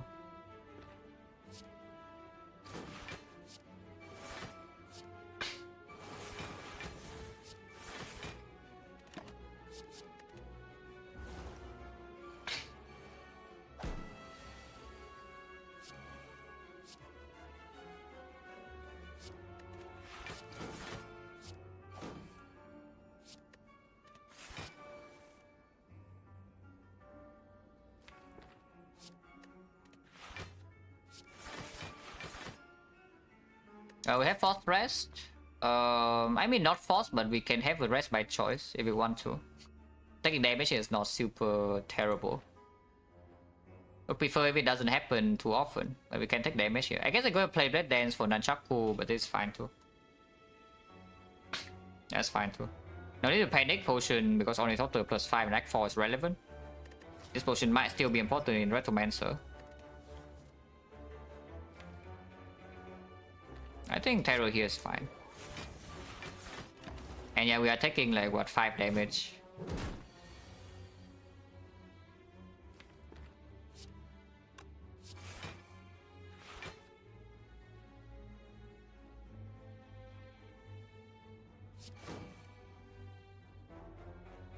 And I mean, your double sneaky is doing something.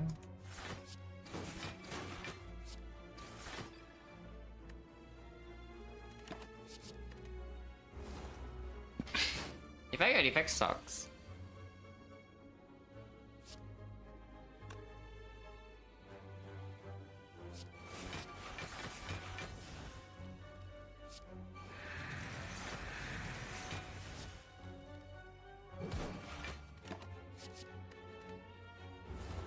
It has a calendar in 2 turns.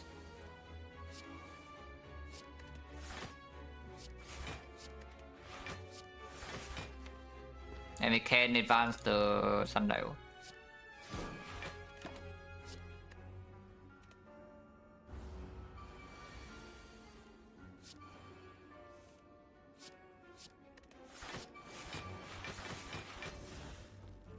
Yeah, I cannot really play 2 attacks, right? So it's fine.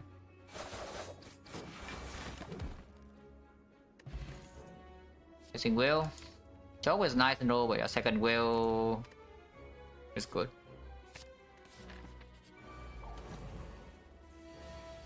Considering this deck can block the single big hits, that's somewhat okay at the moment. We don't have footwork, so it's not like as easy, but these are still blocking like 10, with Be of Death blocking 8, with some burst and 5 energy, it should be barely okay.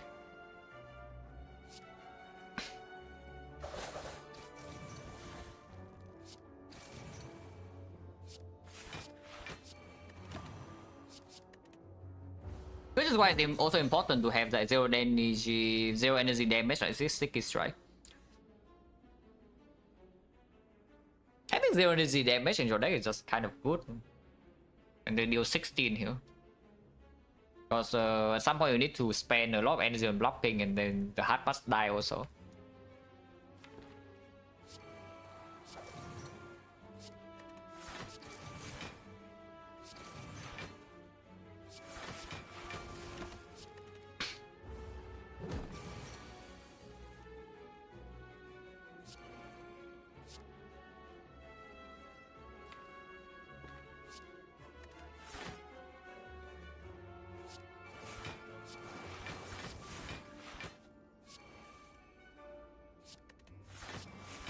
Terror is not late.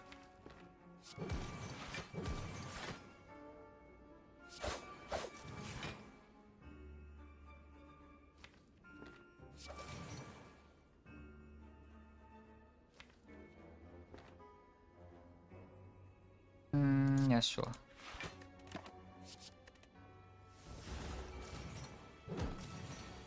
The 90 instead would be overpowered. They would never do that. There's no way there's anything in the game that makes Sticky deals 19. It would be too broken. 49 is currently doing what 70 is 21. So double strike is fine. Thunder unfortunately messed up and it's right before elite, but we cannot do anything about that in this fight. And maybe try to do the nunchaku thing.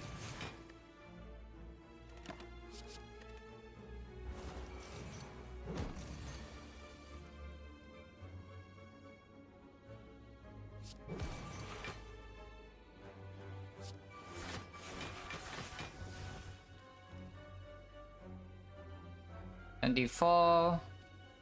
Yeah, play Blade Dance single. It goes to. I play Blade Dance 5 ships. His ship is 6. So it goes to 30. 54. 54 is 36 and 36 is 27, which is full block. Okay, so this works.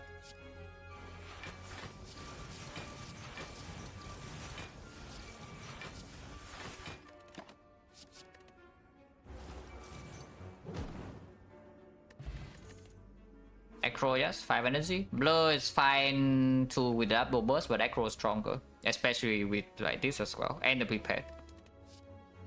You hope the gods. Yes, thanks. This is why you don't go to so many Act 3 question marks.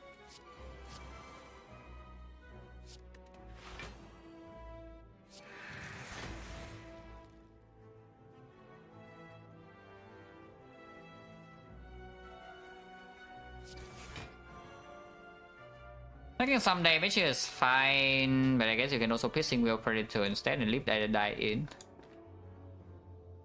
That's fine. I hope that we're actually okay in this fight, yeah?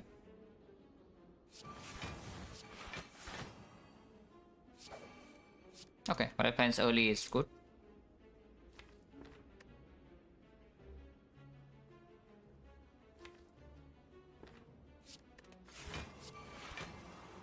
Burstly poison.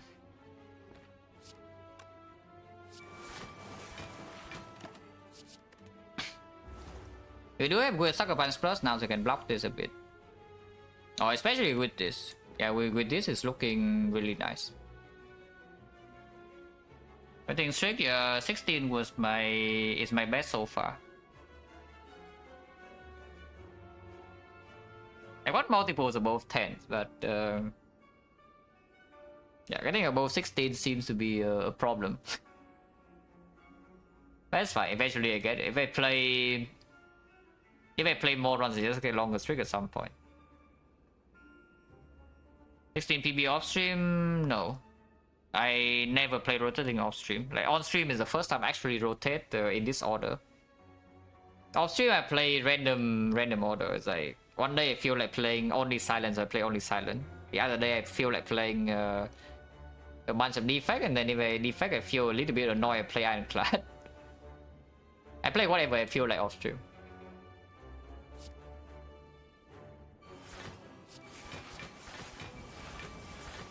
Yeah, +6, so we have a pretty freaking big turn next turn. And hopefully there can be a lot of slow damage. They shuffle in the Sticky Strike as well, which is very good.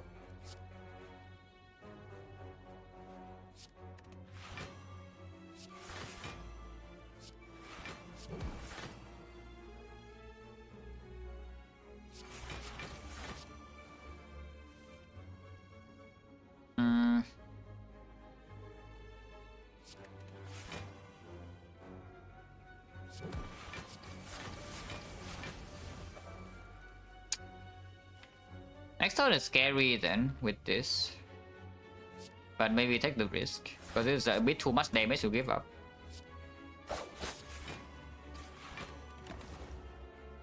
And yes, we have rest coming potentially, so it's fine.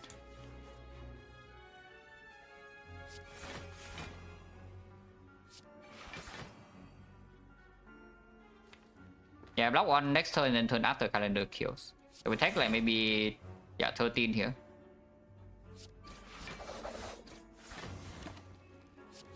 And hopefully some burst block card can happen. It is burst.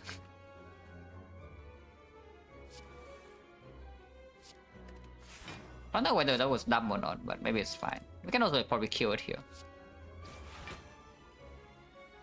Yeah, it's like dead, no?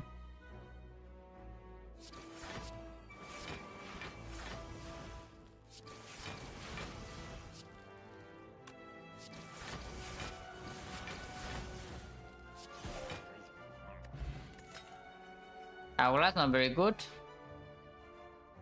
Then no.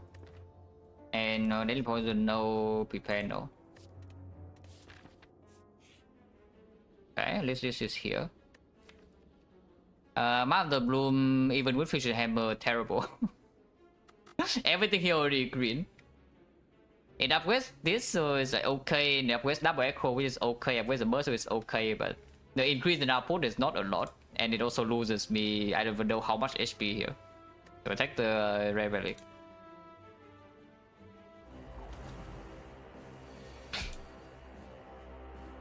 Where's the Bloom good? When your max output is not enough, you take that. That is the biggest boost in output in the entire run. At least usually it is. In this one it is not. On Bad 5 equal dead? No, that's not even close to being true. And that's not even close to being true. I mean, you can see... I think I have this one highlighted in the... in some collections in the Twitch channel. There's a run where I took Mother Bloom on 20 HP. We were bleeding like crazy in Act 3, I went down to like 20 HP or so. And we see my Bloom near the end of the act. We have a full heal. We have a Rare Relic for free. Or we have the upgrade O on 20 and that's in Act 3, yeah? And after a little bit of thought, I click the Mother Bloom and we just win. It's the biggest output boost in the entire run. Like that button. It's just, of course, you need to be... First of all, you need to be not winning currently. Because if you're only winning, yeah, you don't click that. Because it does give you a chance to die. But the second thing is that the Rare Relic also doesn't really help you out of your hole. But here I think we are doing okay. The output is like barely sufficient for the run. So I don't need that, and it doesn't even upgrade the base cards.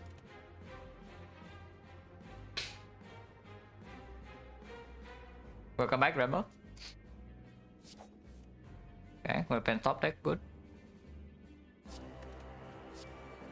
You can set up Sundial before here, maybe.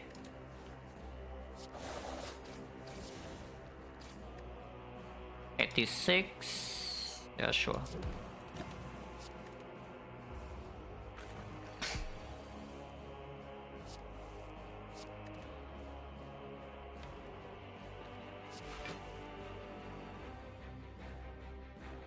I guess we can split now, it's fine.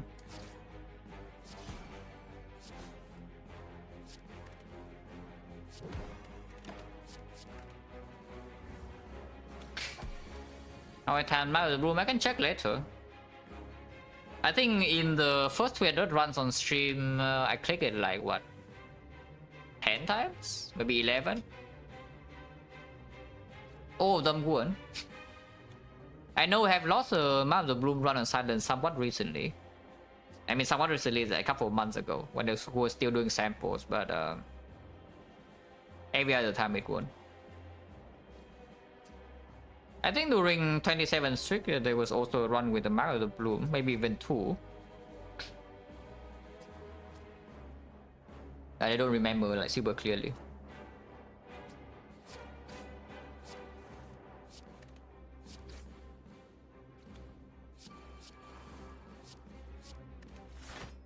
Yeah, next turn Sundial.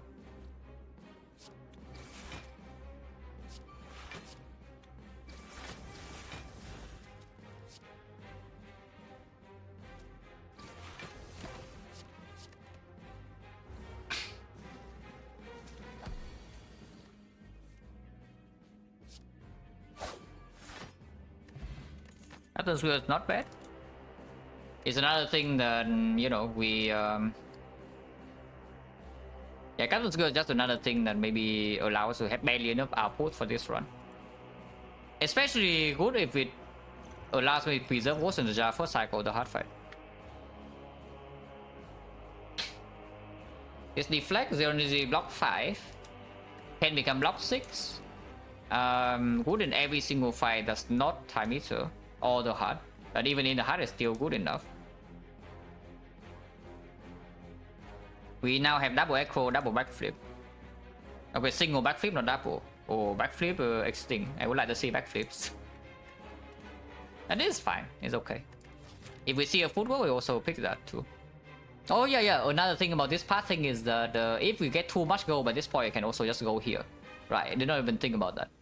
That is true. We don't actually need to fight this elite. If we have too much gold, we can go here. Like for example, this fight drops like old coin or something.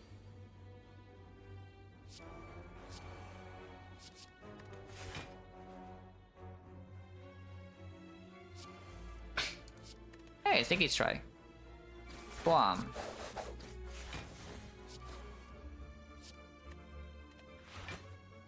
One week is not worth it, yeah? So we double 2.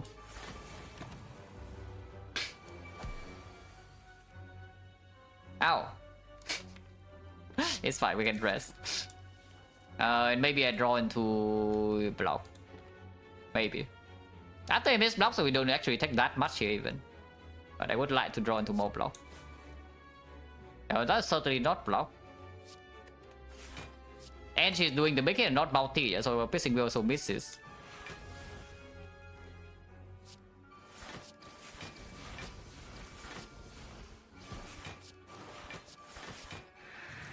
-9. Ow. Oh, she's too good. Retomancer, too good for me. Yeah, just too good for me.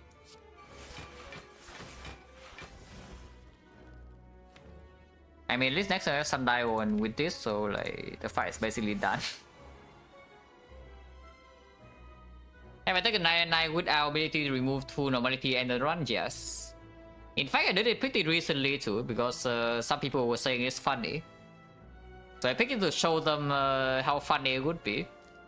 And then die at the back 3 boss gauntlet because, you know, when normality sucks.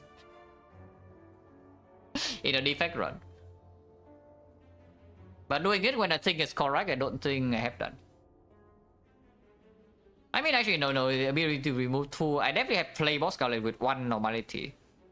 I don't think I've played Act 4 with any normalities.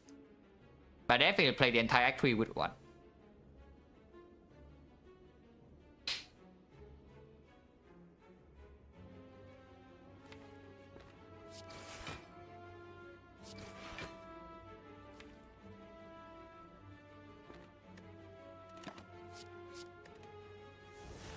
We have more fights to set this up again, so no problem.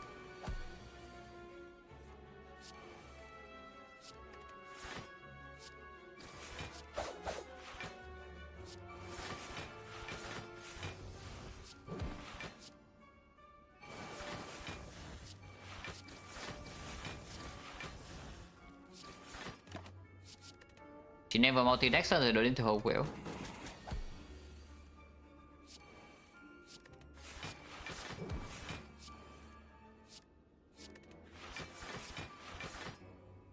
Thunder on 1, yeah, good enough. Then Predator kills. Can do takeable, I mean more takeable, but still suck. And another thing is that 1000 gold is like too much gold sometimes. You cannot even spend, like look at the last shop on Ironclad. 400 gold walk into Act 4 shop and what did we buy? We buy a war paint and a warp for at full HP. Because there's nothing else to buy. It's not very easy to spend 1000 gold in a meaningful way. Oh, let's open with our burst and such. Just quite a lot of damage actually. Yeah, double burst, let's open Acro Sundial. It's not bad. That up here, if it's green, I would pick, but it's not green. No, yeah, no green, no deal. We skip. I do not need the fumes to strip artifact right there, do I? We have Violet Plants, we have Burst Deadly Poison to strip for the Piercing Whale. Stripping artifact is also not super urgent because we have the Ghost in the Jar too. Yeah, I skipped it. Yeah. Ha, white piece. Well, this time we outplay the Spire. It thinks it's being smart, but we outplay it this time. So okay, this 500 gold enough for too much for 2 shop or not? This is 545. Removing doesn't matter too much, so we cannot buy potions just for relics. How are we in the nuts? It's okay. Not amazing, but it's okay. Because again, Burst Deadly Poison can do it. The Captain's Wheel covers turn 3, so you can deploy Terror pretty quickly. And if you can play Terror afterwards, you kill one fairly fast. You kill Donu fairly fast, and the Necker alone is no problem. Probably taking damage, but I don't expect us to get like destroy or anything. And maybe there's still a couple of flaws. But yeah, we do need to think a little bit because buying potion is not a thing, yeah, in Act 4. So if we go this way, we have maybe go here because the Dreamcatcher and we are not full HP even after resting once. So if we go this way, plus 60 gold, so 550 gold for Act 4 shop. Remove is currently, we haven't taken any curses. Or did we take Serpent? Oh, we didn't take Serpent, we took Curse right from the start, right? We took Curse Injury for Dead and Die. So we have removed one card. Remove run as 100. With 550, we have 450 gold to buy cards or relics. Cannot buy potions. Any attack comes green, but it's not like we would buy any of them. Maybe a Flechette, maybe another Sucker Punch, but other than that, not really. Skill, goodbye backflip, acro.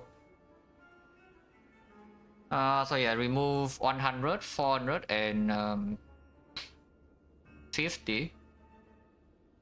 450, buy a card, 60 gold or something. Maybe even 80, we buy a power like Footwork. 270 for relics. Run the vault, double digit, defect run, so curse, yeah, it's fine. It's just variance. It's like last week or 2 weeks ago it was Ironclad and now it's defect. Like once in a while it's just variance.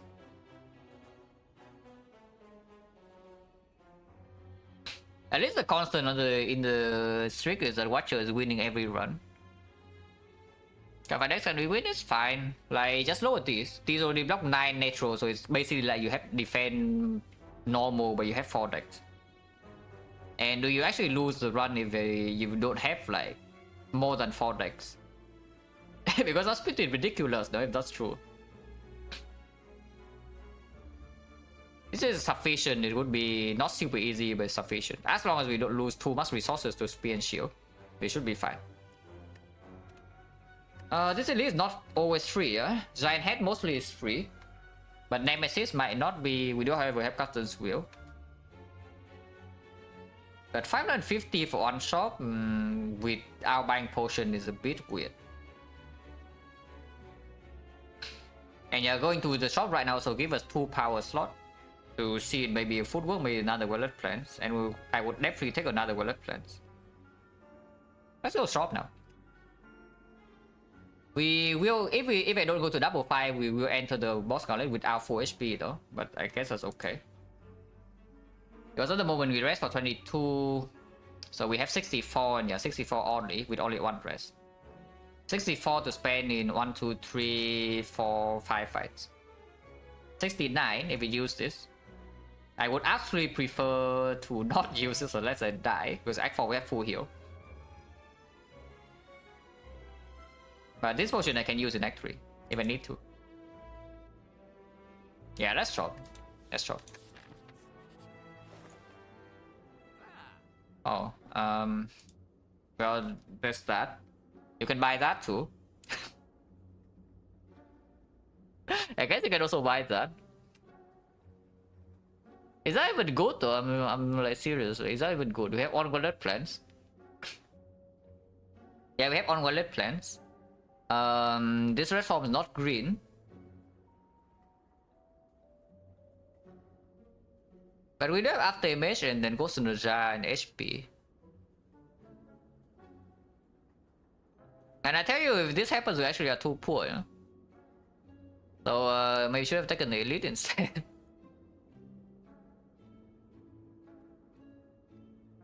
Who cares if green in Act 4? No, you care a lot. You actually care a lot whether it's green or not in Act 4. Because sometimes you cannot nightmare it. And sometimes you nightmare and then your damage is not fast enough, which can happen if your terror is late. Because this thing takes us, I don't know how many turns, like 4 turns to play, 3 turns worth of energy to play them all. It gives 8 turns, so it gives us only 5 turns to deal damage for free. Yeah, I say only 5 turns because it's true, it's only 5 turns. And then afterwards you cannot block anything except 1 turn Ghost in the Jar.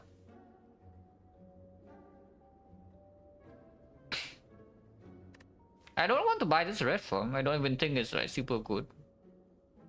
I will buy the Nightmare though. I think Nightmare is good. I don't think the red form is actually good. I think I can buy Nightmare Turnip.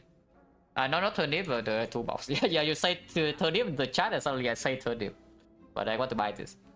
So you can buy Nightmare toolbox and save gold for Act 4.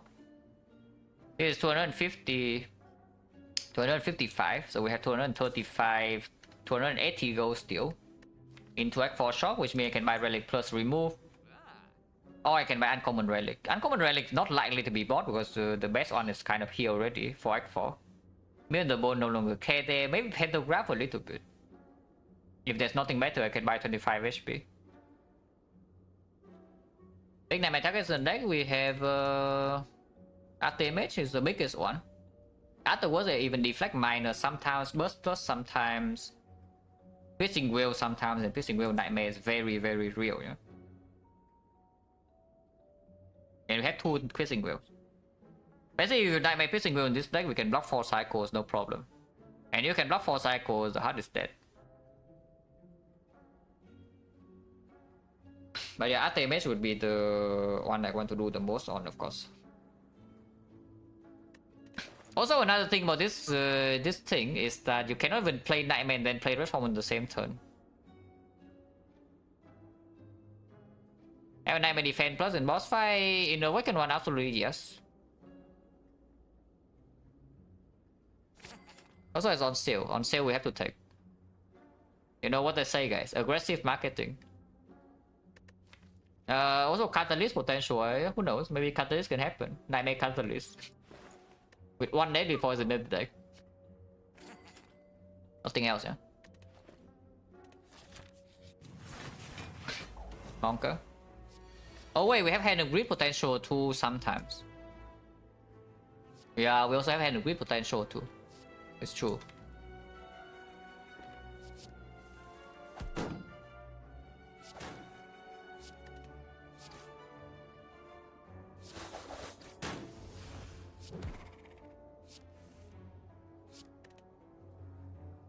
Okay, this is stupid if I do that. Let's not be stupid.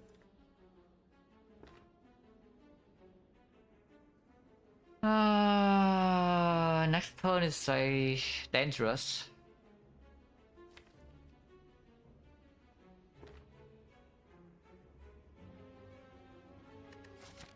And again, we only have one red in here, so we are not full HP. Yeah, let's restrain myself. Let's restrain myself. I might redraw into this and play it though. But yeah, I think I play after base and kill this next turn and take no damage here.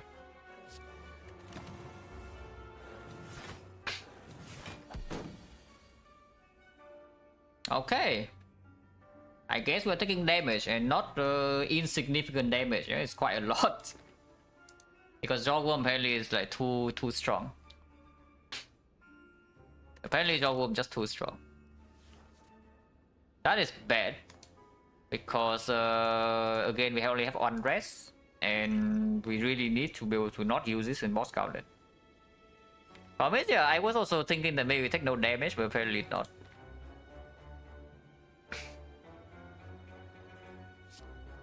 I mean, let's get weaken here still though.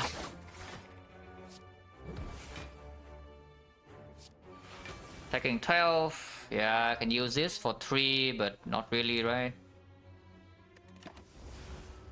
Ow. Oh, that sucks.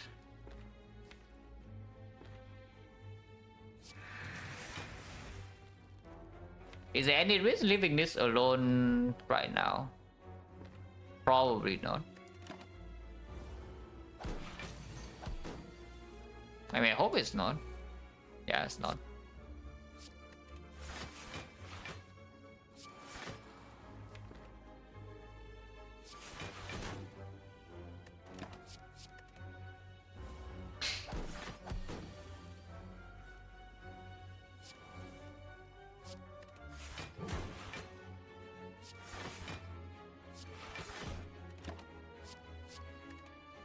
Gonna play prepare, I guess. It's time, guys. It's only 5 though. And 1 chance, yeah? Exactly 1 chance, but next turn stone calendar.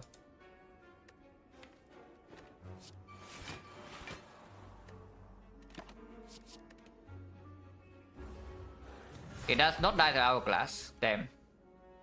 Well, I tried.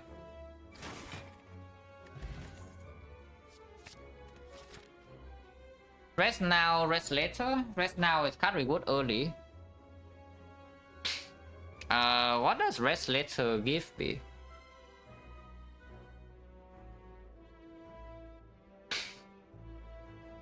Nothing, right? We cannot get more max HP. We cannot get like Dreamcatcher. There's no external healing. So resting now is probably just good. I still give higher chance to die, yes. Technically, yes, but hopefully not. Well, there's nothing here. Unless they want armor maneuver plus, I don't. Yeah, so we skip. Pretty stressful, no? With 52 HP in these fights. And the entire boss gauntlet. Especially we're gonna see this turn 1, yeah? Should we have to kill one of them or what? Or taking ahead to maybe not break? Because we can taking ahead into like a piercing wheel maybe. But yeah, I tripped.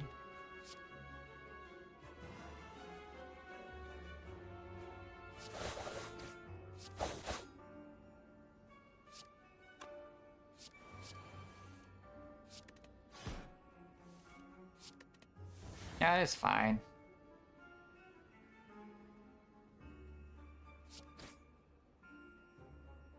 should kill them all, but I guess killing them all is no problem.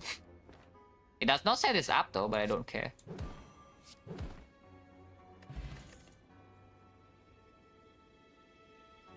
Wow, this one is green.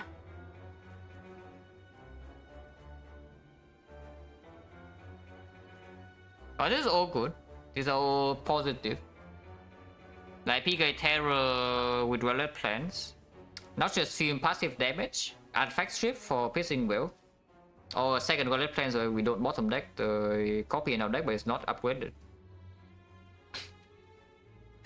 My first thought about this is probably the film plus. Yeah, I think my very first thought about this is film plus. Just because we need to wield the heart more than once. Like multiple cycles. And in the redraw, this PK doesn't break, yeah? This film doesn't break, but the PK will break. Sometimes. Basically, we are locked in... Basically, we always need to retain one piercing will in the hard fight if we still have it. So every PK turn also becomes slightly weaker. And does it even deal more damage than the films? Let's be real here, they also cost 1 energy to play, yeah? So does it actually deal more damage than the films even? No, I take the films, huh? If I don't take films as well as plans, I don't think it's ever PK here.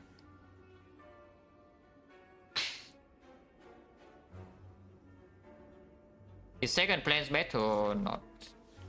Probably not. Maybe, but probably not. We also have this still.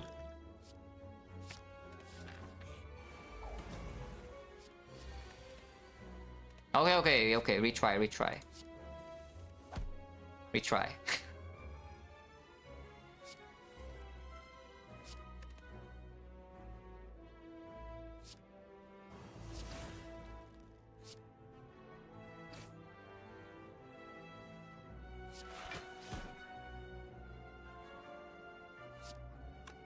Only 2 though. Otherwise deck 5 and that's unacceptable, you know.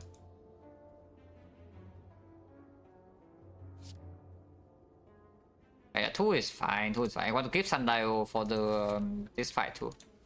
Because maybe a 2 box will be like Deep Breath or something and it can work.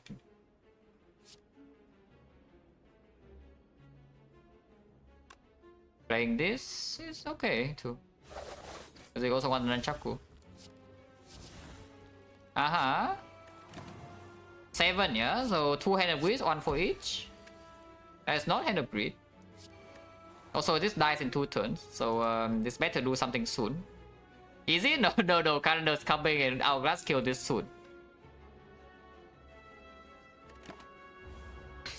So I need to gain the Hand of Greed like now. If it doesn't happen, it doesn't happen. We have 1 more turn. No! Okay, not 9. First piercing whale, yeah, I take. Because I already say like Nightmare Whale maybe is a thing. But yeah, we can take the piercing whale instead then. Okay, 52 HP, boss gauntlet, 57. Hopefully that's enough. Technique. Sure. I don't like that too much. What I currently see.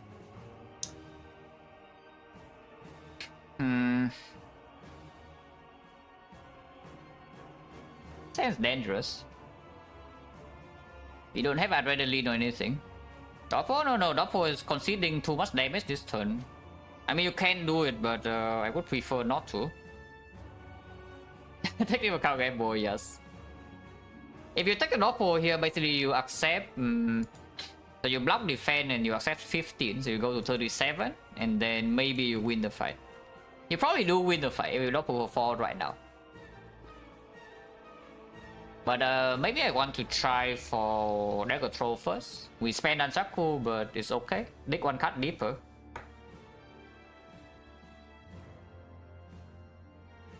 If I draw defense, I will just play that and then Doppo for 1 less. Okay, +5. Okay, now we can doppel. Yeah, now we can doppel. The technique for doppel and I take 10, but taking 10 is acceptable.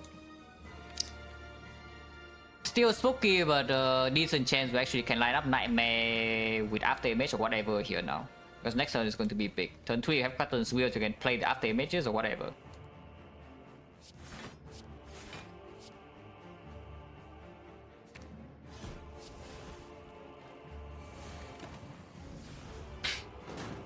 Act 4 have 4 stress, so as long as we don't die, everything is okay.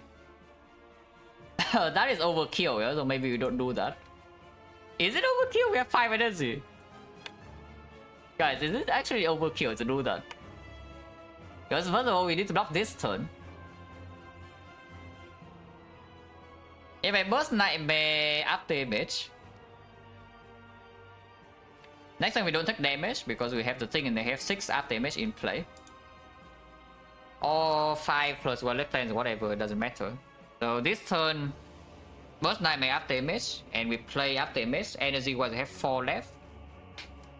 I play Neutralize and 3 Wheels. So we can wheel here once and play the defense. So it goes to 9 times 2. And we block for... This needs to happen first, yeah? So then I do 1, 2, 3, 4, 5, and I block another 9. So I block 14, and we face 18, so I take 4. I will take 4 damage for this. Afterwards, is a fight actually solve. Because I have on After Image floating around the redraw.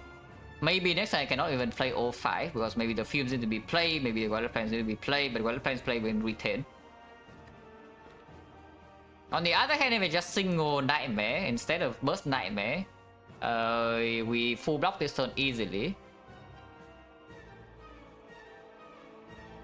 Yeah, we full block this turn easily, it's also only +4, and then we have 4 After Image steals, so it's just really bad. Or artifact strip, yeah, so terror can happen, damage can happen, and after we kill this, the fight is like that. It's just completely stupid, right, to do the beam. When there's a real chance to actually be forced to use this, or just straight up die next turn. Not next turn, but next fight. But yeah, is this fight okay against like Time Eater or whatever, no? Against the Awakened one, we're probably fine, but only fine after a couple of turns. Actually, you know, we're probably fine against the Awakened one. Turn 3, Captain's Wheel, and turn 1, we have like Mortal die with mutations. And we can probably kill minions pretty quickly, Hourglass too, and Letter Opener. Yeah, Awakened one's probably not too bad. Time Eater, actually, if we cannot Nightmare After Image and Time Eater, it would be bad. So yeah, let's not fool around too much here.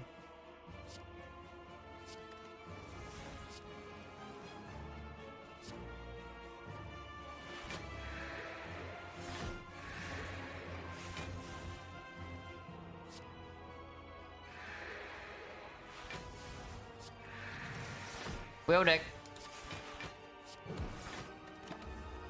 Just send Captain's Wheel.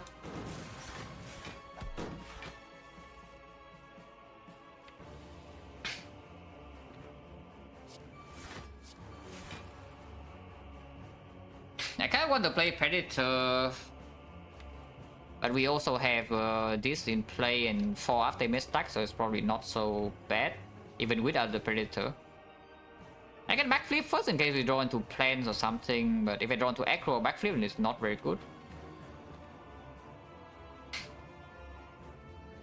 If I ignore the fumes, because honestly the fumes not important, we have After Image into the Predator, the block 3, block 4, we take 2 damage. And I definitely play 2 instead of play 4, yeah?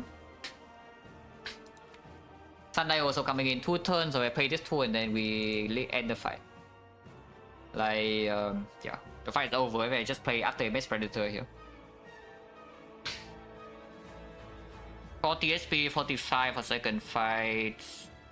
It's okay, right? With 2 box as well. I do play this.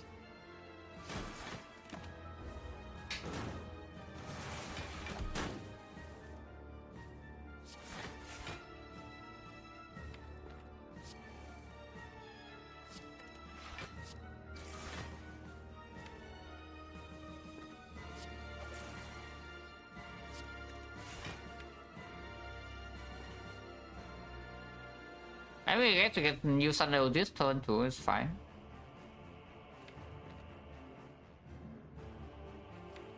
Because if I single acro instead of burst acro, there's a chance we bottom deck exactly the prepare.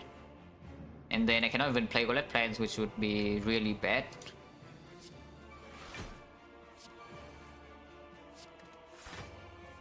I can also just not use the thing this turn, but using it's fine.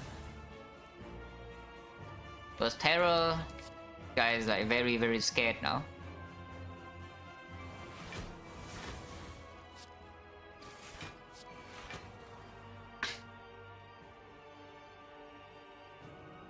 Accent Mandarin? No, I'm Vietnamese.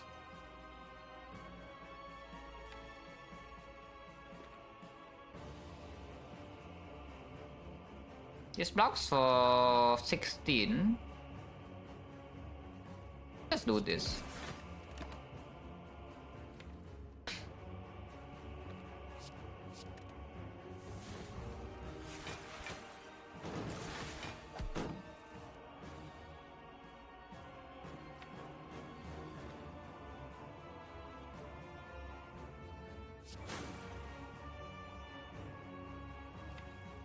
Tiger Punch shuffle out, so next turn I have no wick unless I retain this.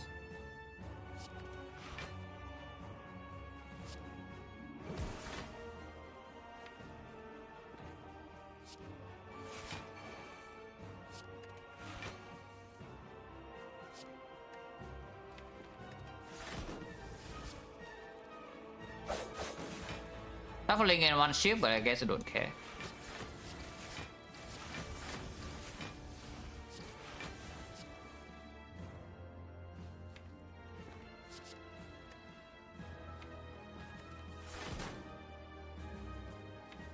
Yeah, that's fine.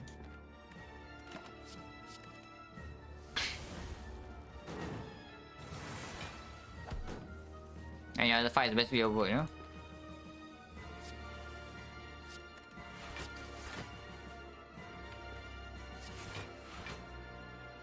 I say basically over, but doesn't mean that we have won because I can take damage now. Oh, yeah, okay, we don't take damage.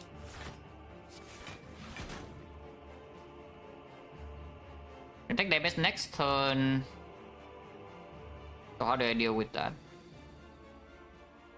Actually, not much I can do to deal with that. Oh, that's quite sad.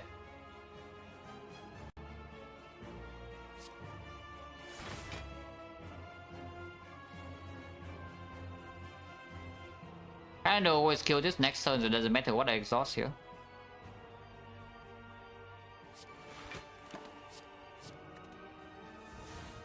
Oh, this is in case I completely brick and block. So at least you can still burst to do something, but looks like I'm not bricking.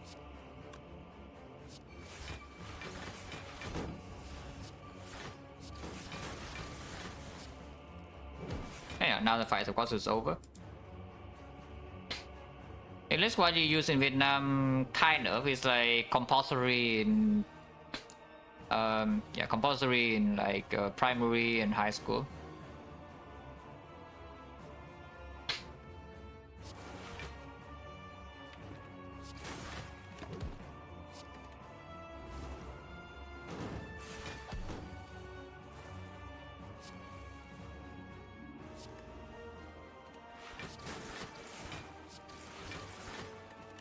I don't even know why I discarded what I did, but sure, doesn't matter too much.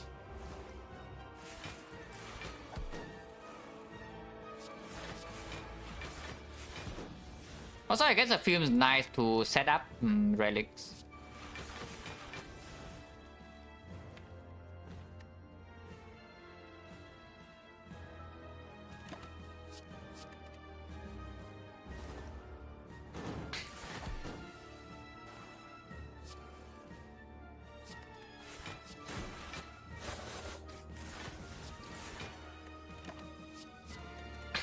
Yeah, now we have 2-9 into the second fight. And you see for yourself, yeah? It's like Nightmare Red Form when Red Form's minus.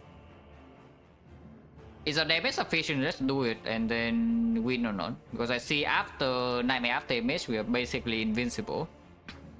But it still takes like quite a while to kill them, and Nightmare Red Form takes way more to actually play. Yeah? Nightmare Ultimate takes us 1 turn to play the card.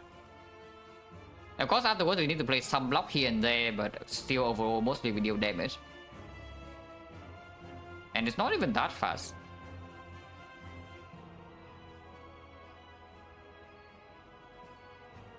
But you can see the Nightmare is strong, the Red Form may be strong, maybe not. I'm not so sure.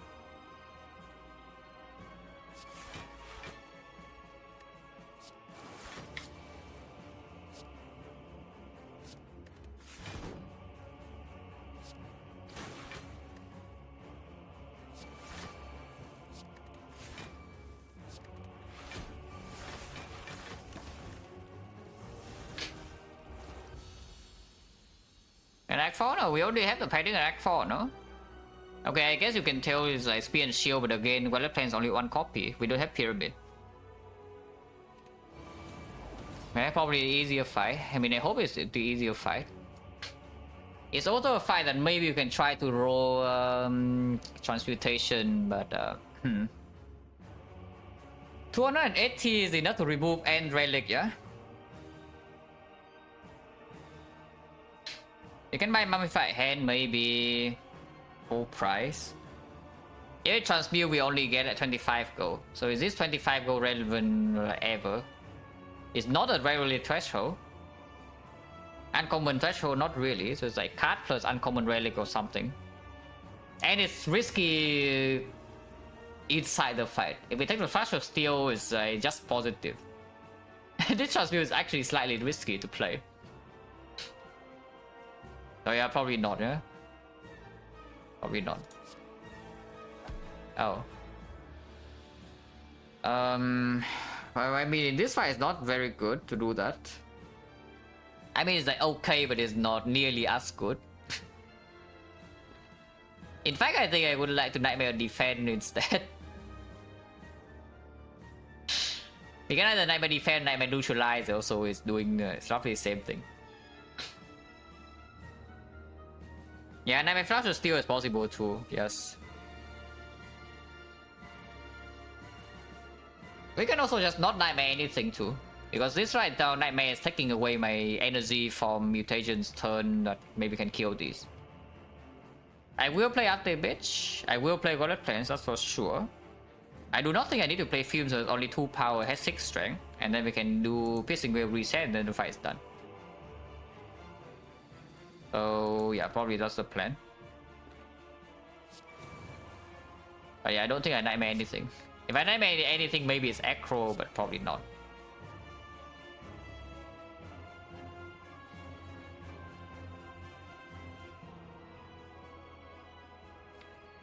Guess I draw immediately into Wallet Planes, but not really.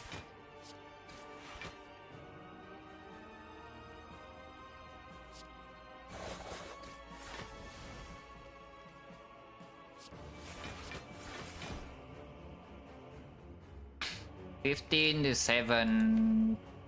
But turn 3 of Cartoon's Wheel, the 15 is slightly stronger, just like I can miss Wallet Plan sometimes. I should just do this. I am going to spend this here, yeah, if we have problems early turns of the fight.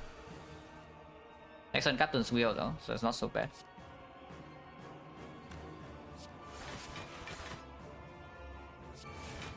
Wow, Letter Opener. We have full heal Knack 4, so losing some HP here does not matter too much. This hand, however, is bad. We also don't die though, so it's not that bad, but it's bad. Let's Sucker Punch is here, so we take like 15 or whatever, but it's fine. Ow. Like 12 to hold the Sticky Strike for later doesn't make a lot of sense, just play it now. That's even with the knockful for 2, yeah? Crazy. That's 11. I think I can Nightmare Backflip maybe?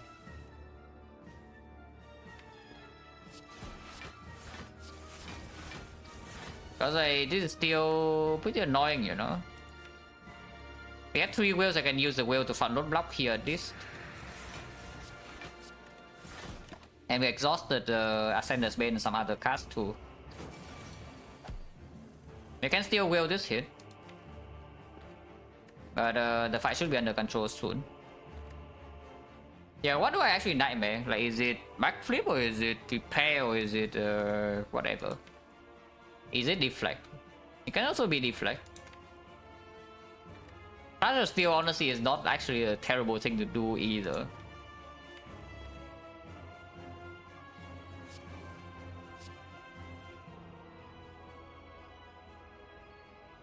I don't know the will here, yeah?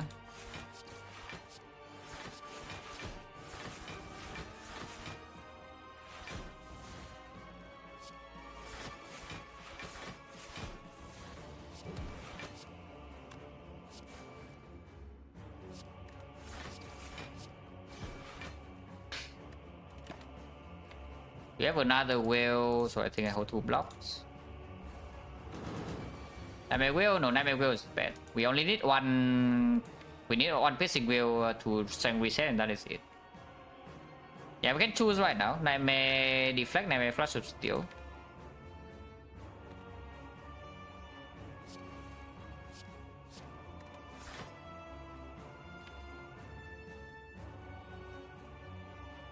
Nightmare acro. Probably not acro. Let's just do Flash of Steel, right? It's like one after base block and then we have strength reset very soon.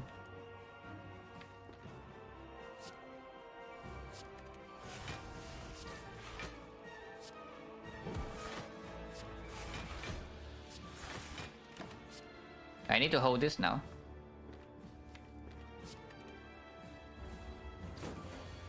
A weak chain? No, we do have weak chain. We have enough weak chain. Like after we play this piercing wheel and we have played Nightmare, yeah? After we play the wheel, after we play the fumes, we have weak chain. It's okay. Also, this is like with Nunchaku as well, so it's quite good.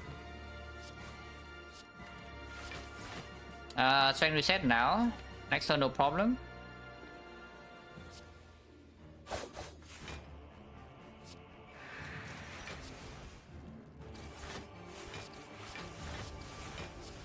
Can do coming in hot nhỉ, Nunchaku còn lại.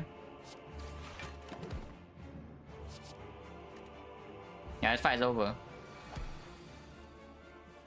And I mean, I did say, right, this fight is like, very simple.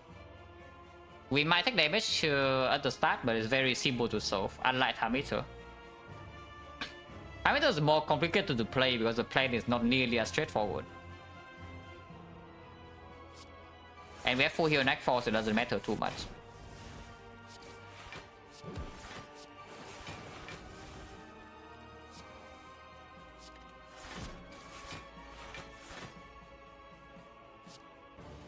I can take one more to play this week even, but I think I can play well now.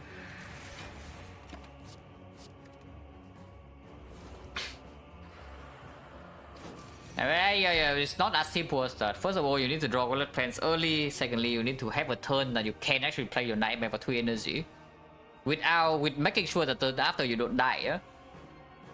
And in the meantime, you have to deal with like draw down and also strength reset doesn't happen that quickly. Second half is also not solved because the Tamitor does scale. This guy doesn't scale. This guy, as long as you get past his maximum output, he does nothing. Hello Papa, thank you for the red. Don't die, I'm trying. Like today's run apparently all difficult. But it's okay. Some days are more difficult, but it's enjoyable.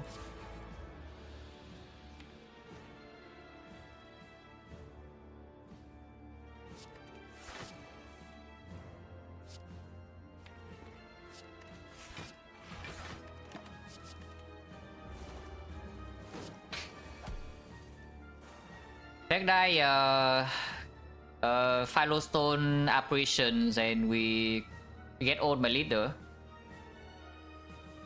She swing for 57 with no minions, we didn't draw block. And the floor after we died.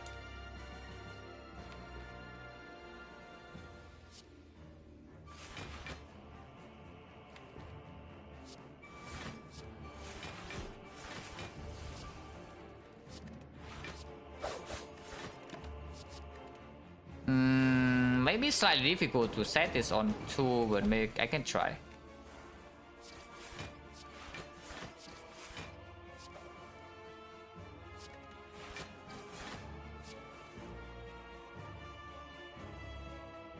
Need to go 3 deck cycles. Maybe it's not that hard.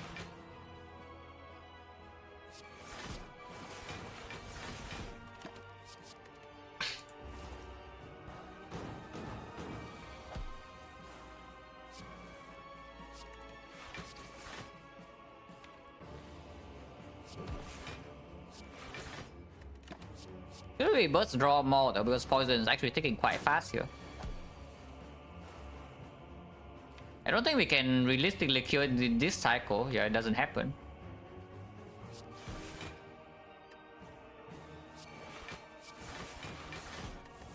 The Sun is not on 2, so be it. It's not super important, but I would like it to be. Probably impossible though. If probably lucky if we can set Thunder to 1. Because it's dying in like 2 turns. And there's not much I can do to save it. Especially later with the...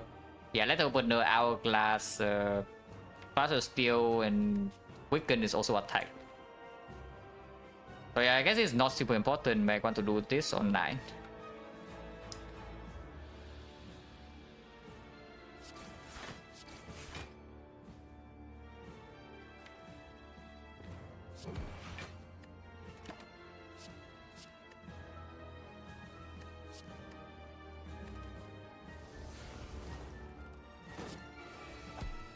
Already dead.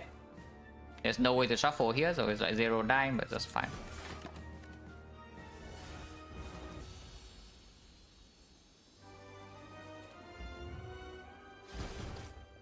Right, I guess Gambler's Brew and the back one would have been good. Because then we would still have Gambler's Brew right here.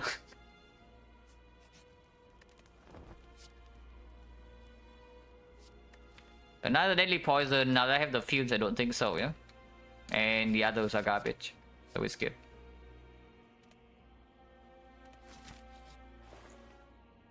Forearm for Zunai. Oh, there's a Catalyst. If I have a Gambler's Brew, this only wins the run. I'm telling you, like Frozen Eye Catalyst probably wins the run on the spot. If I have a Gambler's Brew. I don't. So because I don't even care about this Catalyst anymore. We just take the Acro, right?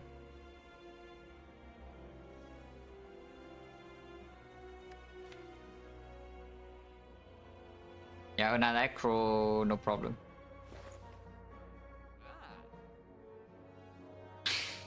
Macro and Acro is the same Gambler's Brew? No. First of all, I don't think we would ever run into Burning Elite. Because Slaver fights are impossible. But we just ran into Burning Elite because Slaver just dies turn 1 to the Cunning Pot. Past 3 Factory T1 now is upgraded. The previous one is not green, this one is green. And Nightmare Catalyst is not even strong if it's unupgraded, yeah? It's times 16 poison, so if it's on the fumes it's only like 50 poison, which is powerful, but it's not worth like bringing this kind to our deck. And the other one, yeah, it's like deadly poison times like to 100, but again it costs a lot of energy. Also needs draw to line up. Also not playing well in Spear and Shield. Spear and Shield is dangerous. I tell you, this fight is not... this fight is absolutely not trivial. Electro was the biggest threat? No. Now is the biggest threat. Yeah, now is the biggest threat. Can I do a hot top stream at the breaking world record? No. There's nothing else to do, yeah? I don't buy quick slash. Okay. Well, Frozen Eye thing, no. Top deck Golem Plans I like. We draw 7. If I take I can take Technique. I can deep breath to redraw as well. Unfortunately, I face attack on both of them turn 1, yeah? So we cannot just do doppelganger turn 1 and then swap turn 2 with this energy and piercing will.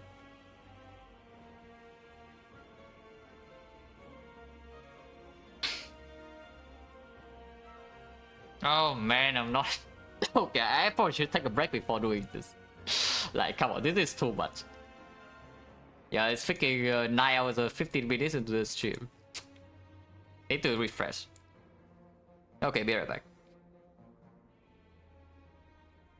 I guess I can show you draw power. Yeah, I guess I can show you draw power. Draw power is not even... Yeah, okay, whatever. You can look at this. Be right back.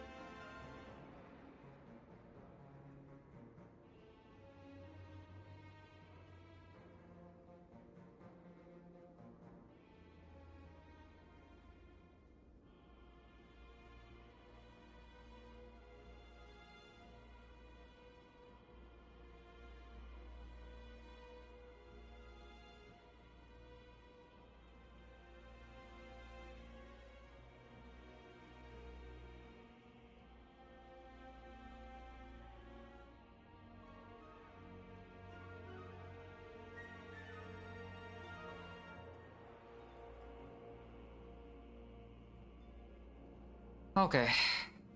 Well, this fight will be hard. Don't think it's every impatience. We draw 7, the impatience kind of draws until here, but afterwards it's what? I mean, I can impatience play this, draw until here. I can aggro until here, maybe backflip until here, prepare until here, and the turn stops. Next turn I get own. Now getting own next turn is not very nice.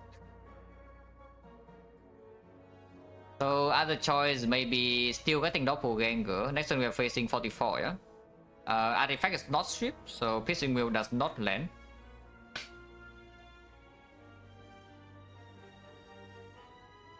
There's nothing else to get other than doppelganger, right? If we technique. I mean, I guess you can get burst. If you get burst plus first, and then you burst backflip. So hand has 7. Hand has 8 with the secret technique, hand has 7 still. You can play this, maybe hand has 6. Burst hand has 5. Backflip hand has 4 and we backflip until here hand has 8 again. Acro number 1 draw until here, acro number 2 until here, discard. And then we can play Predator. And the turn after we have this, but still this doesn't block. We are 1 draw short from getting piercing wheel.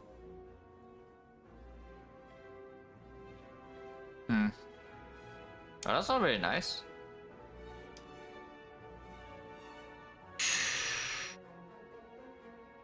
Yeah, that's not very nice.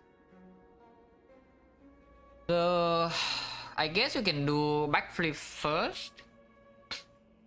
Draw into the echo and then deep breath. It's possible if you want to deep breath. But I don't even know what we actually are looking for with the deep breath here. Like, what are we actually looking for? There's no lethal possibility, right, with 3 strength. This is 27 only. 27 plus 16, 43, 43. Maybe sneaky strikes 19, so 62. 62 blade dance. Yeah, no, it doesn't work.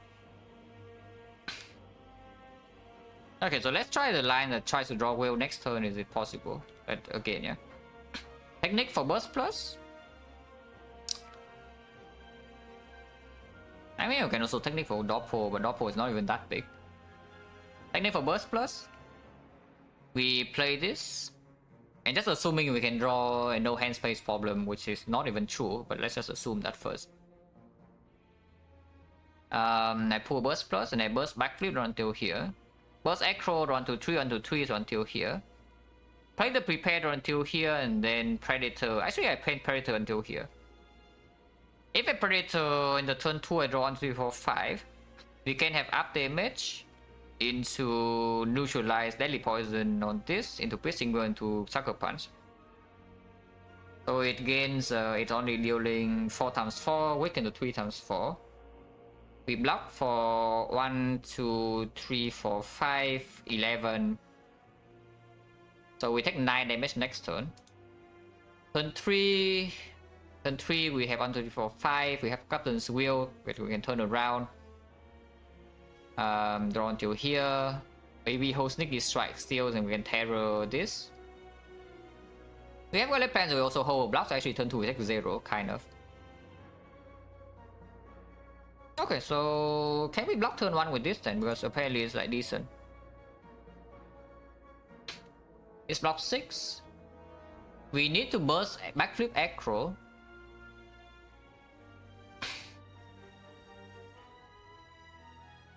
Do we actually need to, because we have another burst here?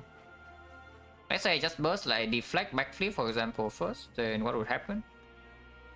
Until here, draw until here, and it stops playing this, and it stops, and we acro until here. We spend burst on the prepare, draw until here, and then I can play predator, but do I have enough energy?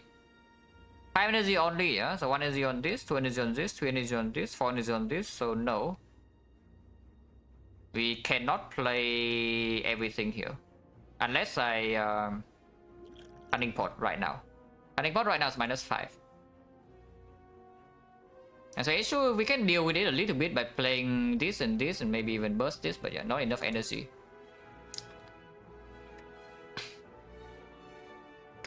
So that's ugly then.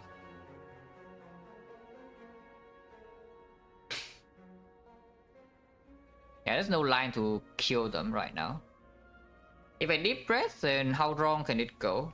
If I just play... Yeah, my initial hand 7 here, yeah? I don't even play the backflip. Because if I backflip into the acro, then it's like... I don't even want to play this acro necessarily.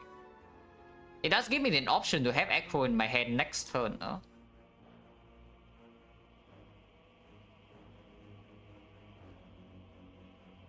Well, wait. What if again we just deep breath without playing anything first and draw one? That's my no, it's the same with Shield Sword and Energy. But what if I just pull the... If I just play deep breath initially? So I have 7 here, yeah? I play deep breath, draw into this. And then I play Acro into backflip. And then we can burst, deflect, prepare. Draw until here, so that's one shot from the Predator. Yeah, that's bad. Yeah, that cannot work. So either technique burst plus and maybe we draw, or I doppelganger is like what, 1, 2, 3 energy, so doppel for only 2. We do draw until here, doppel for 2, which means we draw 1, 2, 3, 4, 5. And then I can maybe burst, prepare the burns, draw until here, burst defend, and then burst defend again. That is blocking 36, so we take 4. That doesn't deal damage though, and it doesn't strip artifact, also draw slow. But we have triple piercing whale still. It just seems super fishy. Yeah, it just seems extremely fishy. What if I technique for the prepare instead? Yeah, what about that? Hello, Adam Sandos? Yeah, what if I technique for the prepare? We have 1, 2, 3, 4, 5, 6, 7. Technique prepare, we draw until here. I acro draw until the burst. And then I burst the backflip. Yeah, prepare until here, acro until here, perfect. Burst the backflip. We draw 1, 2, 3, 4. Again, that's one shot. Yeah, just one cut shot from drawing the Predator, and I must play Predator this turn if we want to do this line. Otherwise, we need to deep breath to redraw. Otherwise, we need to deep breath to redraw the draw order. Okay, so maybe go for the doppelganger line. Doppelganger, Violet Plains, deflect, backflip, survivor. We spend 3 energy, so doppel for 2 only. We draw until here. Doppel for 2, we draw 1, 2, 3, 4, 5. If I want to block next turn into burst defend into burst defend plus and defend plus. Right, so we draw 1. No, I backflip until here, so we draw 1, 2, 3, 4, 5 until this strike. I play prepare, draw until here, discard the 2 burns. I play burst defend. That blocks 36. Still have 2 energy left. Nunchaku maybe on 9, maybe on 0. I can play the acro. In fact, I can play the acro first and then Predator into burst here if we have Nunchaku untouched. So it's possible to just not do any attack this turn. Next turn I draw into here. And I can play Predator with burst double defense. We take 4. Discard 2 burns. So turn 3 we draw 7. So 1, 2, 3, 4, 5, 6, 7. I can backflip into acro and then acro into acro. Sneaky strike, turn around. Maybe we have Captain's Wheel. Artifact is not stripped yet, but if we win the 50-50 is no problem. If we lose the 50-50, we can still just strip 2 layer on the shield, on the spear, and the piercing whale immediately. Yeah, maybe not for 2 is just better, no? I block for 6, for 9, for 5. 6, 9, 5 is 20, so I'm taking like 13. I do need Nunchaku next turn for this line, right? So like deflect, survivor, backflip. Double check, yeah. Deflect, survivor, backflip, draw 2 here. Doppelganger for 2. We hold acro and whatever. Maybe nothing, maybe die, like who cares. And next turn I draw 7 cards with the 2 burns on top. So it's here with retain 2, we have 9 cards in hand. I can prepare first, no problem. Still draw 2, discard 2 burns. And then afterwards I draw until here, so I can burst plus into defend. We block 36. Echo still in hand. We have 2 energy left. No, I don't do this first. I prepare first and then I Echo until here. And now I play the Predator, get Nunchaku. And now I follow up by the burst defend. And we can retain burst plus 1 card, which is most definitely die or something. Yeah, otherwise only a strike. With top deck 05 strike is pretty sad.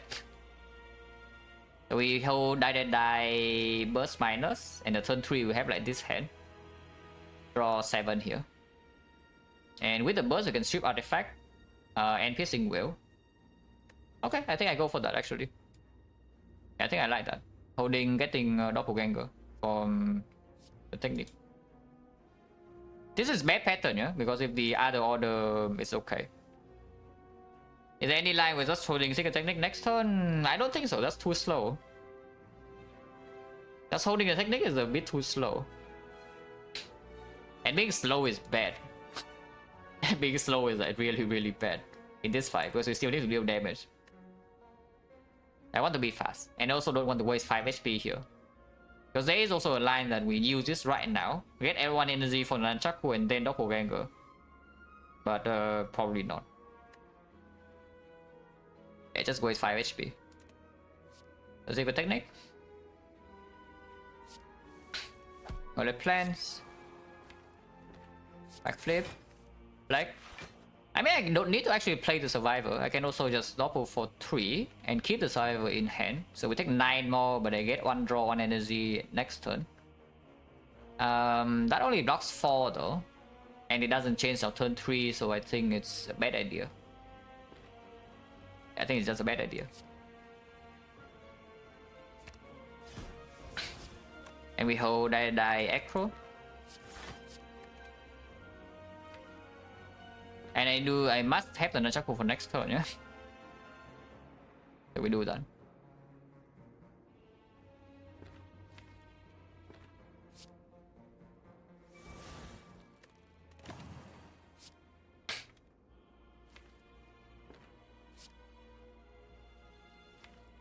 Do we have hand space problem? We draw 7, so hand has 9. We play prepare, hand has 10. No, hand has 8, hand has 10, hand has 8. So Echo does draw 3 and then we can play Predator into burst, defend. Yeah, it's fine. It's okay.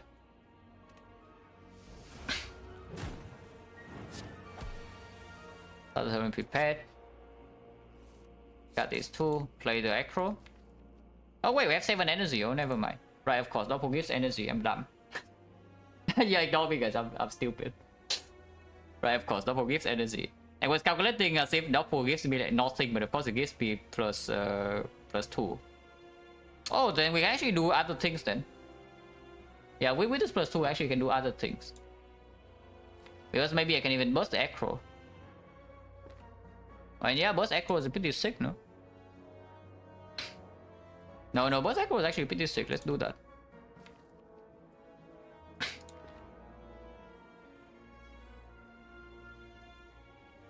Oh, I shouldn't have retained this then, but it's fine. Let's calculate energy again then. Because we have 8 energy this turn, I can play this 1. I burst defend to burst Acro, yeah? So hand currently has 8, hand has 6, hand has 5, hand has 8, discard 1 has 7, so we do not overdraw. We do draw full 6 into Sticky Strike. We cannot draw into Backflip Ultimate now, but we can strip artifact immediately with burst Deadly Poison if we want to. Or just single Deadly Poison is fine.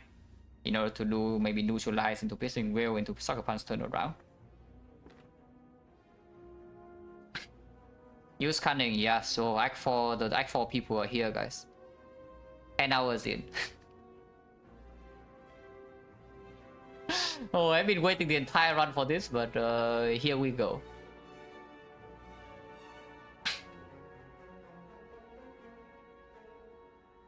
That's okay. 8 energy, yeah?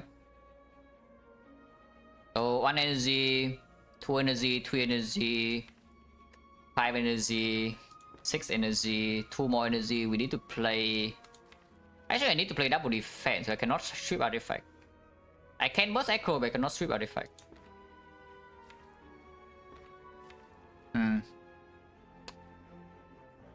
Is that actually good then? We draw 7, so we draw until here, draw 7, 1, 2, 3, 4, 5, 6, 7. Then after 1, 2, 3, 4, 5, or 1, 2, 3. We can terror. Maybe that's okay. We have Piercing Wheel as well, maybe Nightmare Piercing Wheel.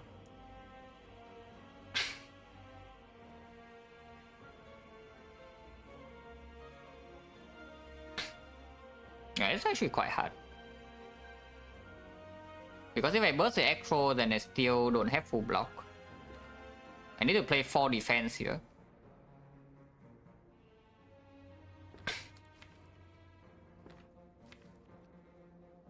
I don't know, maybe single Echo is like fine. Am I stupid? A single Echo means I can hold burst or I can hold another defense, yeah? Or I have another extra defense for next turn. And defense next turn is important because 18 is not full block. So although yeah, it's pretty small compared to yesterday, yes. It's true. Yeah, maybe I just don't burst Echo then. Yeah, probably not. So single Echo is good enough, huh?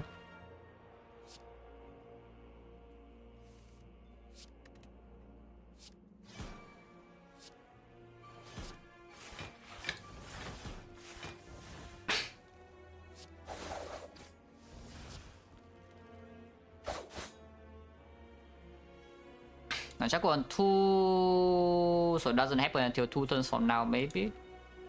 Do I even hold this strike? We draw 7, so hand has 9, hand has 8. We burst, hand has 7. Ideally, we don't lose a 50-50, but if we do, then what would I do? Because burst and poison is not very... Yeah, burst piercing wheel is way better, so we do neutralize the burst piercing wheel. Yeah, we draw until here, neutralize. After image, neutralize, burst piercing wheel 3 energy.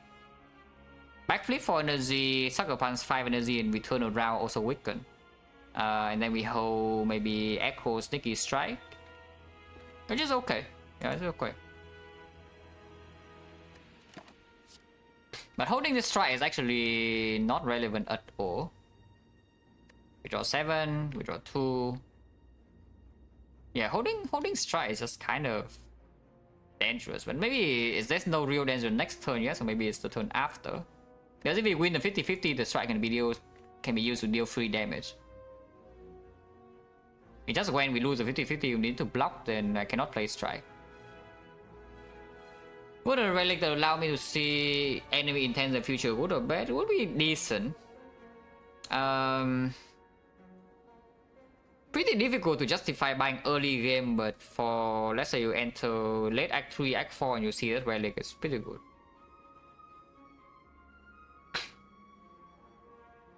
The early game probably is just never bought.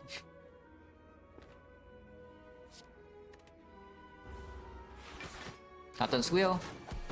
Yeah, we did lose a 50-50. And that's fine.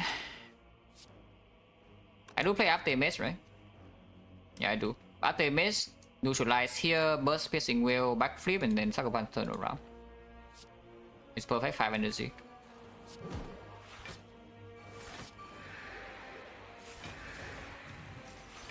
And also full block weaken. Yeah, load this. Perfect. Okay, this is where the initial calculation ends, yeah? And we need to think about how to actually end this fight now, soon. Next turn I do draw until here, 3, so we can... And we are not being attacked by this guy. So I can aggro until here, play the terror on this. Nightmare Sneaky Strike, for example. Yeah, Nightmare Sneaky Strike, for example. In the turn afterwards, I can kill it with the 4 Sneaky Strike plus Terror and such before we face another multi-hit. And then this guy alone is no problem. I don't need this area poison, basically. And I hold these 2. Yeah, that's good, yeah?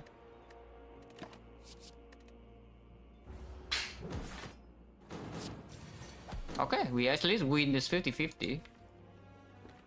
Because if this guy attacks, then it's bad.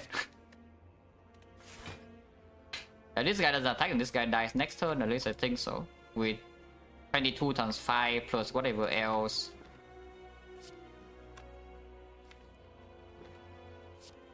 Even if it against 30 block now, it still dies next turn with this Nightmare Sneaky.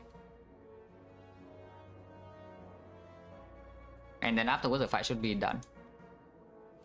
145, 110, 11, yeah, and then we have Cunning Pot to reach, yeah, it's dead. Perfect. Let's open the 5 damage as well. It's already dead.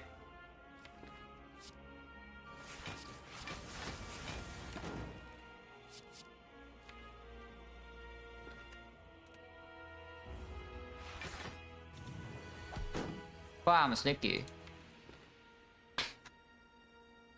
Yeah, can Lex Sweep do this? I don't think so. That's okay. 16, 120, 16, 110, yeah? So 126 is dead. It's dead. The turn after we don't need to block a hit here, but we have Frozen Eye, 5 energy, we can retain this, so probably can block this, right? Hopefully we can.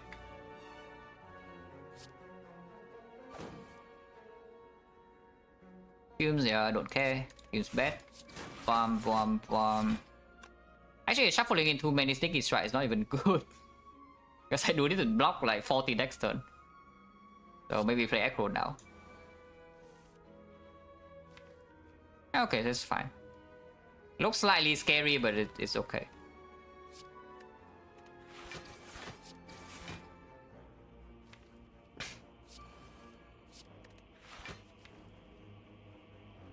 Yeah, it's like totally fine.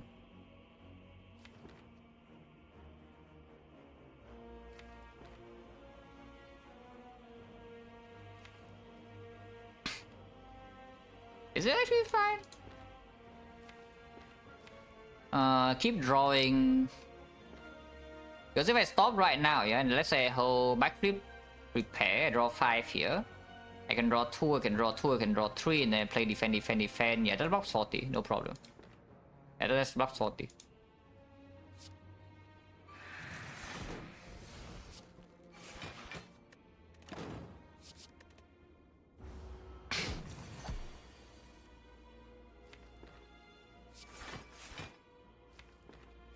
Team sucks.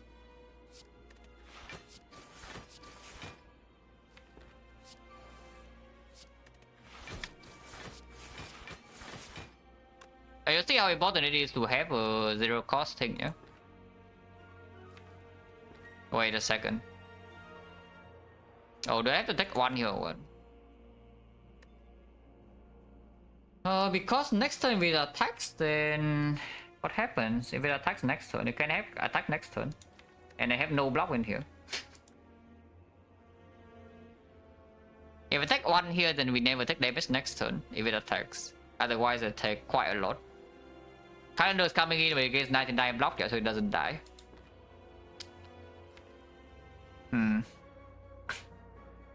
Yeah, hang on.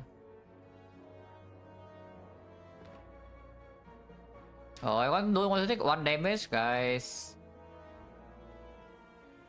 I don't want to take 1 damage.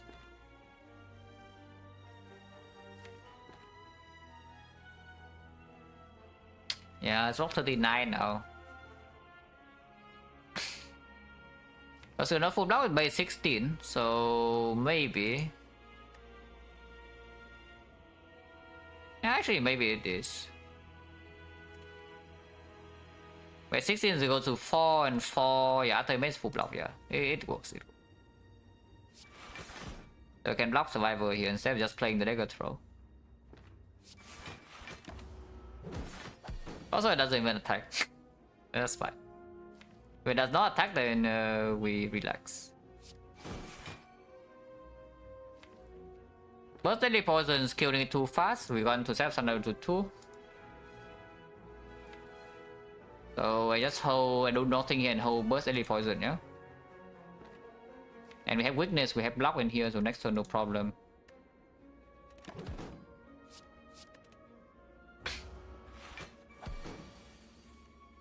And now we can Burst Deadly Poison.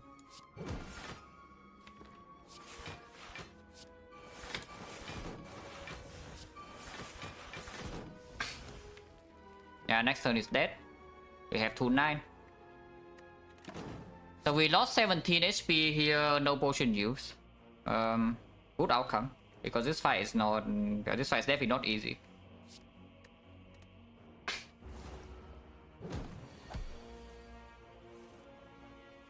Forearm sneaky strike.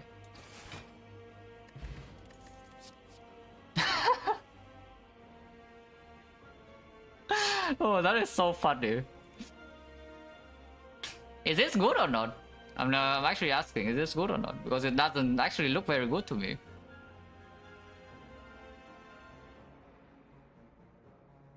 And you can also see in like Panic Red Form turn 2 or whatever doesn't lead to anywhere good, yeah? Because our damage is not fast enough. Even after we kill the shield, we still take a couple of turns to kill the spear. And then the other way around. Like we kill the spear first and then we took a couple of turns to still kill the shield. We need to block. It does deliver one cycle at the very end of the fight, but it holds like Weatherspan hostage. On the other hand, we also have the Frozen Eye. On the other hand, we can take Reflex Plus instead. And Reflex Plus with Dagger Throws, with Echoes, with Prepare, it's kind of decent. Like energy, I wish it gives me energy. That would have been that would be a good card then. Like if imagine this card becomes like this card and you gain 2 energy instead, yeah, that would be quite good. Instead we have this garbage.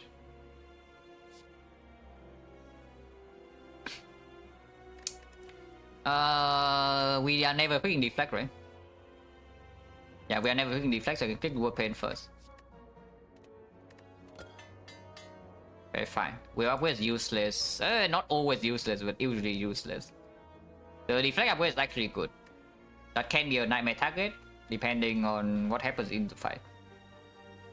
So yeah, how good is this red form? It buys us one cycle at the end of the fight. I don't think we can ever justify playing it like super early. But first cycle we have the thing. Plus I skip one in Act 3, so I don't know. At the time we don't have the third acro. I skipped the outmaneuver plus around here.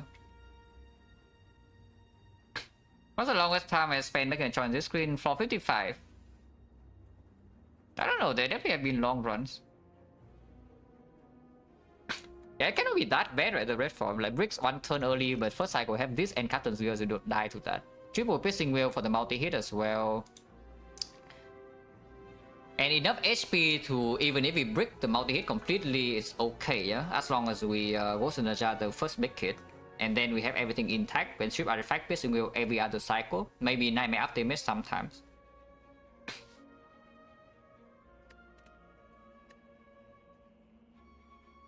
Yeah, it's probably good.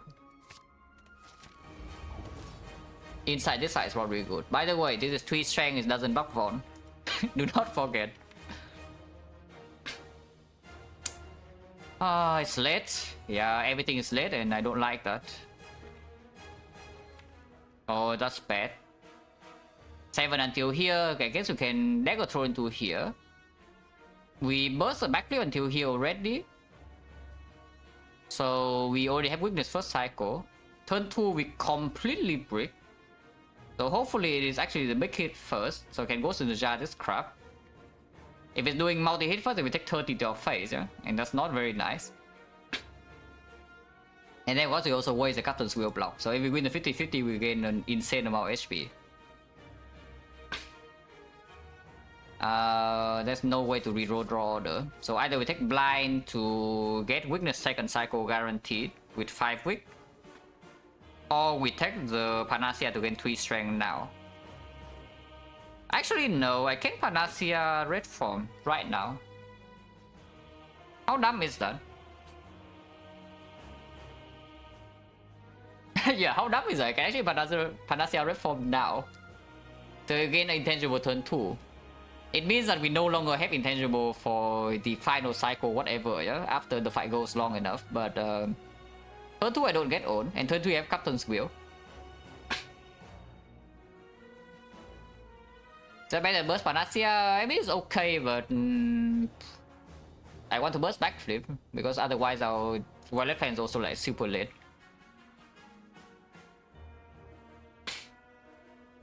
Yeah, we have Ghost for later. So if I Panacea Red Form, it lands on the big hit first. Then turn 3 multi hit, we may be drawn to this. Even if the...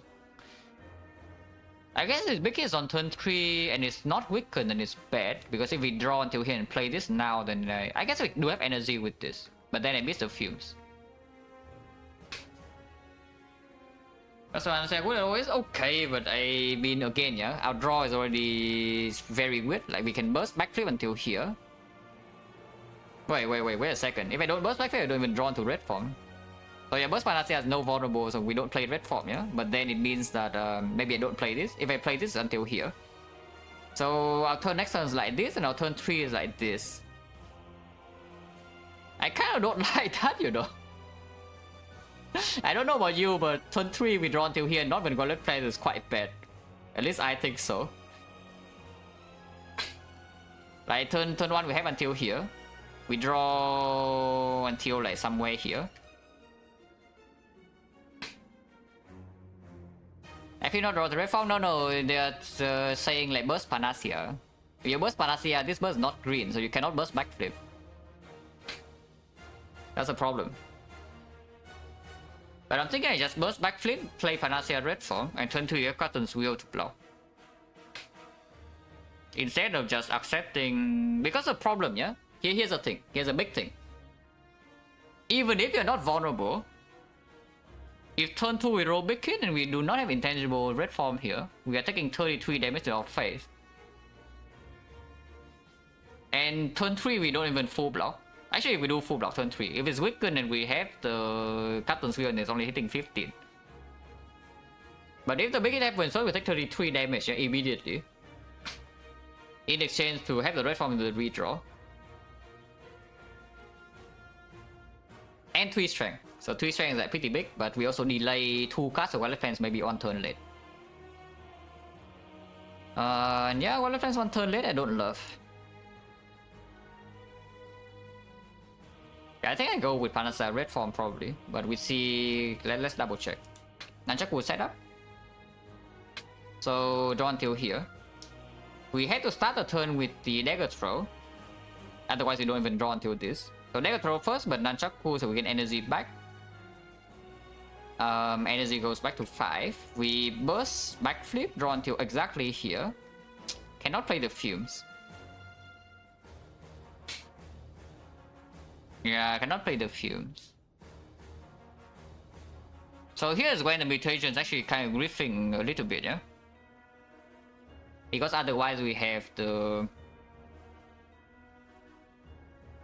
Otherwise you can still... Actually no, we can never burst Panacea.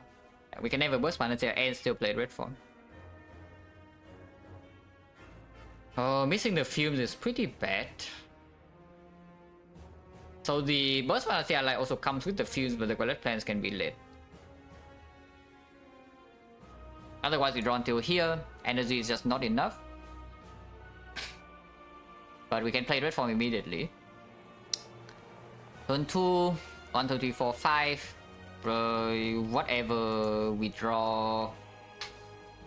If we lose a 50-50, it's hitting me for 15 damage to my face. And then turn 3 is 67 still. And it's not weakened, so we might probably need to ghost again. We still might need to ghost turn 3. Turn 2 I can play Predator most likely. And we draw actually any status and we don't have Gauntlet Plans turn 3. So it's like on turn 4.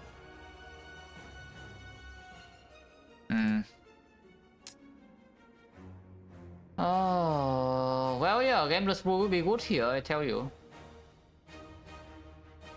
If we have the Gameless Brew, we have really good.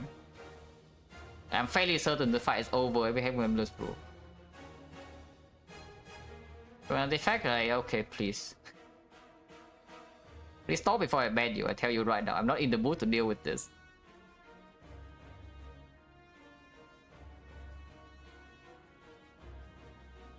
Like 10 hours, already almost 10 hours into the stream, yeah? Let me play. I will politely tell you to shut up, please. Instead of giving lies an act for. Because I'm in a cranky mood. But yeah, what do we do? If I draw one status top deck, then the Violet Plan is not drawn on turn 3, so it's on turn 4. If that is the case, what happens? We draw until here right now. Next turn, if I lose a 50-50, and we gain the multi-hit first. 1, 2, 3, 4, 5. Most likely we draw Predator still. But turn 3 I don't have this, but I do have after image. It also means I need to Ghost in the Jar turn 3. If that's the case.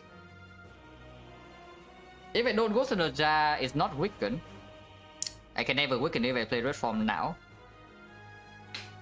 Because I white sub down sometimes, but not. It's only if I'm calculating lethal in like 3 or 4 turns. If I'm calculating draws, I don't really. I can do it in my head. 715, yeah, goodbye. I mean, I gave you a warning, you don't listen, so goodbye. Like, man, some freaking people. I just hope that English is not the first language and I don't even understand what I'm saying. But the Thai and English, so I'm not very hopeful. Like, please. Yeah, please shut the hell up.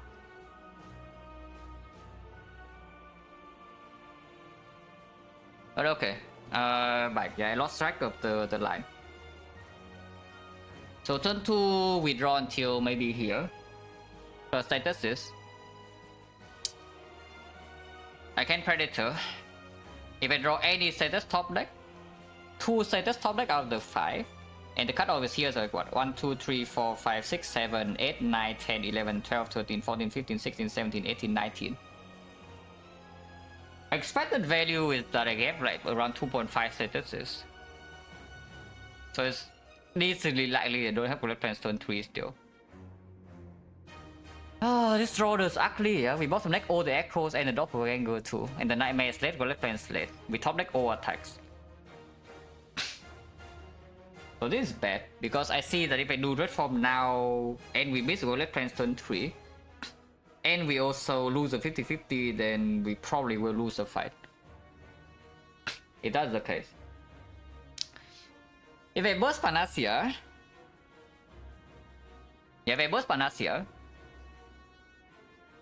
what can I do with that? I can play this. I can still draw into this because then I'm never playing Red Form first cycle. So we still dagger throw. I still burst backflip. I draw until here. So we draw exactly the same story. 6 energy, 5 energy, 4 energy, 3 energy, 2 energy, and we can weaken 1 energy and we can play Survivor to lock beat of death. So this guy is, yeah, this guy is weakening first cycle entirely. The problem is that turn 2, if I lose a 50-50, once again it's the usual thing. But I guess I'm not vulnerable, so it's not that bad. If we face the big hit first, I'm facing 33 damage to my face. But in that case, can still... I guess I can still Ghost in the Jar 33 or just take the damage. And then on turn 3, same deal, but the multi-hit is 30. No, not 30, is 15. So 15 is full block with Captain's Will. So turn 1 is still here, turn 2 is here, empty turn, we take a bunch of damage to the face, and turn 3 we can draw into maybe after image, not the Bullet Plan. Turn 4 we probably draw something in... Yeah, without the status we draw until here. Without the status we draw until here, so I do expect to draw maybe 3 less or so. So until here we still probably reach the Acro. That is the off turn. Unfortunately that's really bad, but we have the fumes in place so I can steal Deadly Poison, Piercing Will. It is no longer weakened for second cycle. But we do not take damage from multi-hit. And big hit we can... Yeah, the big hit we can Ghost in the Jar. It's not weakened, so big hit is like 47 or something, but that's fine. Alright, draw until here on the off turn. Turn afterwards is here, we have Piercing Will, Strip Artifact with Deadly Poison, so that's okay. Ghost in the Jar block, so we draw until here, probably around here. And then it's the off turn again. HP wise, if we lose a 50-50, yeah, if we lose a 50-50 HP wise, we go, first of all, we have 69, yeah? We lose 1 immediately to beat up death. Actually, that's not true, I can survive first. Yeah, so we don't lose, we block for... And I burst backflip, so I don't lose any to beat up death this turn. Okay, so this time we take 0 to beat up death. We take 33 to our face on turn 2. And we take 0 on turn 3, so we go down to... I cannot count 5 damage, 5 HP goes to the charge yet. So we have 64 minus 33, we have 31. 31 HP. Second cycle, this is in play. We take beat of death 1 or 2. Not a problem. Multi-hit, we take basically 0. Big hit 33, we actually can still block without the Ghost in the Jar sometimes. If we can do that, it's very, very good. But I need the multi-hit to be first and not second. Yeah, because if the big hit comes first, I don't think we can block. If the big hit comes second, we can block and we can even Nightmare this deflect or something similar. First cycle Pissing Whale does not land, yeah? So we no longer need the Nightmare Whale ever. We can either Nightmare deflect immediately to block the big hits and then multi-hit with Pissing Whale. Or we wait for the red form. I think that's complete nonsense to wait for Nightmare red form. But it's playable, it's playable. So that's the case for Burst Panacea. If we immediately do the red form and I miss, so we lose a 50-50, yeah, which means multi-hit comes turn 2. I will take 50 damage to my face immediately. Turn 3 it goes in the Jar Force. So HP wise we have 69 minus 15, 54. 54 HP no longer have the ghost, no longer have red form the redraw. Second cycle we never die because again 54 is enough to survive big hit and multi-hit we take 0. So it's slightly more HP, no guarantee artifact strip though actually. Yeah, slightly more HP but no guarantee artifact strip. No more red form the redraw, so it's probably not good. Yeah, it's probably not good. Okay, so playing red form now is bad if we are worried about the 50-50 loss, which can easily happen. And the statuses, yeah, on top. If we top deck 2 statuses, we cannot play Violet Plans turn 3. And then the fight is losing, kind of. Yeah, let's not do that. Okay, sure, so we can burst Panacea. Everything we can burst Panacea. Taking blind here is complete nonsense, yeah? So let's not do that. Oh, wait. No. Yeah, okay, I'm stupid. I'm sorry. Stupid. Oh, burst Panacea means there's no burst backflip, so I draw 2 shots. Yeah, of course. That's the very first thing I talk about burst Panacea line. But I already forgot because yeah, I talked for too long. Okay, redo. yeah, exactly. Burst Spiders. redo. So until here, only single backflip, so not double backflip. Turn 2 we have 1, 2, 3, 4, 5, but sometimes I miss Predator. Well, that would be bad. I guess I can draw Dagger Throw. Can we do that? Energy wise, 1, 2, 3, 4, 5, 6. So actually I can, but then there's no fumes. No fumes bad. Yeah, no fumes bad. But the problem is that if I don't apply double wick, then it's just complete nonsense, yeah, to do burst Panacea line in the first place. So I cannot play second Dagger Throw. Single burst until here, we waste some energy. What is Nunchaku on? Nunchaku is currently on 9, it goes to 0, it goes to 1, it goes to 2 maybe. It can go to 5 or 6, but it's not, yeah, it's not working in 2 turns. Oh man.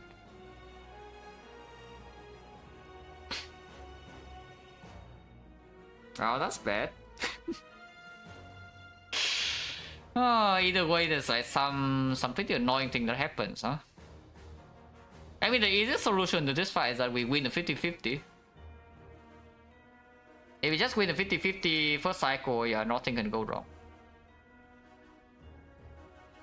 If we don't, well, things are bad.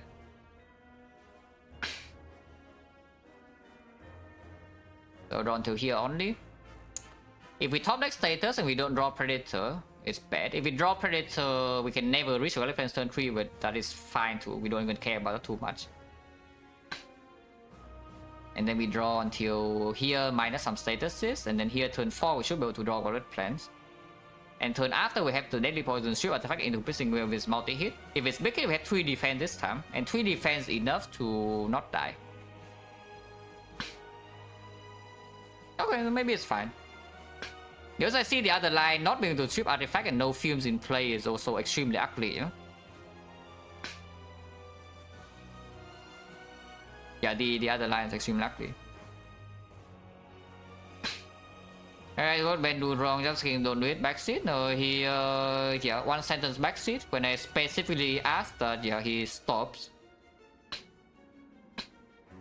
If you do not listen to what I say, then yes, I also do not listen to what you say, and you can get out. I do not ban before telling you I'm going to ban you. Like one time. If you ignore my warning, yeah, you are gone. Because at certain point I am not in the mood to hear some nonsense, you know. When I calculate my lives with Frozen Eye especially.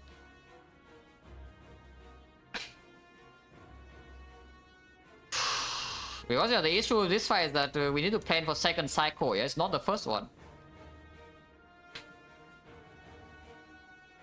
Like, the tricky part of this fight is the second cycle, not the first one. Which is why we are calculating so deep in here and it's still bad. But playing red form right now is probably just nonsense. Also, it's behind on damage because no fumes in play.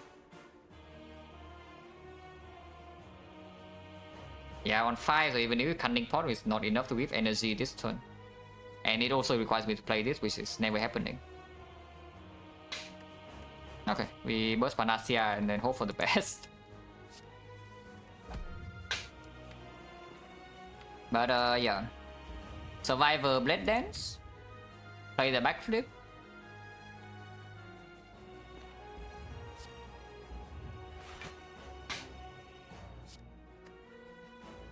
Nega Throw. I never played the second Nega Throw, yeah? Because I need the Sucker Punch for next turn.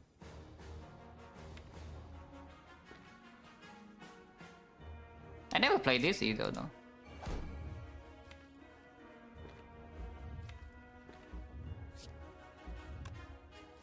Oh, actually, I do play it. Yeah, okay, never mind. Already messed up.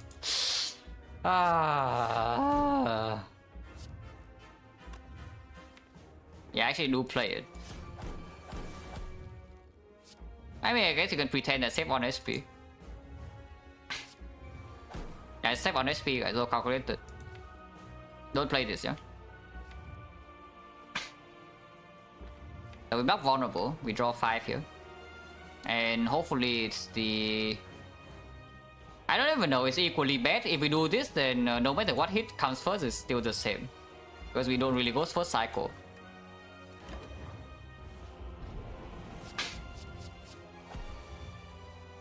Yep, 45. Oh, no status, really? Well, unfortunately it doesn't mean anything though, because we haven't drawn... We didn't play the burst backflip line, so I cannot reach Relic Plans next turn.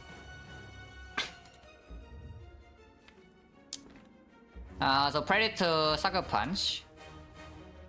Predator Sucker Punch, take 4, take 37, go 22. Turn 3 we run till here. Okay, recalculate. It's time to recalculate because we have no new information. Either I can ghost this turn. Yeah, I can ghost now. And save some HP. Save a lot of HP.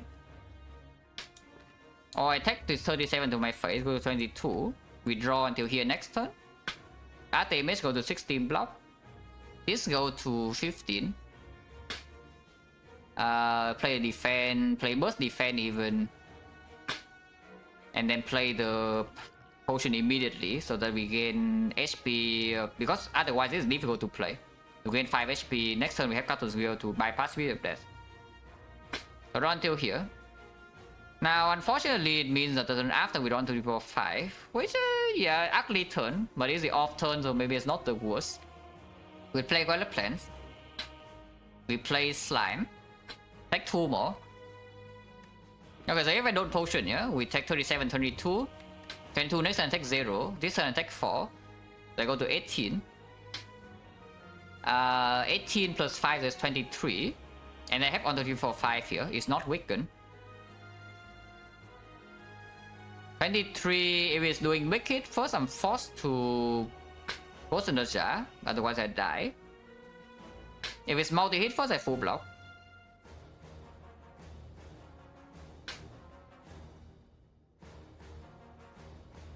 The worst thing now saves 35. Worst thing in a couple of turns does not save 35. Because it only attacks for 47. I can block for... Its defense is 9, so it's actually 7. It's actually 8 each. So I blocked 2 of these, I already blocked for... Yeah. It's slightly positive to Ghost now. I block, yeah, I know. That's what I'm saying, that base is 9, goes to 7, goes to 8. And then that's why also I'm saying I'm losing 2. Or did I say I lose 4? Yeah, Ghost now is slightly positive compared to Ghost second cycle big hit, because if we win the 50-50 second cycle is even blocking less than that. There we Ghost now. I still need to play Sucker Punch though, otherwise next turn we don't this block 15 next turn. I don't play this.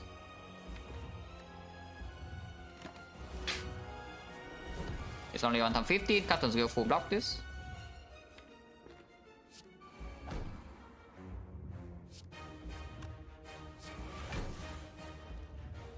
I don't need to burst this, so I can defend and then play 2 attacks instead of burst into whatever. Defend, play 2 attacks into this, yeah, so we play 6 cards and block exactly 6, so yes, it's possible. And it's good. Single defend, 2 attacks, sneaky strike, dagger spray.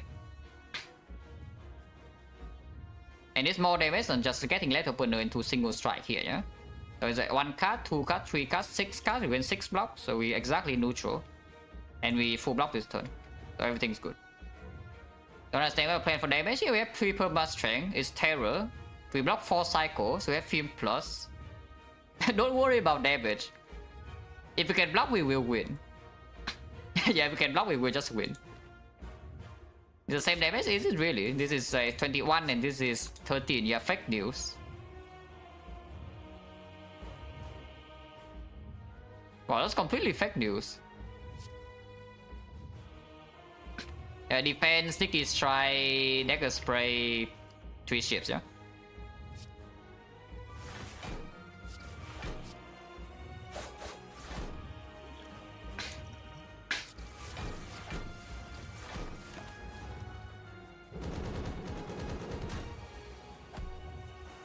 Oh, terrible turn.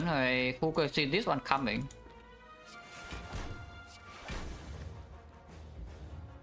$18 for 1, not really worth it, right? Because if Mickey is coming, we're taking a lot.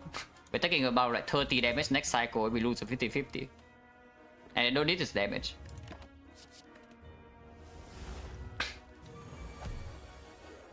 Well, we won the 50-50 though, so everything is good. Okay. If we win the 50-50, then everything is much better than it could have been. Unfortunately, no chance to Nightmare deflect now. So what do I do?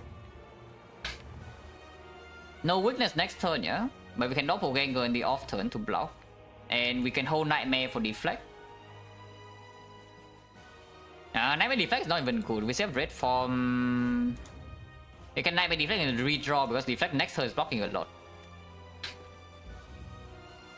So this one Deadly Poison must be played, Piercing Will must be played. Afterwards I don't know what we play.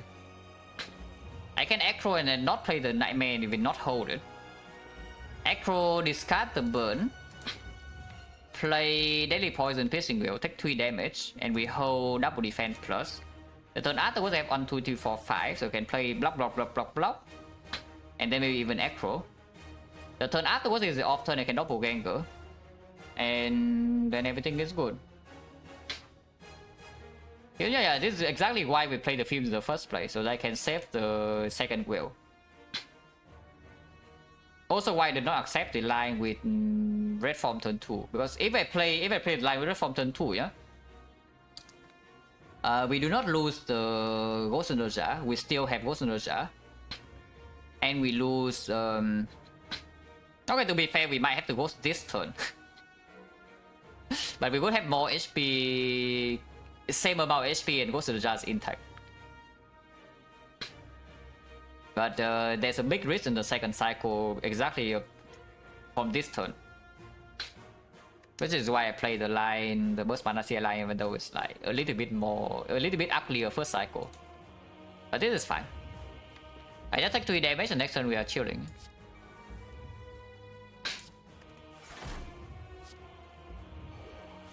Bam! Piercing Wheel.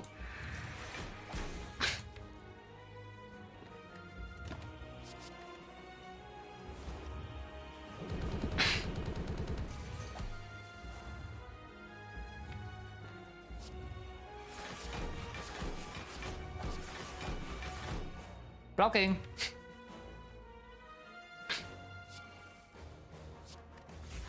And next time we have doppelganger sundial even, holy crap.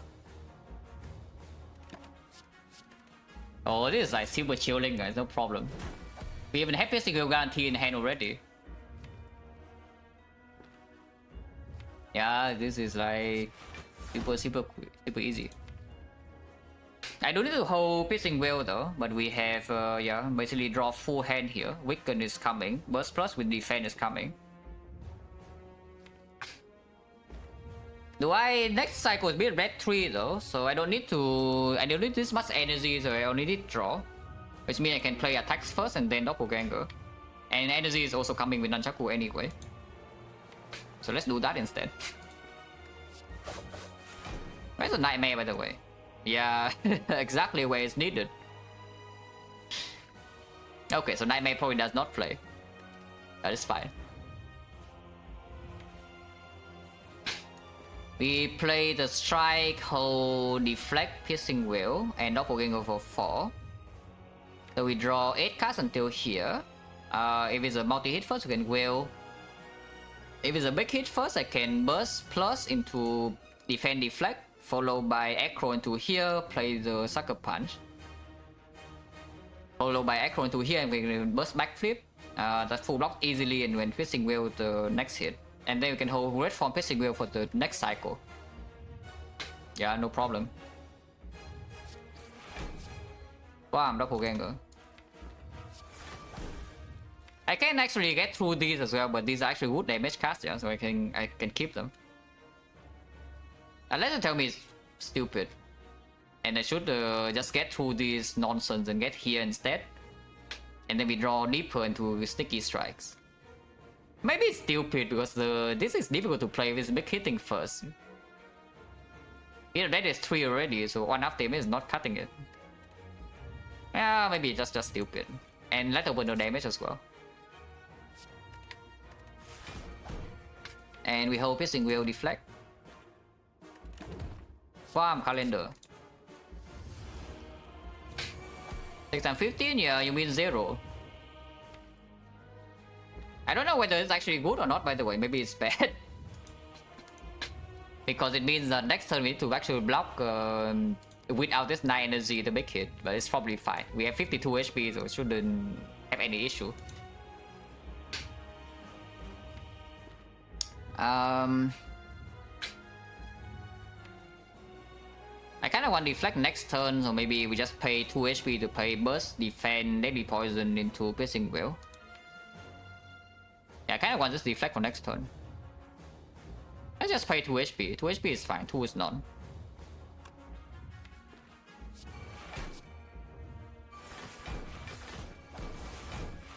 Bam, piercing wheel.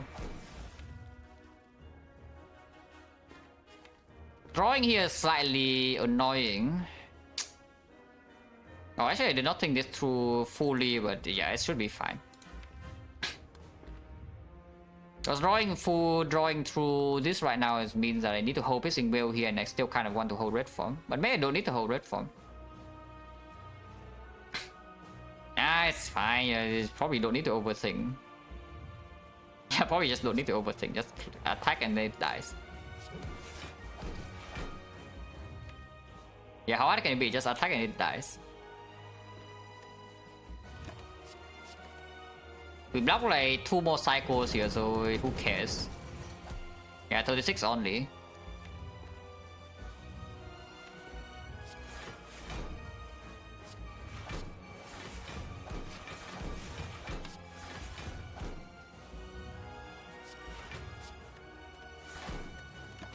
Full block, perfect.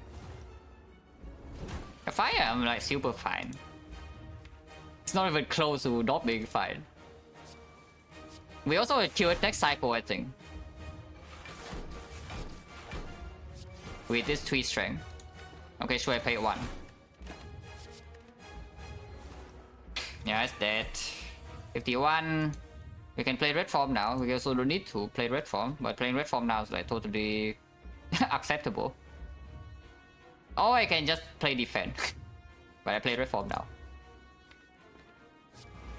So I can actually attack without caring, you know. I like attacking. 1 wound, yeah, okay, wound me. See if I care.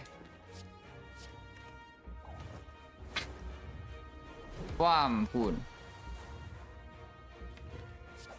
You can will this hit, I don't need to.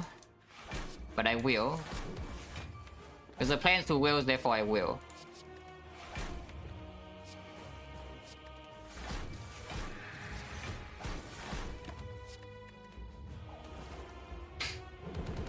That's a 46 HP left over, so the 5-second cycle ends up not really being close. Because we won 50-50 second cycle, so we don't even lose the 30 HP. Instead of losing 30, we lose like what? 9. It's not 30, it's even more than that. We save 25 HP or so just because we won 50-50 second cycle. But even if we lost 50-50, we don't die, we plan for that.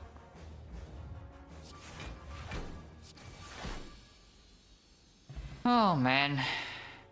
Oh, that went way longer than I hope it would go. If you remember what happened at the start of this run, like right next one.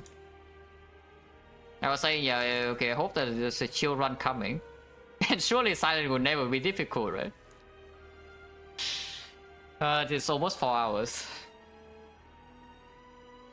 Some days they do 6 runs in like 7 hours, and today we do 4 runs in 10.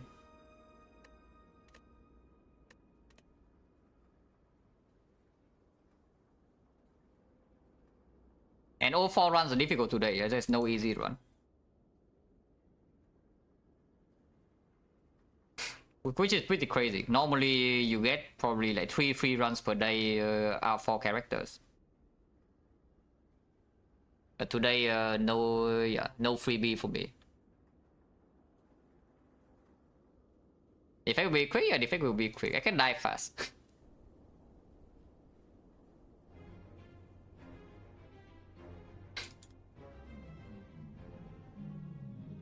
Oh man, well that's exhausting. Because normally I play 1 run like this today per day and it's already enough. Okay, Watcher is not even 4 hours, 3 hours. 4 hours fake news. Yeah, it's only 3 hours, but 3 hours Watcher is still like super long. And we went to, yeah. I mean, you can see it act too. How do I stamina for this shit? I'm just used to it, I guess.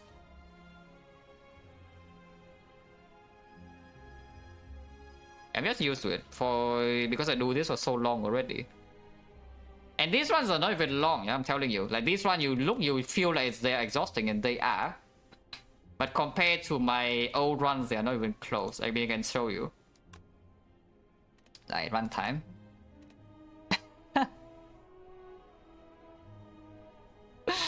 Oh man. I mean, this is a run with like Discovery Alchemy, so it's a bit misleading. But after that, there's also like some other stuff. These ones are real. These are real 7 hours grinds, like no stalling or whatever. So nowadays I don't do these anymore, yeah? Even if I think very hard, it's probably only like 4 or 5 hours at most. But they are still tiring. It's just I'm used to playing long runs already. Imagine got paid minimum wage for spy runs? Yeah, probably get paid less, depending on what country you are talking about. I cost 7 hour run with calculation both. If you think that if I think that I calculate a lot nowadays, yeah, you do not know what I did before. That on floor 0 I spend, it's not very unusual for me to spend around 20 minutes on floor 0 talking about things in Act 1. Before even clicking on a node. And then playing lies in 5 seconds longer. Like you see, this fight was long, right? It is only 33 minutes. There are plenty of hard fights from way back then where I take 30 damage per turn. And then the fight itself lasts maybe 2 hours. Sustainable? No. If I do this every day, no. Absolutely not. Which is why I'm playing faster nowadays. And once in a while when I feel like I do like this kind of thing, like a long stream. But sustainable for me, probably around 5 hours per day is what I can do. I do for bills and stuff. Yeah, active income is this. Passive income, I have. I'm a landlord kind of. I rent out my house. I rent another place at a cheaper price.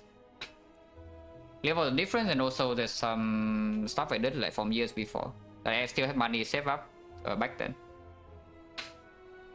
Since it long, no. The actual fast runs are the ones, yeah, like this. These are actual fast runs. But yeah, I feel like thinking the run's probably going to last around 2 hours. Ah, yeah, you see like an hour and a half, 2 hours and a half. Like sub 2, slightly more 1 hour.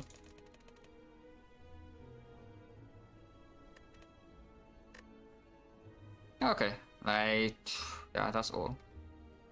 Flappy Bird? No. The Flappy Bird guy is also Vietnamese.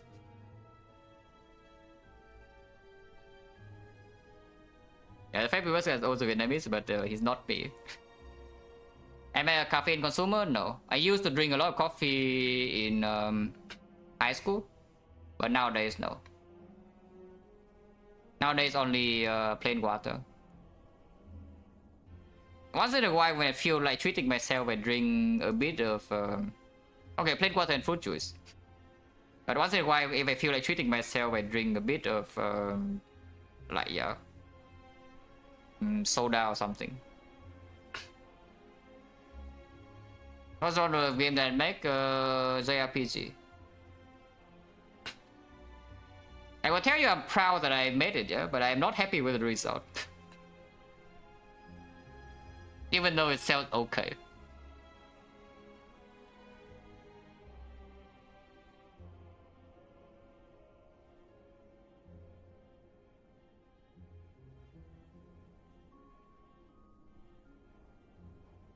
Who is on? I have never seen this person before.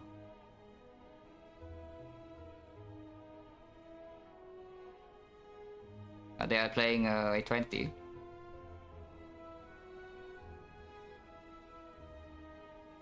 How many JRPG could even exist? Yeah, quite a lot.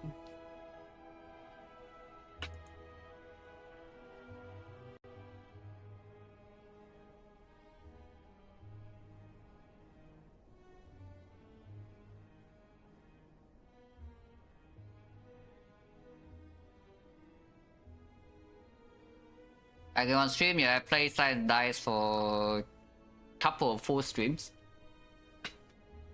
When I had a very long stream, I just want to stream to play properly.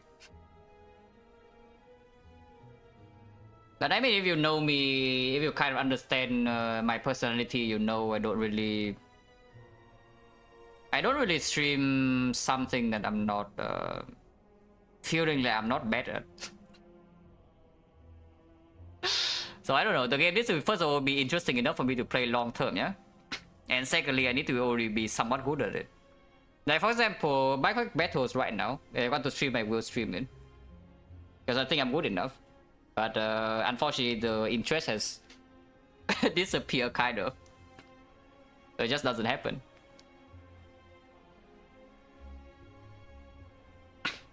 And it's to release the streaming? Probably not. And also, like, if you want to watch on release, then plenty of people are going to stream anyway. I probably play the same as I did one, like some casual play, maybe do 100%, and then if I feel like I speedrun. And when I get good enough at speedrunning, then you can see the attempts. Maybe. But yeah, thanks for watching guys, and see you.